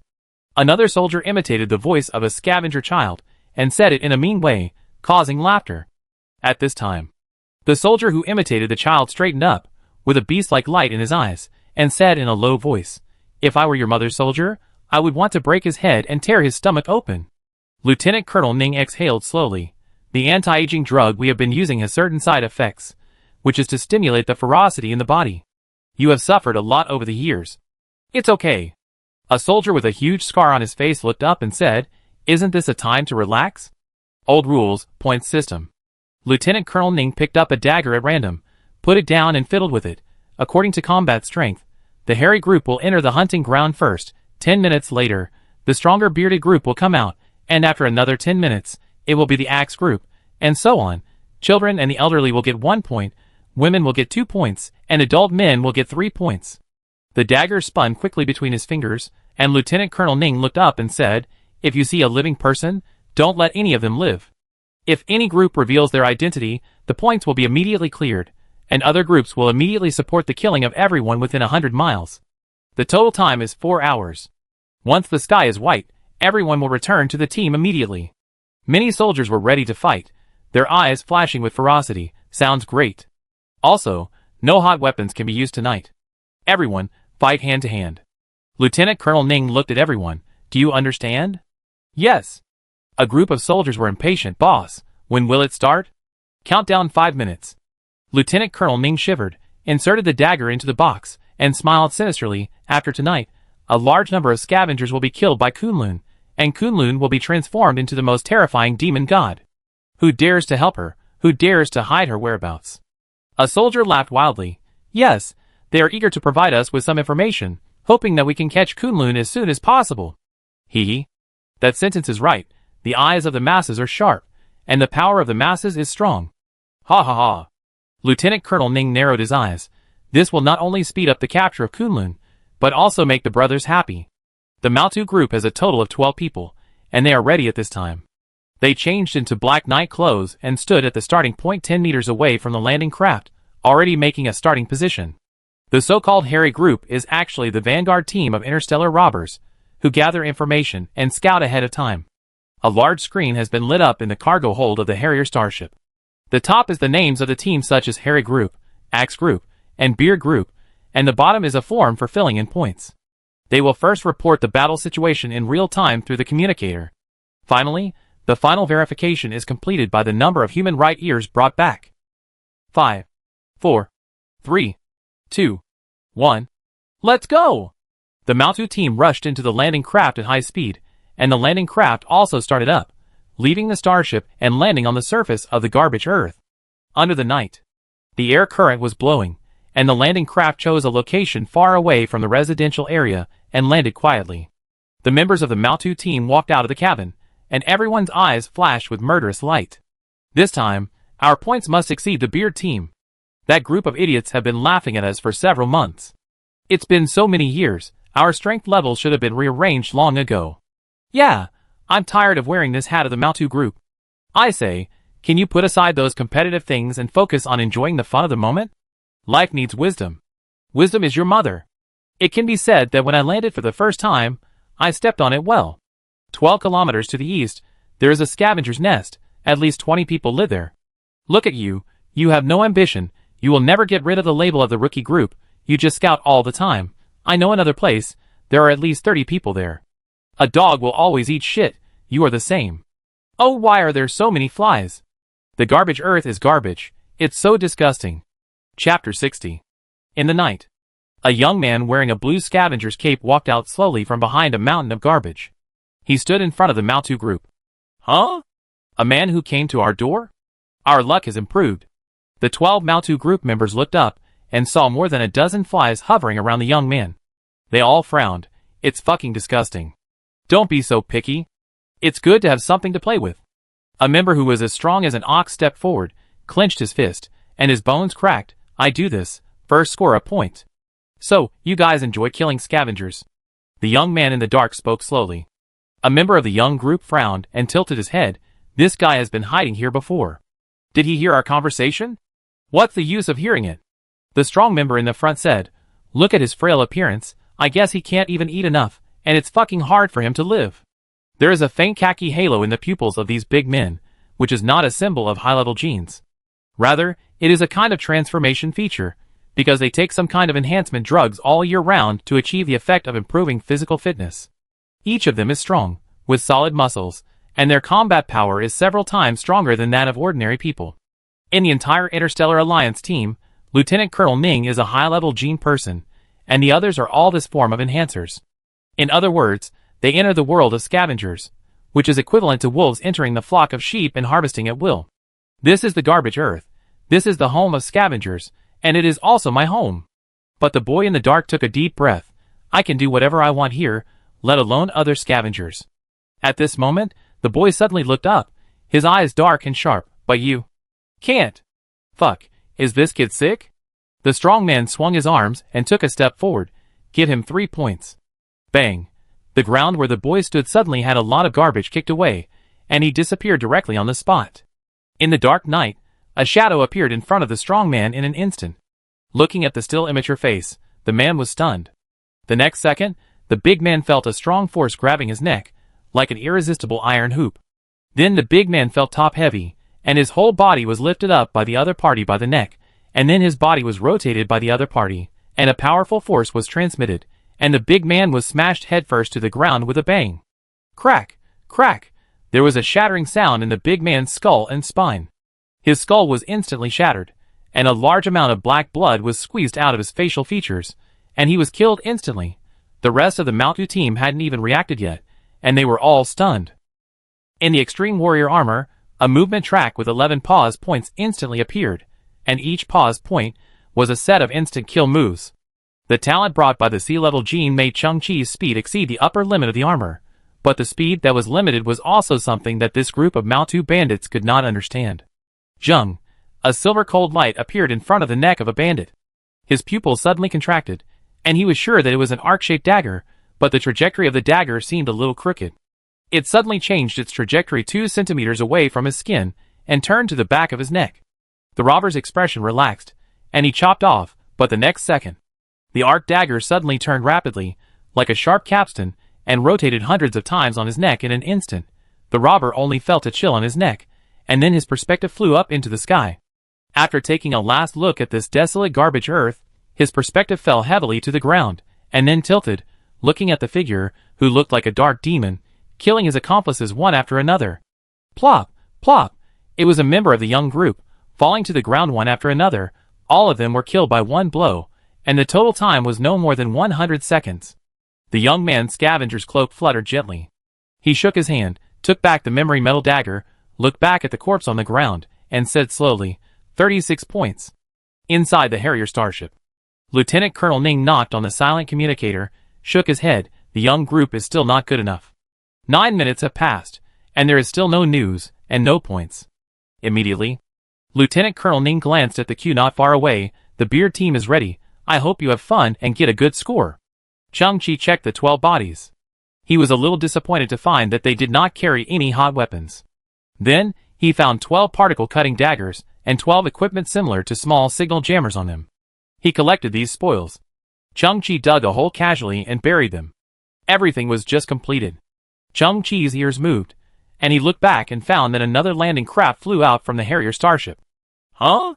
Are these guys really following the procedures for the points competition they mentioned? Chung-Chi's eyes flashed, and then he hid behind the garbage mountain nearby. The landing capsule landed slowly. The 12 members of the beard group walked out one after another, with a hungry light in their eyes, like a beast. The guys in the hairy group are so stupid that they are probably searching aimlessly. I have already confirmed the nearby water source. After sunset, the chemical toxins here will be slightly reduced, and a large number of scavengers will go to fetch water. A big man took off his wig, revealing a bald head covered with tattoos. He stuck out his tongue and licked his lips. He sighed. 1.5 kilometers. I will go to the water source and wait for it. The phrase wait for it is well used. A deep voice came, and a young man was sitting on the top of the garbage dump, with a scavenger's cloak full of holes draped over his body, with a hazy silver moon behind him. The bald man should be the leader of this group. He narrowed his eyes. I've said before that even when facing scavengers, we should not underestimate the enemy. This place is full of toxins, and it is inevitable that some genetic mutations will appear. The bald man took a defensive posture.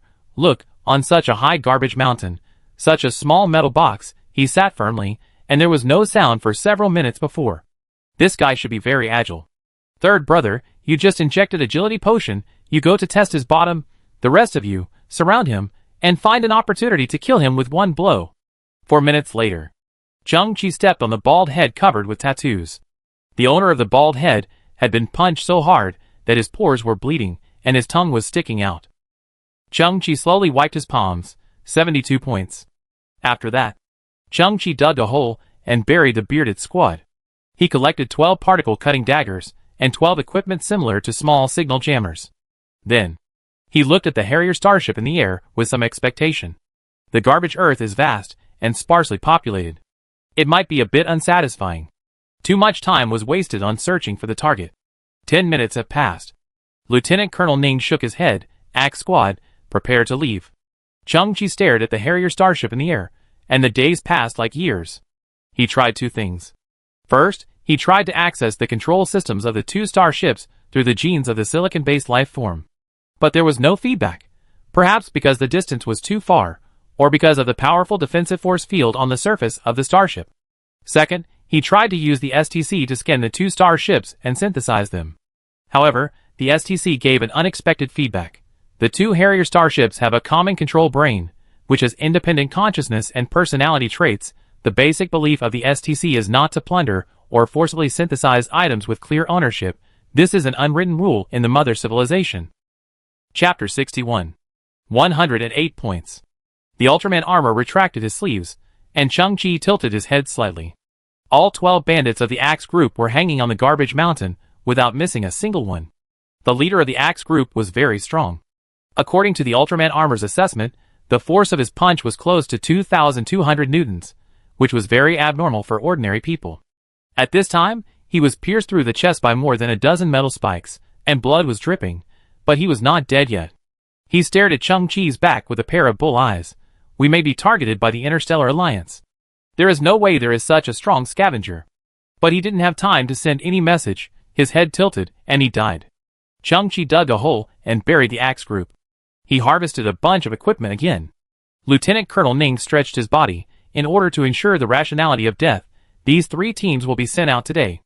Everyone should rest early and look forward to their battle report in 4 hours. The bandits were a little disappointed, but also a little excited, because this hunting game has just begun. Until the east gradually revealed the late night and early morning. Changqi did not wait for the 4th wave. It seems that the auditions are over. They should be slaughtering at night and pretending to be regular troops during the day. Changqi dispatched a large number of thousand-eyed flies to spread under the 2 starships, closely monitoring the every move of the members in the starships. Once they go out, Changqi will receive an early warning in the first time. After that, Changqi returned to his underground shelter. In the workshop, today's harvest has been neatly placed on the ground. 36 particle-cutting daggers. 18 small electronic shields. Changqi buried 36 bandits in total and originally obtained 36 small electronic shields. But this shield also has an internal communication function, which is also a communication facility within the bandit team.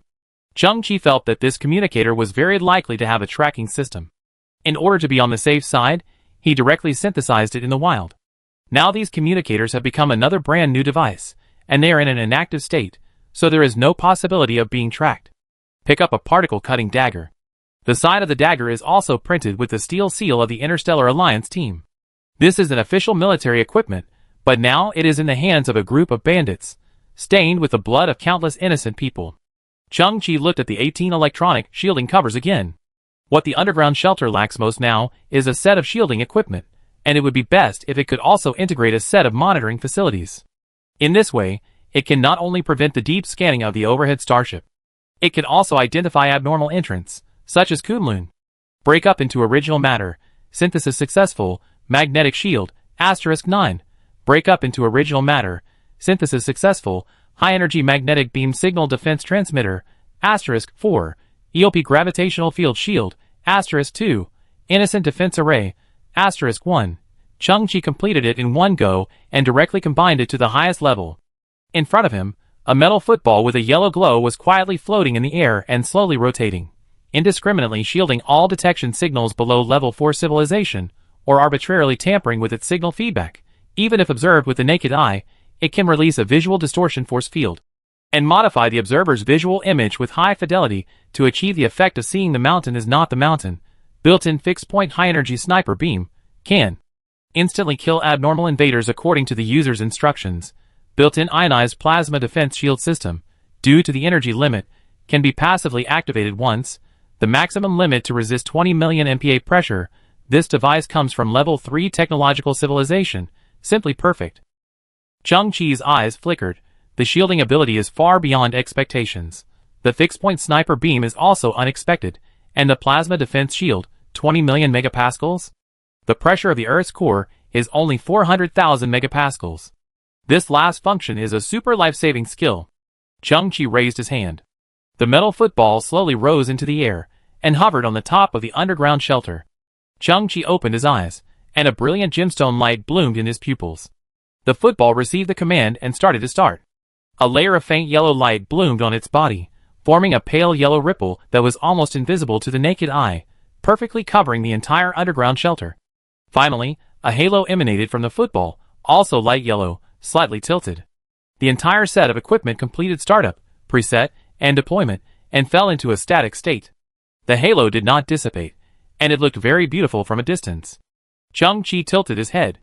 The dome of the shelter was originally as bright as the Milky Way, but the innocent defense array at this time was particularly like Saturn. Even the Saturn rings were exactly the same. Changqi had a momentary illusion. Above his head, it seemed like an incomplete universe. He shook his head. Changqi turned around and returned to the workshop. Looking at the row of particle-cutting daggers on the ground, he hesitated slightly. At present, he did not lack cold weapons, because the extreme warrior armor could be formed into various weapons, and it was available at any time, with endless changes. Changqi decided to leave himself some expectations. After collecting more similar daggers, he would conduct a large synthesis and directly synthesize to level 7 technology. The night was long, and Changqi's eyes searched again. On one side of the workshop, there was still a small amount of garbage collected by the monkeys. There is an aluminum barrel half a person's height. Inside it are thousands of small green capsules, round and light, very similar to the pills of the old times. Soilless culture capsules, after being dissolved in water, can form a soilless culture container with a diameter of about 10 centimeters, in which various potted flowers can be planted. This is a very convenient way of planting. It's a pity that the environment of the garbage earth is bad and lacks light, so healthy plants cannot be grown. There are so many of them. It should be possible to synthesize something amazing. Chang-Chi raised the STC on his wrist, and a blue fan-shaped beam of light slowly bloomed. Synthesis successful, max soilless culture capsule, *3365. After dissolving in water, the volume of the soilless culture container expands to 300 centimeters. Chang-Chi shook his head. It is just a simple volume expansion, which is meaningless at present. Break it up into original substances. KN ecological gel, *1682. Abandon the form of nutrient solution. Upgrade to an ecological gel that can integrate trace elements required by various plants, and has moisturizing and breathable functions, shielding the disease rate of plants, and shortening the plant growth cycle by 240%. The planting carrier has changed. The efficiency has been greatly improved. But it is still far from enough for the ecological environment of the garbage earth. Chang-Chi tilted his head, continued to synthesize. Detected that the surrounding space is limited, intercepted a part of the quantity to perform the synthesis operation. Chang-Chi paused. He had never encountered a similar situation before. The setting of STC is very user-friendly. KN03 Ecological Planting Platform, *8, expandable 50 by 50 square meters of ecological gel, built-in micro-artificial sun, providing effective light for crops while purifying and filtering the surrounding air, providing high-quality growth space for crops, and increasing growth efficiency by 860%. Artificial sun? Chang-Chi's eyes flashed. Continue. Break up into original substances, synthesis successful, SN11 ecological cycle platform, the ecological gel can be expanded to a maximum of 1,000 by 1,000 square meters, with an upgraded artificial sun built in, and equipped with an inorganic decomposition system, It can effectively decompose a variety of inorganic substances, and convert them into clean energy or nutrients required by crops. At the same time, it integrates the microbial civilization biological symbiosis enhancement technology to create a special symbiotic relationship between microorganisms and plants, which increases the growth efficiency of plants by 6,400%, This technology comes from a level 4 technological civilization. In front of Chang-Chi, a black rectangular block with a height of 5 meters appeared, with complex electronic patterns engraved on the surface, and in these patterns, green light representing vitality flashed. Top? Chang-Chi's eyes flickered. Presumably, a level 4 civilization does not need to grow crops to obtain food. They should use artificial food, synthetic protein, or some completely unimaginable methods. And this SN11 ecological cycle platform is not a mainstream device, so there is no need for in-depth research and development. It's like a flashlight in human civilization. You say it is a 1.5 civilization level technological creation. It is indeed, but almost no one uses it. But Chang-Chi stared at the STC's annotations, secretly surprised. Decompose inorganic matter and convert it into energy or nutrients. Does this rise to the level of molecular manipulation? What are inorganic matter? Metals, glass, ceramics, sand and gravel. Chang-Chi opened his eyes. Now on this garbage earth, everything you see is inorganic matter. Chapter 62. Chang-Chi pushed the SN11 ecological recycling platform out of the workshop. Looking at the north side of the underground shelter, the small grave mound still stood stubbornly. In order to realize the dream of a small vegetable garden, Hanzi and Shuqiang worked hard to collect for a long time, but they only got about 50 kilograms of clean soil. Technology changes life.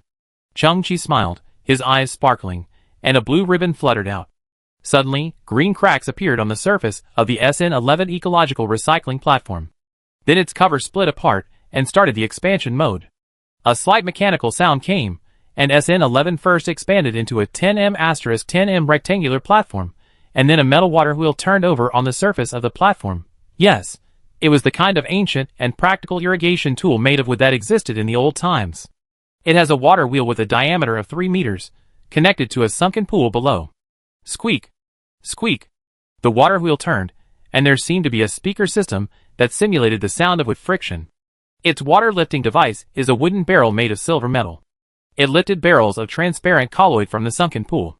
This colloid is clear and pure, with a faint green color. Then, the buckets tilted slightly and poured the colloid onto the ground. The light green colloid gathered more and more, flowing slowly, gradually covering the ground on the north side of the shelter. From a distance, it looked like a large piece of delicious jelly.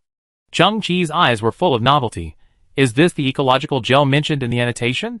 At this time, the SN11 platform opened the hatch again, and a small sun emitting dazzling light slowly rose and finally hovered on the top of the ecological sky. Chang-Chi looked up and watched. It was found that this artificial sun was constantly adjusting the light intensity according to the surrounding environment. After about 10 seconds, it changed to a comfortable brightness, very bright, but not dazzling, making people feel warm. I haven't felt the real sunshine for a long time. Chang-Chi's pupils were also crystal clear under the sunlight. He glanced at the suspended lighting of the Earth Dragon King's expansion dock, and then gave an order. The suspended lighting slowly descended and retracted into the body of the Earth Dragon King. He looked at the dome of the shelter again. The background was dotted with beautiful metal stripes. On the north side was Saturn formed by the Innocent Defense System, and in the center was the Sun formed by the SN11 ecological platform. It looked more and more like a small universe. In Chang-Chi's heart, there was a kind of observation of the process of all things in the universe from chaos to rebirth, which was inexplicably magnificent. Looking at the ground, the water wheel was still turning, and a fertile soil had been formed. At the front of the field, a strange flower had grown at some point. It was no more than 20 centimeters tall, with a tight flower disc and a circle of blue petals around it. It was like a blue sunflower, with the flower disc turning slightly, always facing the artificial sun. Chang-Chi recalled for a moment. This was the biological symbiosis enhancement technology that combined microbial civilization. It could create special microorganisms and increase plant growth efficiency by 6,400%.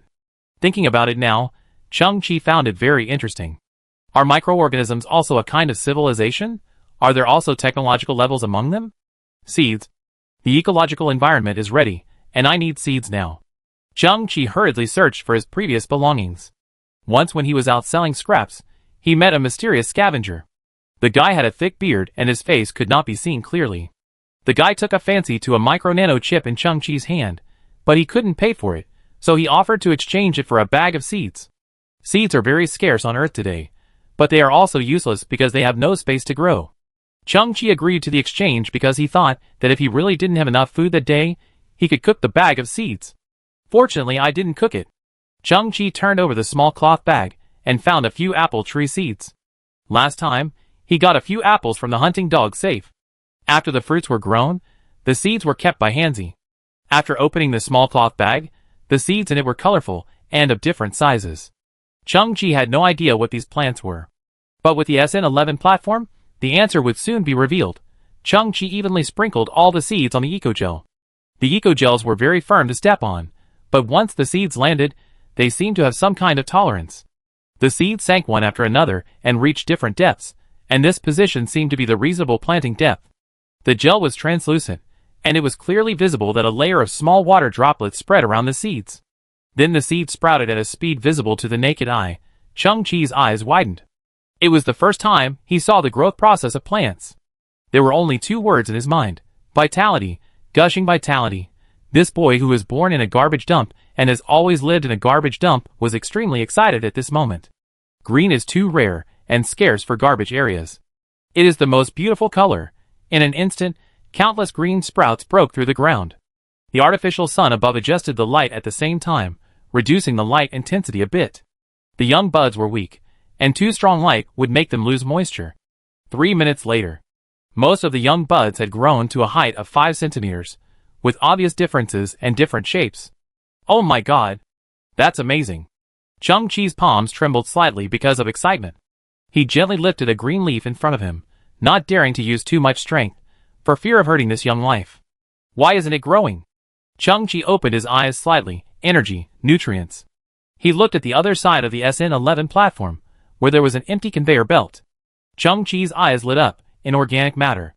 Chang-Chi immediately came to the surface and brought a lot of broken garbage, including rusty metal, broken ceramics, and gravel in between, and put all of them on the conveyor belt. Buzz, the conveyor belt turned, and the SN11 platform burst into a blue glow, scanning these inorganic matter inch by inch, a bit like the security inspection machine in the old times. A green light suddenly appeared at the junction of the ecogel and the SN11 platform, and then the entire ecogel was like a lit green crystal, with countless tiny green light spots watering in it and being absorbed by the roots of the plants. It can really transform inorganic matter. Zheng-Chi's heart surged. This is the most powerful technology in the entire SN11 platform, molecular recombination or some other powerful principle. This is the true strength of a level 4 civilization. At some level, this has already touched the realm of the creator. It's too powerful. Countless plants began to grow rapidly again. At the same time, a magical scene appeared. The little blue sunflower at the edge of the field suddenly began to twist rhythmically, as if it had life, and it seemed to make some kind of chirping sound. So cute, the blue sunflower seemed to be waving some kind of blue pollen, forming waves of floating smoke, which evenly fell on each new plant. At the same time, the growth rate of other plants seemed to have increased several times. Chapter 63. In the gray atmosphere in the east. Finally, a dim dawn appeared. 6:09 a.m. Xiaoqiong woke up in a daze, wearing a patched pajamas, and walked out slowly from the Earth Dragon King expansion dock. When she stood on the wooden platform in front, she was suddenly stunned. The two sides of the wooden corridor bridge were full of greenery. Apple tree, pumpkin, tomato, morning glory. Wow, that should be a grapevine, and there are also strawberries, like a carpet underneath. TSK. Xiaoqiong just raised her eyebrows. I thought I woke up, but I was still dreaming. Dong. Xiaoqiong looked up, and found that a cherry tree had grown on one side of the Earth Dragon King's expansion dock. A red cherry fell down, and hit her head. TSK. It's quite real. Xiaoqiong shook her head indifferently, her arms hanging down, swinging like noodles, and turned around to go back to the house. Dong. On the other side, Hanzi was standing under a tall coconut tree. A coconut hit his metal head. Hanzi was naturally not injured, but circles of spiral vortices still appeared in his electronic eyes. Hey Hanzi, you are in my dream too.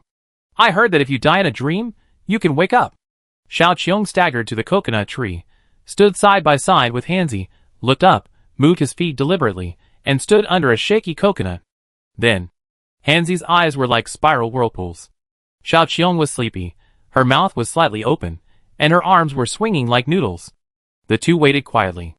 Crack, crack, there was a slight cracking sound above their heads, and the coconut was ripe and suddenly fell from the tree. Xiaoqiong stood in an extremely accurate position, 100% headshot. Boom, Zheng-Chi appeared beside Xiaoqiong like a whirlwind, reached out to catch the coconut, flipped his wrist to produce a memory metal dagger, cut the coconut in 2 strokes, and then poured the clear and sweet coconut juice into Xiaoqiong's mouth. Xiaoqiong's eyes suddenly widened. She felt the taste in her mouth, the coolness in her throat, and the fragrance that filled her mind. Please call me Inventor Zheng-Chi from now on. The young man pointed behind him. I worked all night last night on my invention, and the results were remarkable. I created a device that can be called heaven-defying. Xiaoqiong finally woke up.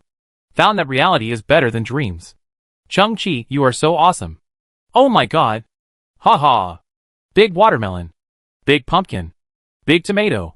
Xiaoqiong's legs turned into black dots flying up and down, and rushed into the botanical garden. Hee. Zheng-Chi smiled. In fact, everything in front of him was like a dream in his eyes. He reached out and picked a green apple and took a big bite with a snap. The sour taste in his mouth told him that all this was real. Ha ha. Big grapes. Big strawberries. Big peppers. Big. Zheng-Chi, what is this? Xiaoqiong stood in the depths of the botanical garden, pointing at a purple plant that was 2 meters tall, and was stunned. Xiaoqiong had seen a picture book before, and learned about various plants from it, but this thing in front of her was something she had never seen before. Zheng-Chi came closer and looked up at the plant. He didn't know what it was. The seeds of the plant came from a small cloth bag, and the source could not be traced. The plant in front of him was very strange. Its roots and branches were horizontal and vertical, extending to both sides, forming a standard geometric symmetrical figure, and its purple leaves were 100% round, distributed among the branches, and the left and right sides were also completely symmetrical. From a distance, this plant looked more like a totem, with a precise geometric structure and a religious design, as if it was a metaphor for something mysterious and ancient. Moreover, the growth rate of this plant is much slower than other plants. So far, it has no signs of flowering and fruiting. If placed in an ordinary environment, the growth cycle of this plant may be extended to hundreds of years. Everything shows that this plant is extraordinary. Changqi guessed that it might be some kind of alien plant, or some kind of ancient plant on Earth. What it is, everything will be known when it blooms and bears fruit. Big peach. Big celery. Xiao Qiong started running happily in the botanical garden again. Changqi noticed that in the distance, Kunlun, who was still fixed on the rack, was slightly revived, perhaps because he had accumulated some energy. She looked at the green botanical garden in front of her, at the running Xiao Qiong, and at Changqi who was standing quietly. Kunlun's beautiful eyes flashed, and a picture was projected in his red pupils. It was a vast and beautiful field. A little girl with a red ponytail stood next to a strong man in military uniform. Dad, can I keep my right hand? The little girl lowered her head and stretched out her hands. Her right hand was white and clean, with human skin, while her left hand had turned into a dark gray metal body. Through the gap between her hands, you can see that her feet have also been replaced with cybernetics. The strong man bent down and stroked the little girl's head. Child, if you don't change your prosthesis, how can you gain power beyond others? You are my child, and the descendants of our family are destined to become the strongest soldiers. The big man smiled. This is the greatest honor. But, the little girl lowered her head, tears welling up in her eyes. I like this hand. I don't want to replace it with a mechanical one. The big man frowned. Did you hear some crazy talk again? The little girl pinched the corner of her clothes with a mechanical arm. Other children are afraid of me. They are getting farther and farther away from me. What do they know? Those ordinary people don't understand your value at all. The big man raised his voice a few notches. His tone was filled with anger, and the little girl took a step back in fear. At this moment, the big man in military uniform took a deep breath. His tone became softer, and he helped the girl comb her hair. A daughter should be like Kunlun, daring to be the first in everything. You just listen to me. Dad promises you, no matter what you will be transformed into in the future, Dad will definitely keep your beautiful red hair. As long as it is there, you will always be the most beautiful girl. At this time, Kunlun's shoulders trembled a little. Her red ponytail, which was burned to half, began to tremble slightly. She had no tear glands, but the picture projected in her pupils became more and more blurred. Sister here. At this time, Xiao Qiong stood beside Kunlun and handed a peach she had just picked to Kunlun's mouth. Sweet things can make people happy. Kunlun's expression was obviously paused. Changqi also came closer. Xiao Qiong, sister doesn't need to eat. Xiao Qiong turned her head. You adults. Of course I know that my sister is a Cyberman. I did this to let her know that someone cares about her. I hope she feels better. Then I thank you on behalf of my sister. Changqi nodded and looked directly at Kunlun. I know that your greatest pain now is humiliation and unwillingness, especially after paying such a high price. You still end up like this, while those murderers are still at large. Kunlun's pupils flickered and his lips trembled. Don't worry. Changqi raised his head. I will help you, and what I give you will be far beyond your imagination. Chapter 64. It was Kunlun who did it.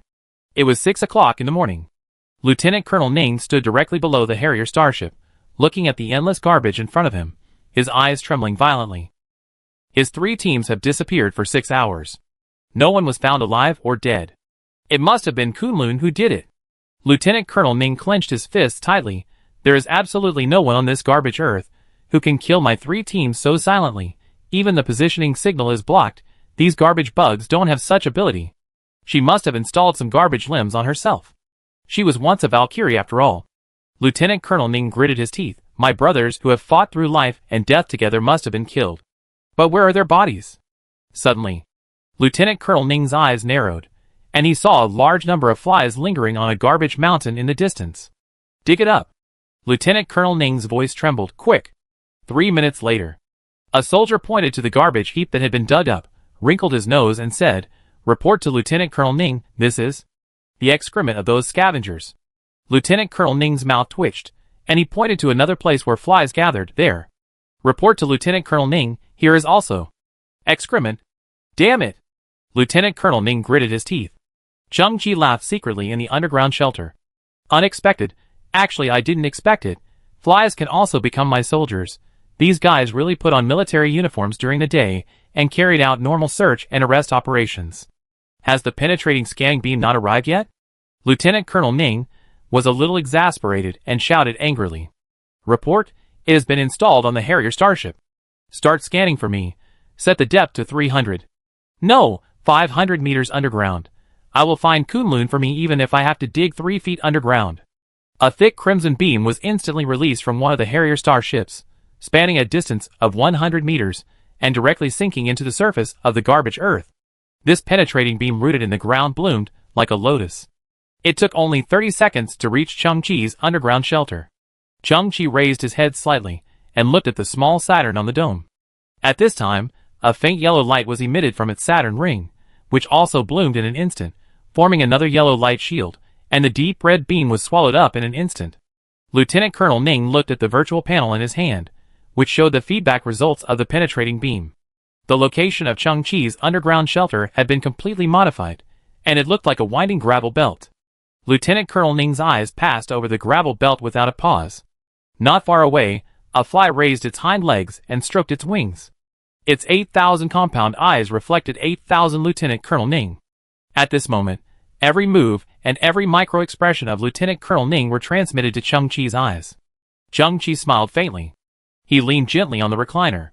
Today's breakfast is here. Grilled whole wheat bread, steamed pumpkin, tomato and melon soup, and 18 kinds of after-meal fruits. Hanzi was wearing an apron. As an A24 Nani robot, its built-in cooking module finally came in handy.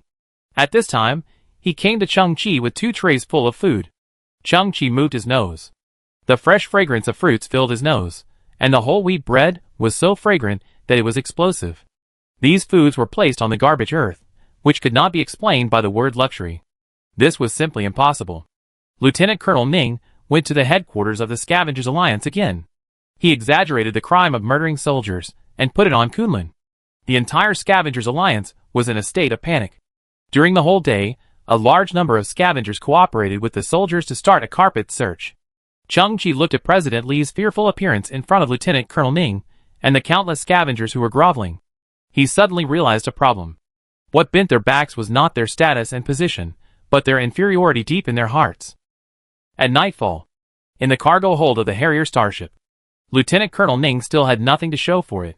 He looked extremely impatient. Continue the hunting game. The 12 members of the Dagger team looked at the scoreboard full of zeros and swallowed their saliva together. Boss, are you sure? Sure. Lieutenant Colonel Ning narrowed his eyes. If I guess correctly, Kunlun should ambush you in secret. If there is a large-scale deployment of troops, Kunlun will definitely not show up. The Dagger team was stunned. Are you going to use us as a trap? Don't worry. Kunlun just spliced some jump parts. Lieutenant Colonel Ning looked deep into the warehouse, but they are different. 8 huge figures slowly appeared in the depths of the warehouse, like metal demons, with terrifying momentum. They will follow you. Once Kunlun is locked, you don't have to worry about the rest. Lieutenant Colonel Ning laughed. No matter who kills Kunlun, I will give you 1,000 points for the Dagger team. After Kunlun is captured, we will have to play here for several days. These 1,000 points are not a small number. The Dagger team members released greedy eyes. Let's do it. It was late at night. A landing craft slowly landed on the garbage earth. This time, the Dagger team was equipped with a ROM-16 beam rifle and slowly walked out of the landing craft. After landing, the previous teams were like wild beasts looking for prey. But now, the Dagger team restrained their breath, held their guns, bent their waists, and were on full alert, like rats that were afraid of being seen. There's someone in front. Who? Whoever he is, step back and let those 8 guys go. The psychological defense of the Dagger team collapsed in an instant and scattered in an instant. A heavy pneumatic sound rang out, and 8 huge figures walked out of the landing craft with heavy steps. The boy wearing a blue scavenger's cloak stood quietly in front. The innocent defense array was 20 kilometers apart, releasing a directional camouflage beam that covered a 1-kilometer range. Lieutenant Colonel Ning and the Harrier starship saw a different scene. From his perspective, the Dagger group was moving forward cautiously, while the 8 ace fighters were lurking in the dark. I thought it was something else. It turned out to be a small scavenger. A huge figure walked out of the darkness, revealing a complex hydraulic power system and a huge metal body, and then the imposing metal mask flipped up, revealing a righteous middle-aged face. I am Long Jianxiu of the Extreme Warrior Squadron. I order you to come forward for inspection. No one could see that a black muzzle had quietly flipped out of Long Jianxiu's exoskeleton arm. Their mission was to arrest Kunlun. There was no need to waste a single moment on such a garbage bug. Chapter 65. Oh! You are the 8-member Ultramarines? The blue-caped boy's eyes sparkled. The 8-member Ultramarines known as the Pioneers of the Universe, who have explored more than a dozen new planets and completed countless difficult tasks. The arm hiding the black barrel paused. Long Jianqiu smiled. It's us. 20 years ago, they underwent facial plastic surgery, fingerprint modification, tooth mark modification, and genetic camouflage, and transformed from gangsters into the Ultramarines. The superiors told them to keep a low profile, abandon all unnecessary appearances, and gradually fade out of people's sight. But this is far from satisfying their vanity. After finally getting clean, they cannot enjoy the scenery, flowers, and glory. More than a decade ago, one of the team members secretly went out and slept with his wife as a member of the Extreme Warriors.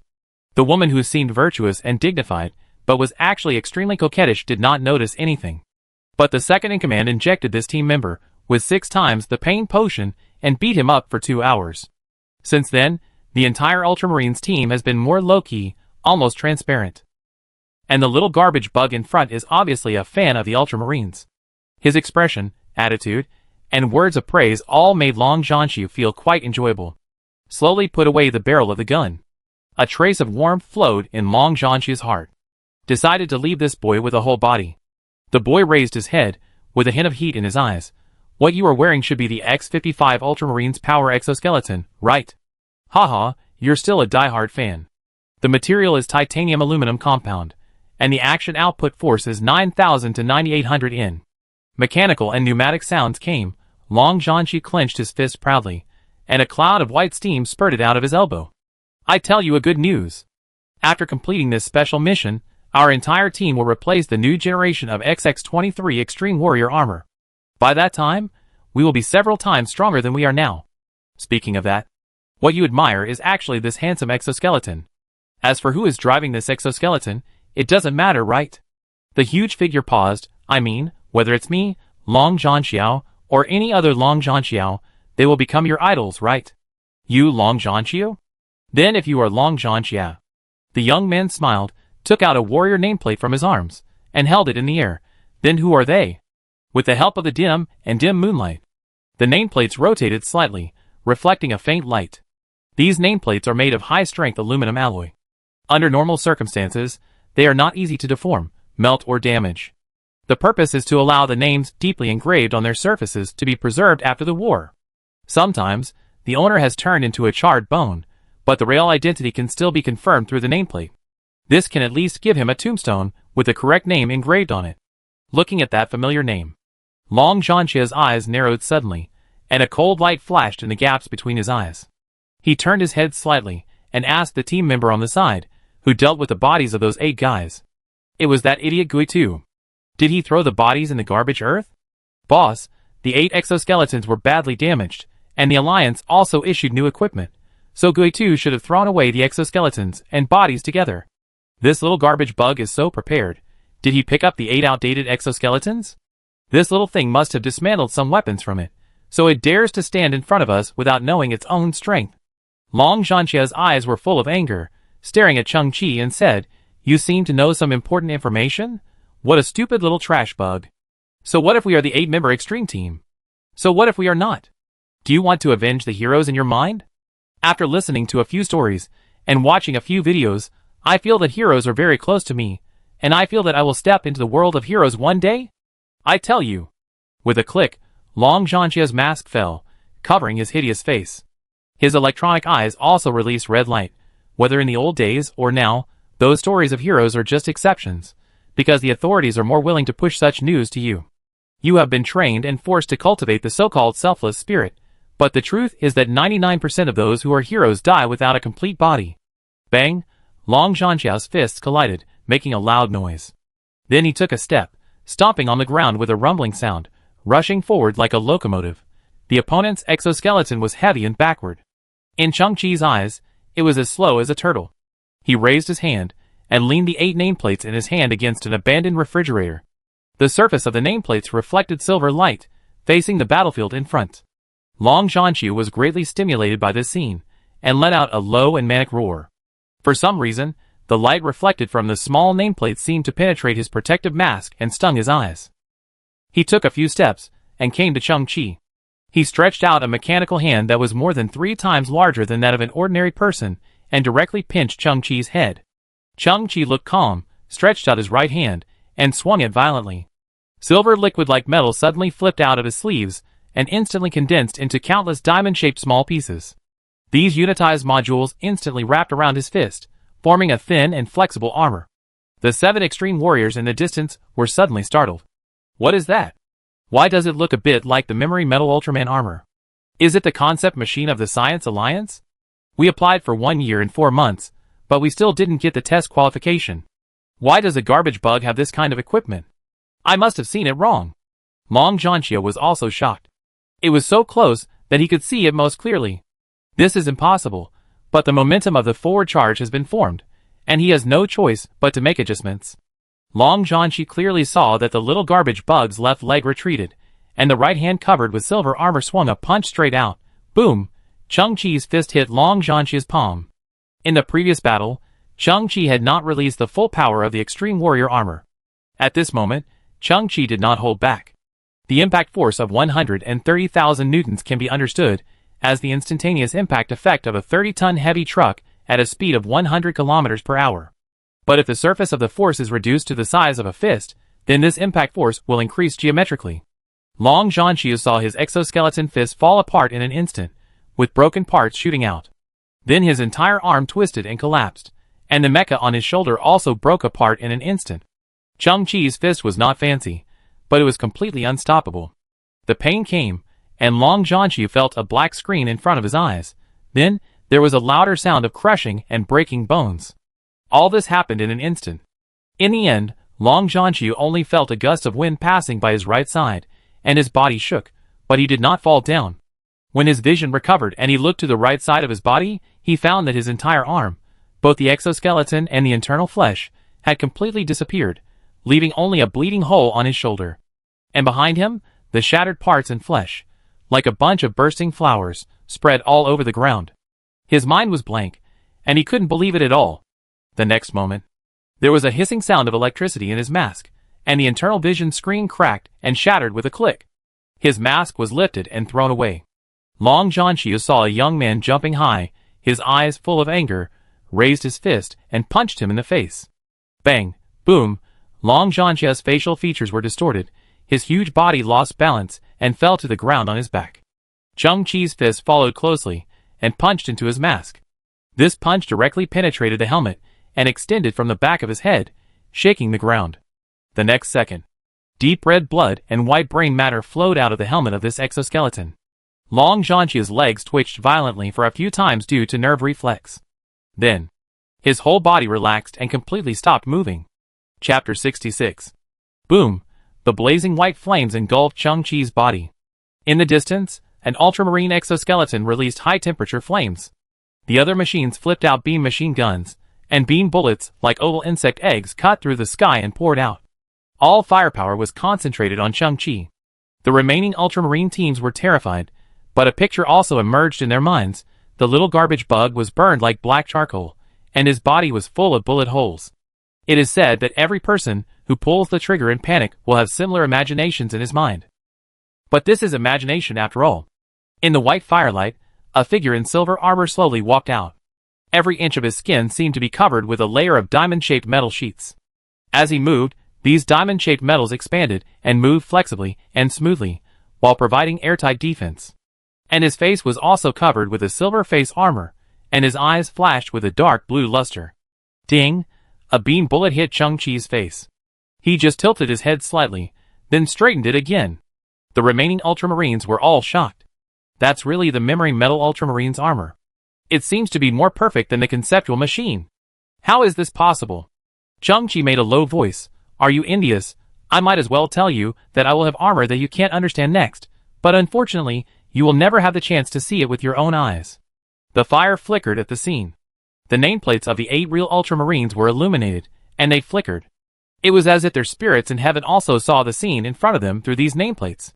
The sound of metal breaking, bones breaking, and screams echoed continuously. Cheng-Chi lifted the masks of the 8 fake warriors one by one, and smashed their heads one by one. Although they were all ultramarines' armor, there were 2 iterations in between, and the gap was too big. Finally, Cheng-Chi stood among the corpses, turned around slowly, and looked at the 8 nameplates from a distance. This is a small fan's explanation to you. and also a small fan's explanation to the heroic dream in his heart. At this moment, the landing craft in the distance was slowly starting, and the thrusters released blue flames. The Dagger team was scared to death, and most of them had boarded the landing craft and prepared to escape back to the base camp. The driver could not care too much, and started the engine before all the members boarded the boat. There was another Dagger team member running on the ground. He took 2 steps at a time, jumped, and put his hands on the hatch of the landing craft, hanging in the air. Fuck. What the hell is that? 8 Ultramarines were killed instantly by it. Too brutal. How could such a thing exist on this rubbish Earth? What the hell is hunting? The member hanging on the landing craft shouted, "Someone pull me up, you bastards, pull me up." A gust of wind passed by, and a shadow, at the speed of a cheetah, crossed nearly 100 meters, jumped up, and jumped into the landing craft. Don't worry. The next second, a figure wearing silver armor came out from the hatch, stretched out his arm, and said with a smile, "I pull you up." You? How the hell did you get up there? The Dagger team member hanging on the landing craft was shocked. "Don't touch me." He directly let go of his palm, and fell to the ground. At this moment, the ground was obviously safer than inside the landing craft. Swish! The silver arm grabbed the palm of the Dagger team member, and the smile on the boy's face was like a devil. "How can that be? I won't miss anyone." The Dagger team member's body was stiff, and he swallowed his saliva subconsciously. Then, he was grasped by the powerful hand, and directly brought back to the landing craft. Then, the hatch was closed forcefully. Screams, collisions, and all kinds of sounds mixed together. Bang, bang, bang. The landing craft's hull was also smashed from the inside to create many bulges. 5 minutes later, the landing craft crashed. 144 points. Chung-Chi shook his arms, and walked out of the landing craft slowly. Behind him, blood continued to seep out of the hatch of the landing craft, accumulating more and more. In the spirit of thieves eating thieves, Chung-Chi returned again, dug a hole at random, and buried the Dagger team. He harvested a bunch of equipment again, in addition to the standard 12 particle cutting daggers, 12 small signal blockers, and 12 ROM-16 beam rifles. Chung-Chi came to the 8 extreme warrior exoskeletons again. This is the most precious thing in his eyes. First, take out the 8 corpses and bury them in a random pit. Chung-Chi glanced at the 2 huge ships in the sky, wondering if there would be a second wave tonight. But before that, Chung-Chi decided to complete a series of synthesis. Chung-Chi rubbed his hands. Let's have some appetizers first. ROM-16 beam rifle, the current standard weapon of the human civilization army, with a built-in energy magazine of 240 rounds, firing high-energy beam groups at a speed of 900 m/s, with a range of 900 meters, generating huge destructive power, penetrating, ablating, or smashing the target object. Not to mention 12. Just one fully functional beam rifle with a full magazine can dominate the garbage earth. However, weapon waste is strictly controlled, and it is almost impossible to piece together a beam pistol from broken parts. Break into original matter, begin synthesis. ROM 102 beam rifle, *6. Chung-Chi glanced at the notes. The magazine is larger, the power is enhanced, and the weight is reduced, but it is nothing more than a more advanced rifle. Break into original matter, begin synthesis. Intelligent high-energy particle group rifle, *3. This time, the gun changed the beam bullet to a high-energy particle group, and the lethality was nearly 9 times higher. It can shoot through various heavy tanks and large mechas, but because the particle group needs a few tenths of a second to condense, the firing interval is slowed down. But this gun is equipped with an intelligent aiming system. The gun can automatically lock onto the target, and even assist the user to adjust the strength and posture of holding the gun, greatly increasing the hit rate. Chung-Chi shook his head. Break into original matter, begin synthesis. Particle group tracking rifle, *1. Lightweight single-soldier handheld weapon that can launch tracking particle groups, shortening the condensation time by 370%. The moving particle group can change the trajectory through small amplitude particle oscillations, and penetrate 1 to 20 targets during the energy reduction process. Chung-Chi picked up the dark red, about 50 centimeters light rifle in front of him. Its shape is very technological, but there is a small glass-like sight installed on the spine of the gun, which seems a bit backward. But after all, it is the product of 3 syntheses.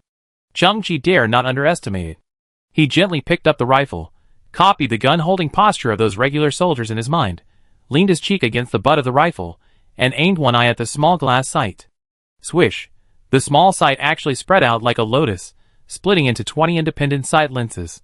Then, 20 independent images appeared in these lenses, instantly scanning the terrain ahead, and 20 sights moving back and forth appeared. Could it be? Chang-Chi's eyes slightly opened. This gun also has an integrated sight tracking function. When Chang-Chi paused slightly on the 20 target garbage in front, the crosshairs changed from blue to red. Click. Chang-Chi pulled the trigger. Swish. A bright yellow particle group the size of a bullet instantly completed the coil acceleration and ejected from the muzzle. With almost no time delay, it instantly penetrated the black iron barrel in front. Next, a scene that surprised Chang-Chi appeared. The bright yellow particle group did not extinguish at all, but directly changed its trajectory, just like a dragonfly touching the water with 100 times the speed. In just a moment, the tail light formed by it intertwined into a light net in front. Bang, bang, bang. The penetration sounds almost overlapped. In the blink of an eye, all 20 targets were penetrated without exception, in the deep night sky. The crisscrossing light net was broken into bits and pieces of particles. It is hard to imagine that this is the trajectory of a bullet formed in an instant. It can even complete a 90-degree turn during rapid flight and continue to hit the next target. And at the last moment, when the energy was exhausted, it still penetrated a 3-centimeter thick steel plate. Damn! Chang-Chi glanced at the gun body. The particle group explosion effect at this time was only the preset value, only 26%. And the first iron barrel that was hit still had a football-sized hole. Hiss. The advantage of this weapon lies in infantry melee. One gun, one bullet, can kill 20 people in an instant? And there is no worry of overheating, it can be fired continuously. What a strong weapon advantage this is. Chang-Chi held the dark red rifle in his hand. As far as I know, the Interstellar Alliance team should not be equipped with this weapon yet, right? Chapter 67. Chang-Chi gently put the dark red rifle aside. People say that everyone loves talent and beauty. In fact, everyone loves things. This gun gave Chang-Chi a big surprise. Its lethality may not be the strongest, but in terms of practicality, it is definitely the ceiling level. Chang-Chi didn't want to scratch its paint so quickly. Then, Chang-Chi looked at the 8x55 Extreme Warrior exoskeletons. Compared to the beam rifle, this thing is even more scarce. If it weren't for these counterfeiters, who came from afar to deliver the equipment, Chang-Chi would never have been able to obtain them. The small amount of damage just now is not a problem. Every time STC synthesizes, some equipment will be upgraded plus refurbished, break into original matter, start synthesis. Chang-Chi's face was illuminated by the blue beam of STC, and his eyes were full of expectations and excitement. XX-23 Ultraman Armor, *4.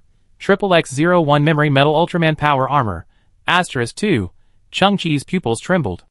In front of him were two dark silver armors that were exactly the same as his own, which were the concept machines of the Interstellar Science Alliance. If they continued to be synthesized, then even the Interstellar Science Alliance could not imagine the existence, and it must be the creation of a higher civilization, break into original matter, begin synthesis. One of the memory metal armors in front of him slowly turned into white particles, and merged with the other one. Chang-Chi rubbed his fingers nervously. Synthesis successful, Type 1 Biochemical Armor, *1, Inductive Exoarmor, relying on biological nerves to sense the movement trend of the human body, relying on biological brain electromagnetic signals to receive instructions, relying on biological muscle fibers to strengthen the host's physical fitness, relying on eating to increase the upper limit of biological energy. Please note that it is a living thing. What? Chang-Chi was a little surprised. It is a living thing? Originally, he imagined that the memory metal armor would be upgraded to some more powerful technological creation, with a cooler appearance and more powerful combat power, but he never thought that the armor could actually evolve into a living thing? Chang-Chi looked at the so-called Type 1 biochemical armor. It turned out to be an eye more than half a meter long. Its eyelids were tightly closed, and its entire body was covered with crisscrossing black muscles, like a pile of old tree roots, wrapping a huge eyeball. The reason why those things are muscles is that Chang-Chi can clearly see the muscle fibers in them, and those fibers are still wriggling slightly. And the reason why this eye can stand in the air is that under its body, 3 tentacles made of muscles extend out, standing on the ground like a tripod. Chang-Chi's eyes twitched. STC, you call this armor? The so-called Type 1 biochemical armor is actually from residents of Level 3 biological civilization. Residents? Chang-Chi's tone rose a few notes, and his expression became even more surprised. Let me think about it. That is to say, this thing is not an equipment from a higher civilization. It is actually a person from a higher civilization. I emphasize again, it is a higher biological civilization, They do not divide the level of civilization by technology and technological creations. For them, the level of civilization is the adaptability of the environment, the iteration and evolution of the group, the continuity of future generations, etc. If one day you can travel to the universe, when you see a planet full of valleys and green plants, and the life in it is still in animal form and needs to eat or drink water, this does not mean that they are low-level civilizations. The universe is magical and has everything. Chang-Chi's eyes widened. I've learned a lesson. The creature in front of you comes from the distant Triangulum galaxy, which contains billions of stars, and has nurtured multiple races of civilization. The so-called Type 1 biochemical armor is essentially a biochemical species with independent consciousness, some civilizations above level 6 in the universe will capture them when they are young, and through various training and transformation, they will form auxiliary biochemical armor. The one in front of you is also the same, Please note that it is currently the only Type 1 biochemical armor in the entire Milky Way, the only one in the Milky Way. No wonder, the mainstream creatures in the Milky Way are humans, and humans certainly don't have the ability to capture this kind of armor. Chang-Chi looked at the Type 1 biochemical armor in front of him and sucked his teeth. Why do I feel a little overwhelmed when I think about wearing this thing? He hesitated for 3 minutes. Chang-Chi gritted his teeth and stamped his feet. He had to go on. After all, this kind of armor was extremely rare. He slowly opened his arms, and the first step was to remove the memory metal extreme warrior armor on his body. Fine diamond-shaped metal pieces appeared on his chest, and the whole set of armor was removed from the wearing state, slowly fading to the back, forming a silver human figure, standing quietly beside. Chang-Chi was naked. The high-temperature flames released by those fake extreme warriors before had burned his ordinary clothes into ash.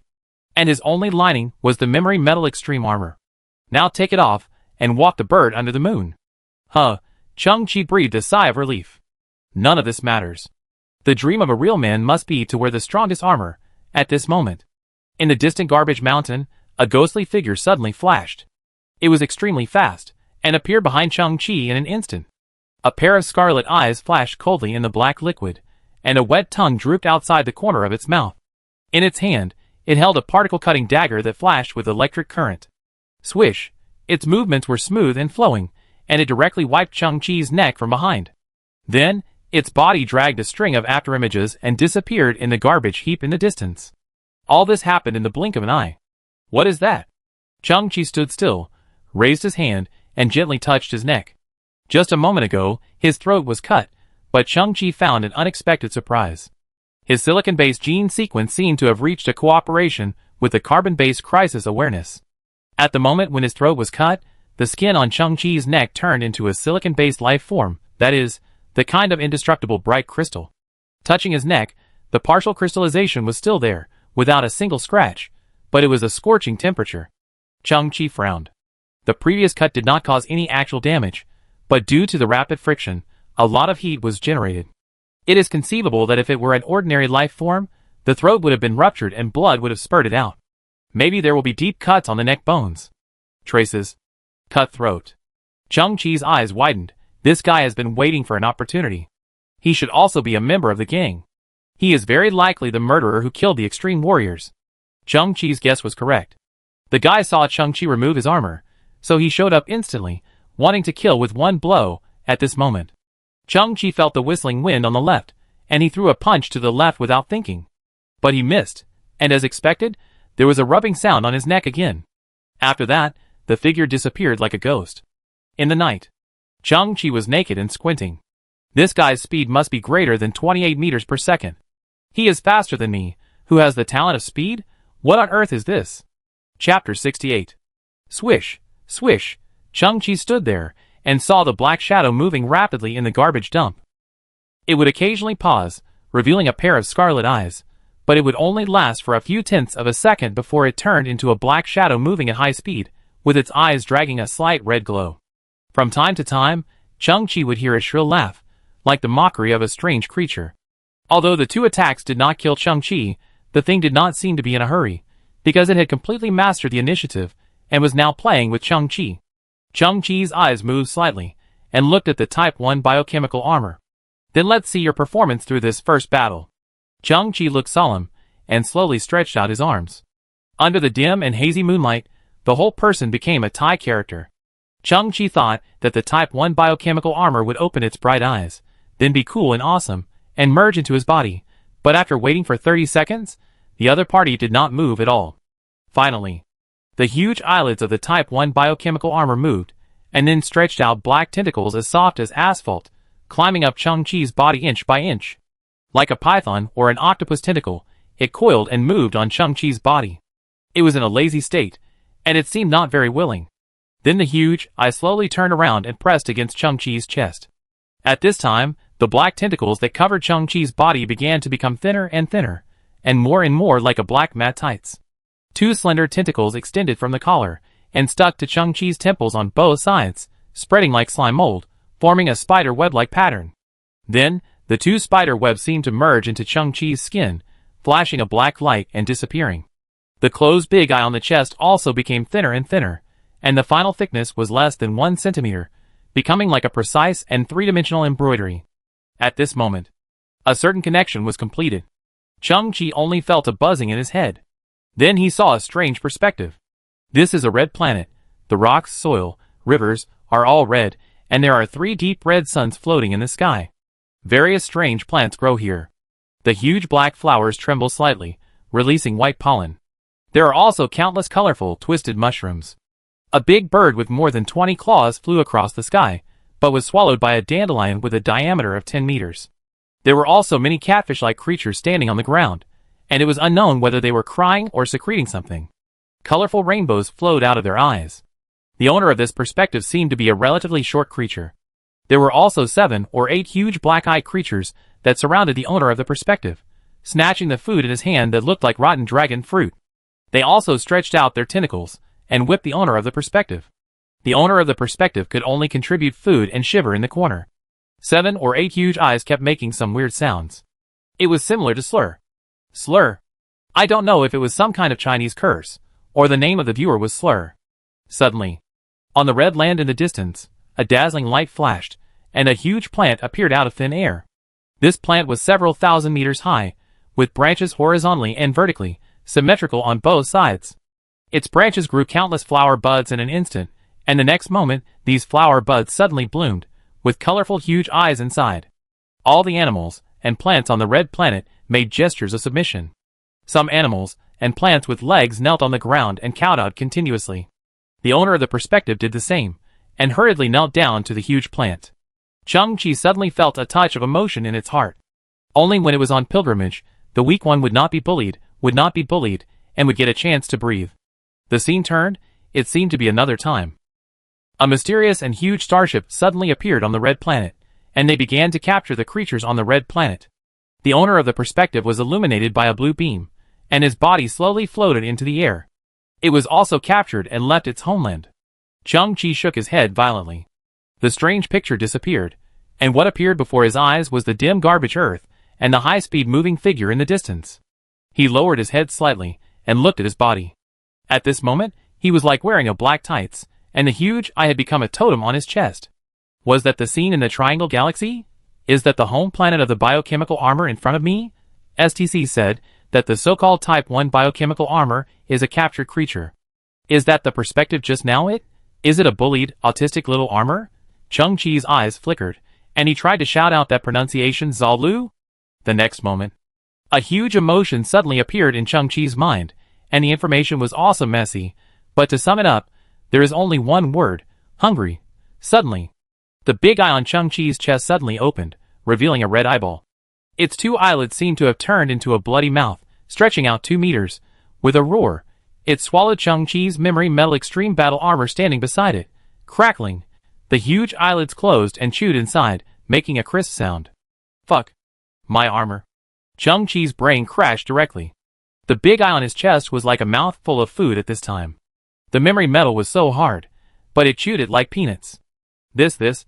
Chang-Chi couldn't understand it at all. An eyeball that can eat food. Is there an organ similar to the stomach in the eyeball? How does it absorb food? Is it stuffed into the pupil? Whatever. Since they are a high-level biological civilization, there must be something strange about them. Chang-Chi comforted himself, but his heart was aching. The memory metal armor is very precious. Originally, Chang-Chi planned to use it as a backup machine. After all, The function of memory metal to transform into a weapon anytime and anywhere is very practical. Now, the eye on the chest gradually shrank, and the memory metal armor was digested by it in a short moment. Changqi showed grief. He didn't even know where the memory metal armor went, what form it turned into, whether there was any residue, etc.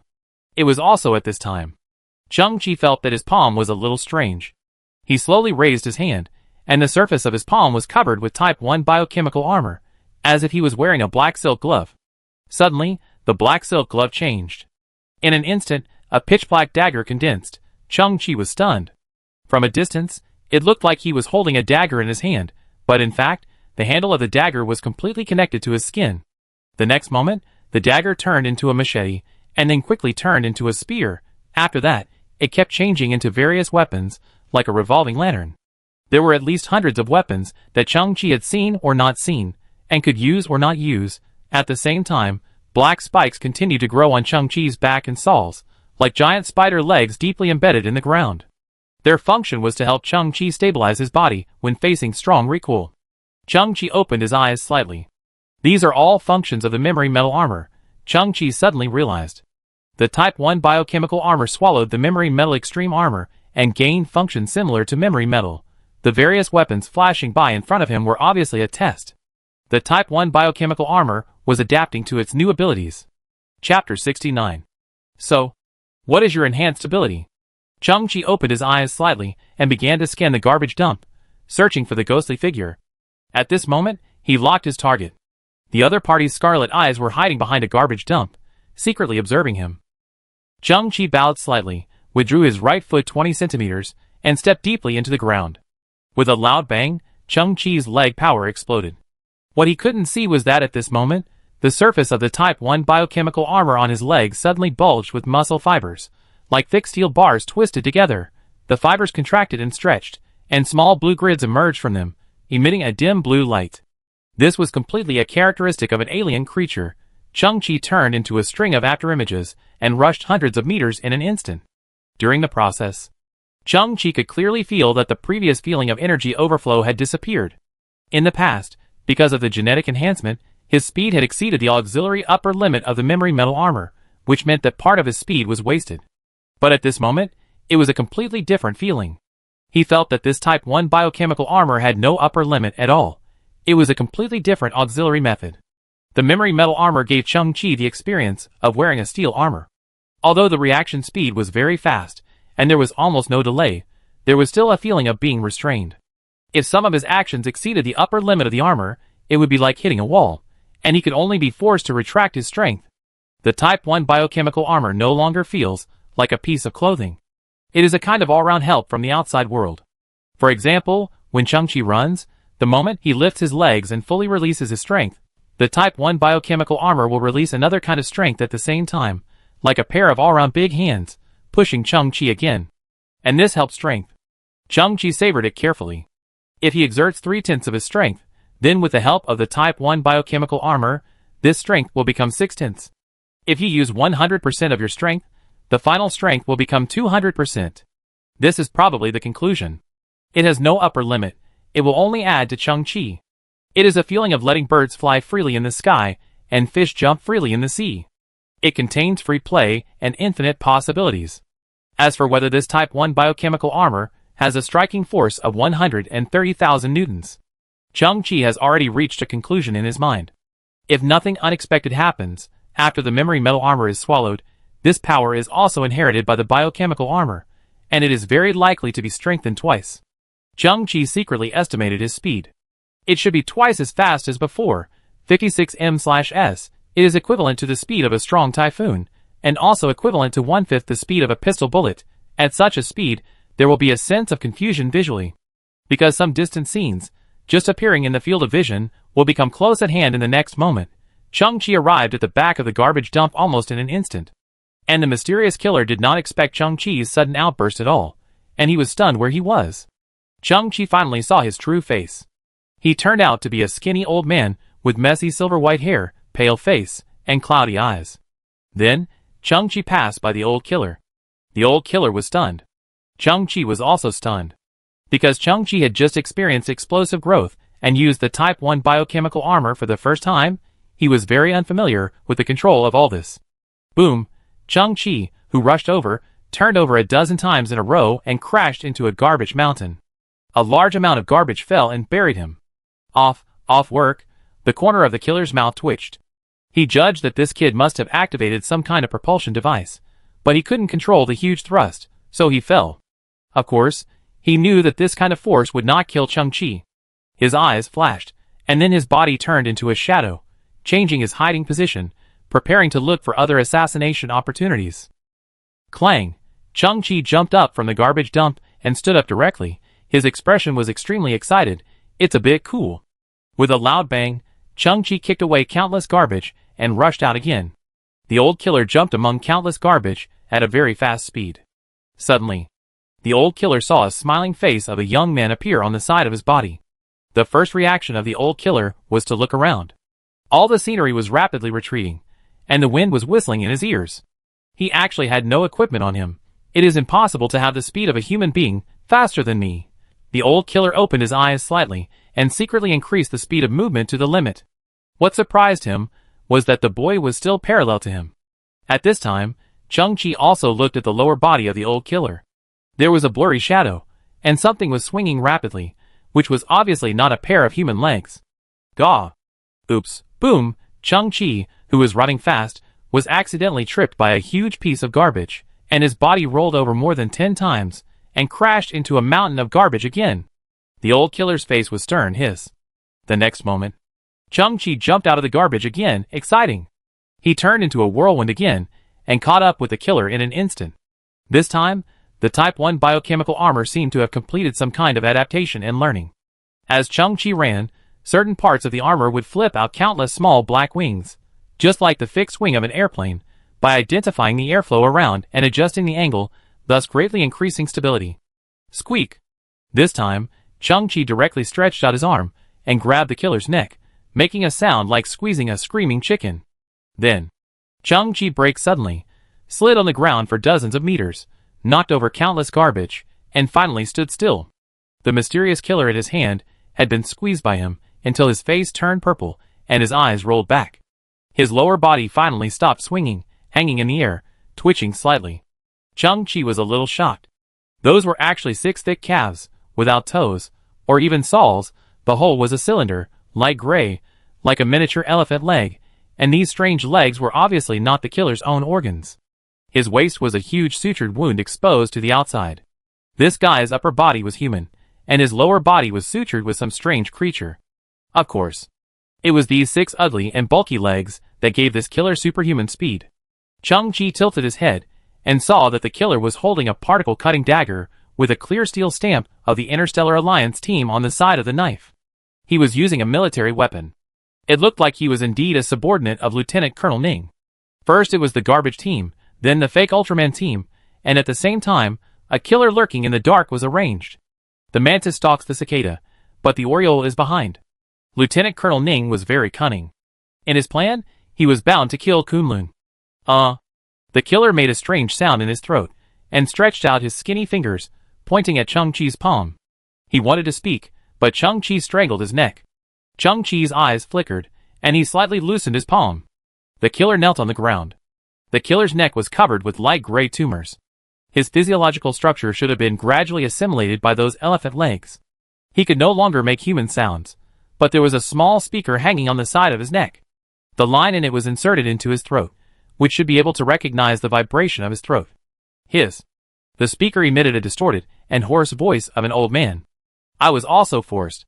I was transformed by those bandits. They sewed an alien creature into me. I was forced to accept their orders. The old killer was trembling at this time, and spoke in a pleading tone. Chang-Chi narrowed his eyes. 20 years, the 8 extreme warriors, did you also kill them? I was also forced. I was born in a small mountain village. I don't want to kill people. But I can't do anything. Because I can't stand not licking human blood for a day.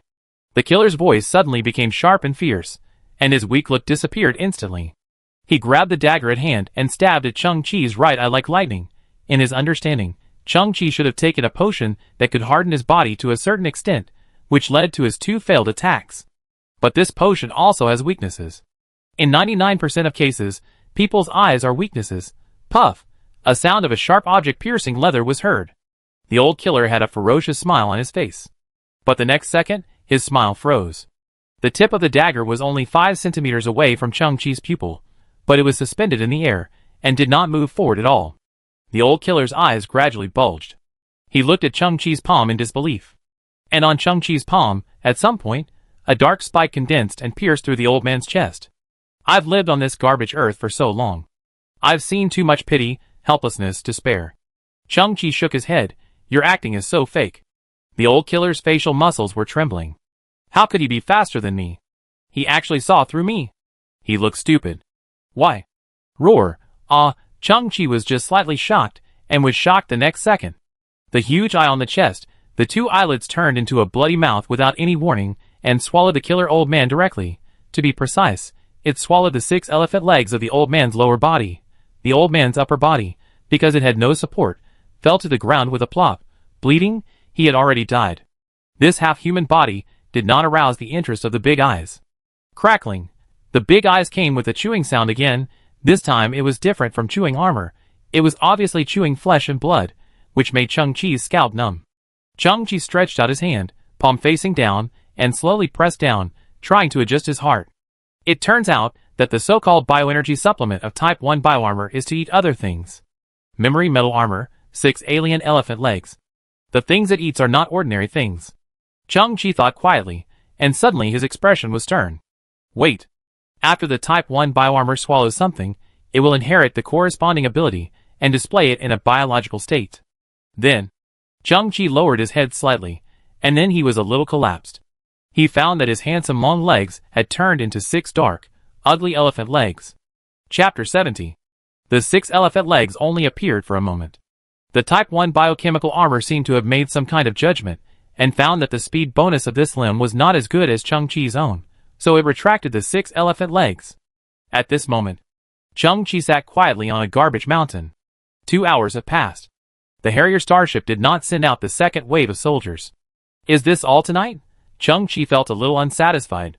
In fact, these days, Chang-Chi has been studying how to merge the 2 starships at once. First, it would be best if we could empty the contents of the 2 starships. Secondly, we should try to maintain the integrity of the 2 starships. If they crash and explode into a pile of debris, it is very likely that they cannot be combined. Finally, we should find a way to remove the ownership of the 2 starships, and its ownership should belong to the captain of the starship. It was discovered before that the starship has a strong defensive force field. If we attack rashly, if we cannot win the battle quickly, we will expose ourselves. The starship must be equipped with powerful lethal weapons. Besides, their title is now the regular army. Openly making enemies with them will stir up the hornet's nest of the Galactic Alliance. In short, it is not a wise choice to fight directly.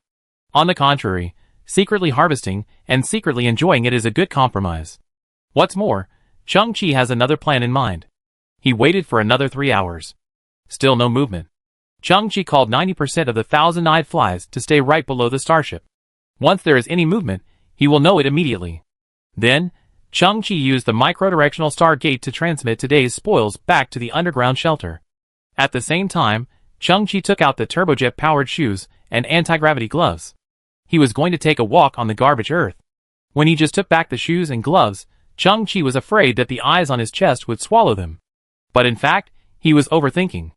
The shoes and gloves did not enter the eyes of the Type 1 biochemical armor, perhaps because the technology level was too low. It had no desire to swallow. When Chang-Chi put on the gloves and shoes, a strange scene appeared.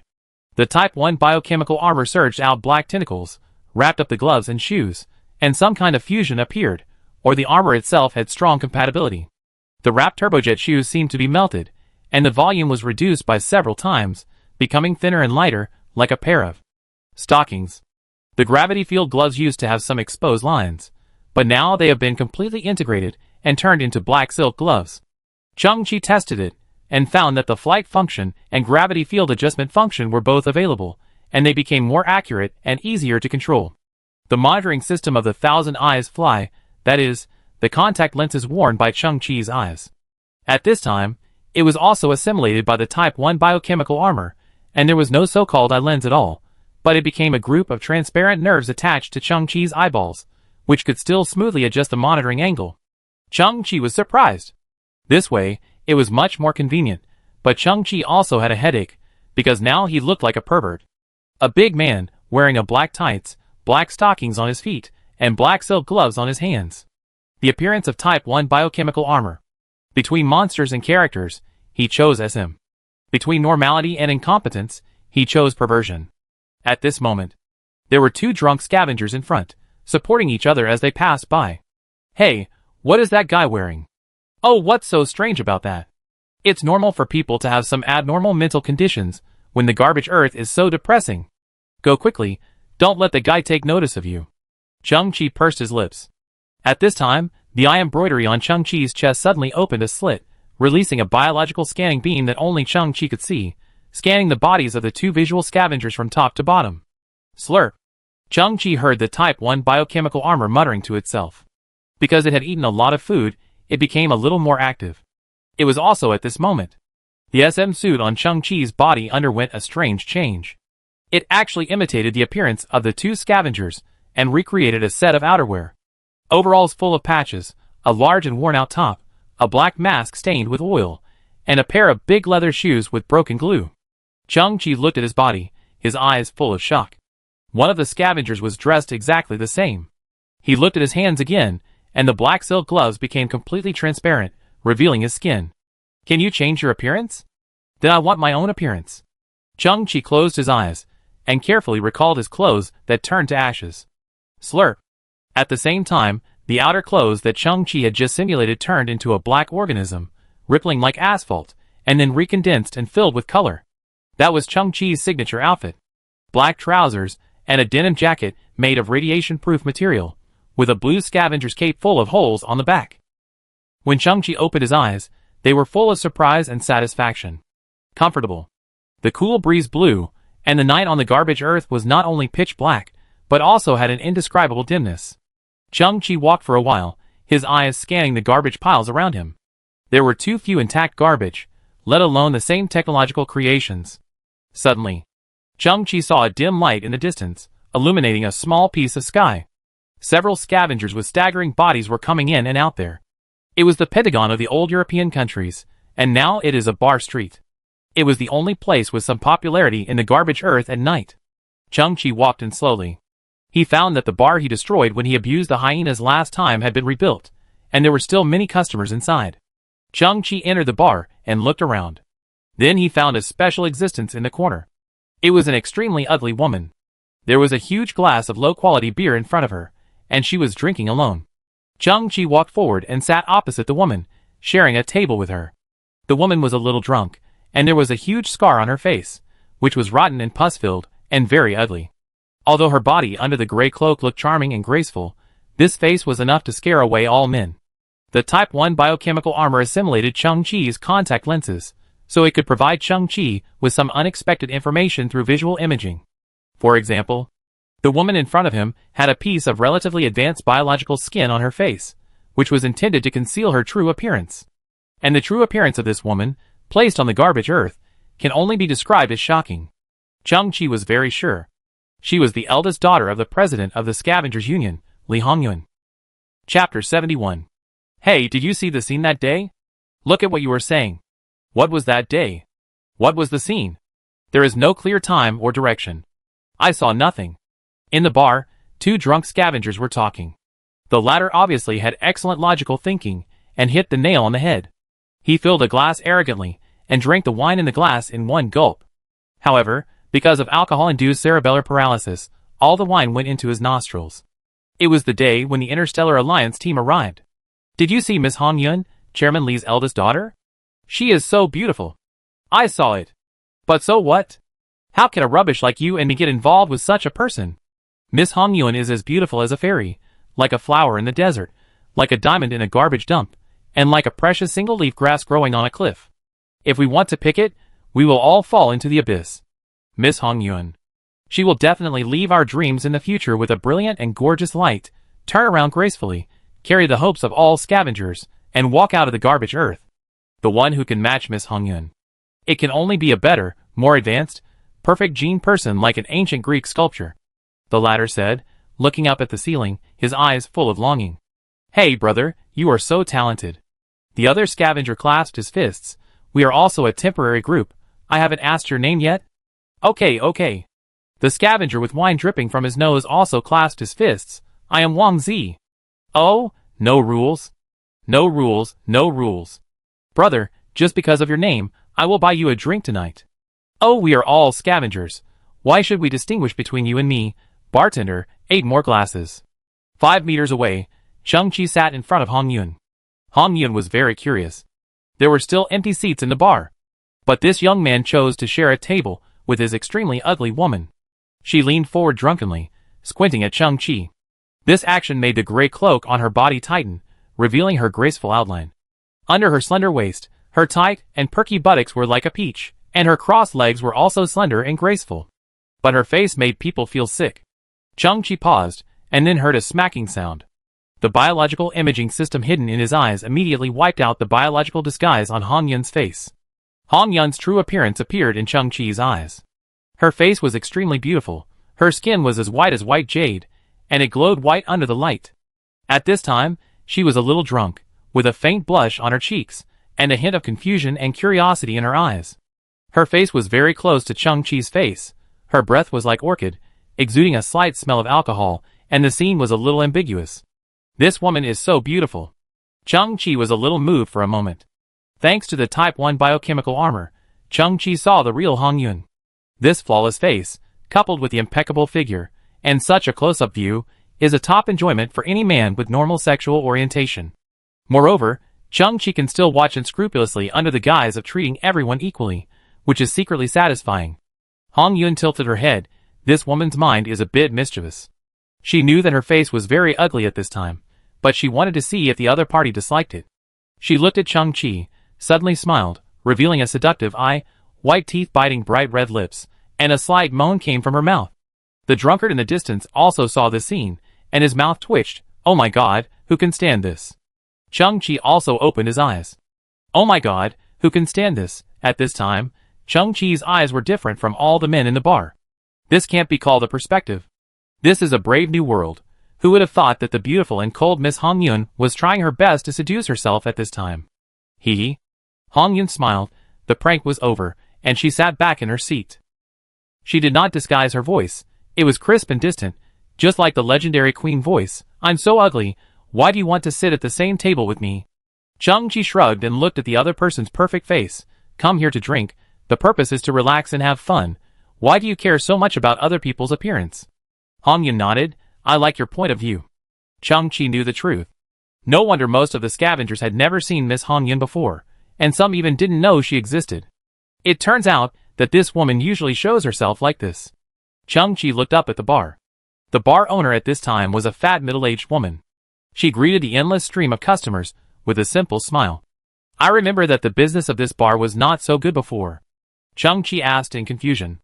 Oh, not long ago, a young boy beat the Hina and demolished this place. Then Rita rebuilt this bar. Hong Yun also looked at the fat proprietress. Rita is very serious and hardworking, so I gave her some ideas, some management methods, marketing methods, and other ideas, so the business here gradually improved. Oh!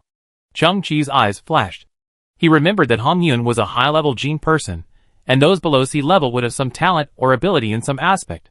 Could it be that her talent is business and management? Cheng-Chi smiled. What idea did you come up with?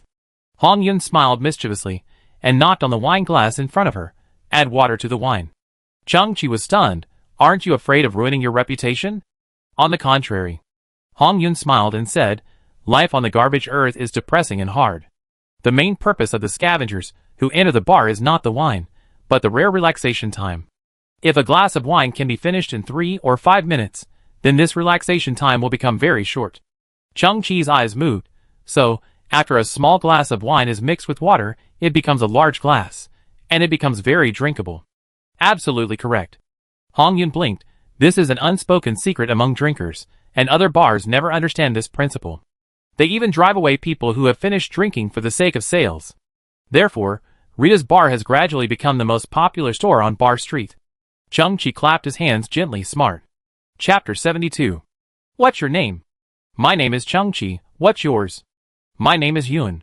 Oh. Hello, Miss Yun. Hong Yun held the wine glass, leaned back gently on the chair, and scanned the entire bar. Thanks to the protection of the unknown heroes of the Interstellar Alliance team, we can sit here and drink healthily without life threats. Chung Chi tooted his lips and said slowly, yes, the reason why everyone is so safe is thanks to the protection of the unknown heroes. It won't be long before the human traitor Kunlun will be arrested. Everything here will return to normal. Hong Yun's eyes flickered with hope. When the time comes, I will do something big. Chung Chi paused and suddenly said, then have you ever thought that Hua Kunlun might be wronged, and that team is not so formal? Hong Yun put down the wine glass at her mouth. Friend, you should not drink yet. You should know that some things, even if they are talked about, are very dangerous things. Chung Chi shrugged and changed the subject. You just said you were going to do something big. How are you going to do it? Speaking of this, Hong Yun suddenly became energetic, with excitement on her face that she couldn't hide. I'm in a good mood today, because we just received a large amount of relief supplies, so I decided to set today as the dream day for scavengers. Chung Chi was stunned. Huh? But Hong Yun lifted up her skirt, took a step with her long legs, and stood directly on the table. She raised the wine glass in her hand high. Listen everyone, I declare that today is the dream day for all of us. The drinkers were a little confused. They looked at the girl standing on the table, who was extremely ugly and swaying, obviously drunk. What dream day? This girl is drunk. We are lucky to be alive. How can we have any dreams? But Hong Yun ignored her and her graceful figure rotated 360 degrees on the table. Shut up. Let me talk. Tonight, all the expenses, I will pay for it. What? What? The customers didn't believe it at first. But when they saw that the bar owner Rita wiped her hands with a towel and said with a smile, okay, whatever Miss Yun says, that's it. Oh my god. Really? Miss Yun is so generous. Long live Miss Yun. But Hong Yun was smiling, swaying, and holding up a finger and said, but today, everyone must speak out their dreams, and they must shout them out loud, because today is the scavenger's dream day. No problem. My dream is to marry Hong Yun. My dream is to save 20,000 credit points. My dream is to become an E-level gene. My dream is that I am not dreaming now. My dream is to get a brand new second brother. Chung Chi was also stunned, and then looked towards the corner of the bar, only to see his younger brother Xiongzi drinking here, and he was already seeing stars, and did not recognize Chung Chi. He wiped his mechanical arm and said, don't get me wrong, my penis is an arm. I Miss Yun. Hong Yun raised her wine glass. My dream is to manage the entire garbage low earth. I want to establish a fair business system, a strict judicial system, and I also want to recruit talents, research new energy, and agricultural planting technology. When her words came out, all the scavengers were stunned. Everyone was quietly watching the drunken girl standing on the table. Do you know? Hong Yun raised her glass and looked up at the ceiling, as if her eyes could penetrate the gray atmosphere and see the brightest sun. We were born here and grew up here, and this is something we cannot change. This place is backward, desolate, and despised by higher humans. But I think we should not give up on ourselves and feel sorry for ourselves. Do you know? Perhaps because of being drunk, Hong Yun's eyes were faintly filled with tears. She said in a low and powerful voice, self-reliance is the magic of the weak. I believe that each of us has an unimaginable power in our hearts. I believe that we can rely on our own hands to change everything within our sight. I believe that a beautiful future and a beautiful tomorrow are waiting for us not far away. Hong Yun's voice echoed throughout the bar. Everyone was silent, but everyone secretly clenched their fists. Yes. Why should we passively accept all this? Why should we be forever shrouded in loneliness and despair? Why don't we fight back? Why don't we fight against the so-called fate? Hong Yun raised the wine glass in her hand again, and the wine in it was surging. She said loudly, when the time comes, I, Miss Yun, will need the support and help of each of you. No problem. We absolutely support Miss Yun. We will follow Miss Yun to break the shackles of fate. Everyone was drunk and shouted angrily. The scavenger who called himself Wang Zi was even more excited. He swiped a large glass of beer in one breath, and then fell headfirst. Chung Chi watched all this quietly. This was a late-night bar, and everyone was more or less drunk. They had no idea what they were talking about, or who they were talking to. Miss Yun was Li Hongyun. She was the eldest daughter of the president of the Scavengers Association, and President Li was already old, so the position of president would be passed to Hongyun sooner or later. At that time, the scavengers would realize that today's drunken words were not a joke. Chung Chi's eyes flickered. And Li Hongyun, she was really different from all the scavengers. She is a person with high genes. From the few words just now, it can be seen that she does have some talent in management. Can she really change all this? Maybe, maybe not. But she must need an opportunity. Chang-Chi looked at Hong Yun's eyes again. At this time, her pupils were pitch black. She must be wearing some kind of biological camouflage glasses, but her glasses were of poor quality. The Type 1 biochemical armor saw through everything in an instant. There was only a circle of light in her eyes. She is the most basic E-level gene person. And what she presented in front of Lieutenant Colonel Ning that day was a false image. It was a crazy, reckless behavior. Hey, Chang-Chi. Hong Yun, who was standing on the table, suddenly looked down. What is your dream? Everyone looked at her together. My dream? Chang-Chi also smiled and stood up. My dream? Compared with everyone else, it seems very small and hard to say. Oh! Today is dream day. Say whatever you want. No one will laugh at you no matter what you say. Everyone started to make a noise, and the atmosphere was very lively. Chang-Chi was also infected by this atmosphere, and he put one foot on the stool and shouted, Then I tell you, my name is Chang-Chi, the Chi of beggars, and my dream is to become the king of garbage on the entire earth. Ha ha. Fuck. This kid drank too much. Whatever, he has ambition, ha ha ha. Hong Yun also laughed so hard that she fell backwards and her body shook. Ha ha, Chang-Chi, your dream sounds harder to achieve than mine. Chang-Chi curled his lips. Didn't you say that? Self-reliance is the magic of the weak. Ha ha, that's right. We all have magic. Hong Yun's true nature was revealed. Rita, serve everyone some wine. The fat Rita, with a smile on her face, brought everyone one glass of wine after another. Rita also placed a large glass of beer in front of Chang-Chi, and Chang-Chi was about to pick up the glass. Suddenly, we received a warning from the thousand-eyed flies. Lieutenant Colonel Ning sent out 3 teams again. These people were thin, wearing night clothes, and moved quickly. They should be some kind of spies.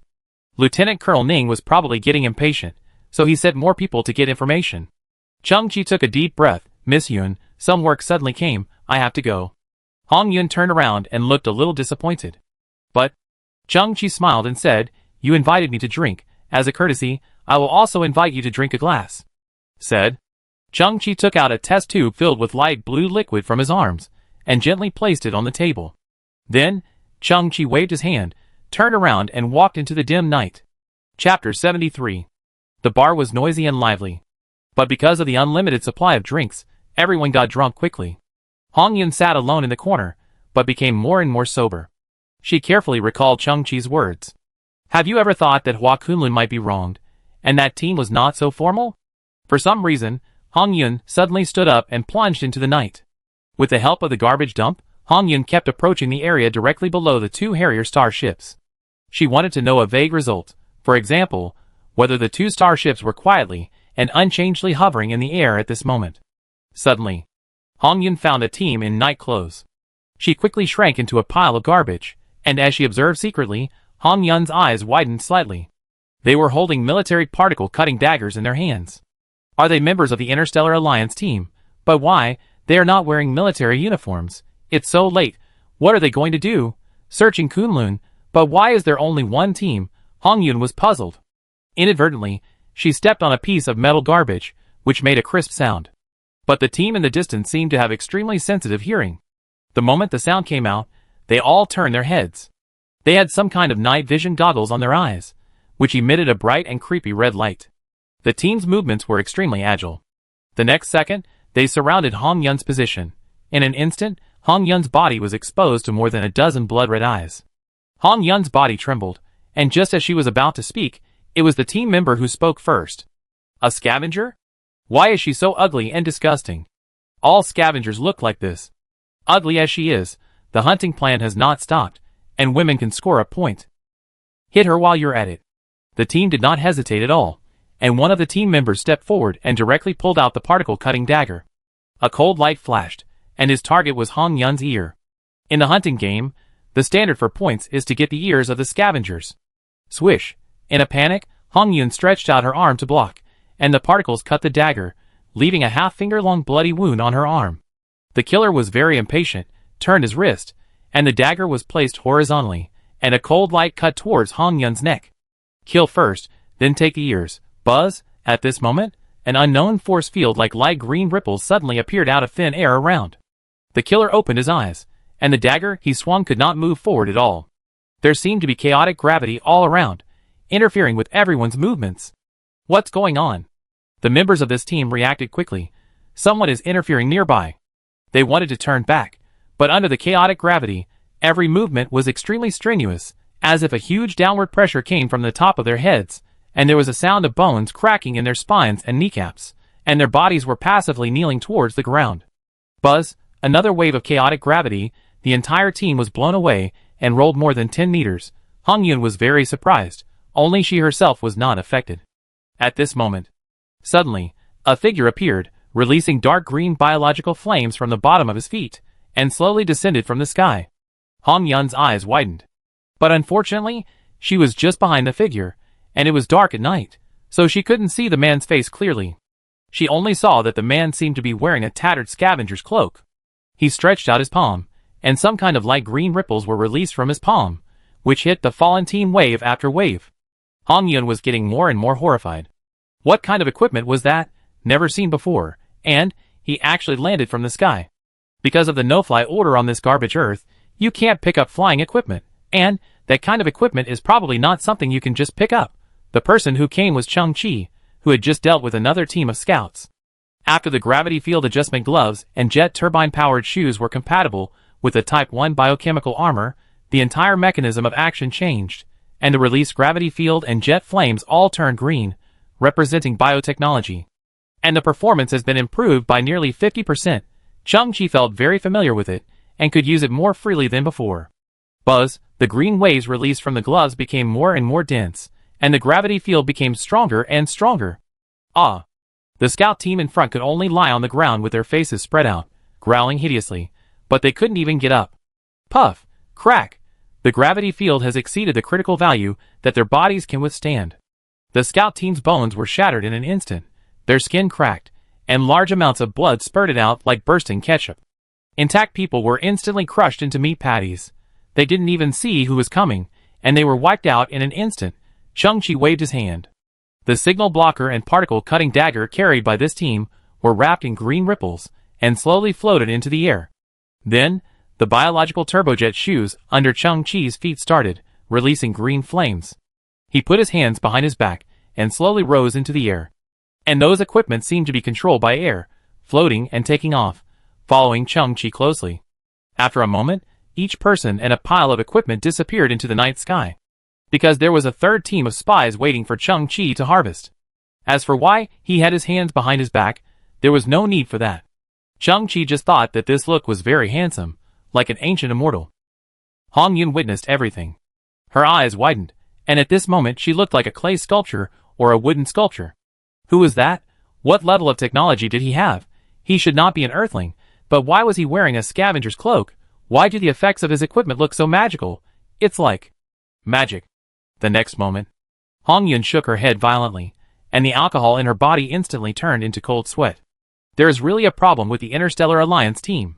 I will go back and tell my father and sister as soon as possible. Harrier Starship Number 2, in the shipboard warehouse. The atmosphere here is low at this time. The more than 600 fake soldiers here heard the news from Starship Number 1 before they had time to participate in the hunting game. The teams that went down before were all defeated, and even the bodies were not found. Did Hua Kunlun really repair himself? A cloud of horrible doubts enveloped their hearts. Thinking of the brave and invincible female warrior, they couldn't help but shudder. Depression, suffocation, and the unknown. This is the most uncomfortable, especially the current order from the top is to let them stay in the starship honestly, and not go anywhere. Click, click, the expressions of several fake soldiers changed, and they looked at the transport box on the side. In order to play the role of a regular army, the superiors applied for some energy blocks, and these boxes were used to transport energy blocks. But they had been distributed 2 days ago, and the empty boxes returned to the starship. But at this time, there was a noise inside the box. Dong, dong, someone was knocking on the box from the inside. A group of fake soldiers instantly picked up their weapons and surrounded them. A brave guy took a step forward, opened the lock of the box with a trembling finger, pulled open the door, and immediately raised his gun and pointed it at the inside of the box. The next second, a group of fake soldiers were all stunned. In the box, there was a beautiful woman in a red dress. The woman's hands were shaking a little, and she sorted out her long hair. "Hello, everyone, my name is Hina." The fake soldiers were all stunned.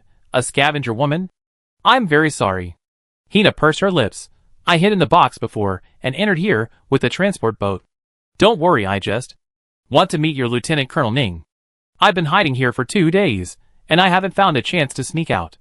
I may need some food and water now." Hina hooked her shoulders and tried to show a charming smile. "Afterwards, can you take me to see Lieutenant Colonel Ning?" He. Suddenly, a fake soldier laughed. "I heard before that some low-level gene people can become bitches of high-level gene people in order to get promoted. I didn't believe it at first. Haha, yes, I didn't expect that it's the same on the garbage earth. Look, she's still an E-level gene person. Hey brothers, have you ever experienced a woman with E-level genes? We've been so depressed these days, we need to release some pressure." Hina's face showed a trace of fear. "What are you talking about? You are soldiers." Hee girl. "Even if we really send you to Colonel Ning, he may not be interested in you. But brothers don't despise you. Look, we have also injected physical strengthening drugs, and there are yellowish circles in our eyes." More than 600 fake soldiers slowly gathered together, drooling, and their eyes released devilish light. Hina couldn't believe the scene in front of her. She widened her eyes, and quickly shrank into the depths of the cargo box. "What are you doing? Don't come over." Chapter 74. Duh. Lieutenant Colonel Ning walked on the bridge, and heard the sound of military leather shoes hitting steel plates. A drop of sweat slid down his forehead. There were only 12 hours left to capture Kunlun, but the general suddenly wanted to see him. Crossing the long suspension bridge, he came to the circular platform in the center. Lieutenant Colonel Ning slowly stopped and saluted the black shadow in front of him. According to common sense, the bridge of a large starship like the Harrier should be crowded with people. But at this time, it was unusually quiet here, without any staff. The entire starship was running perfectly. Swish, a not-so-bright light lit up on the platform. The general's true face slowly emerged. This was a strong man in his 50s, wearing a black captain's uniform, sitting on a huge metal seat with great momentum. His face was a standard square face with dark skin. But there was an obvious defect on his face. He was born with a cleft lip, with a cracked upper lip that grew to both sides. This was a congenital genetic problem. The general raised his head, looked at Lieutenant Colonel Ning, and said in a low voice, "Tear off your ugly mask for me." Lieutenant Colonel Ning frowned, but still raised his hand, and scratched his right jawline with his fingers. A very realistic biological mask was torn off from Lieutenant Colonel Ning's face. Lieutenant Colonel Ning's true face was also revealed under the dim light. He was no longer as handsome as before, with a square face, dark skin, and a congenital defect on his face, also a cleft lip. Lieutenant Colonel Ning lowered his head slightly, his eyes dodging. "Brother." The general still looked up. "Fourth brother." At this moment, the two faces showed a clear contrast. Lieutenant Colonel Ning and the general's faces were nearly 90% similar, except that the general was older and Lieutenant Colonel Ning was slightly younger. "Fourth brother, do you still remember our happy childhood on the planet K-23? Lieutenant Colonel Ning lowered his head. "I remember." The general placed his hands flat on the metal armrests of the chair, as if he was lost in some memories. "Our father was a famous interstellar bandit. He raised us 4 brothers with the money and food he robbed. He used decades of experience fighting the Interstellar Alliance to educate us and teach us how to arm ourselves. But my father was killed by the Interstellar Alliance, and not even his ashes were left." The general sighed slowly and said earnestly like an elder, "From that time on, I understood a truth. If we fight head-on, we will never be able to defeat the Interstellar Alliance. But if we do the opposite, we join the Interstellar Alliance with a fake identity. Not only can we obtain a legitimate identity, but we can also gradually disintegrate this behemoth from the inside. At that time, you all disagreed with my idea. I had no choice but to go my own way. I signed up for the army alone and became a starship soldier. We are all born with E-level genes, but we don't have individual talents. However, because we are quadruplets, our genetic essence is the symbiotic gene in the special gene catalog. This is a powerful group talent. We brothers have telepathy and coordination of actions. In the most exaggerated case, what one person sees and hears can be completely known by the other. I have been in the army for so many years, and finally became the captain of a small attack ship. It was also at this time that the advantages of the 4 of us brothers were reflected. Father gave us 4 brothers very nice names: Wind, Rain, Mountain, and River. My name is Ning Feng, And your real name is Ning Chuan. And Ning Yu and Ning Shan have made great contributions to paving the way for me. The general leaned forward slightly. Only then did he realize that he was wearing a huge helmet on his head, and the back of the helmet was connected to dense metal wires, like a bunch of dreadlocks tied by African ladies. These wires extended all the way to the main control console of the Harrier starship. A transparent glass cabinet was installed in the main control console of the Harrier starship. In the cabinet was a completely exposed pink brain. There was a special pipeline for nutrition under the brain, and tens of thousands of thin silver needles were inserted into the surface of the brain. That's my second brother, Ning Yu. The general folded his hands and looked at the brain with a loving look. I linked him to the entire Harrier starship, and I connected with him through the symbiotic genetic talent between us brothers. Only our brothers can do this. Only in this way can the starship exert its strongest combat power and the fastest reaction speed, and make the starship and its commander form the most perfect and tacit whole. It has not been easy for us along the way. Ning Yu and Ning Shan have always been with me. They keep moving and are installed on one starship after another. From small battleships to today's super large battleships. With them, I can perform the most difficult driving maneuvers. No one has a faster reaction speed than me, and no one is more familiar with my warship than me. The general's eyes opened, and 4 circles of light flashed in his pupils. Because of their help, I gradually became the most dazzling and talented commander in the entire Interstellar Alliance, and also became one of the 20 generals of the Interstellar Alliance. As he spoke, the general shot a majestic look. It was also me who made you, a guy who had become an interstellar bandit, transform into Lieutenant Colonel Ning. Lieutenant Colonel Ning's body trembled uncontrollably. Yes, his eldest brother was one of the 20 generals. And the reason why he could achieve what he has today is because of the sacrifice of his second and third brothers. The second brother's brain is on this starship. And the third brother Ning Shan's brain is on another Harrier starship. In this way, the eldest brother can perfectly control 2 Alpha-class main starships by himself. Once, the eldest brother also wanted to take out his brain and transform it into his third puppet, so as to control another large starship. But Big Brother also needs some help, so I can stand here like today. This is why Big Brother once said that if you can't find Kunlun's brain within 72 hours, you don't deserve to have your own brain. Fourth brother, is it so difficult to capture a wounded Kunlun? The general lowered his head and looked down at Lieutenant Colonel Ning on the huge metal seat. You disappoint me a little. Chapter 75. Lieutenant Colonel Ning's legs were shaking. There was a faint urine stain on his crotch. He was too scared. He didn't want to become a brain, a shipboard brain that was imprisoned and commanded forever, and had no light for the rest of its life. That was simply the cruelest and most inhumane punishment in the world. He once heard the cry of human beings in the shipboard communicator in the middle of the night. He was not sure whether it was the soul of the second and third brothers. Ning Chuan. The general shook his head helplessly. Dad has spoiled you since you were a child. I won't do anything to you unless it is absolutely necessary. My physical fitness is not as good as yours. In the future, someone must continue our family's business. Do you remember our goal? We will reach the highest level of the Interstellar Alliance step by step. Then launch a coup. We will become the real official power in the Milky Way. We will run rampant here, and no one will dare to stop us. Now, we are not strong enough, and Kunlun knows our secret. We must not let her pass the news. Lieutenant Colonel Ning was still trembling. Although the eldest brother's words slowed down, the look he gave him was always like a beast staring at fresh flesh and blood. But facing the current situation, Lieutenant Colonel Ning didn't know what to do. Let me show you something. The general shook his head, looking disappointed. A signal line behind his head suddenly flashed a light, like flowing water, entering the core control console of the starship. Above his head, the imaging system of the Harrier starship suddenly started and projected a void image. The picture showed the landform of the garbage Earth. A landing capsule of the Harrier starship landed slowly, and 3 scout teams filed out. Lieutenant Colonel Ning was somewhat puzzled. This was a picture taken about 10 minutes ago, when he was also monitoring everything through the starship's scanning system. These 3 teams were following his orders to find out the whereabouts of the Ultramarines. So far, the spy team is still searching, and Lieutenant Colonel Ning has not received any feedback. The general's voice suddenly came. What you see is an illusion. Lieutenant Colonel Ning opened his eyes. What?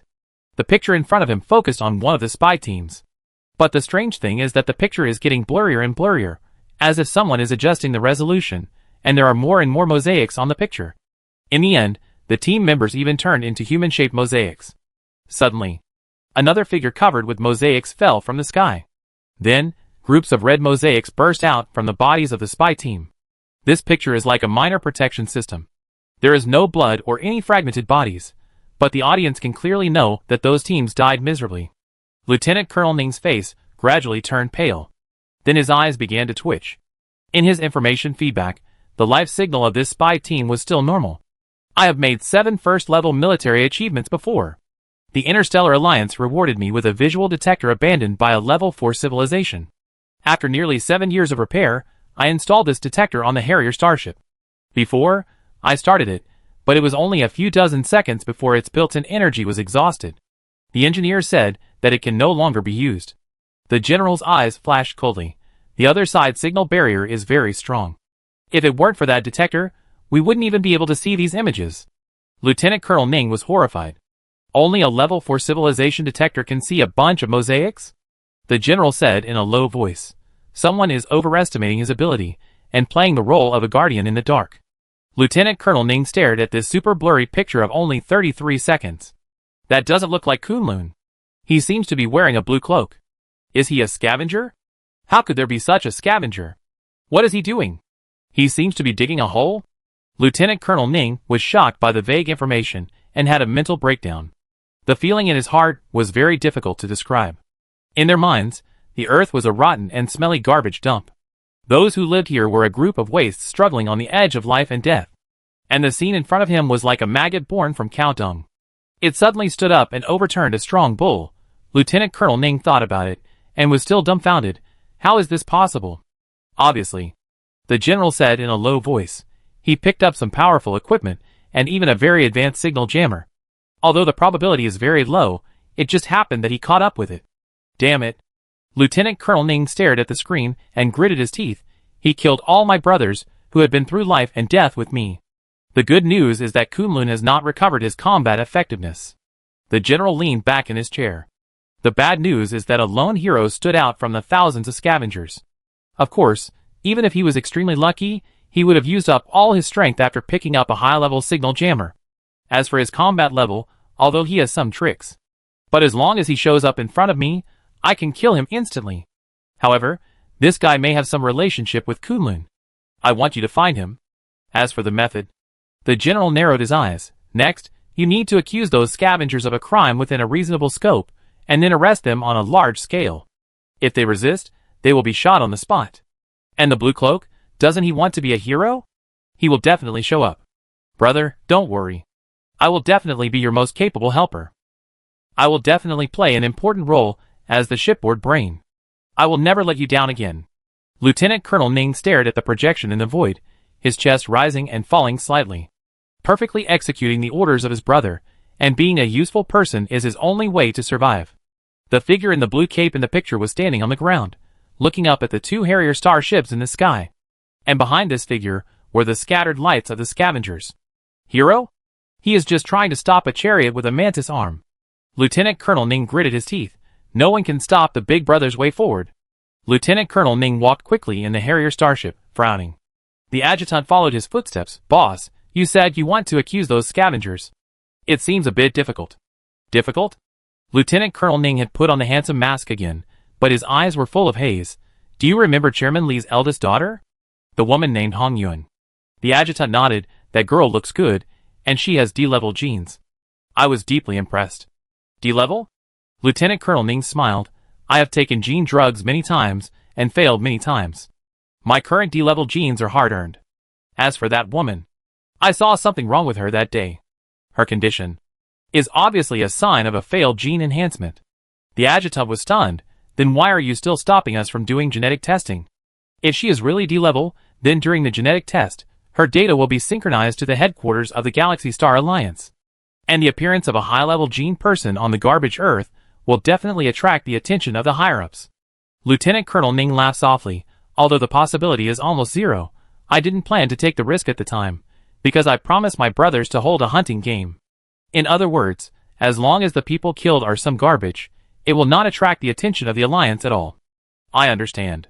The adjutant nodded. You don't want to play along with them now, and you are ready to expose them directly.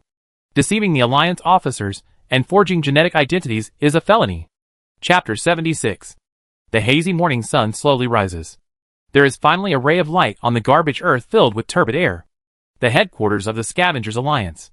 President Li's face turned red. Hongyun, do you know what you are talking about? I know. Hongyun raised her arm, revealing the somewhat charred wound. Only the particle-cutting dagger that is standard for the Interstellar Alliance team can cause such an injury. President Li stared. What if some gangsters picked up the particle-cutting dagger? Hongyun also raised her head. What if the Interstellar Alliance team is itself a gangster?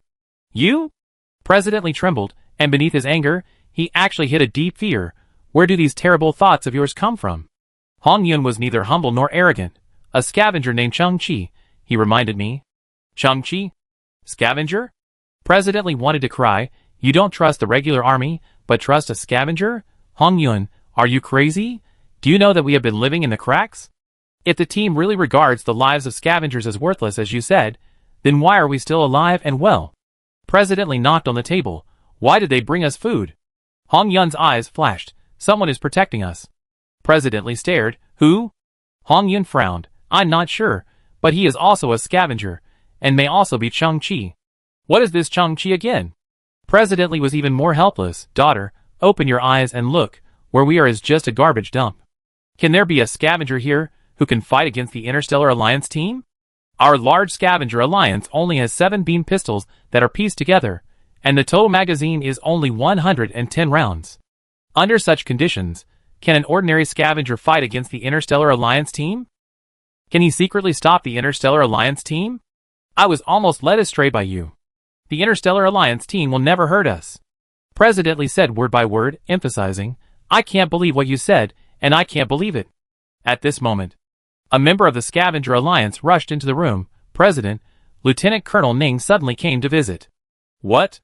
President Li's expression was stern, and he quickly began to tidy up his clothes, while urging Hongyun to stand up and prepare to greet him. Where did that girl Hina go? Forget it. Prepare the best filtered water, and take out the TI treasure.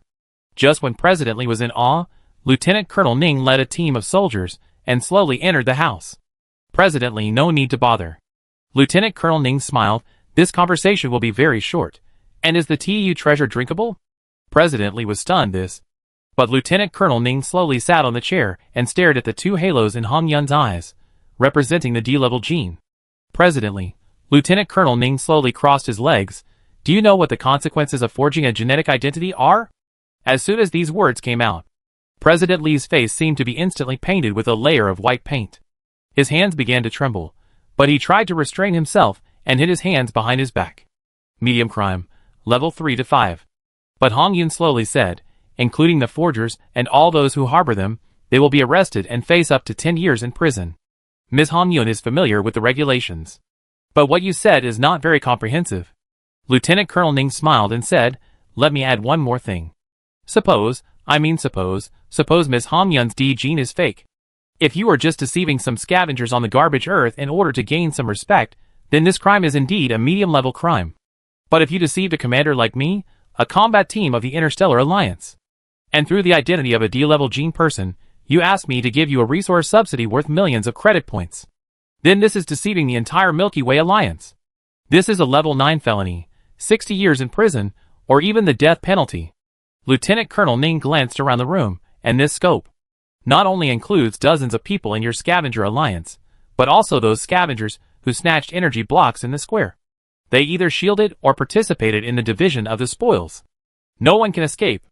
Lieutenant Colonel Ning suddenly gritted his teeth and said in a cold voice, if that is really the case, I will suppress the entire garbage earth. Do you understand what suppression is? If there are any resistance, I have the right to kill them on the spot.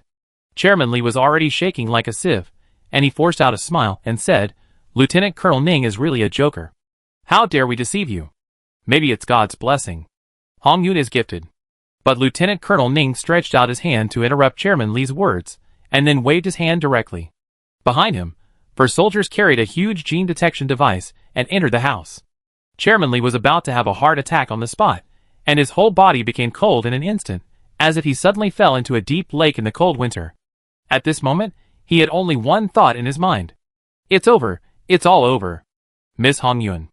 Lieutenant Colonel Ning stretched out his hand, pointed at the gene detector, and smiled, excuse me. The gene detector has been activated, and the surface is open, revealing a humanoid space inside. The reason why this device is so huge is that it integrates a full range of detection functions. Genetic level is a big deal, and the entire Milky Way Alliance has always treated it with caution. Once the tester enters the device, 12 tests such as blood, DNA, and pupil recognition will be completed, with the goal of 100% accuracy. Hong Yun's face was calm as she walked into the detector step by step. Swish. As the hatch slowly closed, Hong Yun took a last look at her father. As for President Li, he was completely frozen, his heart was dead. On the box of the gene detector, the blue technological light was pulsating. It was collecting samples quickly, and continuously generating a large amount of data. On the display screen, groups of characters began to appear. Finally, those characters converged into 2 lines of Chinese characters. The test is completed. The tester has a high-level gene. President Li couldn't control his weak legs, and fell to the ground. Hong Yun originally had an E-level gene, which is indeed a high-level gene, so it was expected that the machine would make such an assessment. But this is just preliminary information. The specific level that follows is the real fatal blow. I didn't expect that you really have a good foundation. Lieutenant Colonel Ning sneered, staring at the display screen. E-level genes, disguised as D-level genes, are also a major deception. Ding! The test subject's precise gene level is D-level. The gene test machine has made the final conclusion.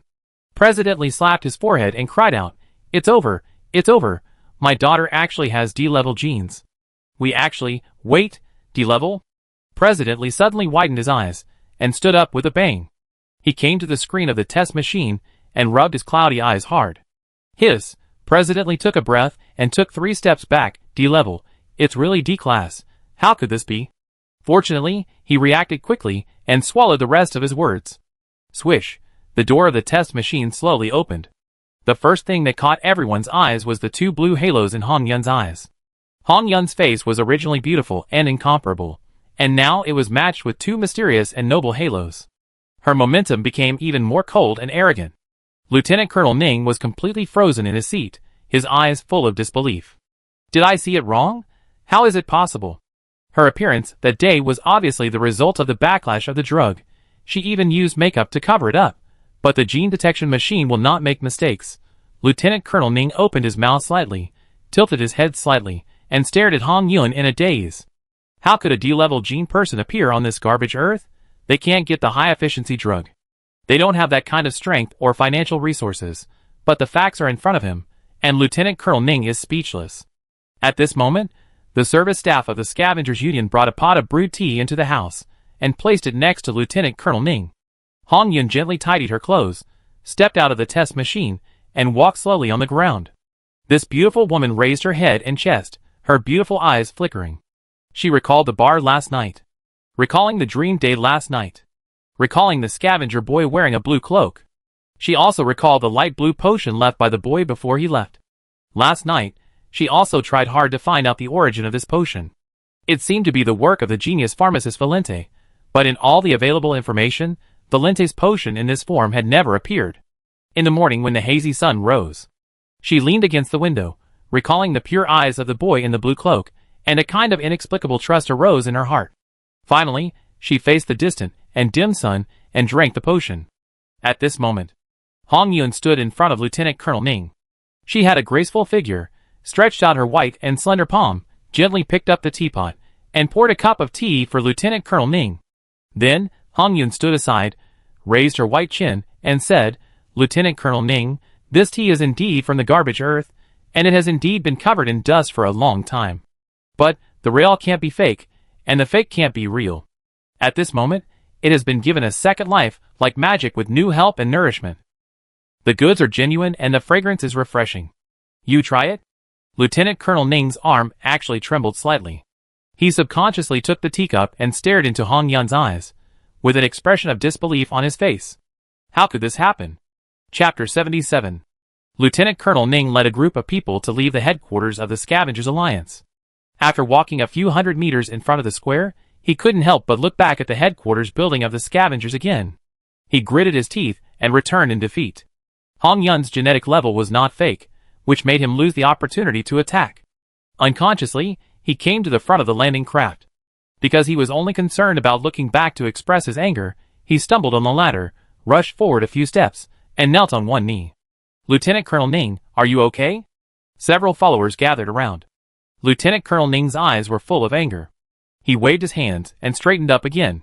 He looked back at the scavenger headquarters building again and gritted his teeth and said, "Ask someone to transport the wreckage of Hua Kunlun's 24th fleet and evenly scatter it outside the Earth's atmosphere.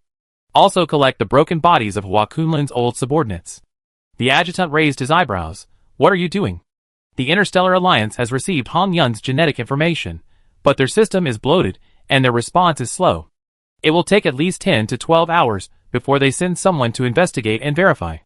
Lieutenant Colonel Ning's eyes had become extremely cold. "During this time, I will not spare a single one. I will kill all the scavengers, including the blue cloak.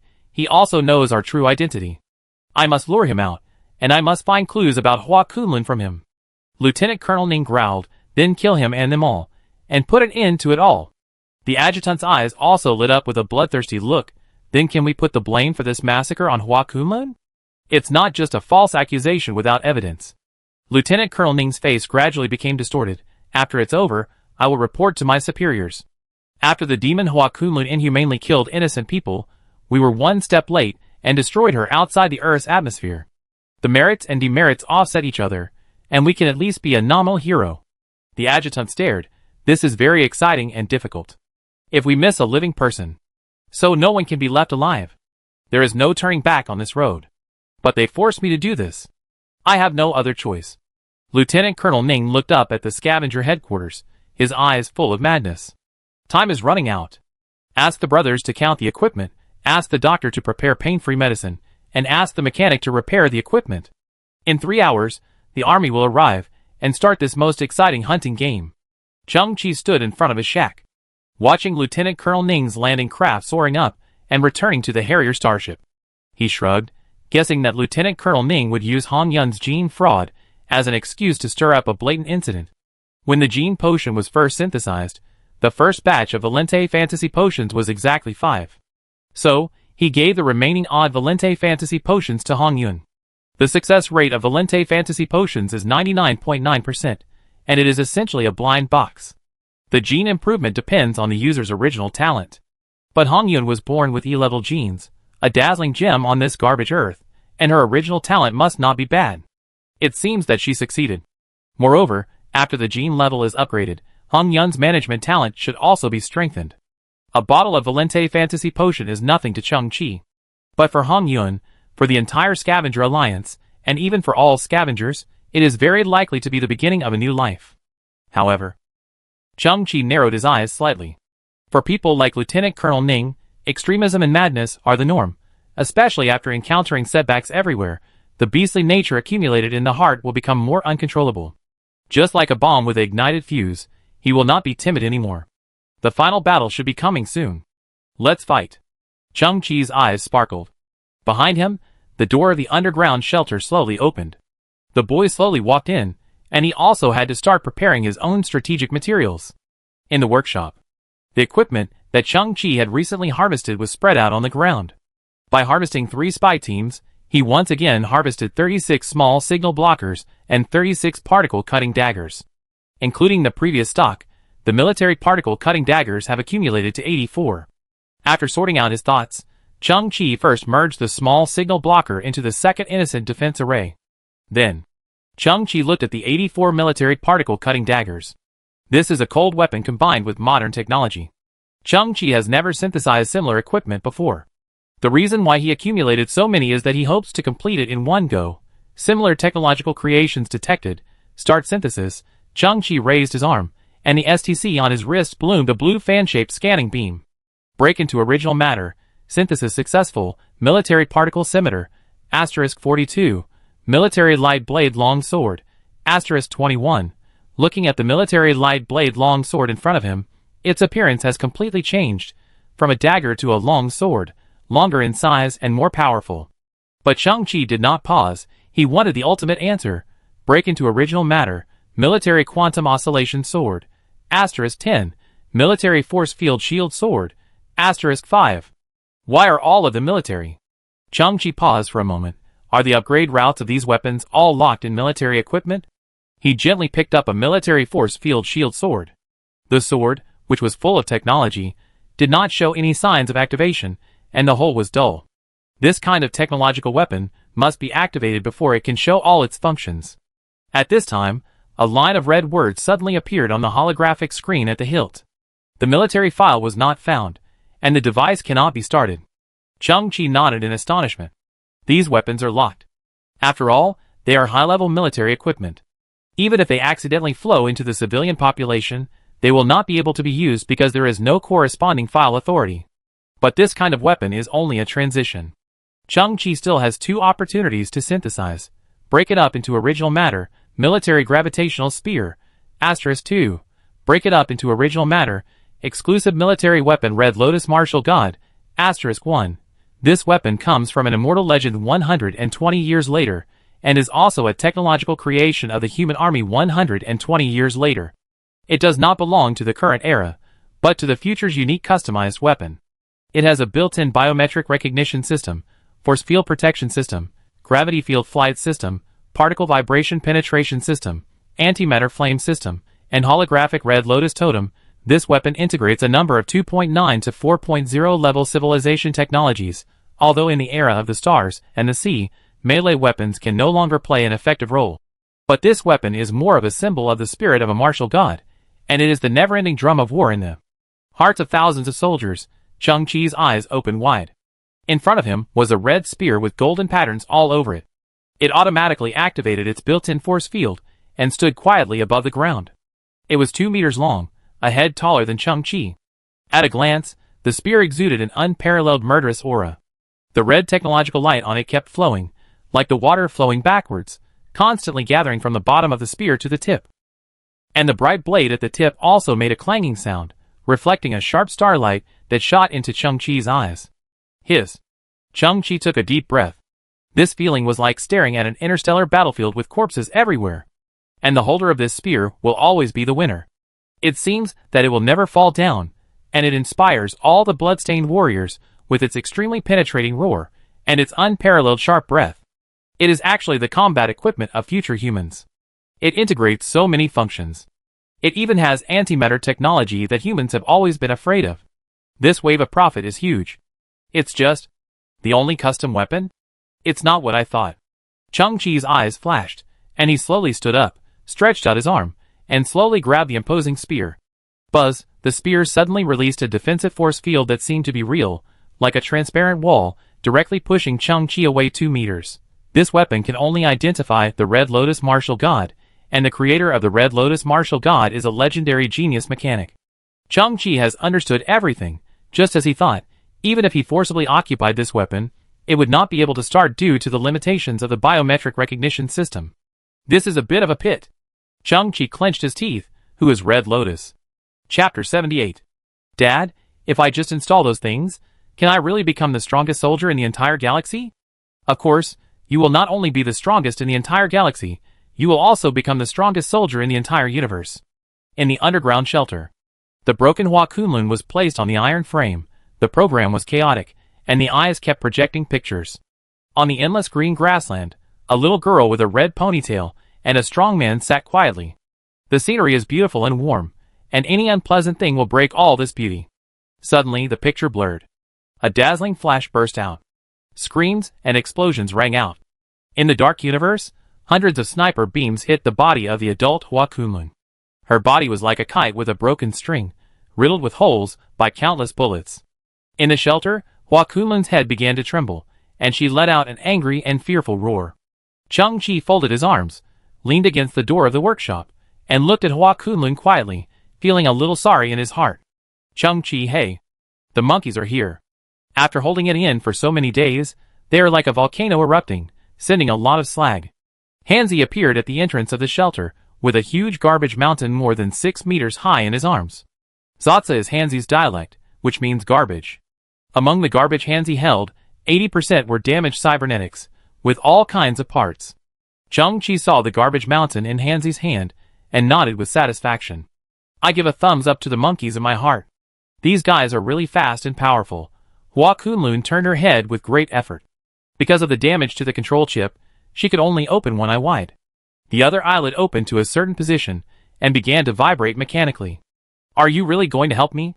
This will put you at great risk. Hua Kunlun looked at Chang-Chi, I know that it is impossible to find suitable parts on this garbage earth.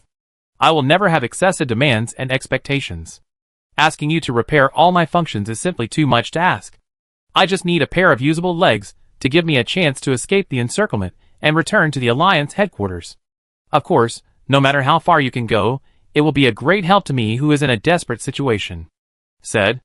Hua Kunlun's neck burst into a ball of electric sparks, and she tried to make a nod. "Kunlun will always remember Mr. Chengqi's help, thank you." Chengqi smiled. "I know." In the workshop, Chengqi looked at the cybernetics on the ground. At present, there is no shortage of parts, even artificial lung lobes.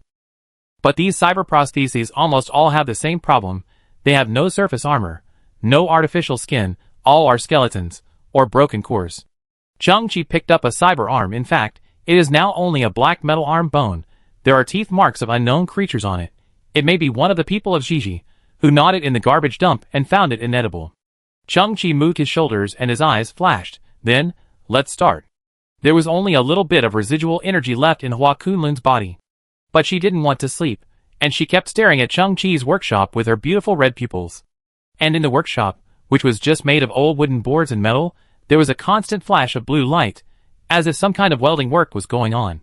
She hoped that the young mechanic could use those old garbage to piece together a usable body for her. Although under such conditions, this was too much to ask.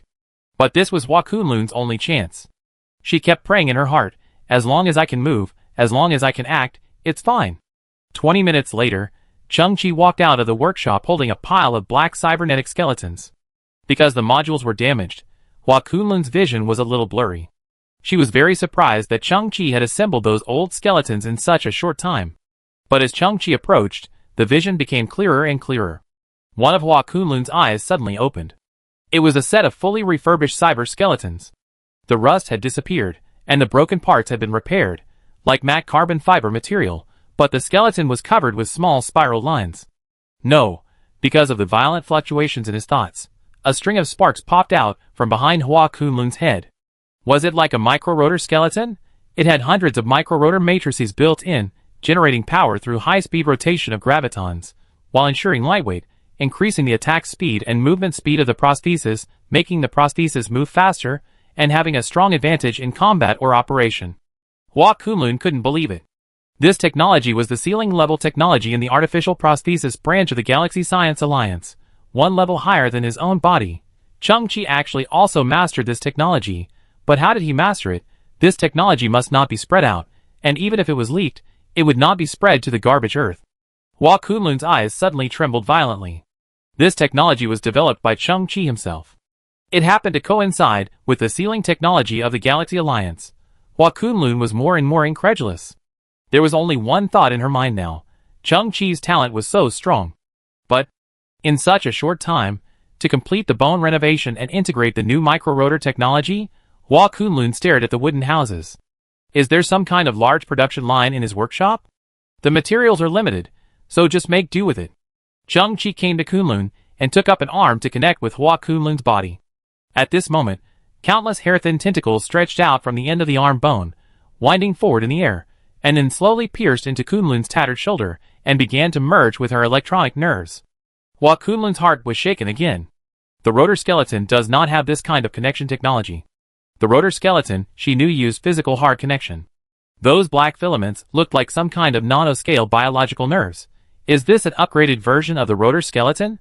The warning of the emotional auxiliary module became stronger and stronger. Because Hua Kunlun was getting more and more shocked and unable to understand everything in front of him. I guess those fake soldiers will soon tear off their hypocritical masks. Chengqi kept measuring the micro-rotor bones, shoulder blades, arm bones, and ribs one by one, meticulously. Hua Kunlun's expression gradually became solemn. I have a plan. Chengqi's hands kept moving, and he said, if they really dare to ignore the consequences, then I am prepared to keep them here forever. Hua Kunlun's expression paused. Chengqi said again, the most ideal situation is that they all die, and I make the Harrier starship lose its combat effectiveness without destroying it. Hua Kunlun paused again. In her heart, leaving everyone here was already an impossible task. But she didn't expect Chengqi to escalate the difficulty. Instead of destroying the starship, he wanted to make it lose its combat effectiveness. This seemed like a fantasy. Chengqi's face was calm. knowing yourself and the enemy will ensure victory in 100 battles. But I know nothing about those 2 starships. The captain of the Harrier starship is called Ning Feng. He is the most talented commander of the Interstellar Alliance in the past 20 years. His greatest asset is 2 fully armed Harrier starships. Hua Kunlun frowned and said, if you fight him, the moment you show your head, he can completely launch the Star Destroyer cannon on the starship and kill you instantly. In the Alliance, people often use the term harmony between man and nature to describe the relationship between Ning Feng and the starship. Chang-Chi paused. What is the specific power of the Star Destroyer cannon? Because of the limitation of the ship's volume, it is equipped with a secondary Star Destroyer energy cannon. The instantaneous pressure caused by an attack is 30 times that of the Earth's core. Star Destroyer, as the name suggests, destroys stars. That is not a force that any individual can withstand. Hua Kunlun's red pupils flickered. I couldn't do it at my peak. I know. Chang-Chi's voice was unusually calm. 2 starships are only equipped with 1 Star Destroyer, right? How can we stop its second shot? Hua Kunlun's expression froze for a moment. She didn't understand what Chang-Chi meant by the second shot, because for thousands of creatures, the first time they experienced the power of the Star Destroyer was the last time. The Harrier's defensive force field, codenamed Sky Shield, is one of the strongest force field shields in the Galaxy Alliance. To stop the second shot of the Star Destroyer, you have to penetrate the Sky Shield and destroy the main body of the Star Destroyer. And the only way to break the Sky Shield is to concentrate a certain high-energy, high-density beam on one of the diamond-shaped units. If the attack power is sufficient, the Sky Shield may be damaged in a unitized manner, that is, a small gap will appear. But the Sky Shield has a total of 7 layers. Even if these 7 layers are penetrated in an instant, the Sky Shield as a whole will rotate like a Rubik's Cube, and the 7 gaps will shift in an instant, turning into a huge maze. And 30 seconds later, the Star Destroyer will launch a second attack. No one can get in. Hua Kunlun's expression was complicated. You want to break through the Sky Shield alone. It's not realistic. I know. Chang-Chi's eyes flashed with a certain luster. Hua Kunlun was puzzled. He had described Ning Feng's strength, but Chang-Chi, who was about to declare war, just said indifferently, got it. If I repair you? Chang-Chi suddenly said, then when I fight the fake army, will you help me? Hua Kunlun did not hesitate. Help. Chang-Chi nodded, but in fact, your best choice is to take advantage of the chaos to return to the headquarters of the Interstellar Alliance and report all the situations truthfully. Hua Kunlun was silent for a moment. First, you gave me a second life.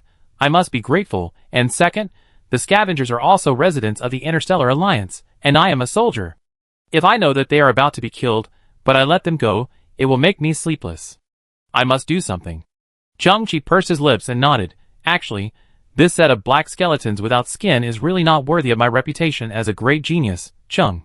At this time, Hua Kunlun suddenly realized. After talking for such a long time, Chang-Chi just laid the micro-rotor skeleton flat on the ground in front of him, and did not install it for himself. But Chang-Chi picked up all the skeletons at once, smiled and said, wait a moment. Chapter 79. Break into original materials, begin synthesis. In the workshop, Chang-Chi's face was immersed in a blue technological light. After confirming Hua Kunlun's true intention, Chang-Chi decided to give her a bigger chance. The previous micro-rotor skeleton was just a test. In fact, Chang-Chi only used half of the scrap prosthesis. With the addition of new raw materials, the final product can cross 2 levels. Synthesis successful. Carbon-24 magnetic cyber prosthesis skeleton arm bone. *2. Carbon-24 magnetic cyber prosthetic skeleton shoulder blade. *2. Carbon-24 magnetic cyber prosthetic skeleton rib. *2.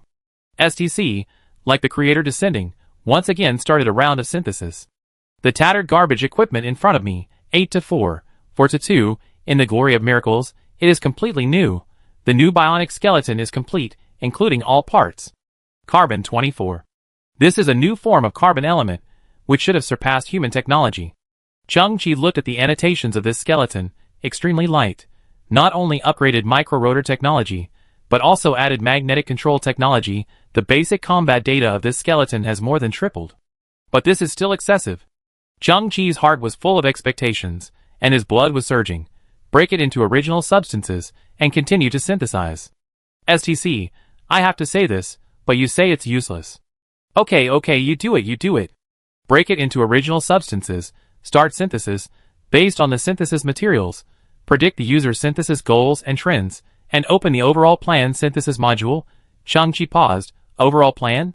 Synthesis successful. 3.5 level cyber civilization core structure. *1. Also known as the 7th level cyber war skeleton. 620 years later, human civilization still continues in the universe and has not perished. One of the ways for humans to continue civilization is to make all humans prosthetic. Therefore, a new civilization, the cyber civilization, was born in the universe. The cyber civilization only retains the human brain, and all other organs are replaced with cyber technology prostheses. Due to the rampant electronic drugs, most cyber life has become mentally distorted. So the cyber civilization is divided into the orthodox cyber civilization and the cyber underground world. The two sides gradually set off a century-long cyber war. The 7th level cyber war skeleton is the top combat force of the cyber underground civilization, and is equipped with an exclusive 2 minutes and 01 seconds red temperature mode. After this mode is turned on, the combat power is second only to the prosthetic Cyber Emperor 8. This technology integrates all cyber bionic skeleton technologies, including but not limited to iterative nanonerves, ultramicro rotor matrix, prosthetic energy pack, strength and lightness of carbon 24-2 fiber. Built-in BCM5241 integrated processing chip, which can achieve full domain chip capabilities such as improved computing power, enhanced reaction rate, and combat skill assistance. The chip has built-in augmented reality, AR, technology, which can transmit comprehensive operating instructions to the biological brain in a virtual environment and complete all-round combat training. Chang-Chi looked at this comment. The second reaction was that this set of equipment was so terrifying. The first reaction was that the universe was so vast that it could accommodate all kinds of civilizations, which were like 100 flowers blooming in full bloom, mysterious and attractive. I had learned about microbial civilization, plant civilization, biological civilization, and now there is cyber civilization. A trace of yearning appeared on Chang-Chi's face. One day, I must enter the sea of stars to explore, witness, and discover. Retract my mind. Chang-Chi looked at the new creation in front of him. Only then did I understand what the overall solution module that STC was talking about was. In front of me was a pale red skeleton of about 170 centimeters. First of all, it was no longer a pile of scattered bones, but a whole. Secondly, it was completed with many details. For example, the pair of cyber eyes in the eye sockets, the red glowing human brain-assisted chip on the forehead, a brand new mechanical spine, and a bionic heart in the chest cavity. Moreover, on its bones, there were also bulges of bionic muscles formed by red fibers gathered together. Only its skull is empty, and a human brain needs to be implanted to activate the entire skeleton. The essence of the overall solution module of STC is to deduce Chang-Chi's core goal, and then synthesize it at one time, eliminating steps such as assembly, and directly getting it done in one step. If it weren't for this function, Chang-Chi would also need to synthesize cyber bones one by one, and then install them one by one on Kunlun. This is very human. Slurp. Hey, I said, this can't be eaten. After a flurry of activity, the door of the workshop was pushed open. Chang-Chi walked out slowly. The beautiful woman raised her head with great effort and looked in the direction of Chang-Chi. Her pupils, which were originally dim due to energy shortage, released bright light again. Behind Chang-Chi, there was an unprecedented cyber prosthetic skeleton floating. The wrists and ankles of this skeleton released a light red ripple force field, causing its body to float vertically. It is worthy of being the second combat force of the 3.5 level cyber civilization. Even in the inactive state, it will stand like a god of war. Hua Kunlun could clearly feel the power and unknown of this skeleton. She had once integrated the strongest prosthesis of human civilization, and she knew in her heart that the technology in front of her probably did not belong to human civilization. With her cognition, she had no idea what kind of technology and what level this cyber skeleton in front of her had. Hua Kunlun looked at Chang-Chi with too many questions and too many shocks for her to say. You really exceeded my imagination. The red pupils of the beautiful woman's head sparkled. Transplanting a biological brain is a complex and precise process. I will try my best to tell you about my experience of transformation to assist you in completing this operation. No need. Chang-Chi tilted his head, and the KP-03 Quantum Intelligent Repair Cluster on one side suddenly started. Hundreds of thousands of nano-repair robots floated in like black smoke, landing lightly on the head of the beautiful robot, and began to gradually analyze her brain-nerve connection system, and instantly formulated a safe transplant plan. The next moment, tiny and fine arcs flashed in Hua Kunlun's head. The quantum repair cluster has already started working. Hua Kunlun's eyes were wide open.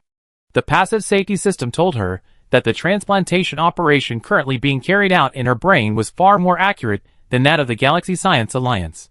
Throw away all those outdated chips in her brain. Zhang Qi's voice came. Hua Kunlun was stunned again, and slowly turned his eyes to the pale red cyber skeleton standing on the side. In the center of its forehead, there was a chip flashing with red light. The red light flickered, inexplicably, as if it was sending a fateful call to Hua Kunlun. It's still a little bit short. The upgrade route for this set of equipment is still the endoskeleton after all. Zhang Qi touched his chin and frowned. It seems that the outer armor and endoskeleton of cyber life are two systems. To be honest, Kunlun is now a red technological skeleton. If he goes out like this, he will scare the little girl to tears. Hua Kunlun could hardly hide his surprise. This is already very, very good. How could I ask for so much? But Zhang Qi was still curling his lips and shaking his head. Hua Kunlun added, besides, there shouldn't be any armor material on Earth that can match this set of bones. Zhang Qi tilted his head, looking at the ground on the other side of the shelter. There was another type of garbage set by the monkeys neatly arranged there. Among them were 15 metal smelting crucibles. Scavengers usually use this small equipment to melt some miscellaneous alloys and eventually extract some precious metals. Pick up a pile of crucibles. Zhang Qi plunged into the workshop again, break into original substances, begin synthesis, polymer high-energy crucible, *7, Halo smelting furnace, *3, Moro's forging intelligent production line, *1. It can melt and forge 223 kinds of rare alloys, and integrates the forging skills of the forging master Moros throughout his life, combining forging, design, and spraying.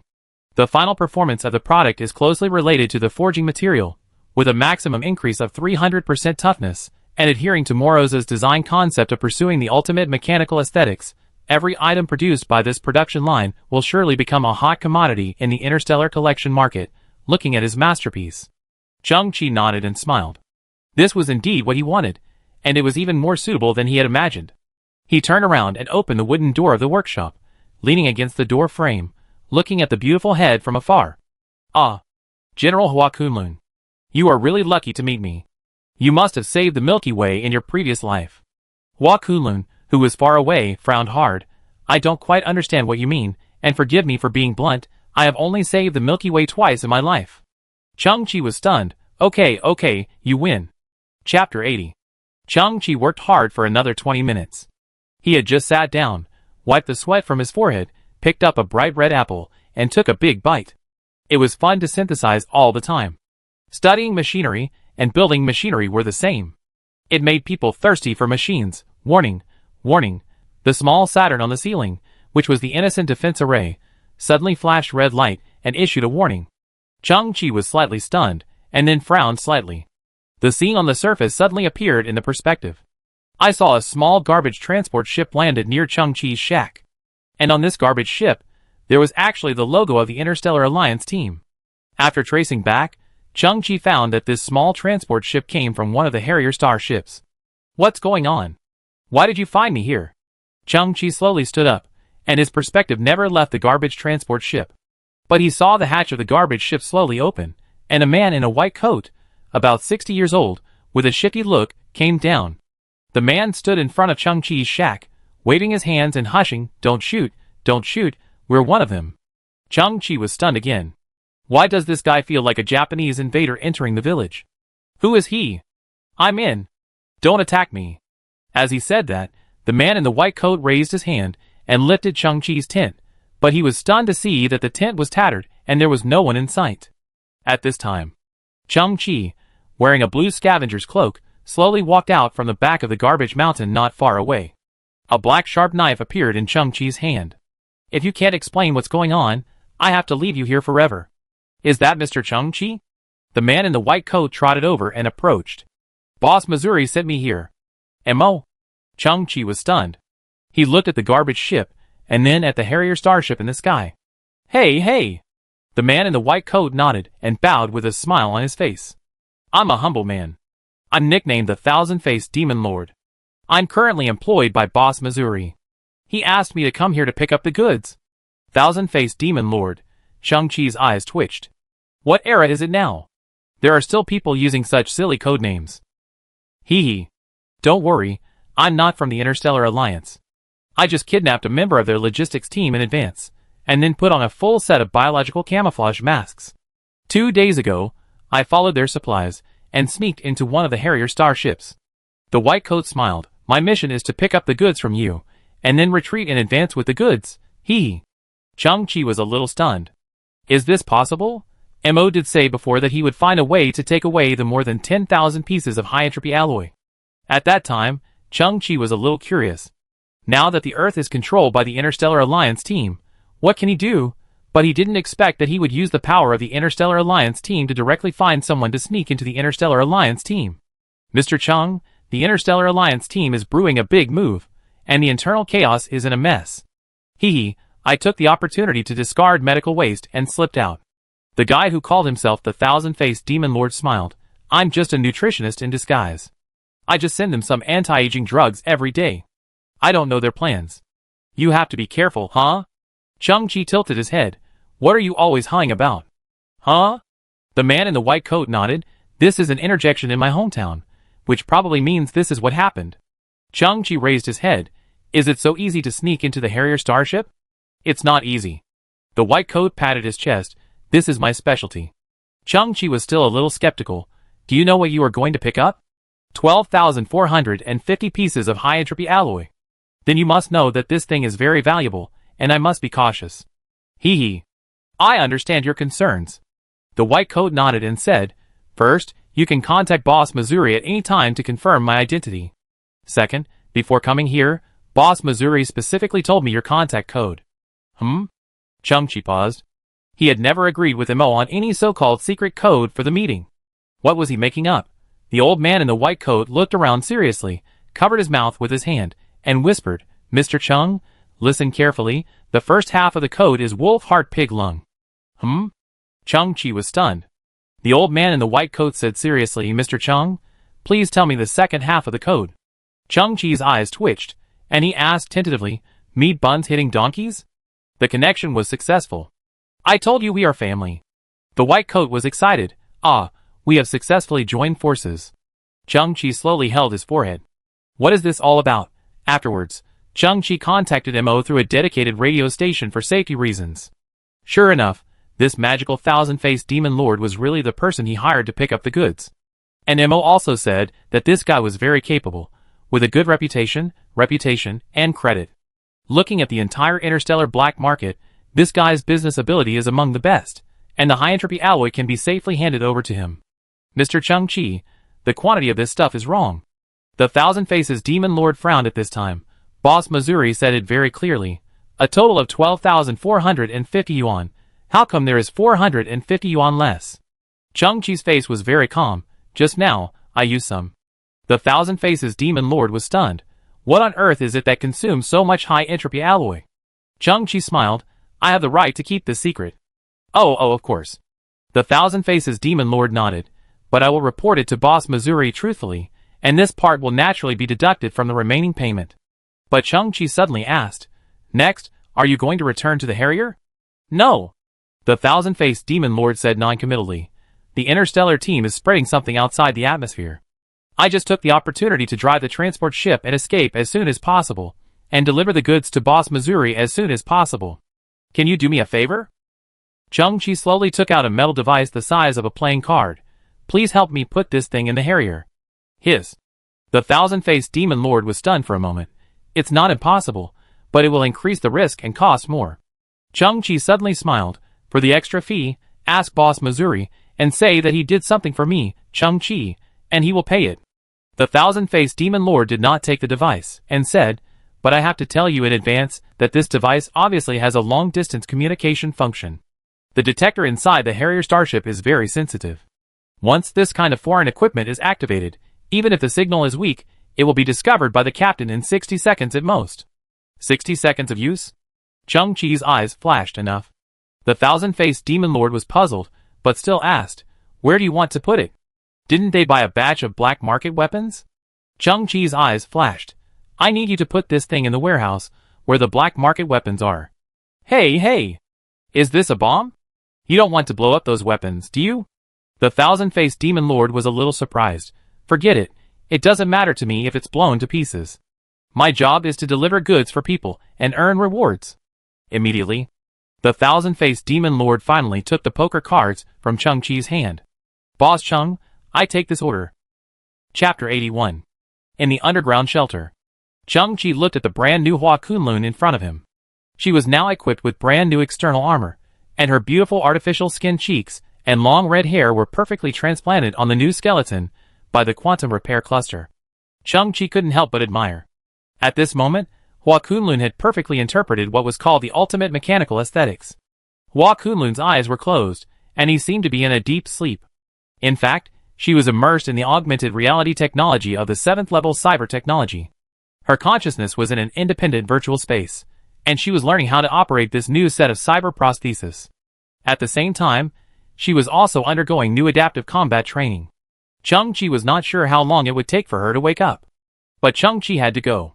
He crossed the wooden corridor of the underground shelter, looked at the scavenger communicator standing on one side, and tapped the silent communicator with his fingers. Chung Chi smiled and said, I hope you won't let me down. All scavengers, gather at Area B24 immediately. The sky was filled with shockwave-like audio, spreading to every corner of the garbage earth. Two 20-kilometer-long Harrier starships, located thousands of meters in the sky, slowly adjusted their ship postures. The bows of the ships tilted downward, pointing far to the ground, like two swords hanging in the sky. More and more scavengers gathered, and soon they would gather into a huge team. This team was like a bloated giant beast, moving slowly on the ground. For some reason, the temperature today was much lower than usual. The slight chill could always penetrate the protective clothing and into the bones, making people shiver. In the distance, some small whirlwinds, rolling up gray metal dust, were constantly running around. President Lee walked at the front of the team. The Interstellar Alliance team suddenly issued such an order, which made him feel a little abrupt, but he did not dare to think of the worst. There should be some unified order, or better yet, they will distribute the second round of supplies. He glanced at the crowd around him. But he didn't see his two daughters. President Lee frowned. The two children were too rude. Suddenly, a grand scene appeared in front of him. The main hatches of the two Harrier starships opened with a bang, and one landing craft after another lined up in a straight line and landed on the ground. Then, teams of Interstellar Alliance soldiers with real guns and live ammunition walked out of the landing craft. Their eyes were cold, and they lined up in front of them in formation. Chairman Lee's heart trembled uncontrollably. He felt a huge sense of oppression. At this moment, one of the Harrier starships suddenly released a red laser, shining in front of the scavengers. It was a clearly visible red line running through the north and south. Everyone, stand behind the line. There was a shout from a distance, and it was Lieutenant Colonel Ning who stood at the front of the Interstellar Alliance team, 100 meters away from the scavengers, with no expression on his face. Chairman Lee swallowed his saliva. He took a half step back and stood behind the red line. It was also at this time. A 7 or 8-year-old scavenger girl, holding an unknown wild flower that she had picked with great effort, crossed the red line and ran towards Lieutenant Colonel Ning. In her mind, the other party was still the group of soldiers who brought her food. The wind mixed with metal dust blew past. The little girl stood in front of Lieutenant Colonel Ning, holding a white flower. Lieutenant Colonel Ning looked past the flower, looked at the little girl's wind-eroded and cracked face, and her lips with white skin floating, and he suddenly smiled. Lieutenant Colonel Ning took the flower. The little girl grinned. Suddenly, Lieutenant Colonel Ning crushed the flower in his hand, and his smile turned into gnashing teeth. The little girl's eyes were full of fear. How disgusting. Crash! Lieutenant Colonel Ning suddenly threw the flower fragments on the little girl's face, and then kicked the little girl in the chest. With a bang, the little girl was kicked 4 or 5 meters away, and fell into the garbage dump. But the little girl's vitality was very tenacious. She sat in the garbage dump with blood at the corner of her mouth, and cried heartbreakingly, and her cry echoed in everyone's ears. What the hell are you doing? There was a thin young man among the scavengers, who cursed angrily, and was about to step forward. Are you deaf? Stand behind the line. Lieutenant Colonel Ning shouted, if you dare to cross the line, I will kill you now. He then looked at the little girl. The bedbug was just a tough guy. Why didn't he kick her to death? Many scavengers grabbed the thin young man tightly. The young man struggled and shouted, let me go, that's my sister. And this thin young man was the monkey who had been collecting garbage for Chung Chi. Chairman Lee trembled, but he didn't cross the red line. His facial muscles trembled, and his voice was filled with fear. Lieutenant Colonel Ning, What are you doing? I finally don't have to pretend in front of you garbage bugs. Lieutenant Colonel Ning's eyes flashed with ferocity. If there hadn't been a guy who overestimated his own abilities, you would have been bleeding 3 days ago. Chairman Li's expression suddenly changed. What? At this time, a soldier of the Interstellar Alliance turned on a void imaging device. A huge screen unfolded, and on the screen was a blurry figure covered with mosaics. It could only be vaguely identified that he was a boy wearing a blue scavenger's cloak. You don't know yet that there is an idiot who has been protecting you in secret? It was this guy who killed my 8 teams in the past night. Lieutenant Colonel Ning exploded in anger, and these 8 teams were originally going to play a hunting game, and the target of the hunt was you. I have never regarded you as human beings.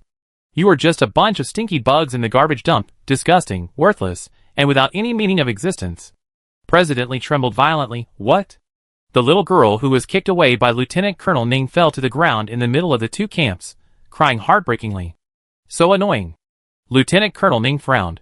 Kill her for me. A team of soldiers pulled the bolts of their guns, stepped out of the queue, and walked towards the little girl. Monkey collapsed and cried loudly, but was held tightly by other scavengers. Stop right there. If anyone dares to take another step forward, I shoot. On the garbage mountain in the distance, a beautiful figure appeared, her gray cloak fluttering and fluttering, revealing her perfect figure in tight shorts and a small jacket. President Li opened his eyes wide. Hong Yuan. Behind Hong Yuan, more figures gradually emerged. They were the guard team of the Scavengers Alliance. There were not many people, about 30 people. At this time, they all had firm faces, and stood in a row behind Hong Yuan. Self-defense force? Lieutenant Colonel Ning turned his head. A trace of disdain gradually emerged on his face, his eyes fixed on the strange weapons in the hands of Hong Yuan and others. I don't know where you got these ugly weapons from. Lieutenant Colonel Ning waved his hand at a team behind him. Kill them all. A 20-man Interstellar Alliance team took a step forward. They just raised their guns, and Hong Yuan moved. Hong Yuan's arm shook, and the red-painted gun in her hand was loaded with a click. The moment she raised the gun, the single sight suddenly spread out like a lotus, and was classified into 20 independent sight lenses. Buzz, the next moment Hong Yuan pulled the trigger, a yellow beam bullet shot out. Lieutenant Colonel Ning opened his eyes slightly. He had no time to react at all, and saw the elliptical beam bullet shooting at his face. But an incredible scene happened. The moment the beam bullet hit his face, it suddenly turned 90 degrees and passed through his cheek quickly, leaving a hot burn mark. Puff, puff, the sound of 20 bullets piercing the human body almost overlapped. A drop of blood slowly fell from the face of Lieutenant Colonel Ning due to the scratch, before the drop of blood fell to the ground. A ball of blood burst out from the bodies of the 20-member Interstellar Alliance team at the same time. Plop! They fell headfirst at the same time. Lieutenant Colonel Ning's expression froze, and in front of him was a yellow light net that was slowly dissipating. A trajectory that can turn? Lieutenant Colonel Ning looked at the weapon in Hong Yuan's hand in disbelief. At the same time, he also saw an even more shocking scene. Behind Hong Yuan, every member of the scavenger self-defense team held the same weapon in their hands. Not to mention the official equipment, Lieutenant Colonel Ning had never seen such weapons. Chairman Li was also shocked. Hong Yuan, where did you get these things? Hong Yuan stood on the garbage mountain. The breeze blew her cloak and long hair. Her figure seemed much taller than before, and on her beautiful face, there was a resolute look of risking her life. 1 hour ago, a voice came from the communicator of Hong Yuan and the entire self-defense team. My name is Chung Chi, which means beggar. Now, we are facing a group of bandits disguised as regular soldiers. If we compromise this time, then how should we deal with interstellar pirates, alien invaders, etc. in the future? Submission is definitely not the only solution. If you are willing to fight back, I have prepared some weapons for you on the north side of the scavenger square. If you pick up these weapons, then you and I will be on the same front. Everyone, I once heard a saying, and now I'm going to tell you. Self-reliance is the magic of the weak. At this moment, Hong Yuan looked at her father across a distance of more than 10 meters. I once mentioned his name to you. President Li was struck by lightning. Subconsciously, he looked at the tall figure in the projection in the void with a look of horror. Chapter 82. 2 hours ago. In the secret cargo hold of a Harrier starship. In a corner that no one noticed, a strange metal poker was quietly placed. Buzz, a blue miniature directional star gate suddenly opened, illuminating the dark space around it. An iron mother was slowly used, and then it opened the transport space in its chest, and another shrunken iron mother drove out. After the second iron mother was used, it slowly opened the hatch in its chest again, and the third Iron Mother appeared. In 60 seconds, the detection system in the starship can identify these foreign electronic devices. The three Steel Mothers stretched out 176 mechanical arms in an instant. The ultimate secret is the Mother moving. It took only 50 seconds to sweep away all the weapons that could not be seen in the light, and put them all in their stomachs, and they were neatly arranged. And then, they ran away, one after another into the directional Stargate. When Lieutenant Colonel Ning was about to call these weapons, he found the empty warehouse. But Iron Mother was carrying the innocent defense array, so he did not get any surveillance footage. He finally speculated that there were traitors in his group who took advantage of the chaos to transport these equipments, aiming to sell them for profit. After all, these equipments were unregistered black goods. Lieutenant Colonel Ning was furious, but he could only swallow his anger. Who made this team full of despicable gangsters? Not to mention, a transport boat happened to be lost in the starship. Lieutenant Colonel Ning will never understand the principle in his life. The lost weapons were combined by Chung Chi into 200 particle group tracking rifles and dozens of directional shot bombs. The particle group tracking rifle is also known as the battlefield ghost. It was those powerful and unprecedented red rifles in Hong Yun's hands at this time. Is that it? Lieutenant Colonel Ning, who was shocked just now, suddenly showed a ferocious smile.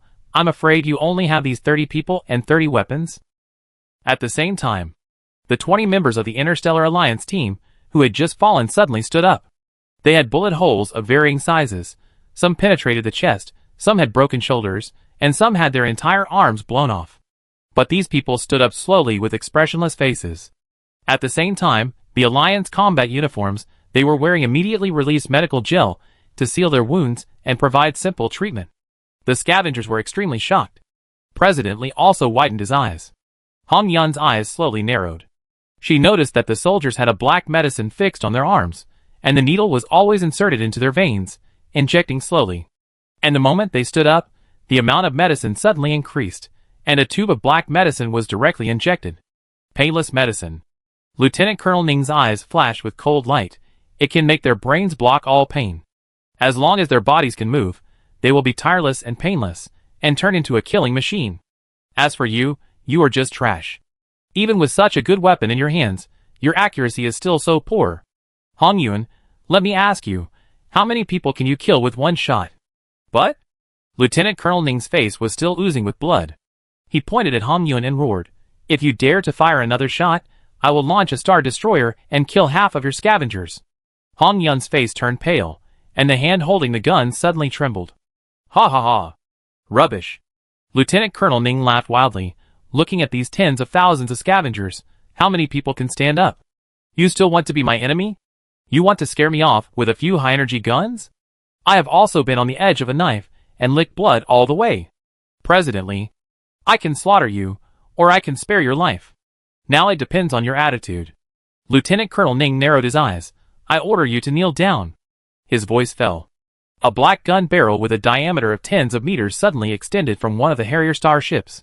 Pure black light was brewing, churning and exploding, and the entire ground was instantly enveloped by an invisible pressure. I want to know if you have hidden information about Kunlun. I also want to know all the information about the blue cloak. Lieutenant Colonel Ning frowned, but I ask you to kneel down and talk to me. Chairman Lee's body was shaking. He believed in the doctrine of the mean, and was timid and fearful. Facing any powerful party, he would choose to be submissive. Even if he was humiliated without a bottom line, he would exchange it for false peace. Hong Yun, put down your gun. As President Lee said this, his hands drooped weakly, and his knees bent unconsciously. He knew that Hong Yun and her few men with their guns were no match for the entire Interstellar Alliance team. If he lowered his head and obeyed orders, it would give the scavengers a glimmer of hope. Father, you can't kneel. Hong Yun shouted, do you really think they will let us go? President Lee's eyes trembled. You don't understand. Ha ha.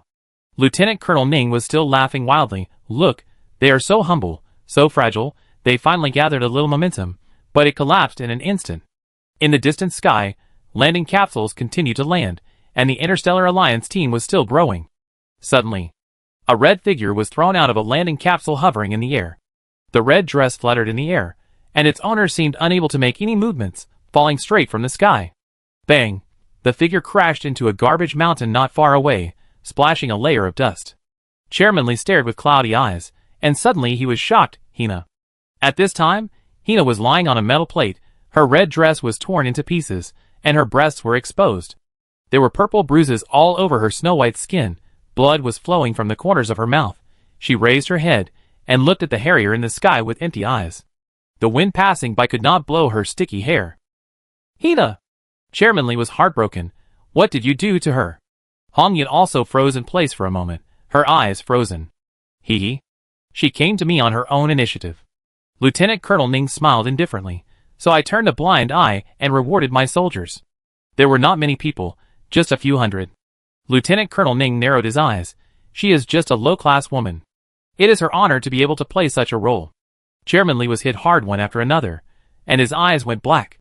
Kneel down. I asked you to kneel down. Kneel in front of me, and I may be able to spare your life. Lieutenant Colonel Ning showed a crazy look. The camouflage mask on his face also cracked and drooped due to the wound that had just formed, hanging on half of his face. Chapter 83. President Li kept his knees half bent and froze in place. His mind flashed through all the humiliations he had suffered in his lifetime. At the same time, he finally recognized the beasts in front of him. They had no humanity at all. Perhaps, the servility he had once groveled for could have earned him a short-lived existence. But this time, even if he broke his spine, buried his knees in the soil, and cowed out until his head was broken and bleeding, the result would probably not change. A wrinkled arm supported the ground, stirring up a circle of dust. It was Chairman Li who held himself up. With tears streaming down his face, he gritted his teeth, glanced at Hina, whose life or death was unknown in the distance, and then at Hong Yuan, who was standing with a gun. I won't kneel. The elderly Chairman Li trembled and said these 3 words. Then, he supported himself on the ground with his palms and slowly stood up. He finally straightened his chest, but tears were streaming down his face. He growled, "You are a bunch of beasts. I will not kneel to beasts. At most I will die. I won't kneel." Is it too late to awaken now? A trace of panic flashed across Lieutenant Colonel Ning's face. But at this moment, the voice of his elder brother Ning Feng rang in his mind. The Star Destroyer cannon was preheated. Lieutenant Colonel Ning's brows relaxed. He had been bluffing before, suppressing the scavenger's momentum with a tough attitude, and he was also afraid that his head would suddenly be blown up by that incredible beam weapon. What about licking blood on the tip of the knife? It's just a line. He finally bought time with his acting skills, and now he has nothing to worry about. Lieutenant Colonel Ning turned around, pointed his finger at the common position of Hong Yuan and President Li, and gritted his teeth and said, "Go to hell." Buzz, without any hesitation, a terrifying black light burst out from the muzzle of the Star Destroyer. In an instant, half of the sky lost its light and became extremely dark. The terrifying annihilation energy was released in an instant. A black light column fell from the sky, with terrifying pressure, across the void. The target of the Star Destroyer was the ground space, with a radius of 300 meters centered on President Li and Hong Yuan. This place is behind the red line, with nearly 1,000 scavengers gathered tightly. Once this beam falls, no one can survive. Beast. President Li cursed at last, and closed his eyes, as if he knew his fate. Lieutenant Colonel Ning's face flashed with madness. Kill you troublemakers, and the others will definitely obey. They are all garbage, and their bones are soft. No one can block the way forward for our brothers.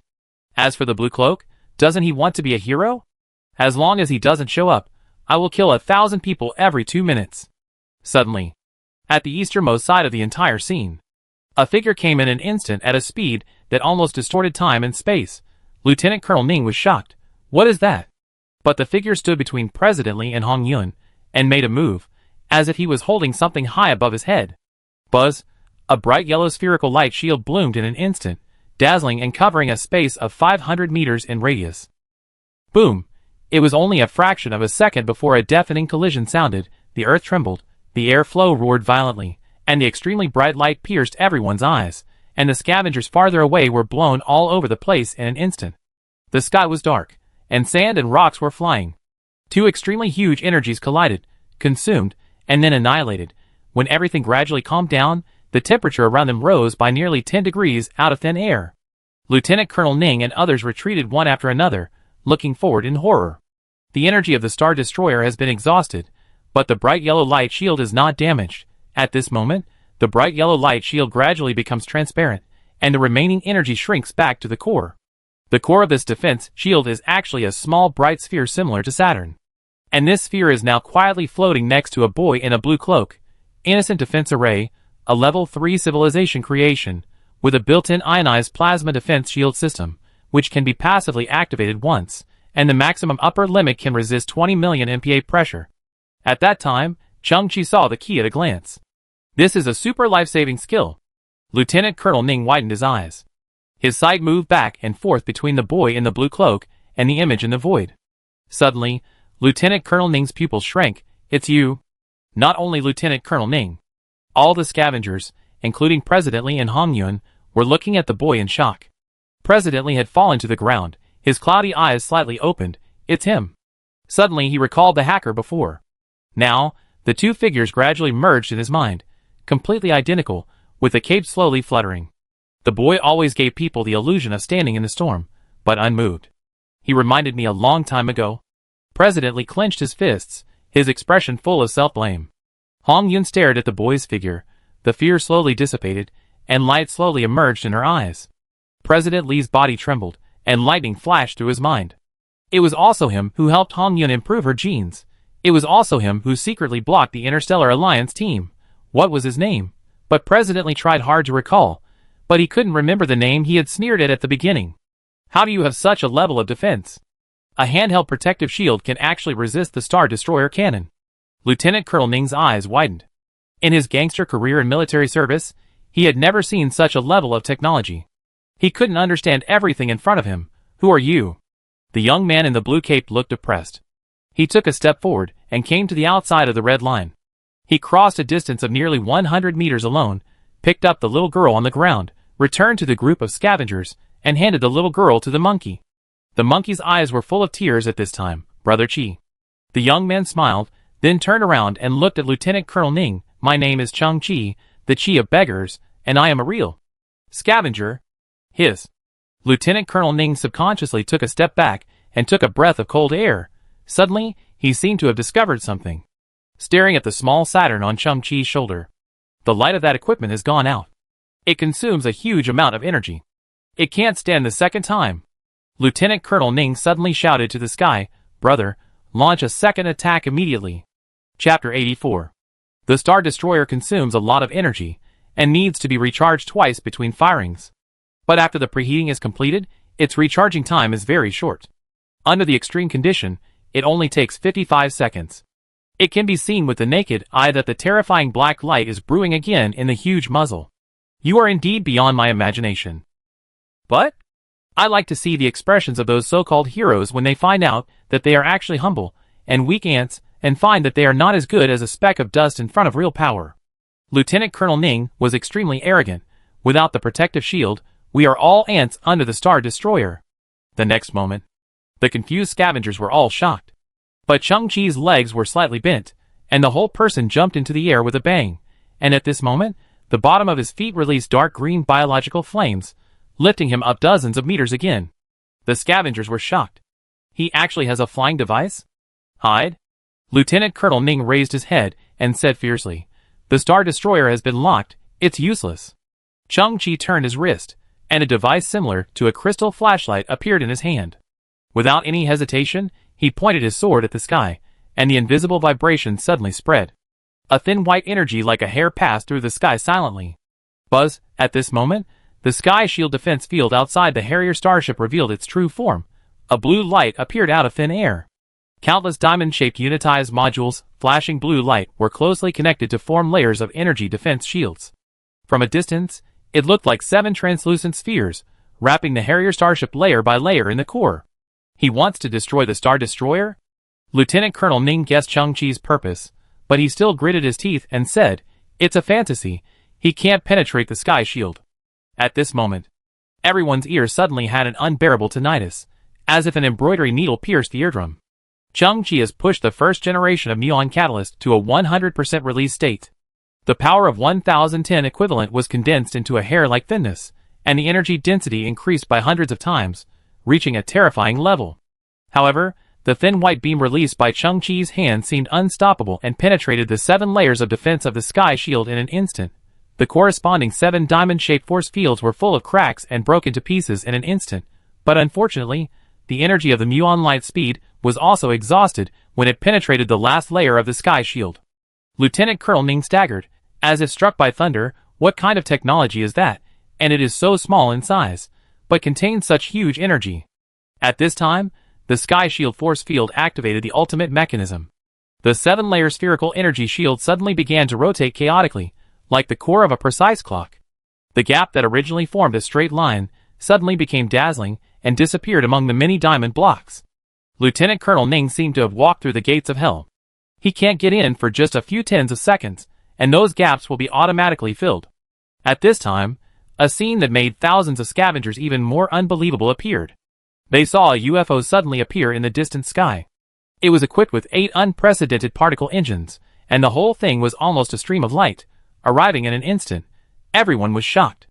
That seemed to be a ground effect vehicle. How could it fly so high and so fast? As if it had completed a relay race. Chang-Chi, who was nearly 1,000 meters away from the Harrier starship, did not take the next step, but looked up at the UFO. Lieutenant Colonel Ning was a little flustered for a moment. What is that thing? It's flying at an amazing speed. It seems to be entering the defense shield. Fire, shoot it down. On the ground, countless soldiers raised their guns, and in an instant, countless beam bullets and arrows were fired at the same time. But the aircraft was extremely flexible, completing various difficult dodges in the air, with the momentum of passing through 1,000 flowers without getting a single leaf on it. But fantasy is fantasy, reality is reality. Thousands of people opened fire, and the bullets were too dense. Boom, boom, boom, but 5 engines of the aircraft were seen emitting thick black smoke, because they were pierced and obviously could no longer work. However, countless soldiers, including Lieutenant Colonel Ning, were shocked. How could he be so fast when 5 of the 8 engines were destroyed? Under normal circumstances, it should have crashed long ago. Under the soldiers' incredulous gazes, the aircraft escaped the range of ground weapons and plunged into the first gap in the sky shield. Then, with its superb driving skills and small and flexible size, the aircraft kept finding gaps one after another in the gaps of the energy shield, passing through layers of sky shields and rapidly approaching the main body of the Star Destroyer. Everyone vaguely heard an arrogant voice. Small problem, small problem. I once flew 120 kilometers in extreme conditions, with only half of the engine left. I, Crow, always fly a plane steadily. The scavengers were shocked. That was Crow? President Lee was still sitting on the ground, his pupils trembling. Even Crow dares to resist the Interstellar Alliance team? President Lee turned his eyes, and looked at the boy wearing a blue scavenger cloak. Some of the scavengers seemed to have undergone a huge change without anyone noticing. And the cause of this change was probably none other than the young man in front. At this time, Chang-Chi narrowed his eyes slightly. Previously, I learned from Hua Kunlun about the Star Destroyer cannon, and the Sky Shield defense field of the Harrier starship. Although the innocent defense array is a product of advanced technological civilization, it is small in size, and has limited energy. It can only resist the Star Destroyer cannon once. After that, it is necessary to remove the sharp blade hanging over the head as soon as possible. It has been confirmed before that the Thousand Eyes Demon Lord has no authority to approach the Star Destroyer cannon because of his identity as a nutritionist. So, 1.5 hours ago, Chang-Chi contacted Crow. After explaining the situation to him, this guy was indeed as passionate as he usually was. Then, Chang-Chi asked him to retrieve the engine scattered on the route, and synthesized 8 wind chaser particle turbine thrusters for him. After some transformation, Crow had the ability to soar into the sky. At this time, Crow was carrying 10 directional shock bombs that Chang-Chi had synthesized with those illegal equipment. It took Crow only 43 seconds to rush into the last layer of the sky shield, and the charge countdown of the Star Destroyer was only 8 seconds. But Crow raised his hand, and 10 directional shock bombs were attached to the surface of the Star Destroyer like a magnet. The bomb's explosion countdown was only 5 seconds. At this moment, Crow stood on his tattered ground effect aircraft, turned around, and his eyes penetrated the completely closed sky shield, looking at Chang-Chi and the thousands of scavengers. He smiled proudly. He choked up a little and said, "Everyone, I, Crow, will never let you down. No matter what time it is, I can safely send anyone and anything to any place." Finally, Crow slowly closed his eyes, but this time, I will not rebel. But Chang-Chi said from a distance, "Don't be so arrogant, come back soon." Okay. But Crow turned around, opened the directional star gate that Chang-Chi had given him in advance, and dived into it, disappearing. Boom, boom. The Star Destroyer on the Harrier battleship was enveloped by balls of fire, and the huge main body fell apart and broke into pieces. Lieutenant Colonel Ning was completely stunned. This, why is that person's driving skill so superb? Where did that spaceship come from? And where did the bomb come from? Where did he go again? How did they do it? Chapter 85. Kill. Indiscriminate attack. I don't believe that he alone, with those strange guns, can defeat my army that has taken pain-free drugs. Lieutenant Colonel Ning looked at the Harrier starship emitting thick black smoke, and he was already a little crazy and desperate. He waved his hand, and the queue behind him immediately dispersed, forming a fan-shaped encirclement. Swish! Hong Yun pulled the trigger first, and the bright yellow light net instantly penetrated the bodies of more than a dozen soldiers. But because they had not been trained, she and the scavengers could not use their weapons at their maximum power, because they could not control the strong recoil. The soldiers' bodies were covered with obvious blood and flesh holes, and some even had half of their cheeks blown off. But their expressions did not change, they just shook their bodies, and then they took steps again and raised their guns. Hong Yun looked horrified. In her opinion, the other party was like a group of irrational zombies, a black mass, surrounding them unstoppably. Miss Yun, the moment you picked up the gun you did enough. It was Chang-Chi's voice. The reason I arranged this is to ignite the fire in the hearts of the scavengers, and the rest, just leave it to me. You? Hong Yun looked at Chang-Chi from a distance. How can you face this army alone? That guy. Focus your fire on that guy. Lieutenant Colonel Ning pointed at Chang-Chi, gritting his teeth, and was extremely crazy. Trash. All trash. There is a mouse on his shoulder. Disgusting man. Disgusting mouse. Beat them into a hornet's nest. Hong Yun was stunned, and then she found that there was a white thing lying on Chang-Chi's shoulder. Chang-Chi exhaled slowly, turned his head to look at the little white mouse with a straw hat on his shoulder. Squeak. Did you hear it? He scolded you. Squeak. The little white mouse stood up, and the straw hat was blown away by a breeze, revealing the pink brain and pink crystals. It has a highly anthropomorphic expression, frowning at this time, and its small eyes are full of anger. Squeak.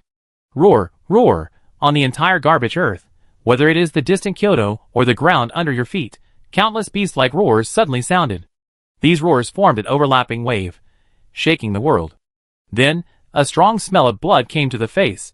Everyone didn't know the truth, but they all shook their bodies instinctively. The next second, in the surrounding garbage mountains and the cracks in the ground, pairs of scarlet eyes suddenly appeared. These eyes were ferocious and terrifying, as big as fists. A soldier felt a shock under his feet, and then the steel plate under his feet was blown away. A horrifying scene appeared, and a huge red-haired rat with a length of 5 meters came out of the garbage dump. Roar! The red-haired rat opened its mouth with a diameter of 2 meters, splashing corrosive saliva, and roared at the soldier. Although the soldier was injected with a pain-free drug, his mental state was normal. He couldn't understand what was happening before his eyes, and he had never seen such ferocious and terrifying beasts. These beasts came out of the garbage dump next to him without any warning, which caused his inner fear to burst out instantly. He widened his eyes and screamed in fear. But the huge red-haired rat didn't give him a chance to breathe. It bit off half of the soldier's body in one bite, and then the red-haired rat turned its mouth to the sky, and the sound of chewing bones and eating meat came from its mouth. Those are killer rats. Countless killer rats. The scavengers were also shrouded in great fear and stepped backwards on the ground. The killer rats were the nightmare of the scavengers, not to mention that the battlefield in front of them actually appeared the kind of giant red-haired killer rats that they had never seen before. But gradually the scavengers discovered a strange phenomenon. Those killer rats seemed to be commanded by someone, and did not attack any of the scavengers. It's him, that boy! Someone shouted in fear, and pointed at Chang-Chi. Chang-Chi stood there, turned his head slightly, and wherever he looked, a dense mass of red-haired killer rats would emerge from the ground. President Li was completely frozen. Hong Yun was the same, her beautiful eyes wide open. He can actually control the killer rats. There were dense screams at the scene, and the soldiers were extremely frightened and hysterical. In the blink of an eye, the number of killer rats was 10 times, 20 times, 50 times, 100 times that of this Interstellar Alliance team. At least 3 or 4 killer rats were fighting over and eating every soldier's body. The soldier had no sense of pain, and his death was delayed. He could clearly see his body being torn into pieces, and then his intestines and stomach were dragged and swallowed by the killer rats. Before they died, they suffered the cruelest mental abuse in their lives. Lieutenant Colonel Ning was deliberately left behind. The biological mask had been peeled off his face, and he stood on the ground trembling, his crotch wet with his own urine. Chang-Chi raised his head and said slowly, I actually like to see this scene. In the end, you find yourself to be a humble and weak ant. You find yourself to be less than a speck of dust in front of the real power. Lieutenant Colonel Ning's face was extremely pale. He retreated while muttering in a low voice.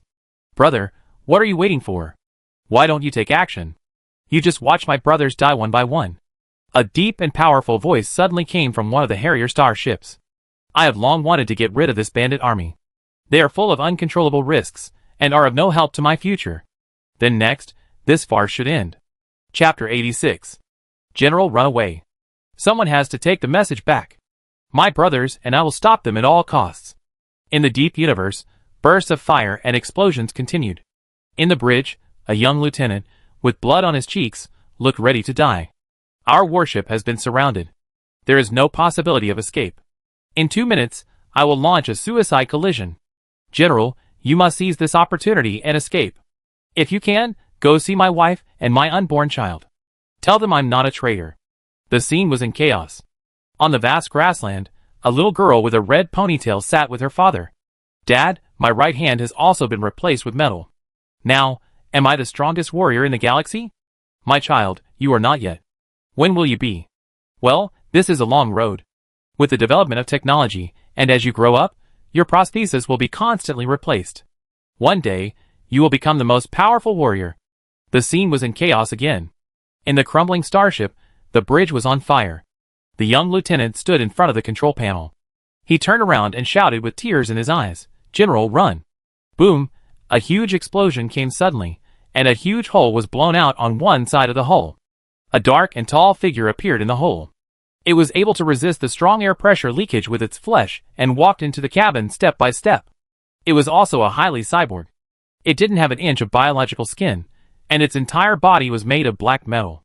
Its face was like a demon, and its 4 huge metal fangs flashed with cold light. In its hand, it held a giant axe filled with electricity.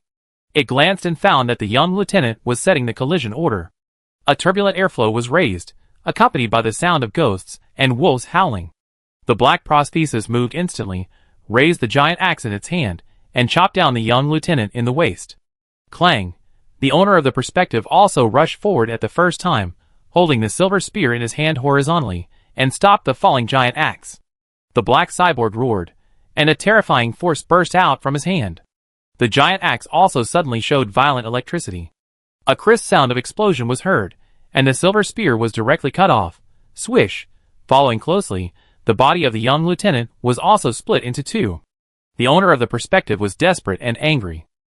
She stretched out her cyber arm, and a ball of explosive flames burst out from her palm. With the help of the recoil, the whole person quickly retreated, rushed into the deep space through the gap in the hull.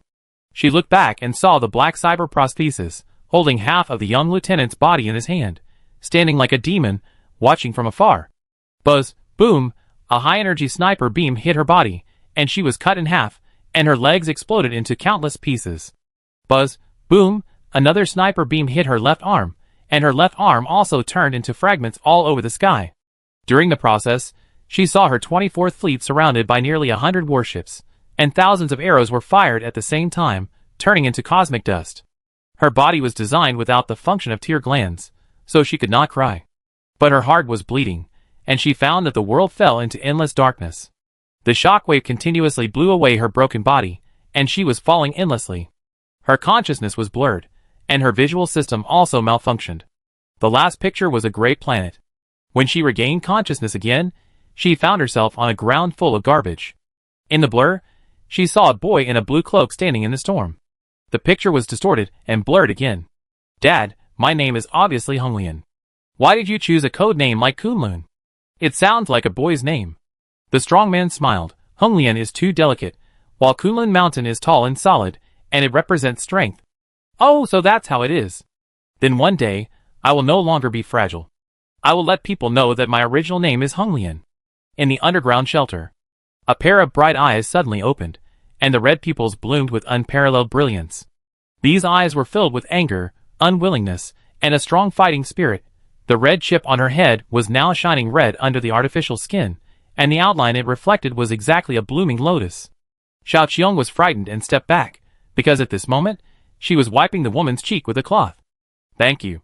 The imposing woman tilted her head and said something, and a slight pneumatic sound was heard, and she slowly stood up. "You're welcome."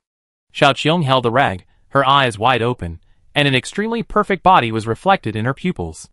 Ding! A crisp metal collision sound was heard. A slender hand made of red metal grasped the domineering spear named Red Lotus Martial God. Exclusive military weapon, biometric identification passed. The golden lines on the spear shone, and finally gathered on the sharp spear blade. This unique exclusive weapon was fully activated. Then, this farce should end next. Inside the Harrier starship, a low and oppressive voice emanated. As soon as the words fell, the front armor of a Harrier starship suddenly opened slowly, revealing a square space inside. A cyber robot made of black metal, and holding a giant axe was fixed in the square space. Its body was full of thick wires for charging. The sound of valve disconnection sounded, and the wires were peeled off. At this moment, the giant axe flashed with explosive electricity, and the cyber robot's head with 4 metal fangs also let out a shocking roar like a beast. It lowered its head and scanned the battlefield from a high position. The red aperture in the field of vision passed over the red-haired rats one by one without stopping. Finally, 2 apertures, one large and one small, locked onto Chang-Chi and Gigi on Chang-Chi's shoulder. Its combat chip gave it the most accurate prompts. The blue-cloaked boy and the white-haired rat were the controllers of the thousands of rats. As long as they were killed, the rats would naturally disintegrate. The black cybernetics once again let out a strange and terrifying roar, like a combination of a tiger's roar and a wolf's roar. The armor behind it opened slightly, and black propulsion flames erupted. It rushed down in a super high-altitude dive posture, and the giant axe in its hand burst with electricity, raised high, and rushed straight to Chang-Chi. Chapter 87. After Kunlun was defined as a traitor to humanity, Ning Feng took over Kunlun's prosthetic research team. He provided a brain, and used oppressive means, and a tough attitude to force the team to come up with the latest technology. In desperation, the team came up with the immature carbon-12 technology. But it didn't work. After the trial installation, it achieved amazing results. This new artificial prosthesis has been defined as the strongest artificial prosthesis in the next 5 years. At least in human civilization, no other artificial prosthesis can be compared with it. During the combat test phase, this black prosthesis destroyed all other prostheses in the laboratory, including Kunlun's replacement parts, in a bloodthirsty crushing manner. Ning Feng went against the crowd and gave this artificial prosthesis a strange name, the Evil Star. The experimenters concluded that the Evil Star was 1.5 levels ahead of Kunlun. Today, human civilization has fallen into a technological bottleneck, and the growth of all high-tech technologies is very slow. If a certain field suddenly appears to be an order of magnitude ahead, then this is definitely a very small probability, and it is also an extremely exaggerated gap. Dr. Zheng Tian, the former chief mechanic of Kunlun, committed suicide by jumping off a building on the night that Shashing was officially named. He left only one last word. The former glory has become today's regret. I will not continue to serve Shashing because I cannot accept it. Inside the Harrier starship, on the metal seat reserved for generals, Ning Feng quietly observed the situation on the ground. It turned out that the one who stirred up everything and made trouble in secret was just a young scavenger. I have to admit that this kid has amazing luck. Perhaps he found the remains of some advanced civilizations on the garbage earth and obtained a variety of advanced civilization equipment at one time. But he is just a scavenger after all. As for the beam device that penetrated the sky shield before, although the energy is amazing, it is just a handheld device. Whether it can cause damage depends entirely on the user. This method cannot destroy the Evil Star. The dodge rate and movement speed of the Evil Star are beyond human cognition. Just one encounter will cut off his head. That guy fell, and everything was settled. This guy is interesting. Chang-Chi looked up, looked at the black cybernetic swooping down, and moved his arm slightly. What is that? The exclamations of the scavenger suddenly came from behind. Chang-Chi paused and looked sideways into the distance. The gray clouds on the horizon were suddenly illuminated by a strong light source, dyed red, like a sunset glow. The light source was moving rapidly, from far to near, and the sunset glow became larger and larger. Some scavengers were actually obsessed with it. They had never seen such a sight before, because on the heavily polluted Earth, sunset glow only existed in legends. The black cyborg star in the sky suddenly stopped. Its scarlet eyes narrowed slightly, scanning the strange visions in the sky. Suddenly, a deafening sonic boom sounded. In the distance, A red luminous body was seen constantly breaking through the air wall, forming a visual illusion that was almost like teleportation. The moment it approached the battlefield, it penetrated the last air wall and disappeared directly. The evil star narrowed his eyes slightly and was highly alert. The reconnaissance chip issued a warning that the enemy was hiding. Suddenly, the evil star locked the target, his eyes flashed red, and he suddenly turned around and chopped down with an axe, but unexpectedly, the evil star chopped directly into the air. Looking at the empty front, it was a little unbelievable. Its reconnaissance chip came from the most advanced technology of human civilization and never made mistakes. Suddenly, the evil star felt a sharp wind coming from above its head. It raised its head suddenly, but saw a red figure falling from the sky. At this time, the evil star chopped into the air with an axe, and his body was in a forward posture. The red figure took advantage of the momentum and stepped on its back. A force as heavy as a mountain was transmitted. The huge impact force directly made the evil star lose balance, and he was stepped on the back and fell straight from the sky. Boom! On the ground, the red-haired killer rats within a diameter of 100 meters scattered, and the dust that was shaken up was rippling. The entire ground was funnel-shaped and sank several meters. In the dust, a proud figure stood on the back of the evil star, standing quietly. Ah! The evil star who was stepped on the bottom of the foot had a distorted face armor, and roared, and raised the giant axe with his backhand, chopping at the figure on his back. But the figure slightly bit his legs and leaped up. The huge reaction force caused a loud noise, and the ground sank 2 meters again. The evil star not only chopped the air with an axe, but also suffered heavy damage again, and was buried by a lot of garbage. And the red figure twisted its body in the air, turned into a red light, and fell beside Chung-Chi. The scene was silent for a full 10 seconds. Everyone opened their eyes wide. It was a perfect cybernetic body. The skin, made of some kind of translucent metal, like agate stone, exuded a red luster like war, and several smart golden lights slowly flowed on her body. She was not wearing any clothes, and her sexy female posture was clearly visible. Long legs, graceful hips, slender waist, and round and firm breasts. The smooth line seemed to be a masterpiece carefully carved by an artist, with every turn and arc just right, and the proportions of the whole body were perfect. Her face was covered with artificial skin, delicate and flawless, with cold and beautiful features. The long red ponytail fell like a galaxy, as if it was made of thin red optical fibers, floating slightly in the air. In her right hand, she held a red spear with great momentum. The spear also shone with a lively golden light, standing on the ground with its tip facing the sky, exuding a mysterious technological atmosphere and a sharp and murderous aura. She slightly opened her eyes, and her red pupils exuded a sharp luster and an unparalleled heroic spirit. Countless scavengers were all amazed by this perfect body. She was like a sunset glow, a beautiful thing that had never appeared on this garbage earth. Lieutenant Colonel Ning was horrified, and stepped back repeatedly, stammering, Kunlun. Ning Feng in the starship also opened his eyes, and his pupils reflected the perfect body.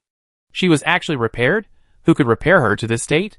Ning Feng stared at Kunlun's body, and his brows suddenly trembled again. The material of her metal skin.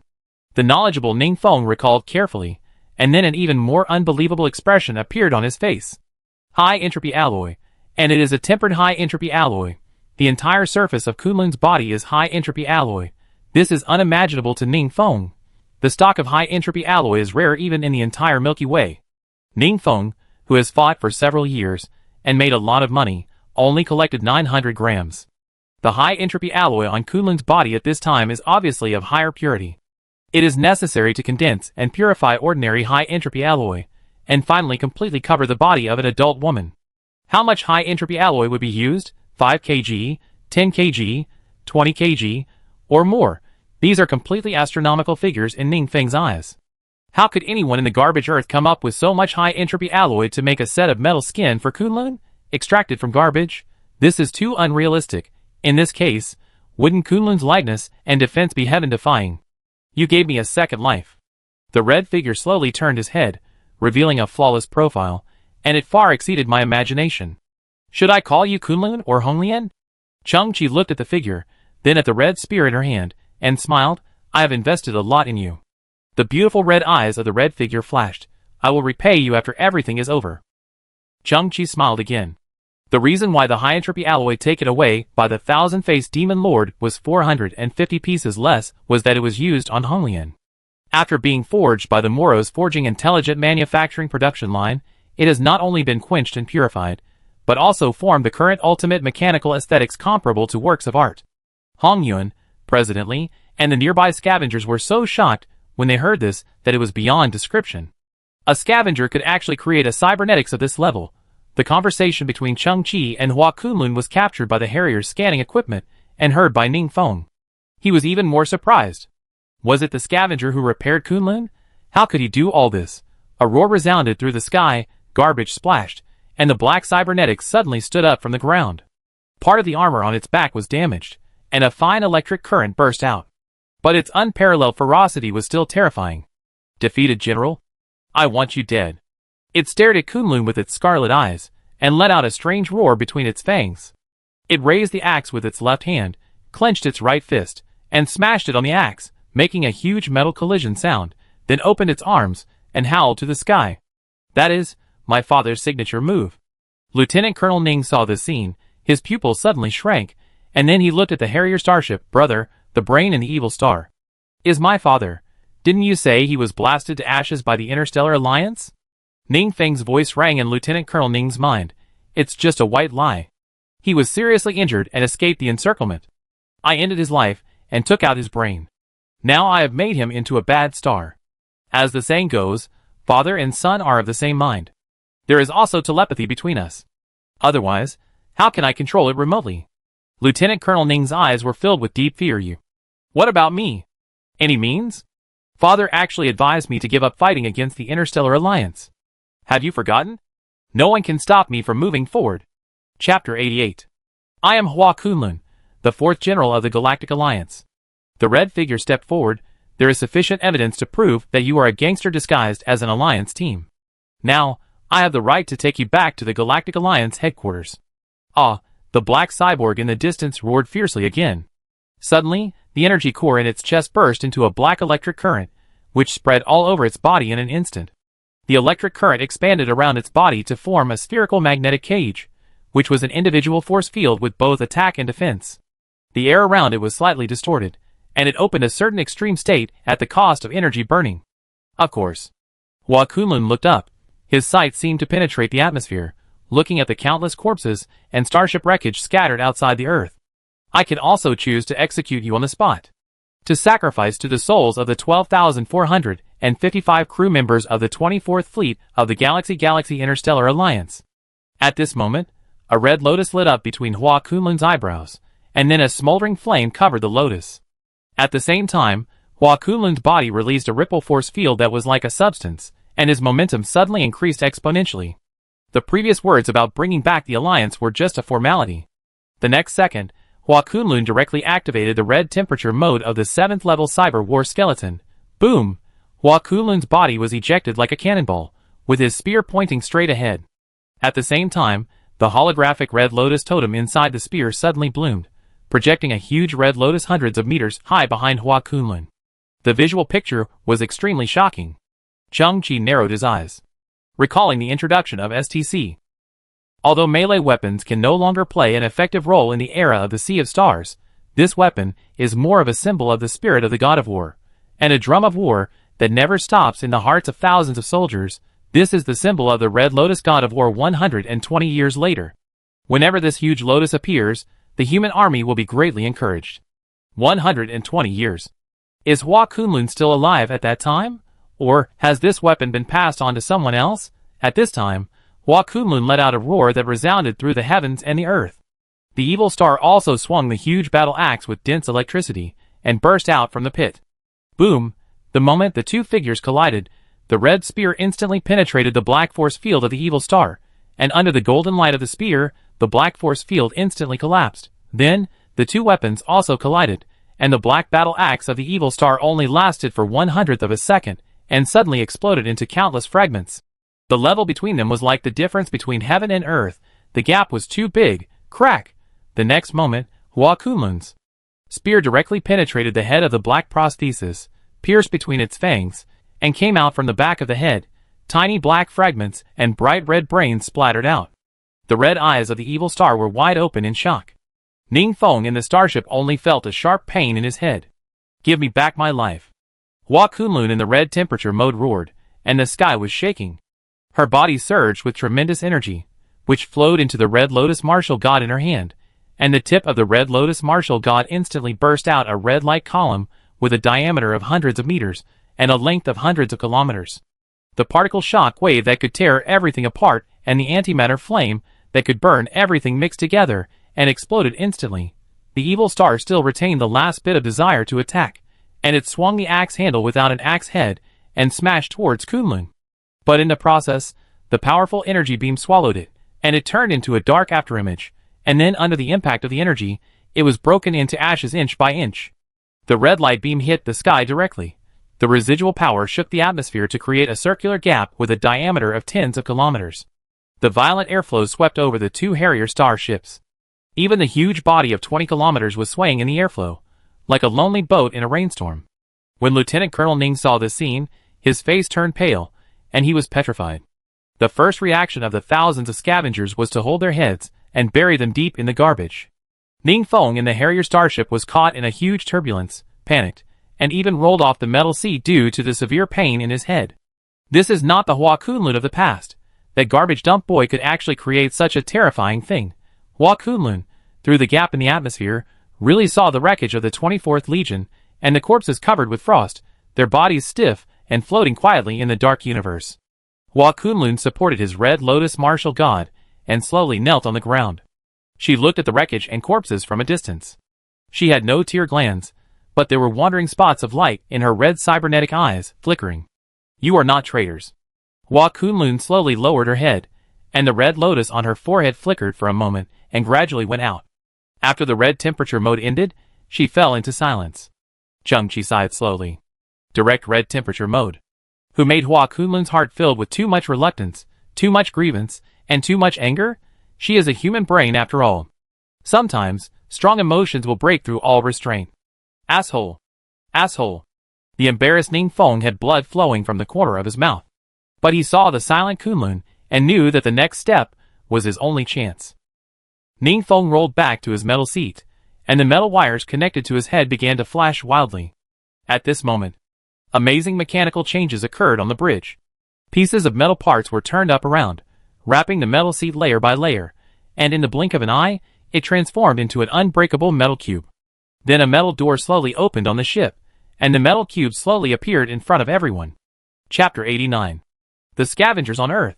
I am Ning Feng, the 12th General of the Galaxy Interstellar Alliance. The metal cube was surrounded by defensive force fields, which were small sky shields. At the same time, a transparent inspection window was opened on the front of the cube. The man sitting inside opened his eyes slightly, and 4 blue circles of light flashed in his pupils. And this scene was magnified hundreds of times by the void projection on one side. The scavengers were immediately shocked. B-level Gene. He is a real high-ranking member of the Interstellar Alliance. President Lee was also shocked. There is such a big man in the starship. However, the next words made everyone feel like they were falling into an ice cave. I saw you with my own eyes, joining forces with the traitor Kunlun to resist the Interstellar Alliance, and killed thousands of Interstellar Alliance soldiers. Genes represent everything, and there are only despicable lies in your bones. The reason why he said such words is because he has already turned on the ship's recording system, and he wants to find a perfect excuse for his ultimate massacre. Genes are the most faithful expression. You haven't even been recognized by your ancestors. So, Ning Feng said, but his expression suddenly changed. He saw the blue-cloaked boy on the ground suddenly straighten his chest, his eyes slightly opened, and 3 blue circles of light flickered in his pupils. Ning Feng was stunned. How could a sea-level gene appear on this garbage Earth? This sentence caused an uproar. The scavengers looked at Changqi after realizing it, and they were all dumbfounded. When did it happen? Among them, there actually appeared such a noble sea-level gene. Chairman Lee had come to Hina. He was surprised to find that Hina was not dead. At this time, he was holding his second daughter and looking at Changqi with the same shock.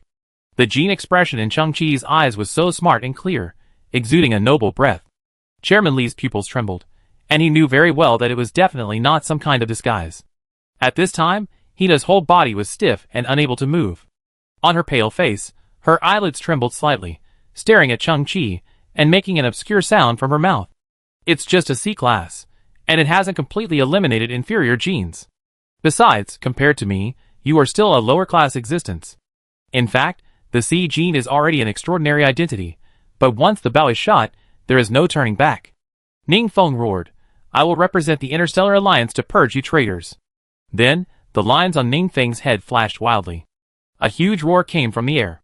But two giant Harrier starships suddenly made an extremely difficult move. The ship body turned in the air at a low speed, the bow pointed directly at the Interstellar, and the stern was aimed at the ground. The nuclear fusion propulsion system at the rear of the ship began to generate huge heat energy. 6 huge jet nozzles with a diameter of 7 kilometers, like black craters, emitted waves of heat, and the surrounding space seemed to be distorted. "Brother, are you crazy? You want to burn the Earth with the ship's propulsion system?" Lieutenant Colonel Ning collapsed and shouted anxiously, "I'm still here. No one can stop me." "You can't, Kunlun can't, and that blue cloak scavenger can't. No one can survive in the ultra-high temperature of 13,000 degrees. Boom, the flame jet engine of the interstellar battleship started up. The flame grew from small to large, from yellow to blue, and finally to pure white, covering the sky in an instant, like the wrath of a god. Chang Chi waved his arms, and Hua Kunlun in the distance and Gigi on his shoulder were instantly wrapped in green ripples, floating up and falling into the crowd of scavengers in the distance. The huge flame focused into a needle-like shape with a radius of 100 meters. As the huge ship adjusted, the first person to be reduced to ashes was Chang Chi in the blue cloak. Slurp. The Type 1 biological armor made a sound. It could not resist such an exaggerated super-high temperature. Boom! White sharp fire fell on the ground, engulfing everything around it, as well as Chang Chi's thin body. The garbage around it melted in an instant, bursting into relatively low-temperature yellow flames, emitting a pungent smell of burning. Ha ha ha! Ningfeng laughed, "I am the most talented commander in history, and only I can complete this difficult operation." Boom! The jet flames were focused again, increasing their intensity again, and their core temperature had already soared to 13,000 degrees Celsius. 60 seconds. A full 60 seconds of burning. No organism can survive at such a temperature. Ningfeng was now like a madman, searching for Kunlun's whereabouts. The ship roared, and the huge white spikes of fire began to move slowly. At this moment, Ningfeng was frightened and broke into a cold sweat, because he saw a figure standing firm in the looming white flames. The next moment, the figure took a step out of the sharp fire, and the heat waves around him were steaming and twisting. Even the metal garbage under his feet melted into molten iron in an instant. So, this is the way silicon-based life replenishes energy. Chang Chi raised his head, and his body was like a bright diamond, dazzling. The Type 1 biological armor had shrunk into a green eye pendant, hidden under the crystal skin on his chest. "How did your body become like that?" Ningfeng froze. "How can you withstand such a temperature?" But Chang Chi's eyes suddenly opened. In his pupils, in addition to the 3 blue halos, there was also a circle of colorful diamond halos. "What is that? What is your genetic level?" Ningfeng was also shocked beyond words. "Why have I never seen this kind of genetic manifestation? You have a genetic level beyond my cognition." Hina in the distance saw the scene clearly. She stared straight into Chang Chi's eyes, with an indescribable sadness and fascination in them. She stretched out her hand to touch Chang Chi in the distance, but because she was exhausted, her arm fell heavily to the ground. At the same time, her head tilted, and a layer of dead gray gradually filled her pupils.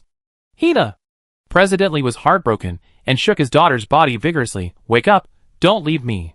Chang Chi frowned. Her legs were slightly bent, and the sound of crystals rubbing against each other was heard in the silicon-based life. He could clearly feel that this body, which had just been replenished with energy through ultra-high temperature, contained unimaginable violent power. Boom! The earth shook, and the surface buried under layers of garbage cracked inch by inch. Chang Chi actually jumped hundreds of meters high with just his body. In an instant, he reached the height where Ningfeng was. Ningfeng, who was hiding in the metal box, looked at everything with disbelief. Chang Chi's eyes flashed with strange light in the air, and his diamond-like arms bent into elbows, and sharp crystal thorns grew between his elbows, smashing down heavily from the sky. Boom! Crack! Outside the metal cube, the 7-layer sky shield was pierced in an instant. It is unimaginable that it was the physical strength of a living creature. Ningfeng's eyes widened to the limit. He clearly saw that Chang Chi's elbow was getting closer and closer to his face. "No one can block your way forward." Only Chang Chi's voice was heard faintly. "Sir, times have changed." Chapter 90. The metal cube fell to the ground, emitting thick black smoke. Its surface was sunken and cracked, revealing Ningfeng's body. On Ningfeng's head, there was only a terrified mouth, and the part above the mouth had completely exploded, turning into flesh paste that splashed on the surrounding walls. It fell into a pile of garbage, and became a new piece of garbage. Chang-Chi also stood on the ground and looked up at the two Harrier starships in the sky. Blue ribbons floated out, and he found that the barrier between him and the two starships had disappeared. His eyes flashed. It turned out that Ningfeng used some method to directly control the two starships through his brain. Now, Ningfeng's brain turned into meat paste, and the two starships became ownerless. Not bad, not bad. Chang-Chi was secretly happy in his heart. It was worth it for him to go to great lengths to kill everyone in the starship, and keep the starship relatively intact. What are you doing? I am the Lieutenant Colonel of the Interstellar Alliance team. Who dares to touch me? The only survivor, Lieutenant Colonel Ning, was constantly retreating. In front of him, a large group of scavengers surrounded him. But it was President Li who walked out of the crowd. He held a metal pipe, tears in his eyes. Beast! Bang! President Li hit Lieutenant Colonel Ning's head with a stick. A scream rang out, and Lieutenant Colonel Ning's forehead was bleeding, and he was terrified. Then, countless scavengers swarmed up, and Lieutenant Colonel Ning was completely submerged in the crowd, and his screams became smaller and smaller. A moment.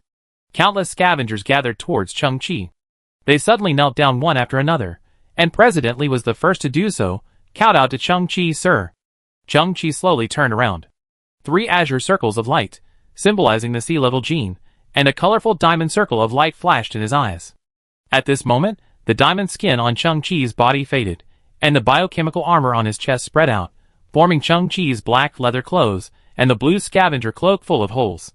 This scene, in the eyes of everyone, was like a miracle. Everyone kept bowing, sir. Sir. Chang-Chi knew that the sir they were talking about came from all his previous performance and the genetic gap. I was born on the garbage earth and grew up here. This is my home.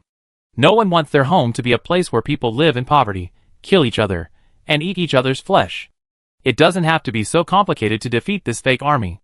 And the reason I do this is to arouse something in your heart. If we continue to live in this muddle, without any external force, the scavengers will eventually die out.